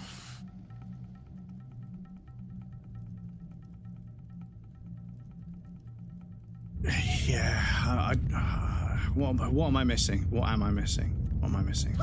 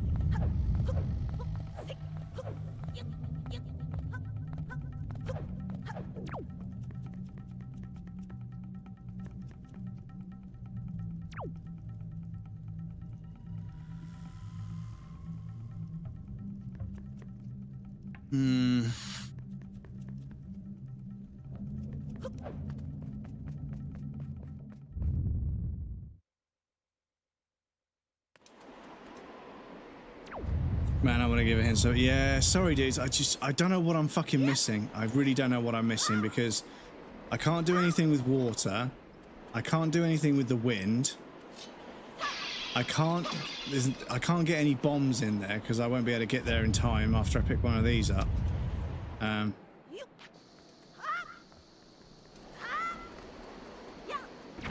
It's just going to go off before I get a chance. So the mechanics we've been introduced to in this area, we can pick up and throw bombs. We can bottle water and then deploy it somewhere. We can control the wind, but only outdoors.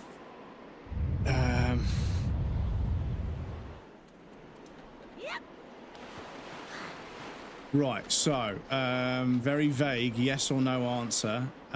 Do I have everything I need to solve the puzzle in that room? Yeah, if I go to the room right now, do I have what I need in the room or in my inventory or whatever to solve that puzzle? Or do I have to go somewhere and do something else? Definitely have everything you need. Okay. So, do I need a bottle full of water, yes or no?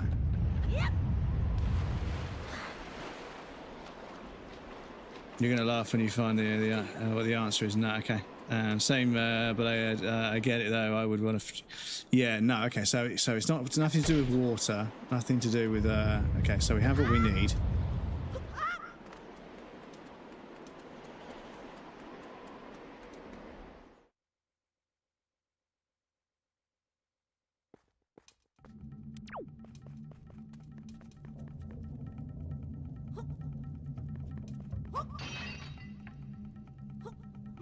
Yeah, I think maybe I'm overthinking it.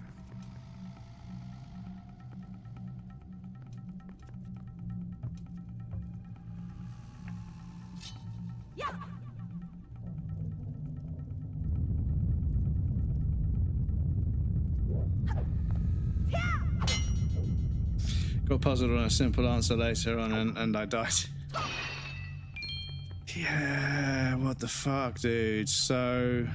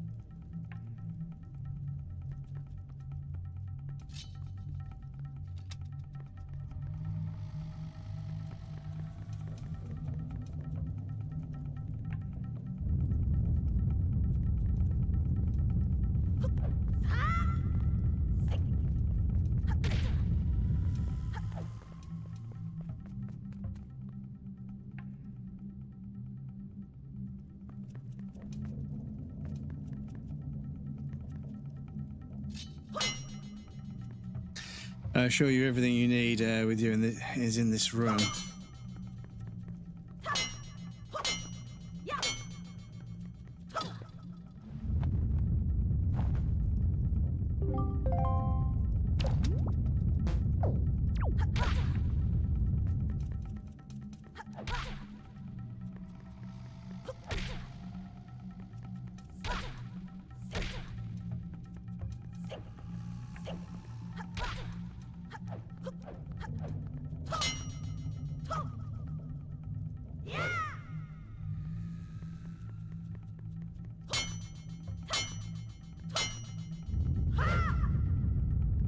I really find it satisfying rolling into something. The effect, yeah, no, the animations and the sound and everything. It's Nintendo, isn't it? They know what they're doing, right? They know what they're doing.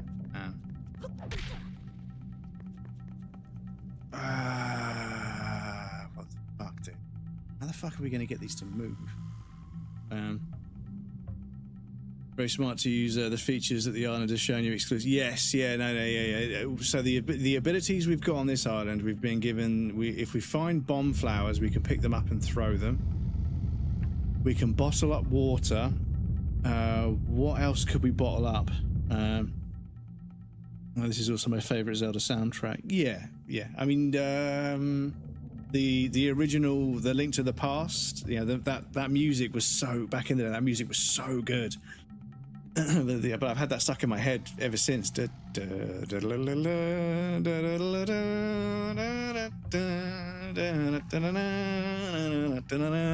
just genuinely sounded like I was a hero on an adventure.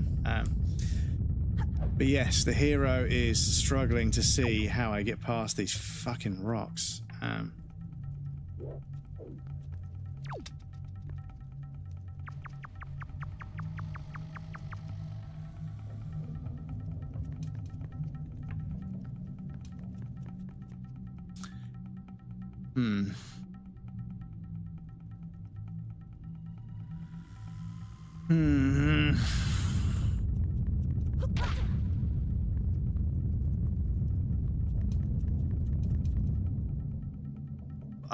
I think that's best theme in gaming. I love it so much. Yeah, I think that sounded a bit too clean to be the SNES version. Was that the SNES version? Because when I think about this puzzle, no, it's too clean, right? It was a cover, yeah. So the original.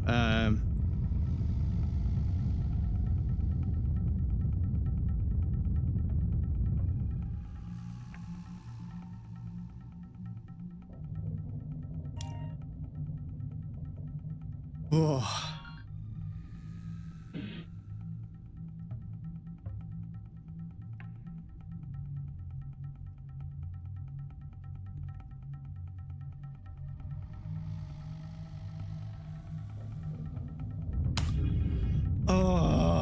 Oh, dudes.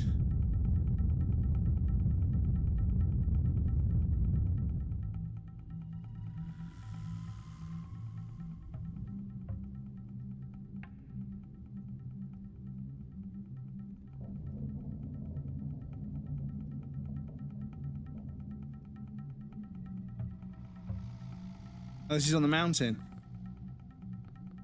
Dun, dun, dun, dun. This is when you're up on the mountain.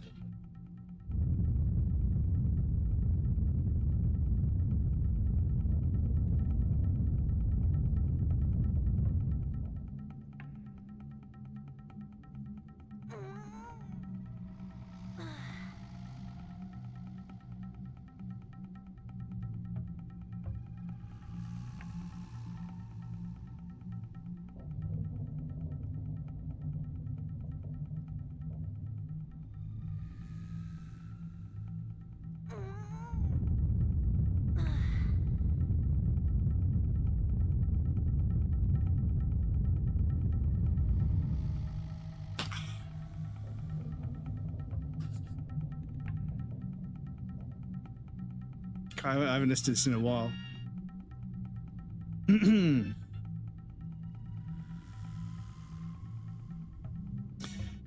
Oh yes, the memories, chat.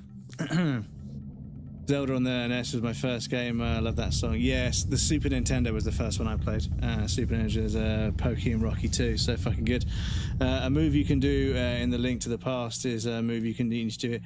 Yeah, so there's a jump. Okay.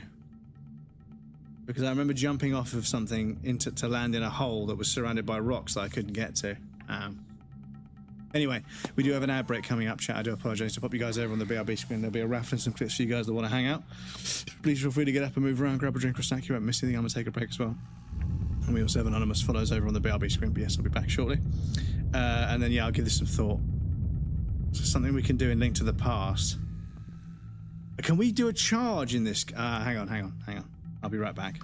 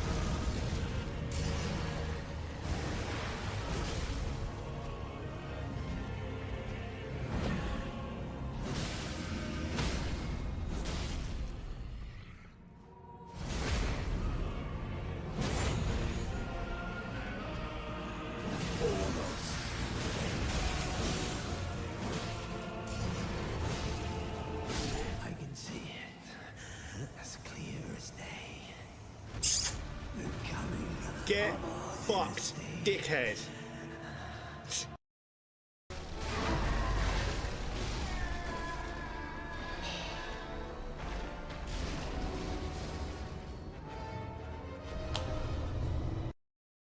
Some Shadow the Tomb Raider and Control last night to test. All right, mate. To test. We're reasonable people. I'm sure we can work something out. What is it you want? Finally.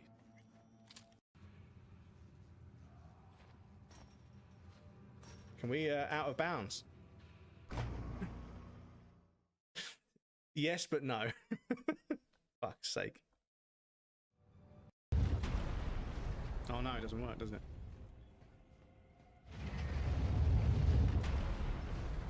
Oh, okay.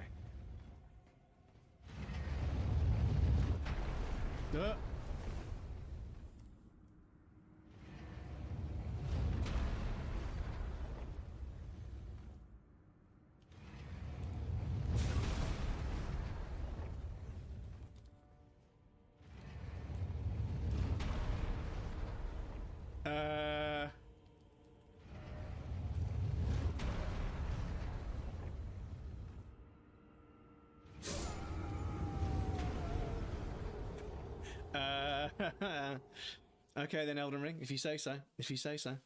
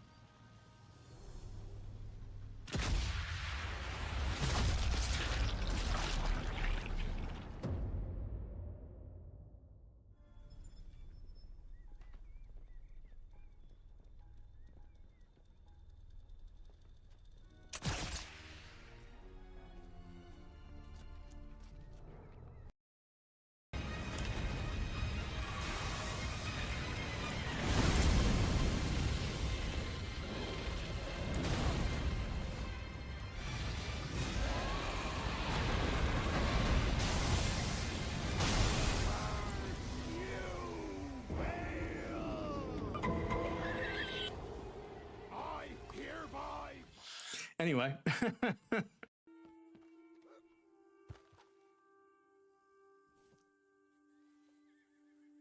What? Am I stuck inside a box? Am I stuck inside a box? Rockstar, come on.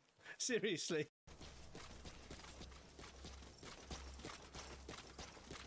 I mean, these motherfuckers are so blind.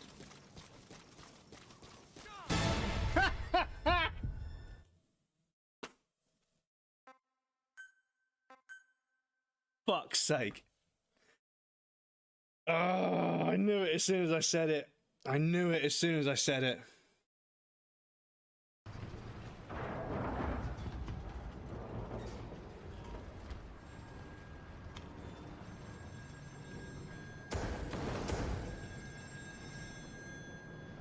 Welcome back, everybody. Thank you for your patience. I appreciate that.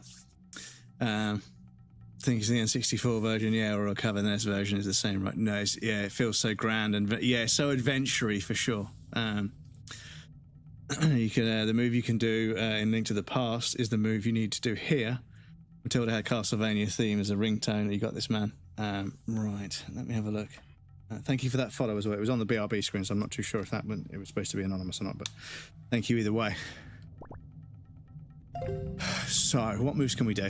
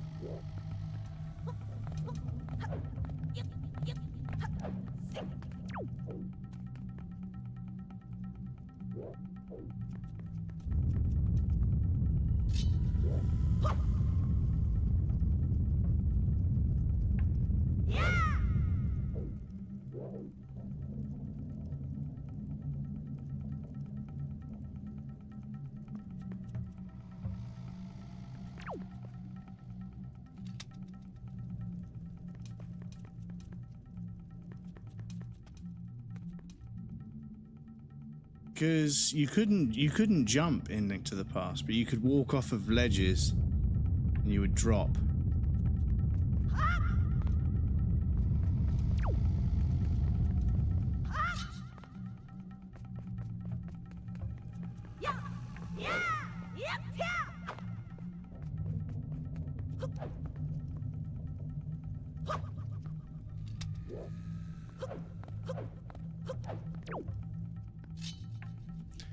So, what did he teach us about?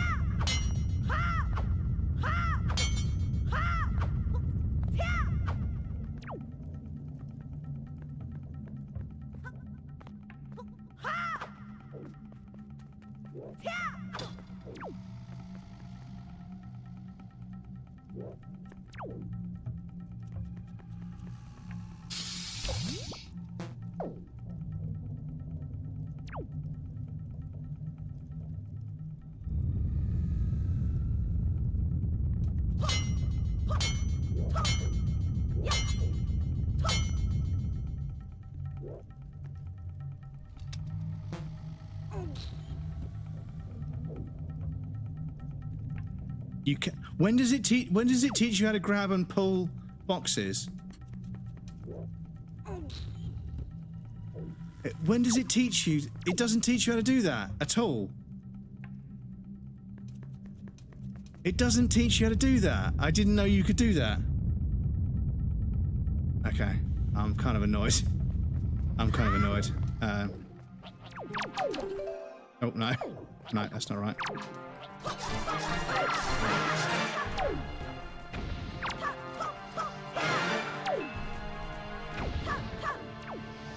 I'm kind of annoyed by that. Not gonna lie.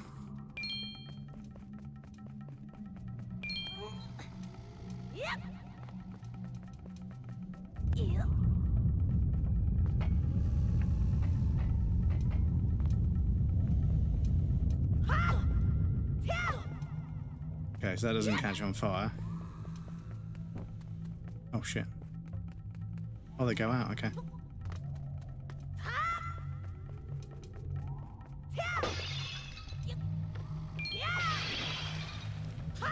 Oh, they've got water in them, okay.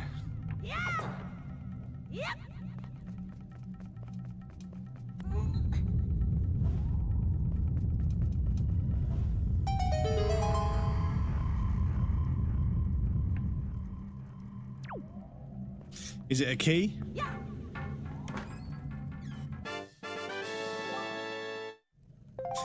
I know how Zelda games work.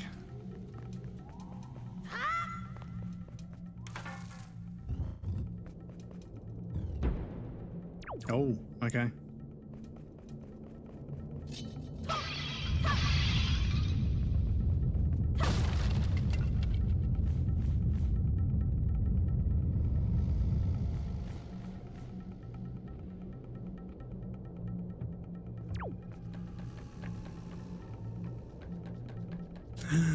Look at them bones.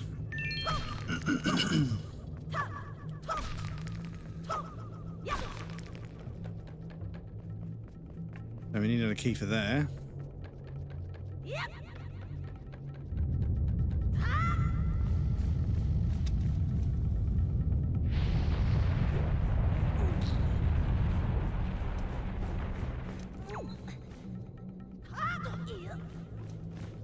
So I know a few other places where we can use this grab mechanic.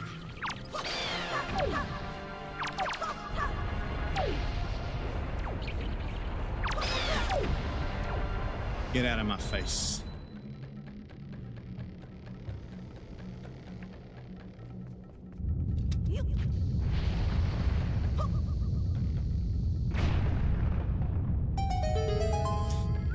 Oh, mate, the noise when you do something in a dungeon.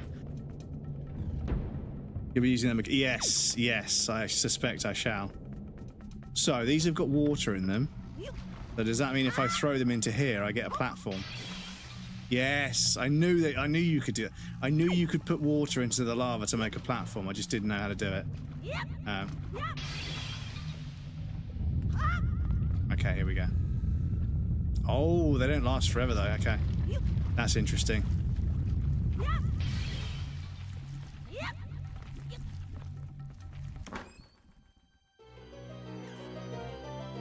Okay, I'm back. I laughed. The game hasn't explained that I can grab and pull. I'll get a map, cool. It hasn't explained that I can grab and pull blocks at all, but there's definitely a few places where there's like a thing where it looks like you can pull a block that I need to go back to. Link, why would you do that, Link? Why? Silly boy. Silly boy. Happens to it, yeah. The auto jump's really nice because it means you just walk off an edge and he jumps. But not when that happens, right? Not when that happens. That's kind of annoying. Oh, you motherfucker. You ladder camping piece of shit. You ladder camping motherfucker. Excuse me. That was the first time because it was that was the tutorial. Yeah, I still feel like they should have given me some blocks that I could have moved. Yeah, I don't know. I'm not sure I'm okay with that.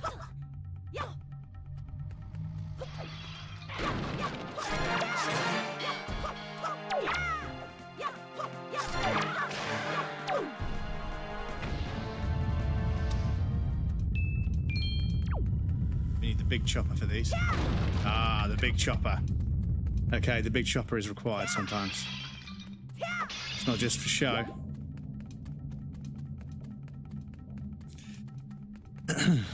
Now, if you look at the bottom below the statue, it shows it looks like something should be slided. If you ask me, I'd say that's probably enough. Yeah. I mean, yeah. I feel like maybe there should have been a few other places where we could have done it. Oh no.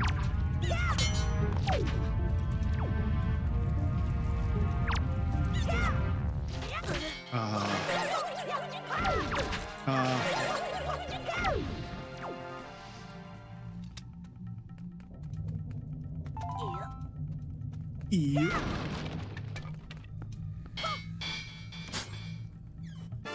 These dudes are great. Just little wobbly little dudes. Yeah, sure. What's this?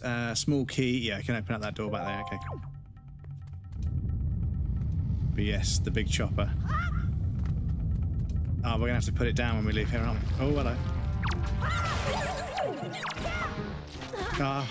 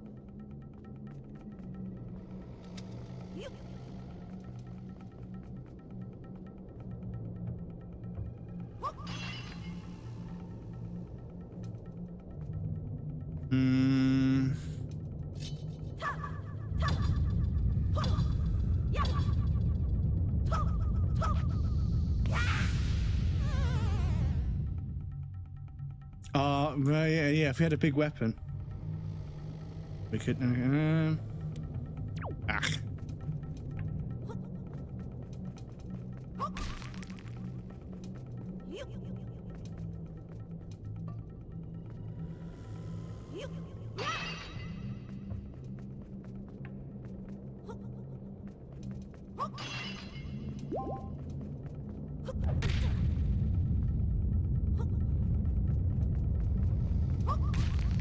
Oh, you can. Okay, shortcut. Cool. What? Did you know you could do that?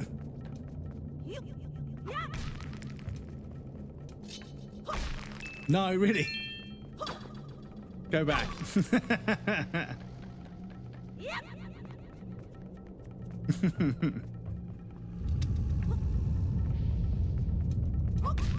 Yeah, you have to actually hit it, but...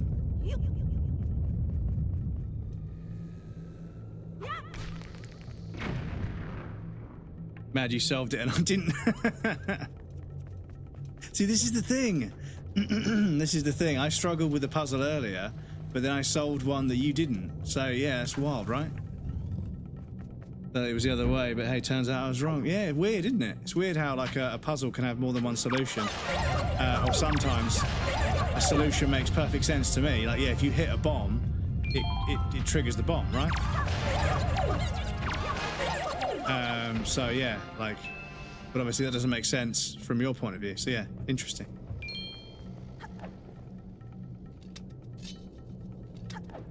What is this? Oh. That's what it is. Yeah, exactly. Yeah, different puzzles mean different things to different people. Right, so what do we got here? We need the swingy. We need the swingy before we can do anything there, I think.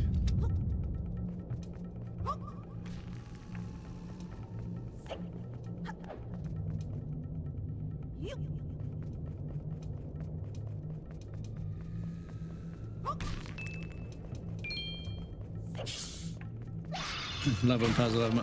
Yeah, this is one of the things I've always loved about Zelda games, is how free you are to solve a puzzle. And Breath of the Wild, I think, really elevated that for me, where I was trying to think of a solution, and then I saw some other people were doing something, and I tried something somewhere else, and then it made sense to me. And then I uploaded my solution to Reddit, because I was still on Reddit back in those days. And everyone was like, holy fuck, this is what I did. And I was like, that's so fucking clever.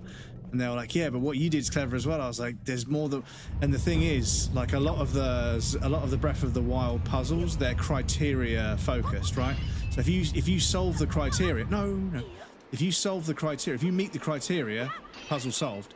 You don't have to do it in a specific way. It's not, not triggered. Oh, fuck off. Detargeting, please. Oh.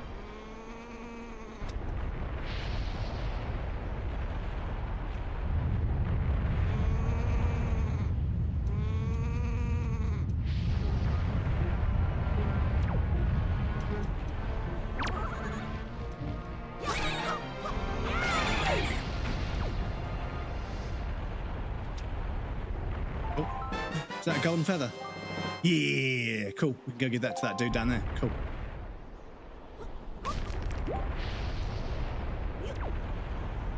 No, bad. Stop.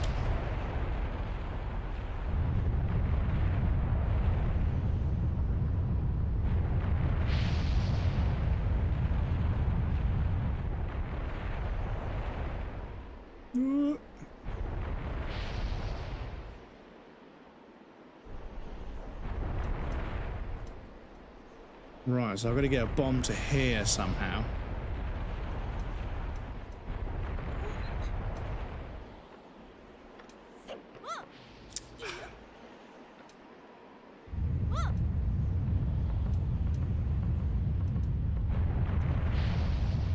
Can't cut the rope. The visuals are so beautiful. Yeah, no, the art direction is fucking peak. Absolutely peak. Oh shit. But yeah, Breath of the Wild for me was fucking insane, because I solved a puzzle and then I found out somebody else solved it completely differently. And then somebody else came up with an even more ingenious way of solving it, and then somebody, rather than doing the entire dungeon, someone just laid metal weapons to create an electrical circuit, because electricity travels through metal objects. And I was like, holy fuck, dudes. Like, it's criteria based. As long as you get electricity to that pad, you win. And I was like, this is fucking cool. And it was the first, it was, obviously I hadn't played a Zelda game for a while. So I was like, damn, like Zelda games really are the fucking peak, to be honest.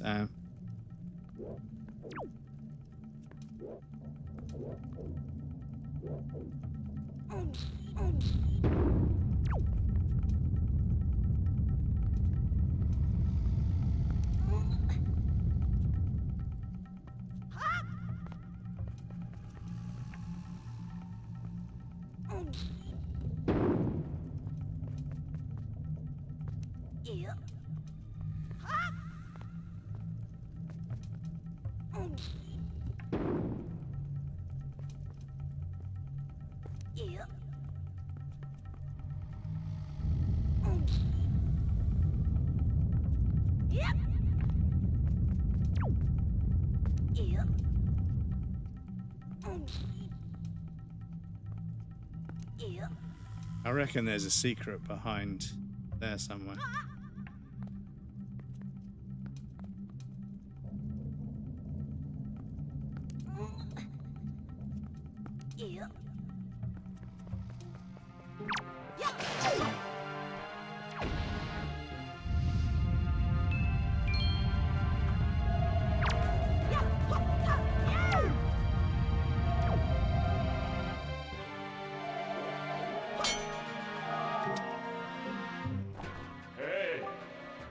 Rumbus, have you seen any filthy thieving rats? I have indeed. You can leave a room and come back and everything. Yeah.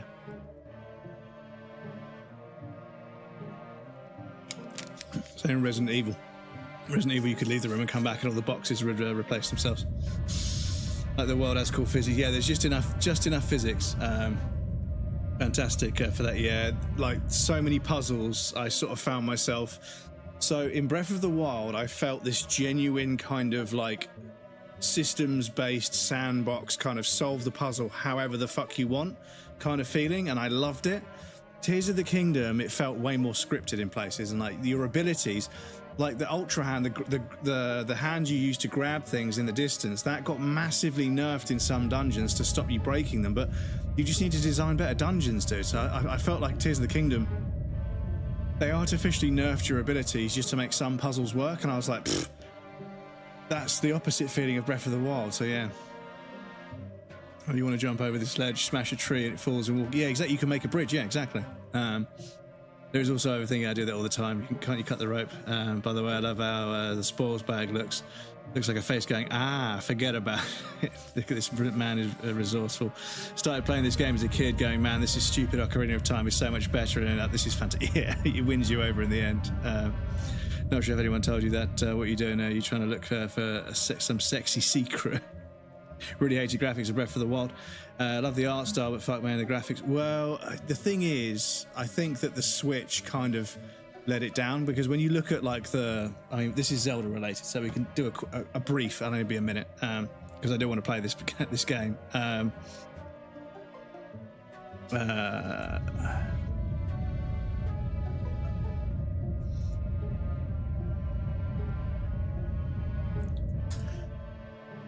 You can get patches for oh, shut the fuck up. The Switch was definitely holding it back, dudes. They put that game on such a fucking limited console, but yeah. when you play Breath of the Wild on an emulator with a handful of mods, it's like unfucking believable how beautiful that game can be. Like it's beautiful on the Switch, but it's fucking 720p and like 30 FPS at best. But when you play it on a proper GPU at 4K, or in this case 8K, but you can't see it because of the screen resolution I'm playing it on. But yeah, I mean, let me just see if I can get to this bit here where there's a pond. We don't need the music. But yeah, wait till you see the water and the grass. Oh my God, the grass looks even. I mean, the grass on the normal version looks good, but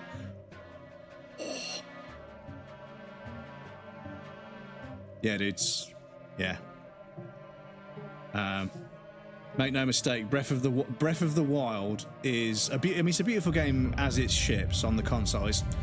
It could be better, but it's still beautiful considering it's a handheld console, and Nintendo excel at that, making things look good on limited hardware. They've always been good at that. But yeah, I saw footage of this, and when I watched it on my 4K TV at 4K at 60 FPS, I was like, holy fucking... And the shadows are obviously all super sharp and everything, because they don't have to use... The shadow maps can be, massive, because they haven't got to worry about the memory budget. They can put full res shadow maps into the shaders to create the shadows and everything. So yeah, it's unbelievably fucking beautiful. So it's something that I'm interested in playing, maybe offline. But yeah, it's basically when you realise that the Switch, it holds. I mean, it looks that good, but it's held back by the Switch quite a lot. What I'll do, I'll drop that link in chat for anybody who wants to watch that at a later date. But yeah, I saw that and I was like, okay, so I already own a copy of the game on Switch. I own Breath of the Wild and Tears of the Kingdom on Switch, so technically I have the right to play them. So yeah, I wanted to see if I could get that working. But yeah, it's a work in progress. There's still some stuff that I need to figure out. Patch-wise, I don't need to play it at 8K because I haven't got a 5090, so I've got a 4080. But a 4080 should be able to do 1440p, with ray tracing. I think should be. It's a Switch game after all. But yeah, Have you seen any food rats around? I know they're annoying, but keep your wits about you. They are only rats. If you spread bait near their nest, you may share some. They may share some treasure with you. Why don't you try it? Which means I need to go here. I need to go to my bait bag. Nope. Whack that on there.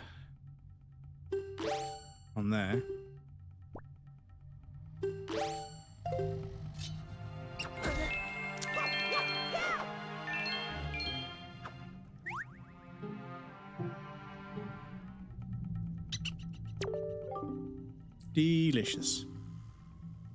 Real good, I sell you, for real. Oh, a red potion or a blue potion. 30 rupees, I'll buy it. Got some red potions to use it. You can replenish your life energy. You can keep it in the bottle. Okay.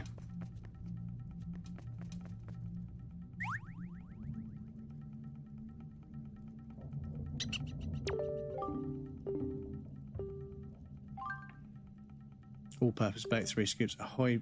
Oh, so we only get to choose the potion once. Okay. Cheapskate, bring me. Shit. Okay. Never mind. But yeah. So yeah, you get a red potion or a blue, because if the red ones are the red ones heal us. Okay. Because the potions, they're not heart pieces. Heart pieces are separate. Okay. Confused for a moment there.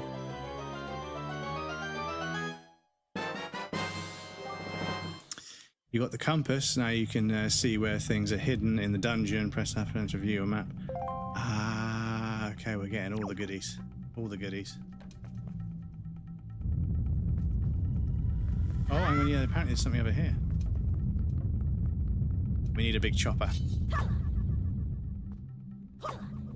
We need a big chopper for that. Oh, hang on. Oh, what we can do is grab one of these.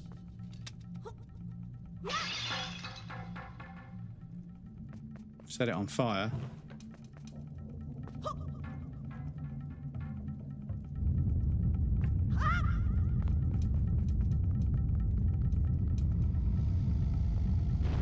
Oh, it would have been nice if I threw it and it caught fire, but yeah, that'll do.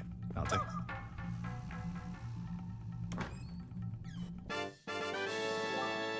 Another key, lovely stuff.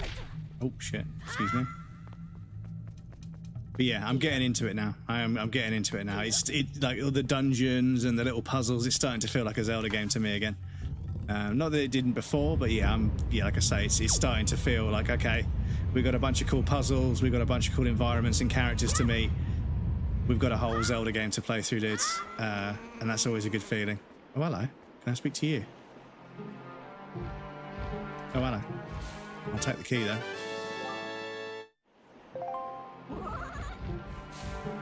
Oh my god, camera, please.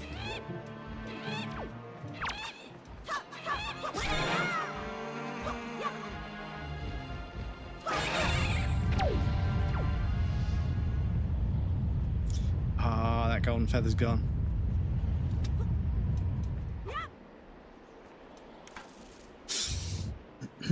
So yeah, I'm fucking pumped to try Breath of the Wild, but outrageous graphics for the game. So look, you use it as a little torch. Oh. So I think the game engine actually pauses for a moment when you hit enemies. I don't think that's a lag thing, because I'm only using 39% of my GPU right now. So the game is 30 FPS, but it's engine locked at 30 FPS. At the moment, I don't think there's a patch to make it 60. But if there is one, let me know. In your spoils bag. These pendants are said to flock to those who spread joy like butterflies and nectar filled. Okay. Well, I should have lit the torch in the middle of the room first of all. Yeah, the fact you walk up and wave the stick in front of it to light the thing, yeah, this is so cool.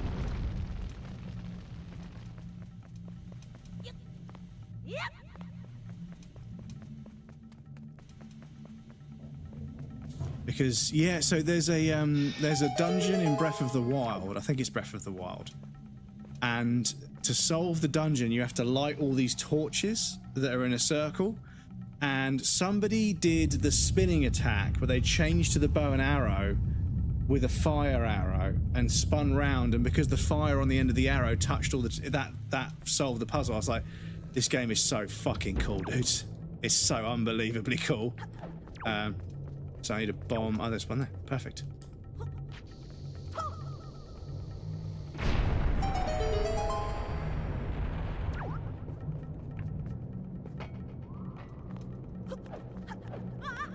Excuse me.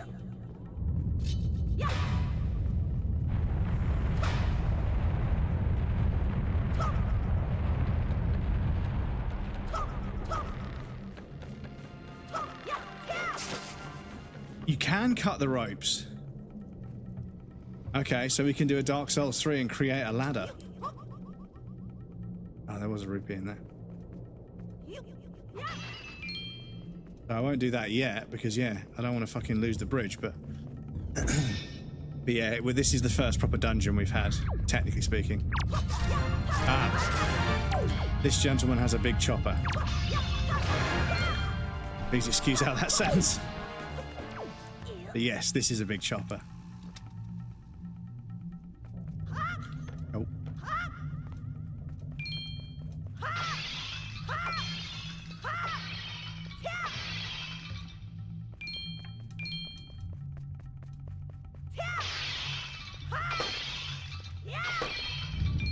Because yeah, there's also an island in Breath of the Wild where you have all your oh shit. You have all of your hey Blind Bat, welcome in. Good to see you, dude. Happy New Year. There's an island in Breath of the Wild where you have all your weapons taken away and you have to try and defeat some enemies without any weapons. Somebody just parked a raft and put all their weapons on the raft and then just fucking went to the island to trigger it, then just swam out to the raft to get all their weapons. I was like the game is clever, but people that play the game are more clever. Blind Bat, love to see Breadcrumbs smiling through a new game. Welcome in, it's good to see you. Yeah, I like Zelda games. I've always loved Zelda games, but I don't play them as much as I should. And this one is just about starting to feel like I was expecting it to. There's a bunch of dungeons and puzzles to solve. I need to stop being a bozo. So there's something in this room that needs to be set on fire, I presume. Oh, there's two torches. Okay, so I need to go up there to get that. Yes, but that's right. Okay, cool. So it's one of my faves. I'm glad to hear it, dude. How was your New Year's? I hope you had a good one.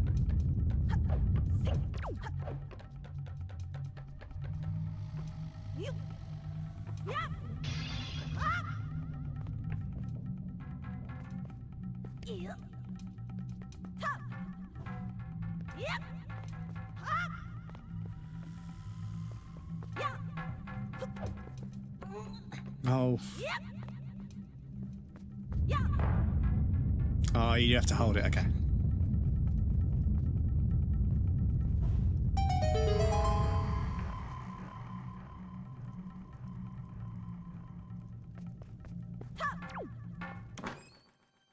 Very low-key New Year, but not complaining about that. How was yours? Yes, it was lovely. I streamed. Played Battlefield, hung out with some friends. And yeah, got a treasure chart. To see. Okay, so cool. Okay. Oh yeah, we've got a map of this bad boy as well, haven't we? We've got a map of this bad boy. And so does it show cases that we've opened or not? Okay, I imagine there's a boss there. Okay. On the 3rd floor. And the 4th floor is just how we leave, I imagine. So there's one area of the 1st floor that we haven't looked at. We need a key for that.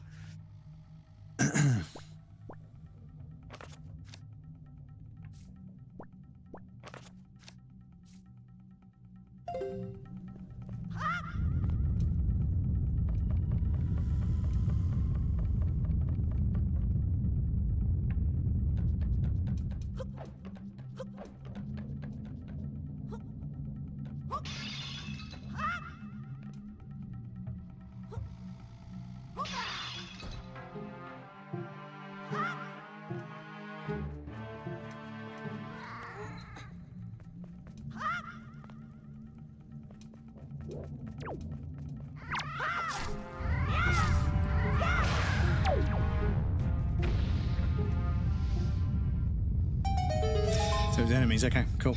How was yours? Yeah, like I say, very, very chilled out. Streamed, stayed up a bit too late, but got to bed. And then, yeah, New Year's Day, it was fucking like 1 degree outside. I was like, it's freezing cold and I'm fucking super tired. So I might just have a lay-in for the first day of the year, I think. You know, first day of the year, I'm not going to do anything too strenuous. Ah, okay, what have we got here? Oh, a fire scorpion. That is not a fun enemy.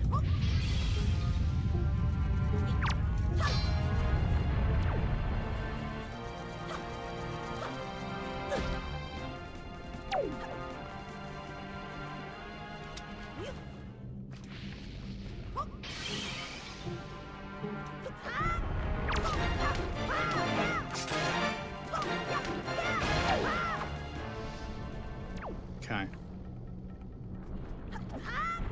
Oh, there's some hearts. Oh, I need the hearts.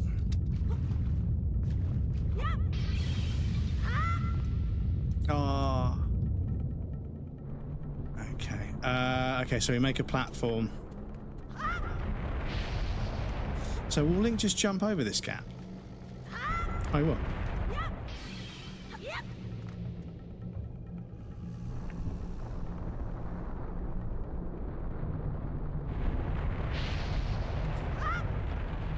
Okay. Classic Nintendo platforming.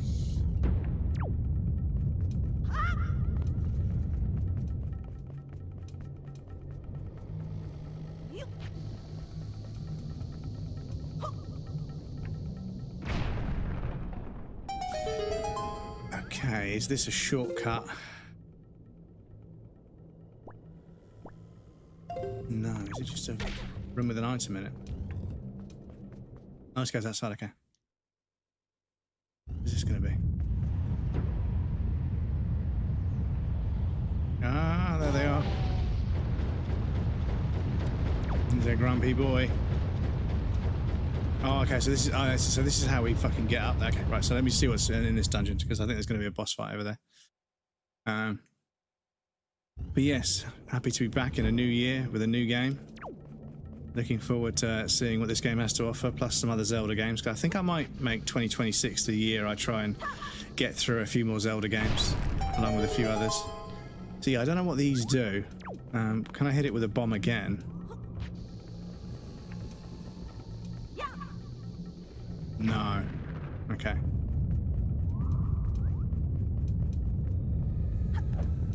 Jode, welcome in, my dude. How's it going?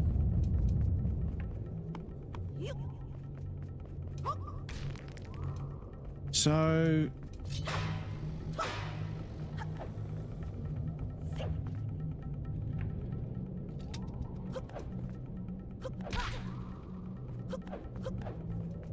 Are we sure? Can't get a bomb in there.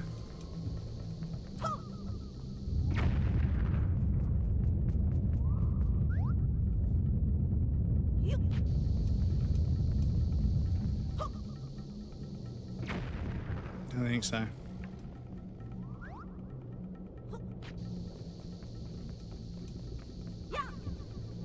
No.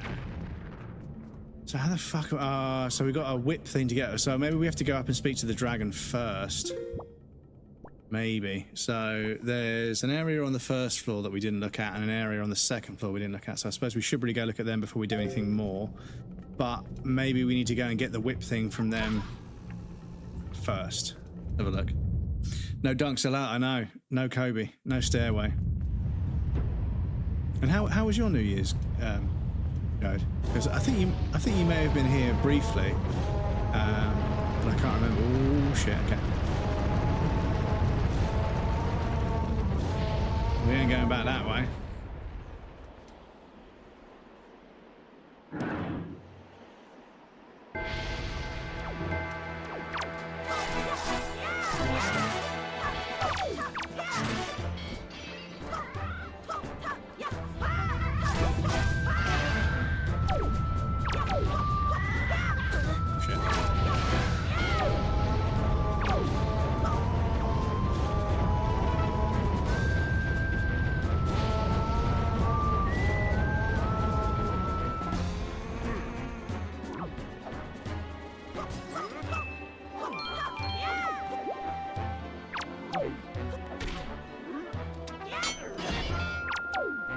Game, please.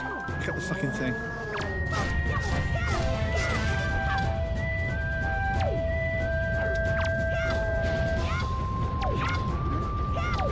Oh, fucking hell, I can't see a damn thing. Fucking Nintendo cameras. Oh, fuck off.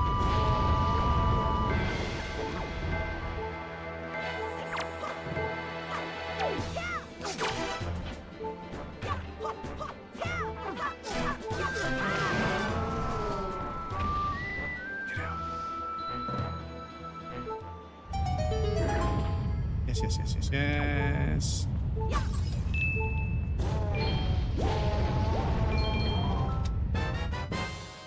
Oh, got a skull necklace. Keeps in his spoils bag. Okay. This rather off-putting accessory would appear to be of little value, but shown to the right person is apparently of great. Okay. Yes, we need some hearts. Thank you very much.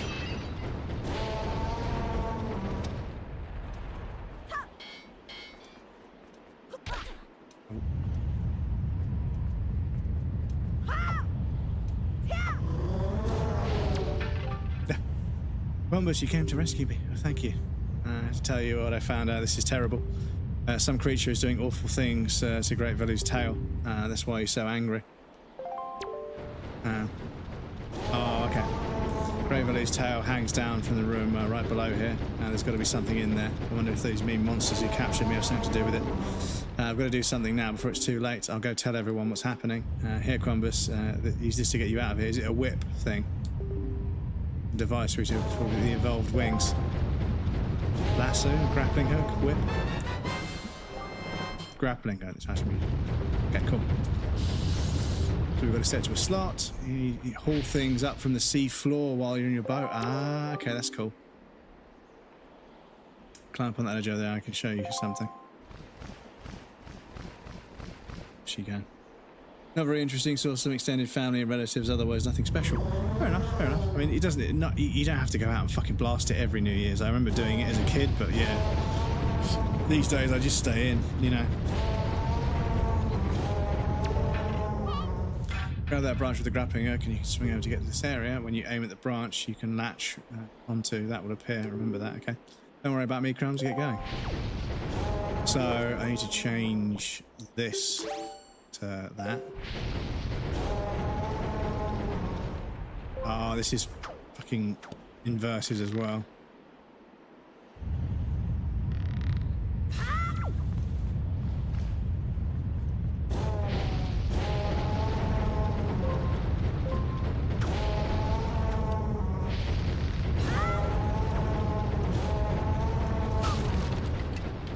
Oh, okay.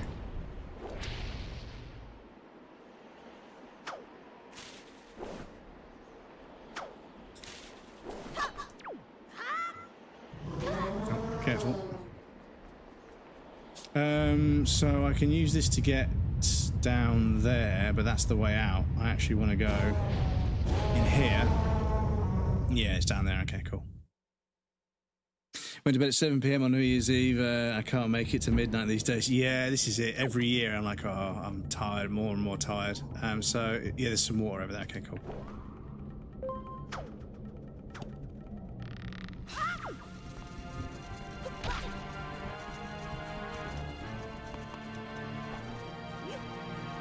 Oh, hang on.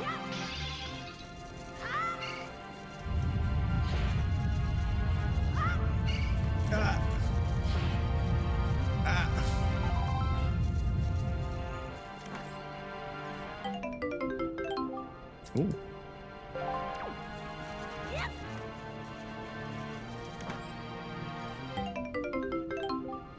Cute.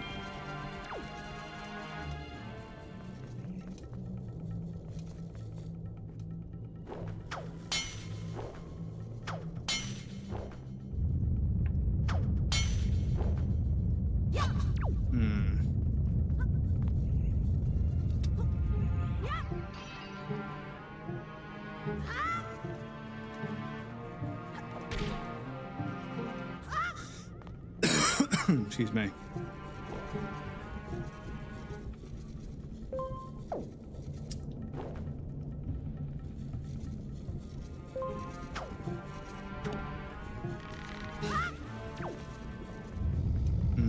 so we've still got to backtrack to get the key. Okay, so I think we're going to have to go to all the areas we couldn't get to before anyway. So, strangely, the locked door is not a branch. It's not a branch. Nintendo, fix, please. Yeah. Nintendo, what am I supposed to do with this? Can I get back down from here? I don't know if I can. Oh, do you know what? I almost made it. I almost made it. That was almost a strat. Never mind.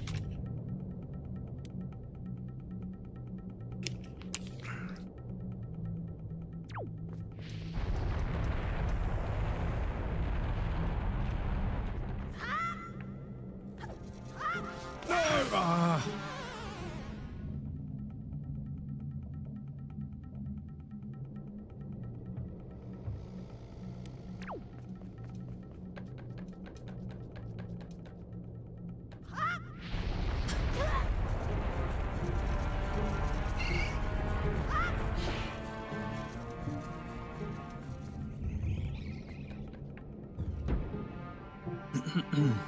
Graphics were killing me. That's amazing. Yeah, it's a beautiful way to play Breath of the Wild. So I might revisit that at some point. Oh shit! Excuse me. Right, let's do some swingy swings and figure out. Oh, there's a giant face. Ah, if we can get a platform on that. Oh, okay, that's hitting the bottom of there. Yeah, in one of these corridors, there was...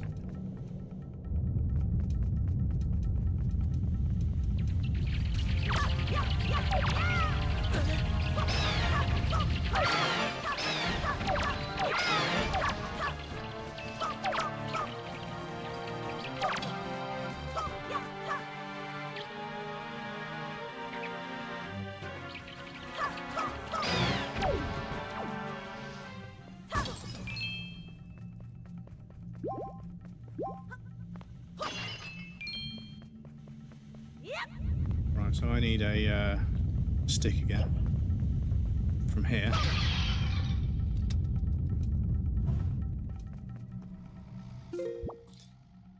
Because yes, there's a room in. So oh no, there's a room on the first floor.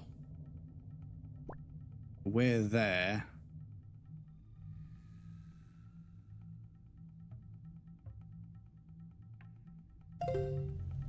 Okay.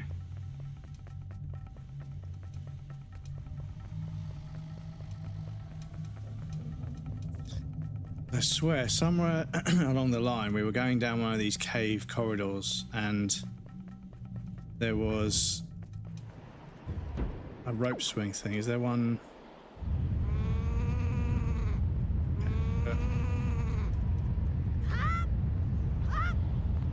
Maybe it was a bit earlier on than I remember.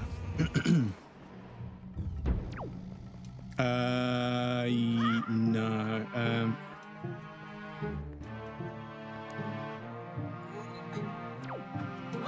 Oh shit.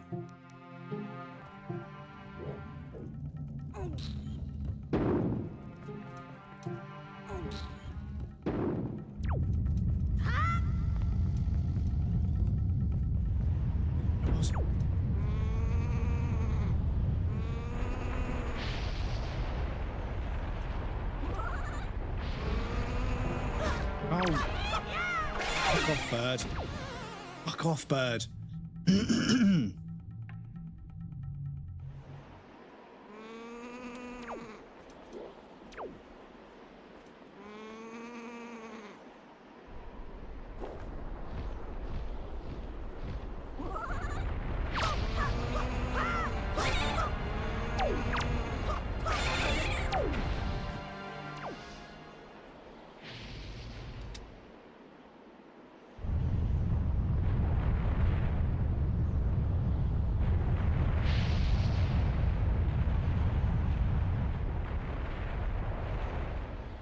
Is it 9:20 already? Fucking hell, dudes. I can tell I am getting into this game because, yeah, 9 hours has fucking flown by. Absolutely flown by. How fucking... Oh, shit.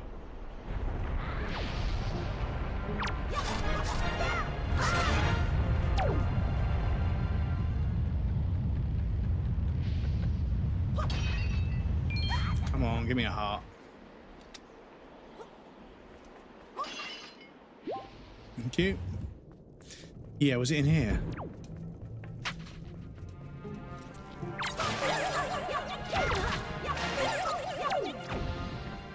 They make a funny noise, I'm not gonna lie.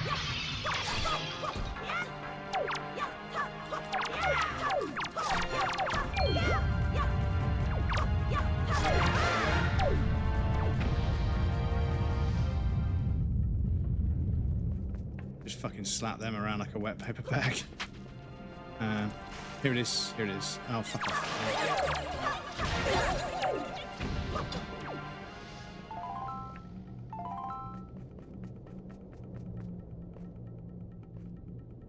We need to stick this on fire first.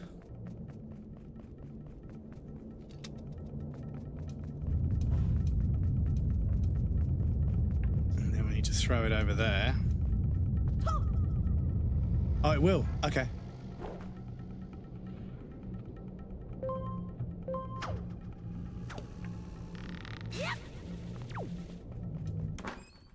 Is this the golden boss key?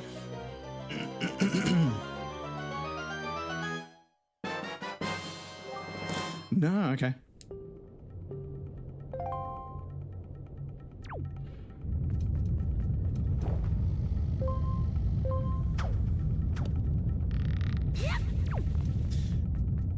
So, where are we going to get the golden boss key? The golden boss key. So, if I go through there...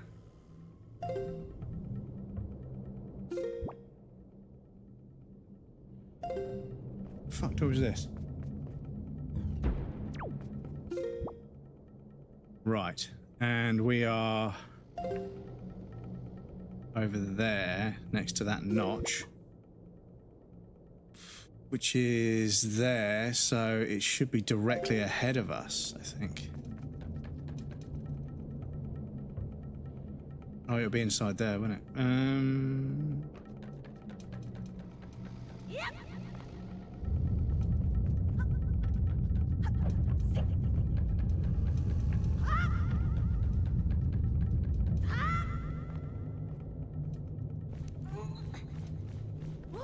Oh shit.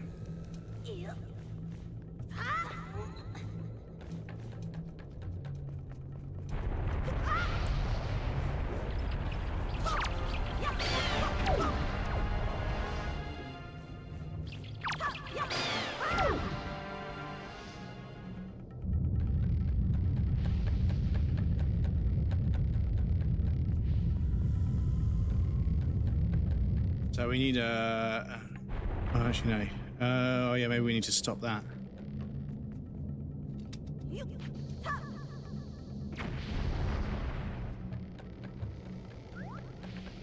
But yeah, it's crazy, dudes. It feels kind of framey, even on a fucking modern system. Even though I'm emulating this, it should be fucking running at like locked 30.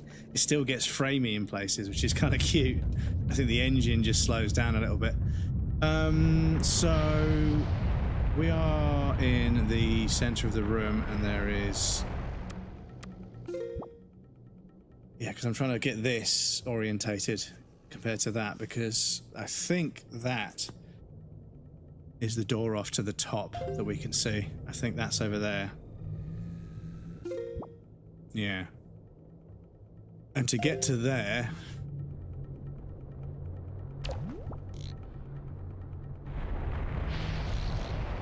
Imagine we need to get to there.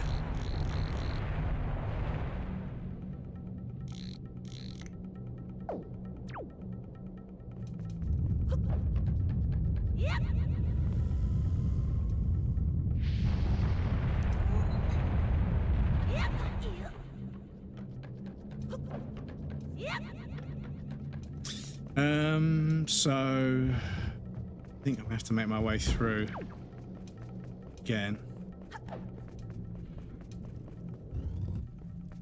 But yeah, where's that golden boss? I hope that fucking scorpion doesn't drop the fucking boss key.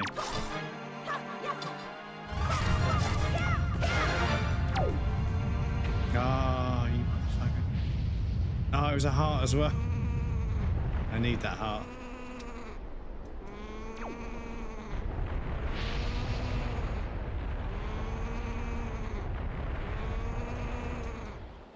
Right, chat, apologies once again, we do have an ad break coming up. I need to put you guys over on the BRB screen. There'll be a raffle and some clips for you guys that want to hang out. Please feel free to get up and move around, grab a drink or a snack, you won't miss anything. And we'll take a break as well. And we also have anonymous follows over on the BRB screen, so if you're lurking, you'd like to follow without being called out. Once we're on the BRB screen, don't worry, there's no alerts for follows over there, but I'll be right back. And then I'll see if I can finish this dungeon before we wrap up for the night. Really hope they don't mess up the live-action Zelda movie update. Yeah, I don't know if you're going to be able to fucking make a film that does Zelda justice. I don't know if it's possible. It's such a fucking monumental narrative to try and capture in a film, and yeah, as you say, 9 times out of 10, the adaptations are garbage. But yes, I'll pop you guys on the BRB screen. I'll be right back, and then we'll see if I can get this dungeon done. But yes, I'll be back in a moment.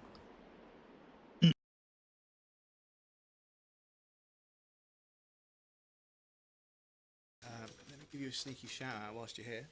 Hope the rest of the stream was good, dude. I think you were getting towards the end of Martha is Dead at South.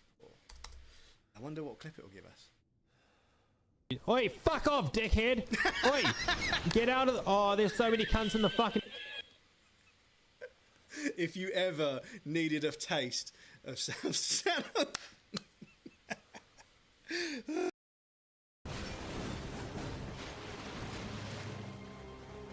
Look for increased morale, yeah, pretty much.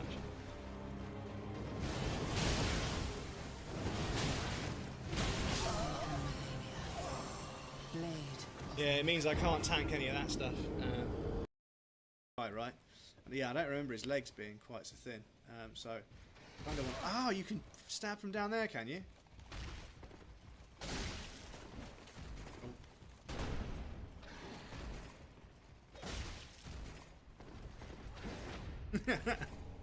See you later, bozo. See you later. Oh, is this a fucking misbegotten? Nah, I'm not. I am not. I am not. I do not care. Oh, fuck off. I do not care. I do not care. Lionel misbegottens can fuck right off. Ah, he fucking fell off. Amazing. Okay, that makes it all worth it. Right, there's a Grace over there. Where's my horse? What are you doing?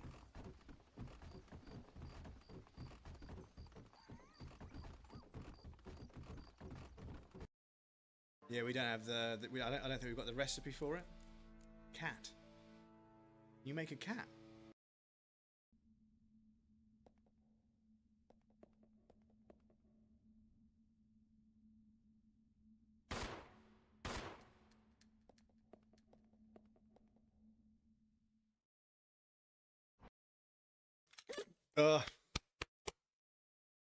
Come on. Think about the hiccups. Fuck off. Think about them. Think about it. It's subconscious. If you think about it and bring it into your conscious, it'll stop.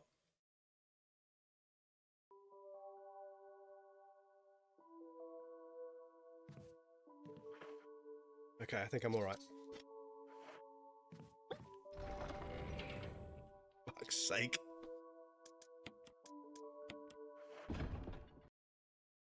Right.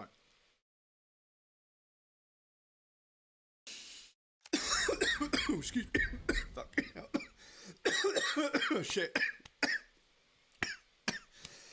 Fucking hell. Fucking hell. Jesus. That smoothie got me. Fucking hell. Excuse me. Oh, do we have to attach these balls together? Do we have to make a pair of fucking testicles, chat? Do we have to make a pair of fucking testicles?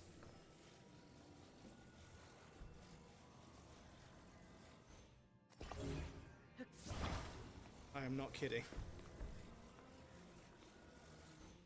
Is that the solution? As always, the answer is bollocks. Oh no, there's another one. What? We're gonna have to make a third bollock. Oh god. Oh god. Oh no, my balls won't fit. My balls won't fit. Okay, it's fine. If you put your balls sideways, they fit.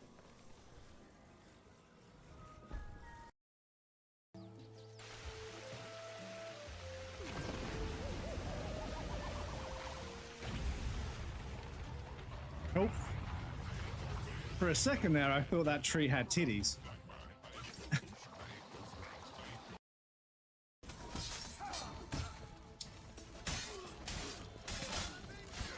Fuck me.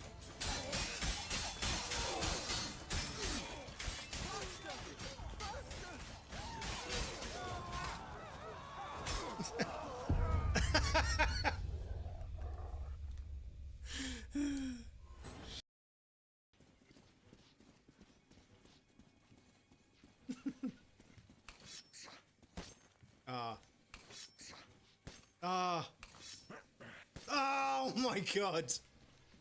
Fuck you, game. Fuck you. We might need to put a couple of fans. Excuse me. What you get, bruv. Fuck around and find out. That's what you get.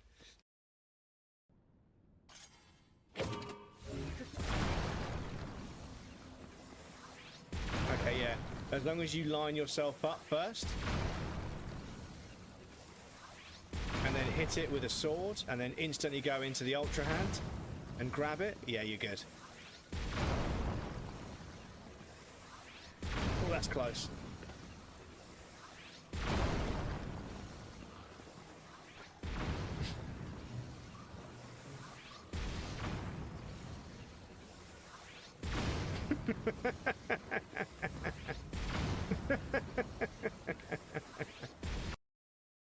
On top of McHeary and everything else. And a bunch of Zelda clips on the BRB screens. It's pretty serendipitous, but welcome back, everybody. Thank you for your patience. I appreciate that.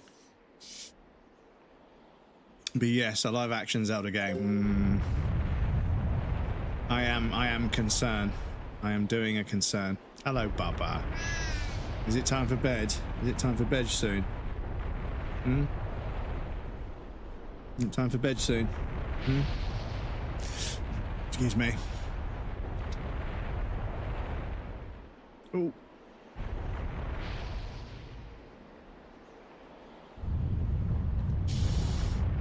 So, was there...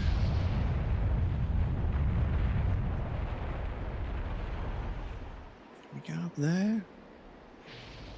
Oh, yeah, we can, but yeah, okay. Okay. But yeah, like Breath of the Tears of the Kingdom, there was some genuinely really interesting cool shit in that game. It felt like a bit of a letdown after Breath of the Wild, because Breath of the Wild did so many of the things that, because lots of people like Tears of the Kingdom is amazing because blah blah blah blah blah. They describe like 70% of the stuff they describe is just Breath of the Wild. Like Tears of the Kingdom added a handful of features. And somebody was like, yeah, the ability to just ascend through the ceiling above you to be on the floor above is such a cool, interesting mechanic. I was like, that's a part of every major development version of a game. Like almost every dev version of a game, you can just teleport to the room above you. Like it's just how level designers navigate and play test. You need to be able to, because sometimes you limit the player by height. In a game where they can't jump, you make it so that they have to, they can't get high enough so you height gate the player. But yeah, with a dev tool, you just oh shit. But yeah, it's a classic ability in a oh shit in weapon develop in a. Oh, this is exactly what I was trying to avoid doing. Fucking come on, brain. It's a well-known level design feature when you're testing a level to be able to teleport to they made an animation for it, but it's the same thing. So that's not even really a new thing. That's been around since like Half-Life levels and Quake levels. There was always randomly there was a button that would just teleport you to the platform above. So that wasn't even a new feature. However, the being able to build things, that was cool. But there were still limitations with that as well sometimes. That was a bit of a shame. At least I'm back to sleep and probably fall asleep so myself. See you later. Krill, thank you for hanging out, dude. See you again soon.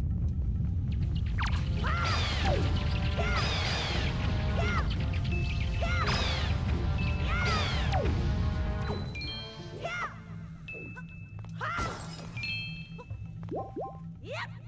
So I think when that orb changes colour, if you hit it on certain colours, certain things come out. Yeah, so if you hit it when it's green, a bunch of green rupees come out.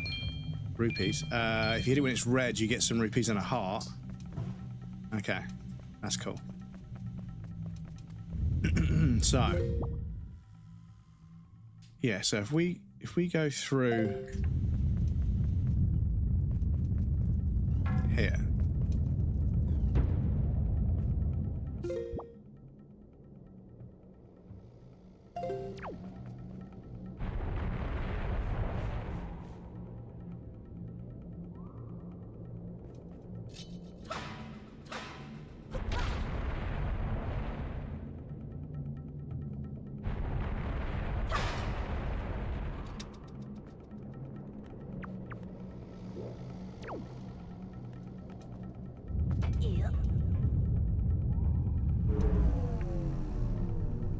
Yeah. Okay, you can climb inside them. Oh, it's a teleport. Okay, that's kind of cool. You got to think in portals, chat. Did you have that movie night, by the way? No. I was thinking about it. My alarm went off to remind me, but yeah, I don't think there was enough people around. Oh yeah, can we go this way now? Can we go this way? Yes, I want to make a genuine effort to do the movie nights a bit more often, but the trouble is if there's only like one or two of us, it feels like, do I have to do it on a certain day, or should I just speak to everybody and figure out what day? But Friday seems to be the best day for me and for a couple of other people, but yeah, just depends where they are.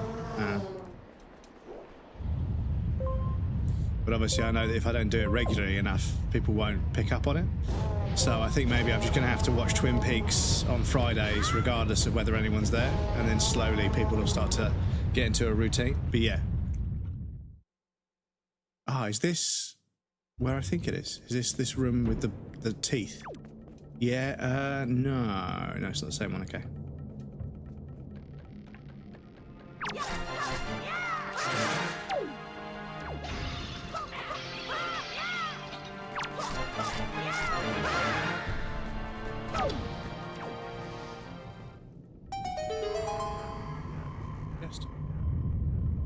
Yes, Fridays.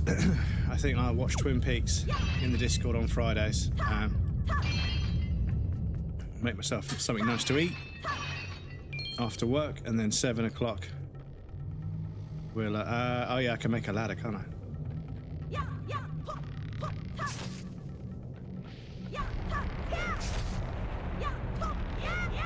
No!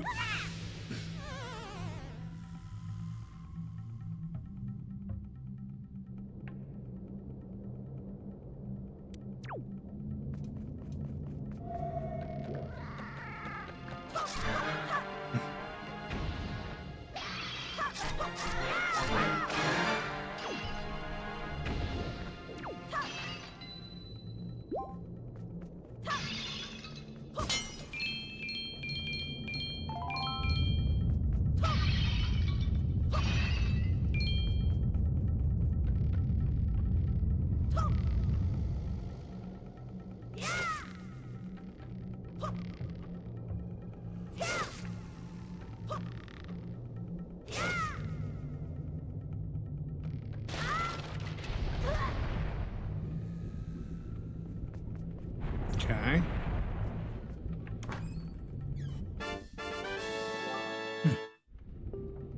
Not one of them.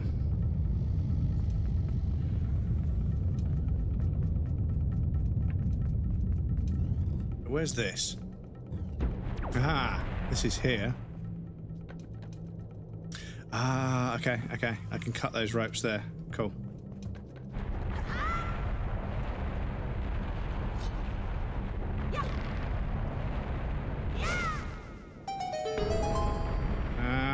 Look at this chat.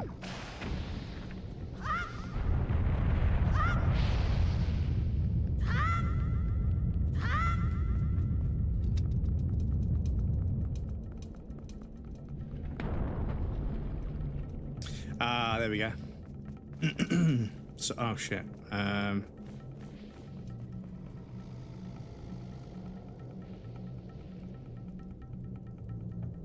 Okay. Okay, so maybe we do have to defeat the boss before this opens up.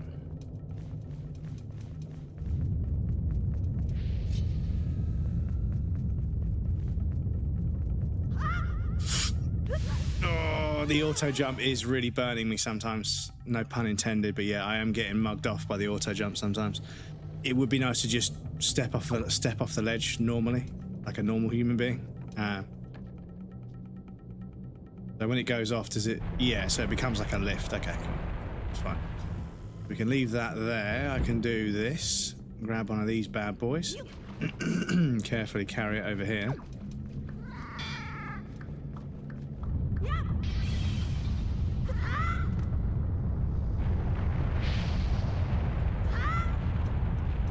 So I don't need to fuck with those guys anymore. So that's how we get over here.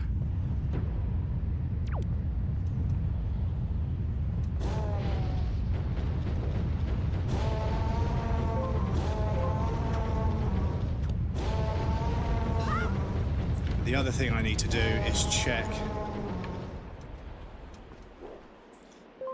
I'll make a clip. Check the tool that modifies the way this game works to see if you can reverse the grapple hook and the telescope. Because I think there's options to reverse them with the tool that I've got. So we're going in here, aren't we? Yeah, so we need a gold key to open that door somehow.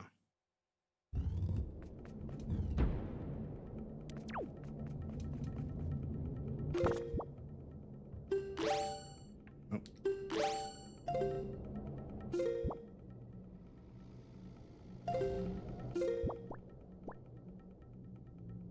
That opens a chest there and a chest there. And that. So yeah, all we've got to do is get to the boss room. For some reason, we need a gold key for the boss room. I don't think we've got one. Unless...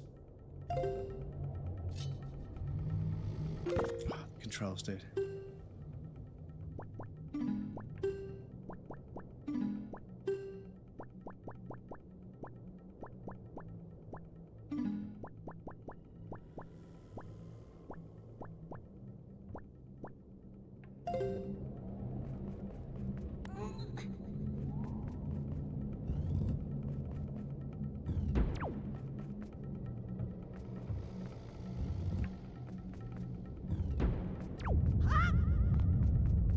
So how are we going to beat that scorpion?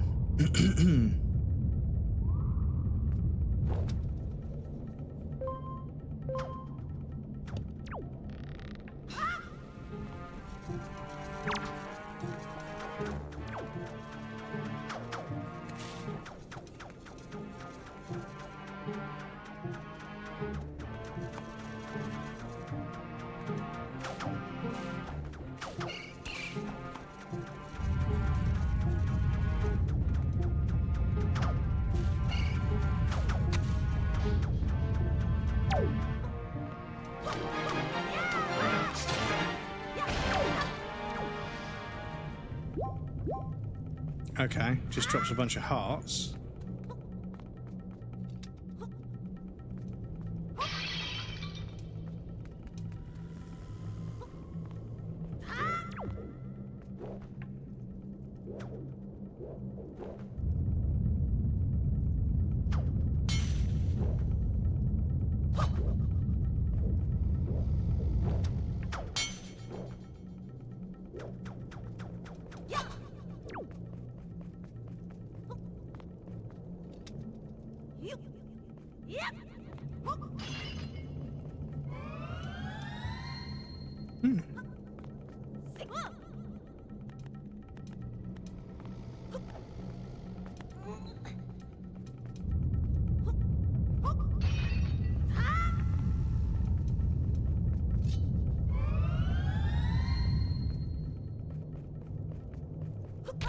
Oh shit.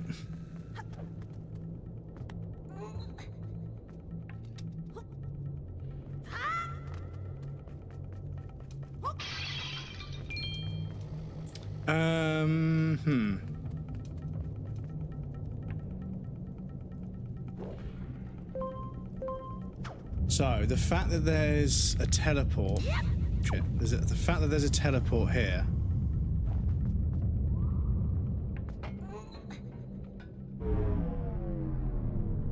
Back to here makes me feel as if the key we need is somewhere over here somewhere. Oh shit.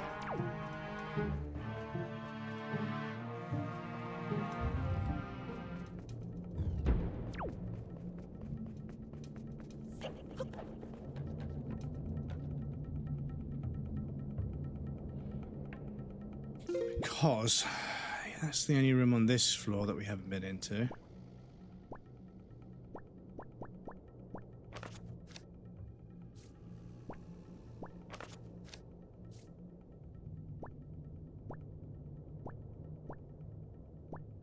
We need to get into there somehow.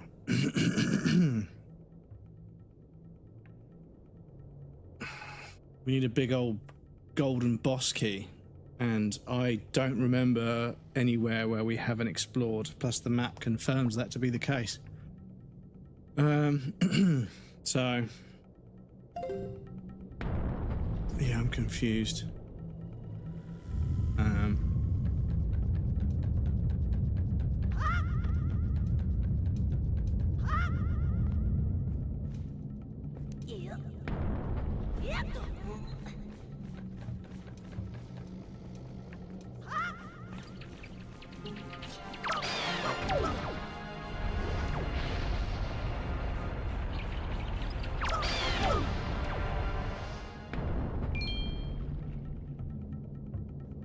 I don't want this bridge to fall apart. I don't think.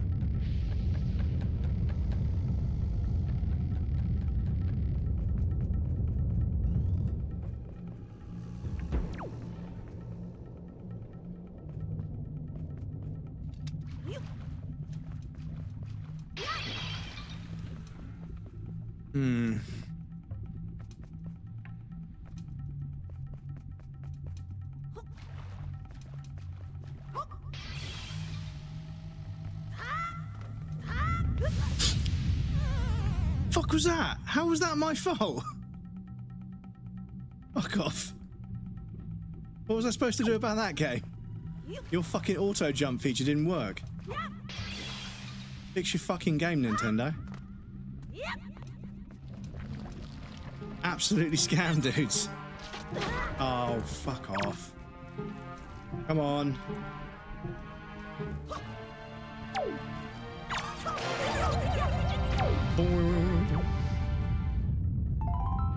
Didn't even give me a fucking heart back. Slag.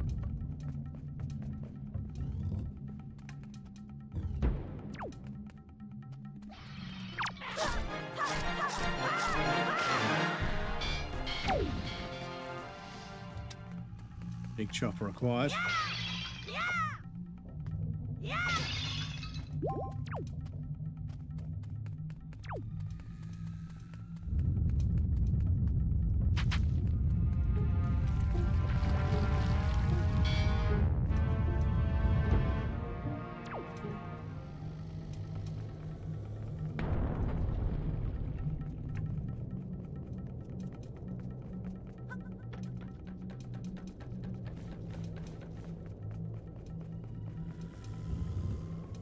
I'm confused. I'm confused. No. No. Oh my god, inverted controls are so cursed. I hate inverted controls, especially when you've got a pixel perfect aim exactly on the fucking bar.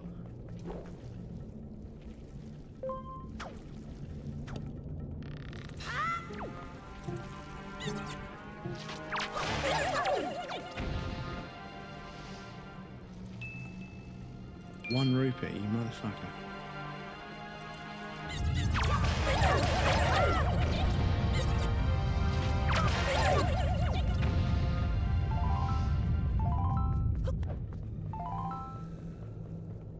Switch for there. There's one of them hiding in those pots. Then we go outside, and we've got a bunch of nonsense to do out here.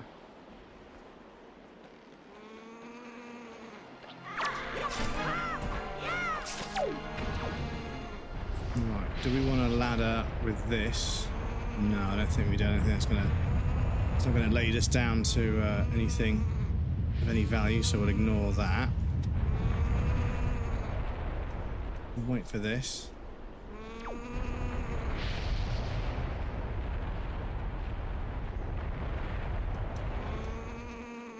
This fucking bird.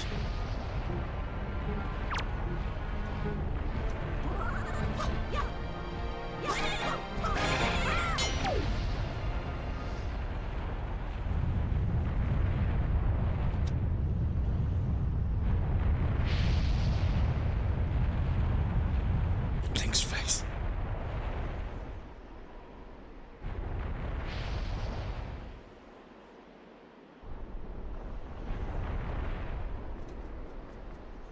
Right, so yeah, we're gonna go through here.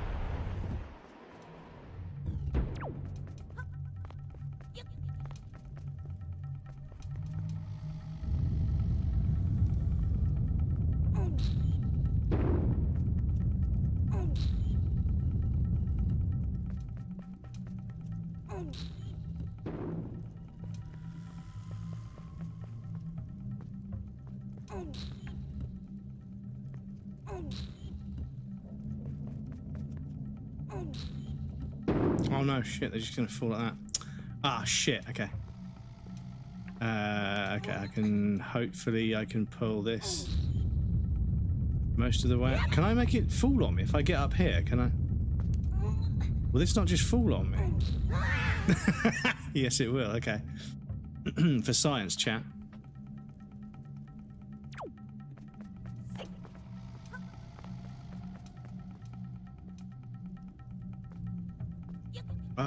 Oh, there's little holes in the wall. What are these?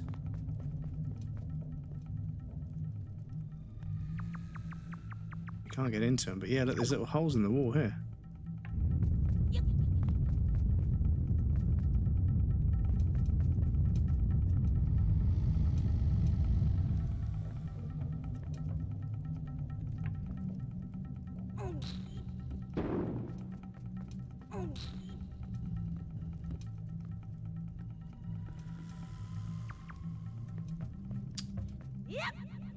Hang on.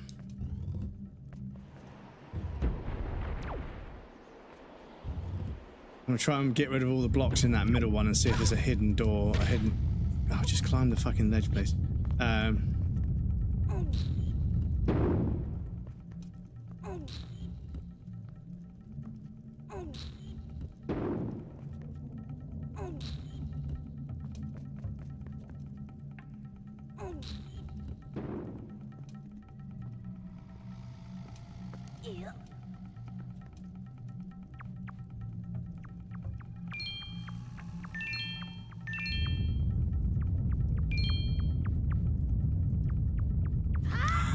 Shit, that's so fucking cool. But there's another one. There's another one. It's even lower down.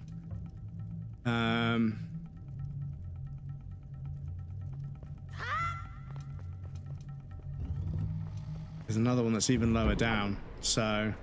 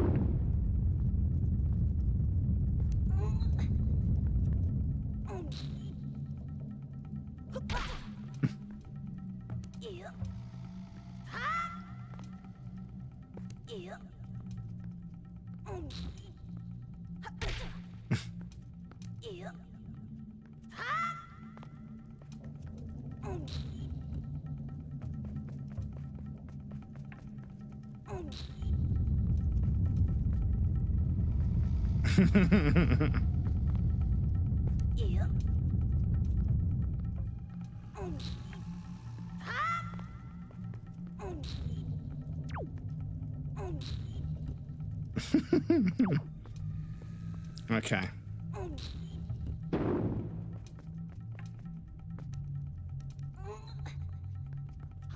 Oh, fuck off.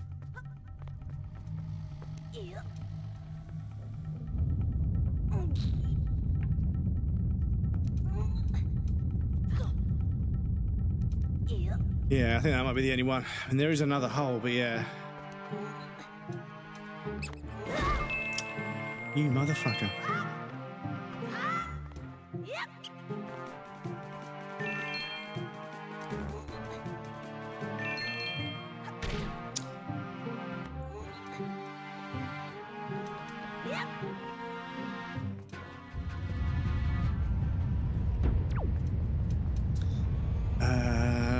And then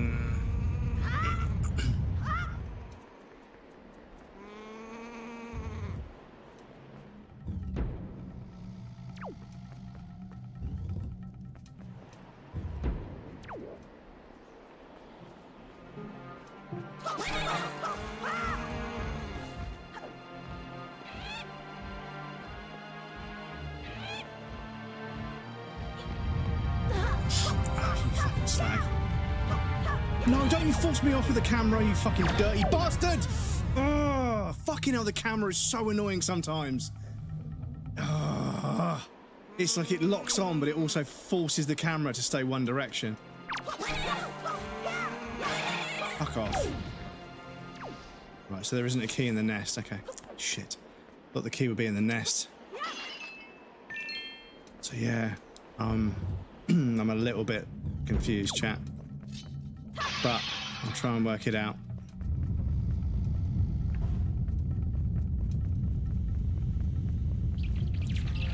Oh, actually.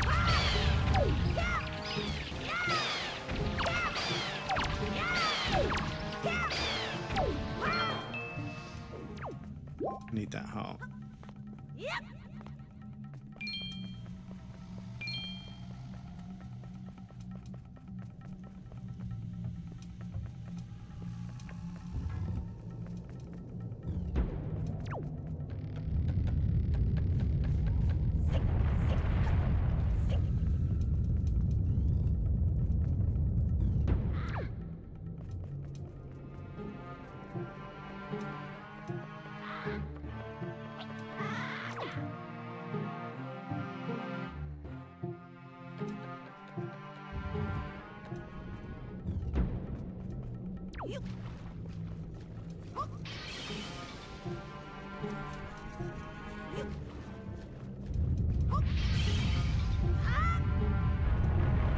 Oh shit.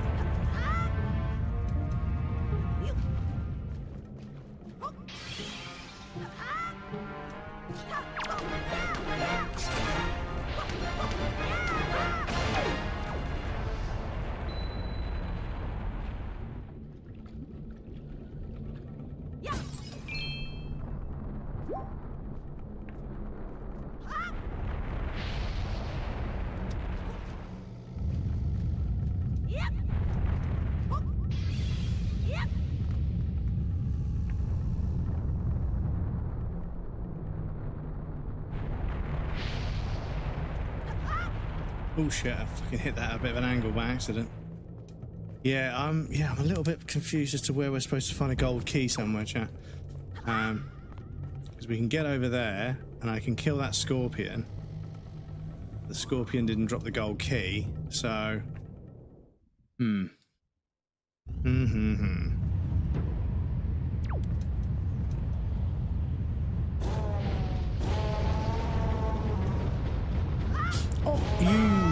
okay. There's no stairs there anymore, breadcrumbs. Okay, so we're not allowed back up there. So are we supposed to go somewhere down here?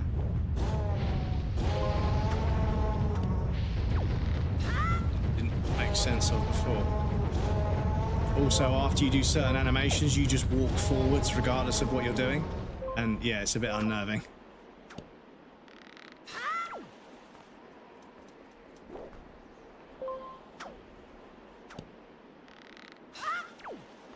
Because in here is just, yeah, is this room where we have to drop to create, yeah.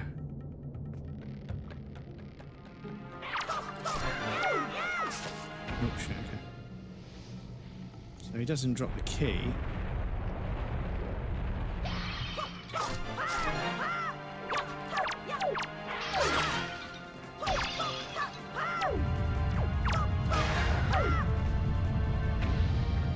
CRT.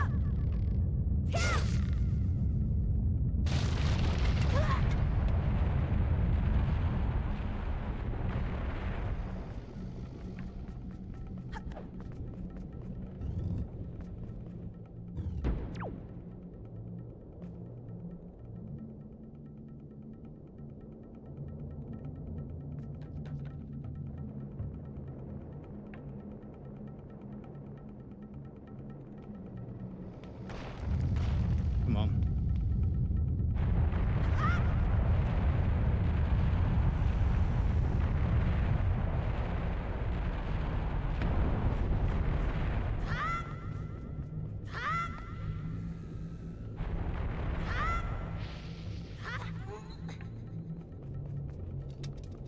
Unless we're supposed to do something here that opens this, but I feel like maybe we have to defeat the boss for this door to open up.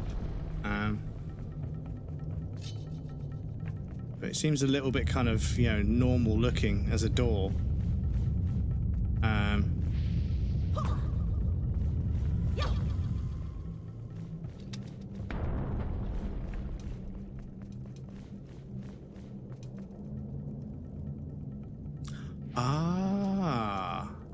Where does that take us?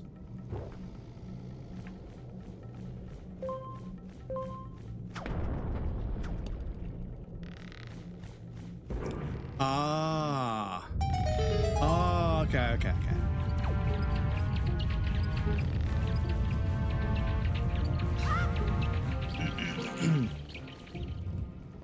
Okay. No. I like it when games only allow you to fire something when you're actually going to connect. It's kind of annoying when they let you. Oh, are we supposed to? Oh. Okay. We supposed to?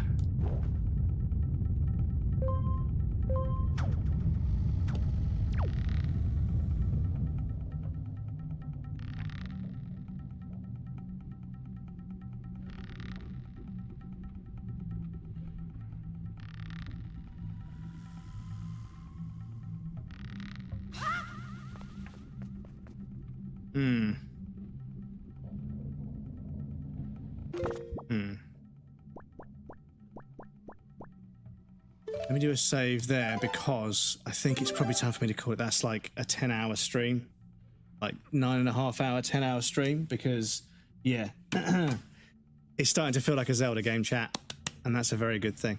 So let me just quickly save the game in both ways. We'll go to the menu there. Oh shit, hang on. Let me see where that loads us back up. Does that load us back up exactly where we were? Because if it doesn't, I'm going to do something different.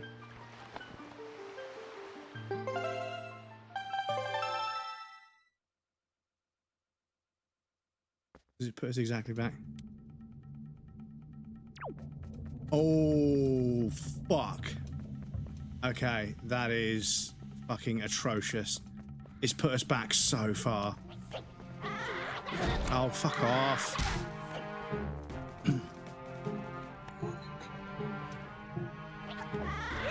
Oh, get in the fucking pot. Where's this one go? Because yes, I'm going to have to call it because otherwise I'm going to go on forever. And I need to get to bed. Okay, so this is here. It's not a million miles away from where we want to be. Actually, to get down there. Alright, yeah, hang on. So I think I'll pause the game there, and I will do something slightly different. Bear with me for a moment. I will do something slightly different.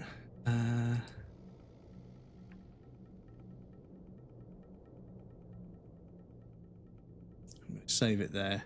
And yes, I'll jump you guys over to the raiding out screen. We'll hang out over here for a moment while I find someone to raid. But I can do this now. I can stop this.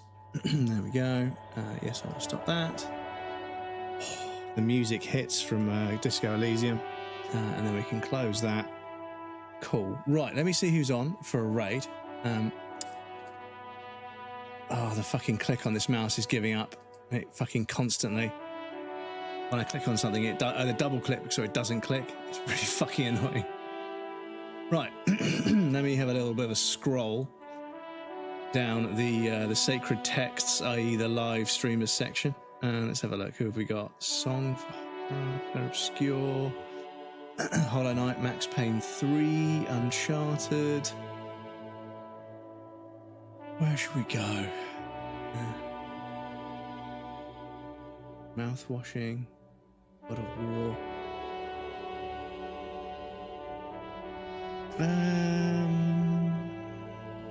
We've not raided for a little while.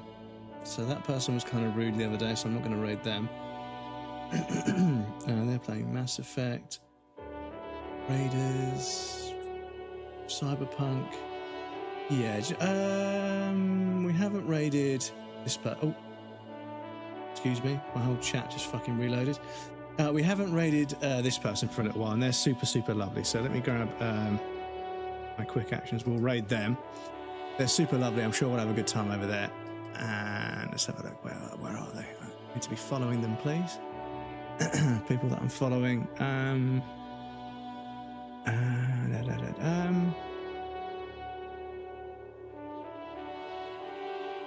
Too many people to raid, dudes. Too many people to raid. Too many people to raid. Let me have a quick scroll on this one as well, because it reorders everybody, and then when I see everybody in a different order, it makes me look at them differently because I'm a weirdo like that. I apologise. So, yeah, we haven't raided this person for a little while, and they're super, super lovely, so I'm sure we'll have a great time over there. Let me get the raid started there. You guys have got your raid messages in chat. First one is for subs, the second one is for non-subs. Thank you so much for being here.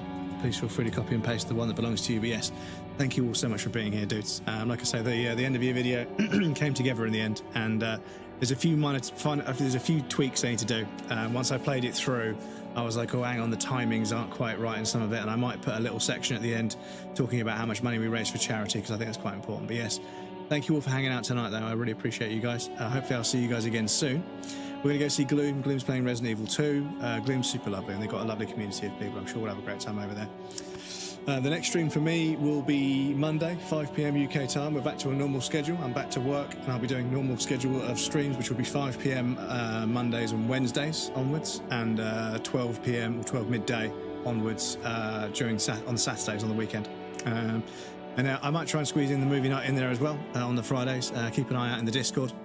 But yes, as I say, guys, thank you for hanging out. I really appreciate you guys. The raid's going to go through in a moment. But yes, hopefully I'll see you guys again soon. Look after yourselves, drink enough water, get enough sleep, have enough fun, but also have enough rest. But yes, thank you for this year. It's been an absolute pleasure and an honour to serve you.